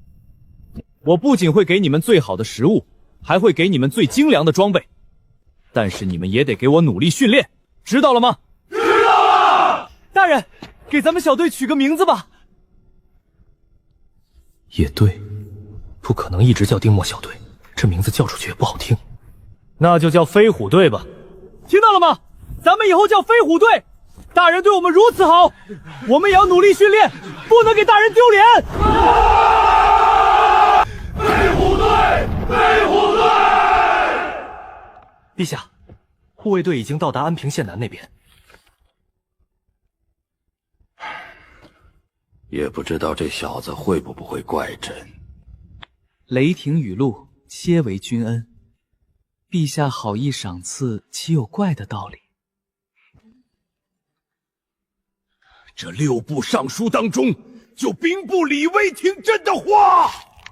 其他几部朕做什么事情，他们都要反驳，如此芝麻小事也要联合上奏，当真以为朕是给他们脸了？这些自诩清流的文官，仗着法不责众联合施压，逼得朕只能给苏恒一队排名丁墨的新兵。陛下息怒。苏恒开商行，可是弥补了内屯亏空，而且又贡献了治兵之术，对朝廷有着巨大的贡献。可这些朕都不能与外人说，这次实属委屈他了。奴婢觉得安平县南是个明事理的人，奴婢倒是不担心他会有怨言。奴婢其实担心的是后面的秋夕。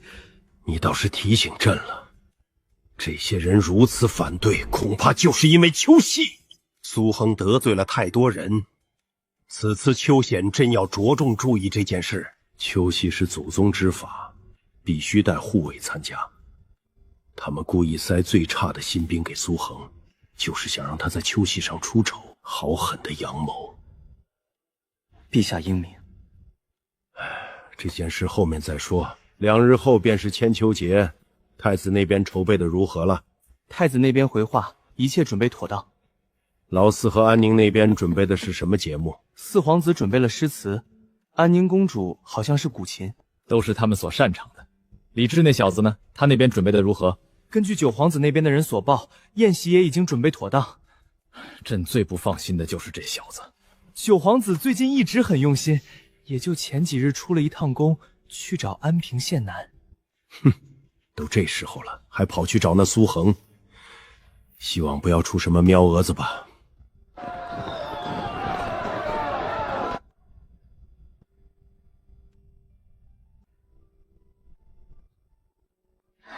陛下，皇后不必多礼。安宁婚事已退，皇后这婚服却还在制作。他们的婚事啊，退不了。你就这么有信心？陛下有所不知，前几日安宁去了苏焕府上，被苏国公遇到，臣妾听闻相谈甚欢。未过门就去婆家，这成何体统？又不是在苏家过夜，就算传出去又如何？这种事情，苏卫国那老家伙竟然不与朕说。苏国公可能也不想节外生波，年轻人的事情就交给年轻人自己吧，咱们就不要操心了。朕倒是没什么可操心的，主要是苏恒那小子得罪了太多文臣，那些文臣对他可谓是恨之入骨。朕只是不想让那小子吃亏。陛下关心则乱。怎么说？你可见过苏恒在文臣手中吃过亏？哼，这次护卫队的事情不就是吗？那也不是因为他，而是因为陛下。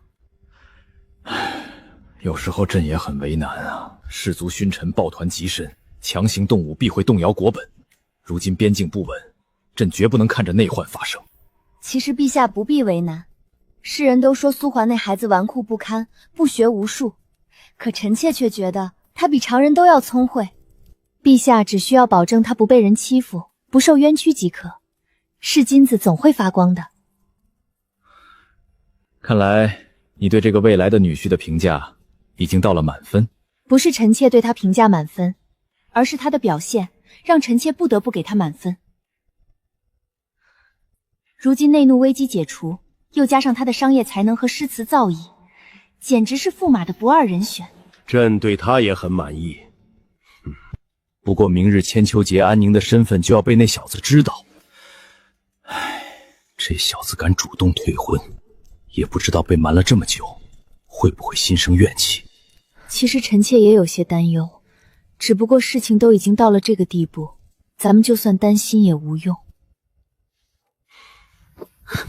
明日一早还要告祭太庙，就早点歇息吧。陛下，不可！怎么了？刚才太医给臣妾诊脉，婉儿，你生病了？是喜脉。喜脉啊！哈哈哈哈！明日千秋节，今日又诊断出皇后喜脉，哈哈哈！双喜临门，祥瑞之兆，这是祥瑞之兆啊！都已经有身孕，还不好好休息，这些事情交给下人做不好吗？陛下，臣妾又不是第一次了，还不知道什么该做，什么不该做吗？哈哈哈哈哈！朕总是说不过你。其实这件喜事还要感谢苏恒，他弄的香皂让陛下爱不释手，口红也添了几分情趣，这才有了身孕。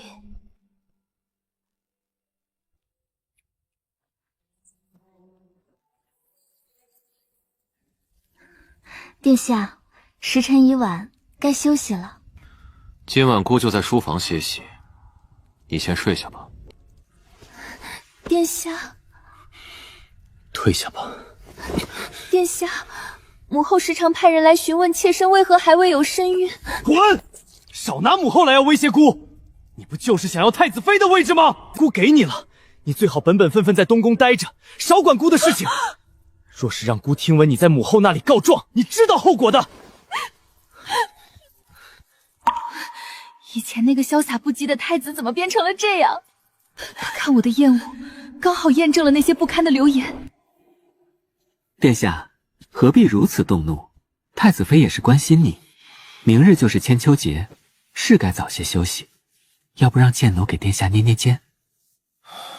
日后在姑面前不可自称贱奴。可贱奴本就是乐极，若自称其他，被某些人听到又要风言风语了。哼，那些长舌妇，姑真想把他们全都宰了。你说的没错，姑的确该休息了。明日母后千秋节，姑不能出差错。今日你就别回教坊，在此伺候吧。好的，殿下。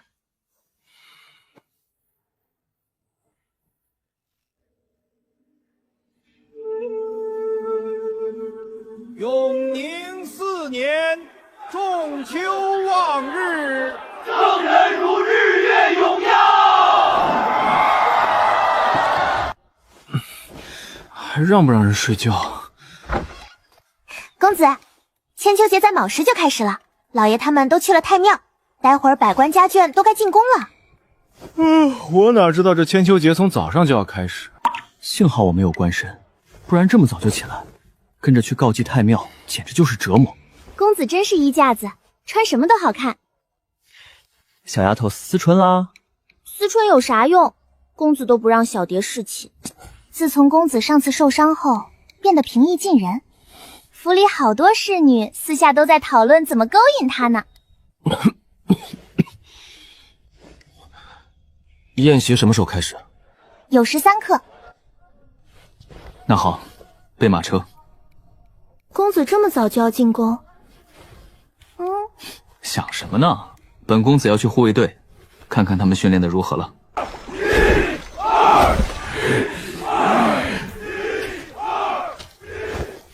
刘大柱，顺子。大人。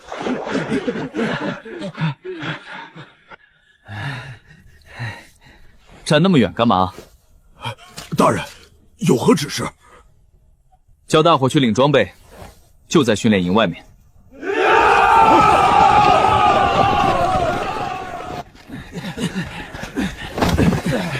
大大人，我在外面看到20匹马。没错，那些都是本公子给你们买的，所以需要你们挑选适合的护卫，学习骑术。那些马每一匹都高大威猛，实属不可多见的良驹啊！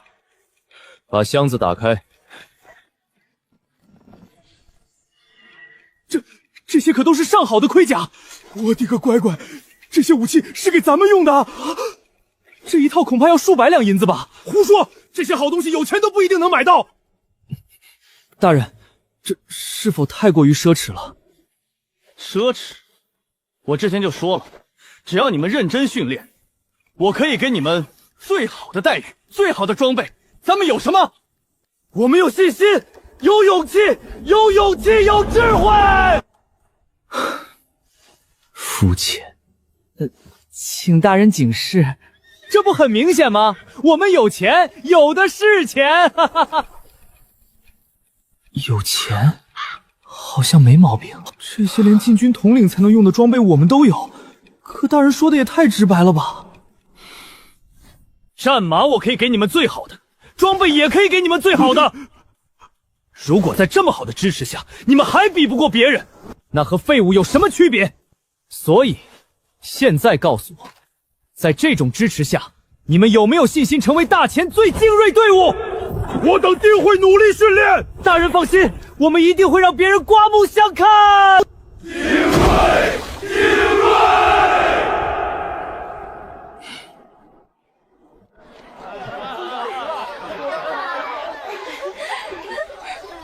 献礼登册，入夜。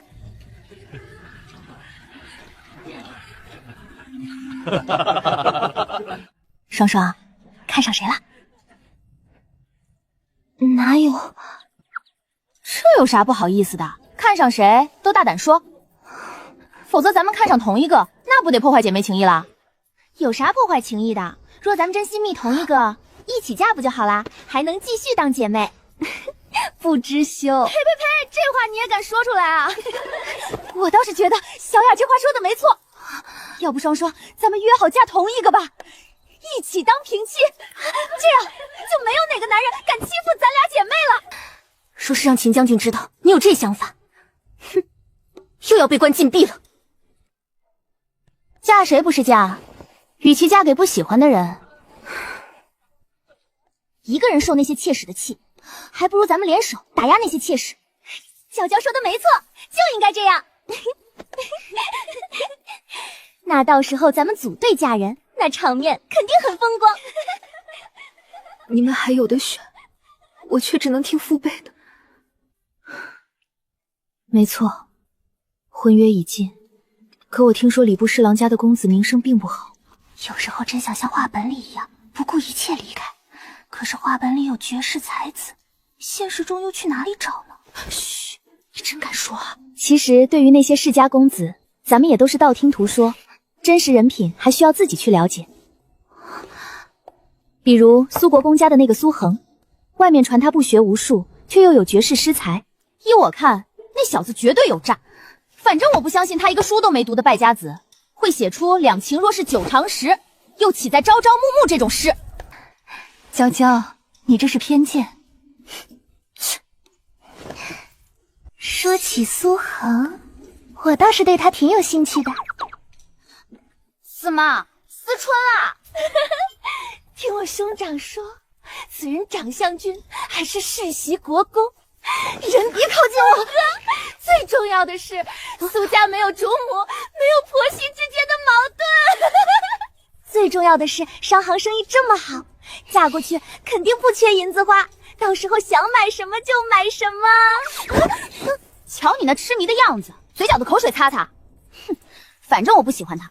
如果日后你们谁嫁给他，咱们就断绝来往。哎呀，我也只是想一想。再说了，苏家可是国公，就算我想嫁，苏恒也看不上我啊。你们就别思春了，快来看看我新买的口粉。不是俺吹嘘，当时在教坊，俺跟着大哥可是力压群儒，直接获得诗词会的魁首，让那些狗屁读书人气得干瞪眼。听说冲哥跟着苏恒在做买卖？哼，那是自然。那月下霓裳就有俺的股份。大哥说，等月底分红，俺至少能分到这个数。30两，300两。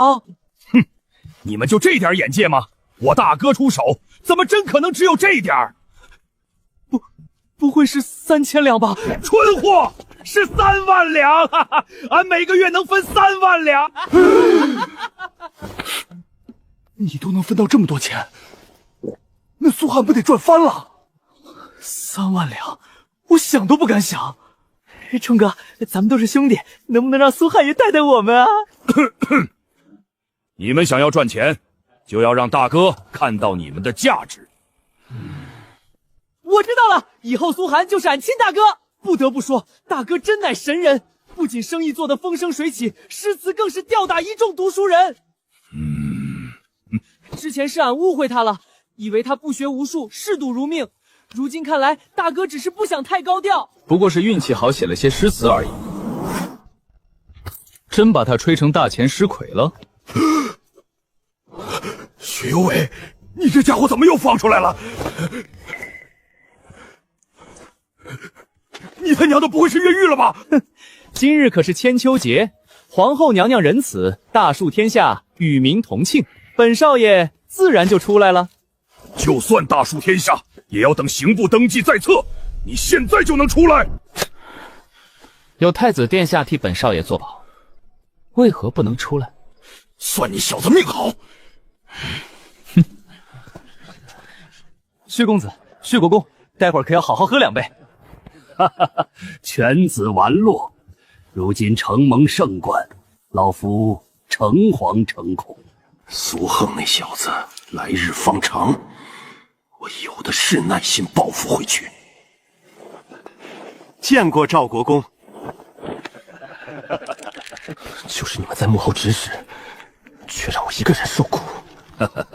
出来就好，日后可不要这般闯祸了。晚辈谨遵教诲。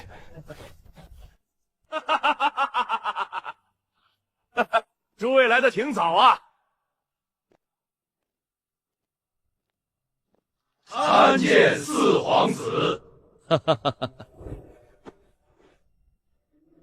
诸位随意即可，不必如此多礼。四皇子已经有人君的影子了。嘘，此等大逆不道的话，你也敢说出口？只是情不自禁感叹一句。怎么没见苏恒那小子？那小子去训练营了，新获得了陛下赏赐的护卫队，弄了一批装备战马送过去。在大前，兵器战马管得极严，何况是在帝都，他那个不是丁墨小队吗？我本想分个1等，无奈大部分官员拿边境安危阻挠，陛下也只好作罢。丁墨小队那小子也当个宝。秋念在即，这时候分个丁墨小队，可不是什么好事。要不我让杨副将去帮忙操练一下。算了吧，我家那小子说了，苏恒要自己操练。他懂个屁的操练！老苏啊，你别这么说，这孩子聪明着呢，他有兴趣是好事，说不定日后还能传你衣钵。就凭他？算了吧，我就这么一个儿子，可不想他去战场冒险。你这话可是有违苏家祖训了。什么狗屁祖训！我如今只求儿子好好活着，为苏家延续香火。我相信老祖宗会理解的。哈哈，你们家老祖宗的确挺开朗的。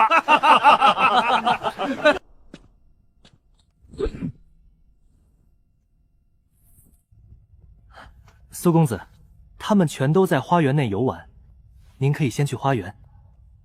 没事，我这人不喜欢凑热闹。百官挟持御膳房的炖菜，哪有在火锅局待着舒服？这李治也真是的，桌上不放点瓜子花生，这能叫吃席吗？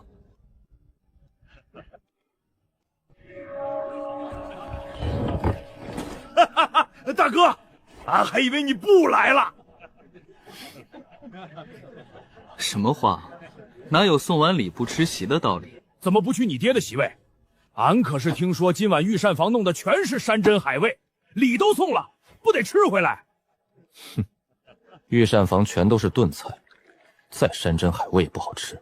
相信我，今晚家眷席位比百官席位好吃。你们是？俺来介绍一下，他叫秦道然，是秦伯伯的儿子，刚从边关回来。这个叫梁勇，是兵部侍郎梁海山的儿子。这位是在下房如名，见过安平县男，原来是梁国公之子啊！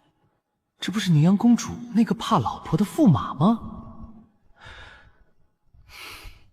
你们比我大吧？怎么都叫我大哥？你是冲哥的大哥，那自然是我们的大哥。没错，俺与冲哥是过命交情，他认可你，俺也认可你。他们想让大哥带着做生意。冲哥现在喝酒都只喝醉仙酿，当真羡煞我等。大哥，俺爹与令尊可是世交，你怎么也要带上俺？哈哈哈哈！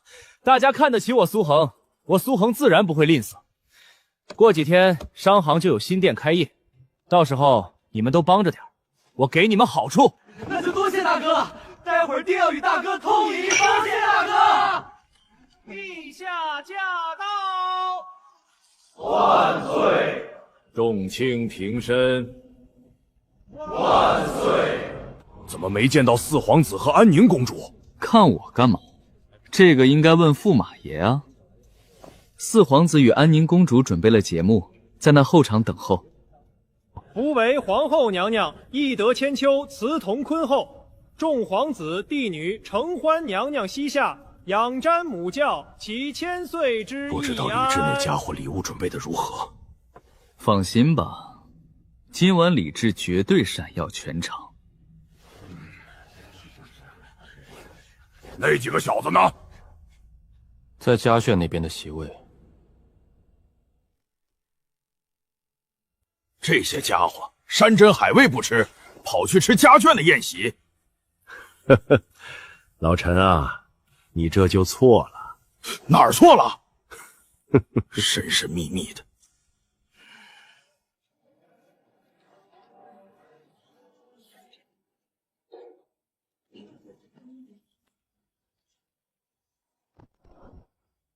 儿臣恭贺母后千秋圣寿。儿臣近日常思，母后素以善归戒者名，须纳谏者为圣训于后宫朝堂。儿臣感佩至深，特请巧施雕琢此微景，铭记母后懿德于方寸之间。浩儿有心了，你能听进去父皇母后的话，就是最让母后欣慰之事。希望你真如这玉雕一般，哈哈哈哈哈哈！将朕与你母后的教导铭刻在心。儿臣定不负父皇母后的期望。娘娘，四皇子送的乃是一份手抄词范集，并说养成娘娘言传身教，春风化雨，感念无极，效仿古人之遗风，收录娘娘家言好行及史册闲语典故，成此词范集小册，温习词训，不坠家声。有心了。孩儿有这等孝心，朕心甚慰。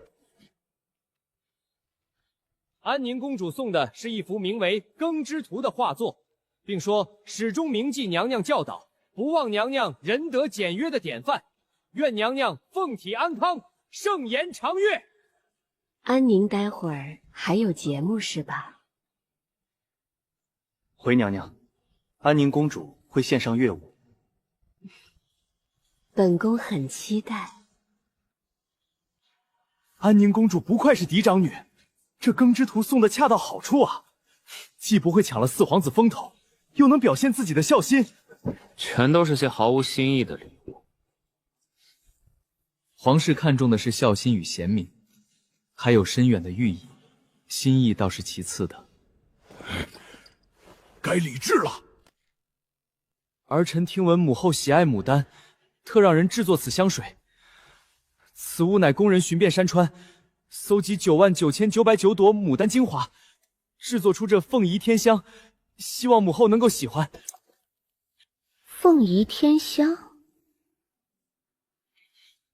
你母后生辰，就送个这玩意儿？什么寻遍山川，不过是借口罢了。这么小个瓶子，能装多少朵牡丹？你不会就捡了几朵牡丹，装个破瓶子，拿来糊弄你母后吧？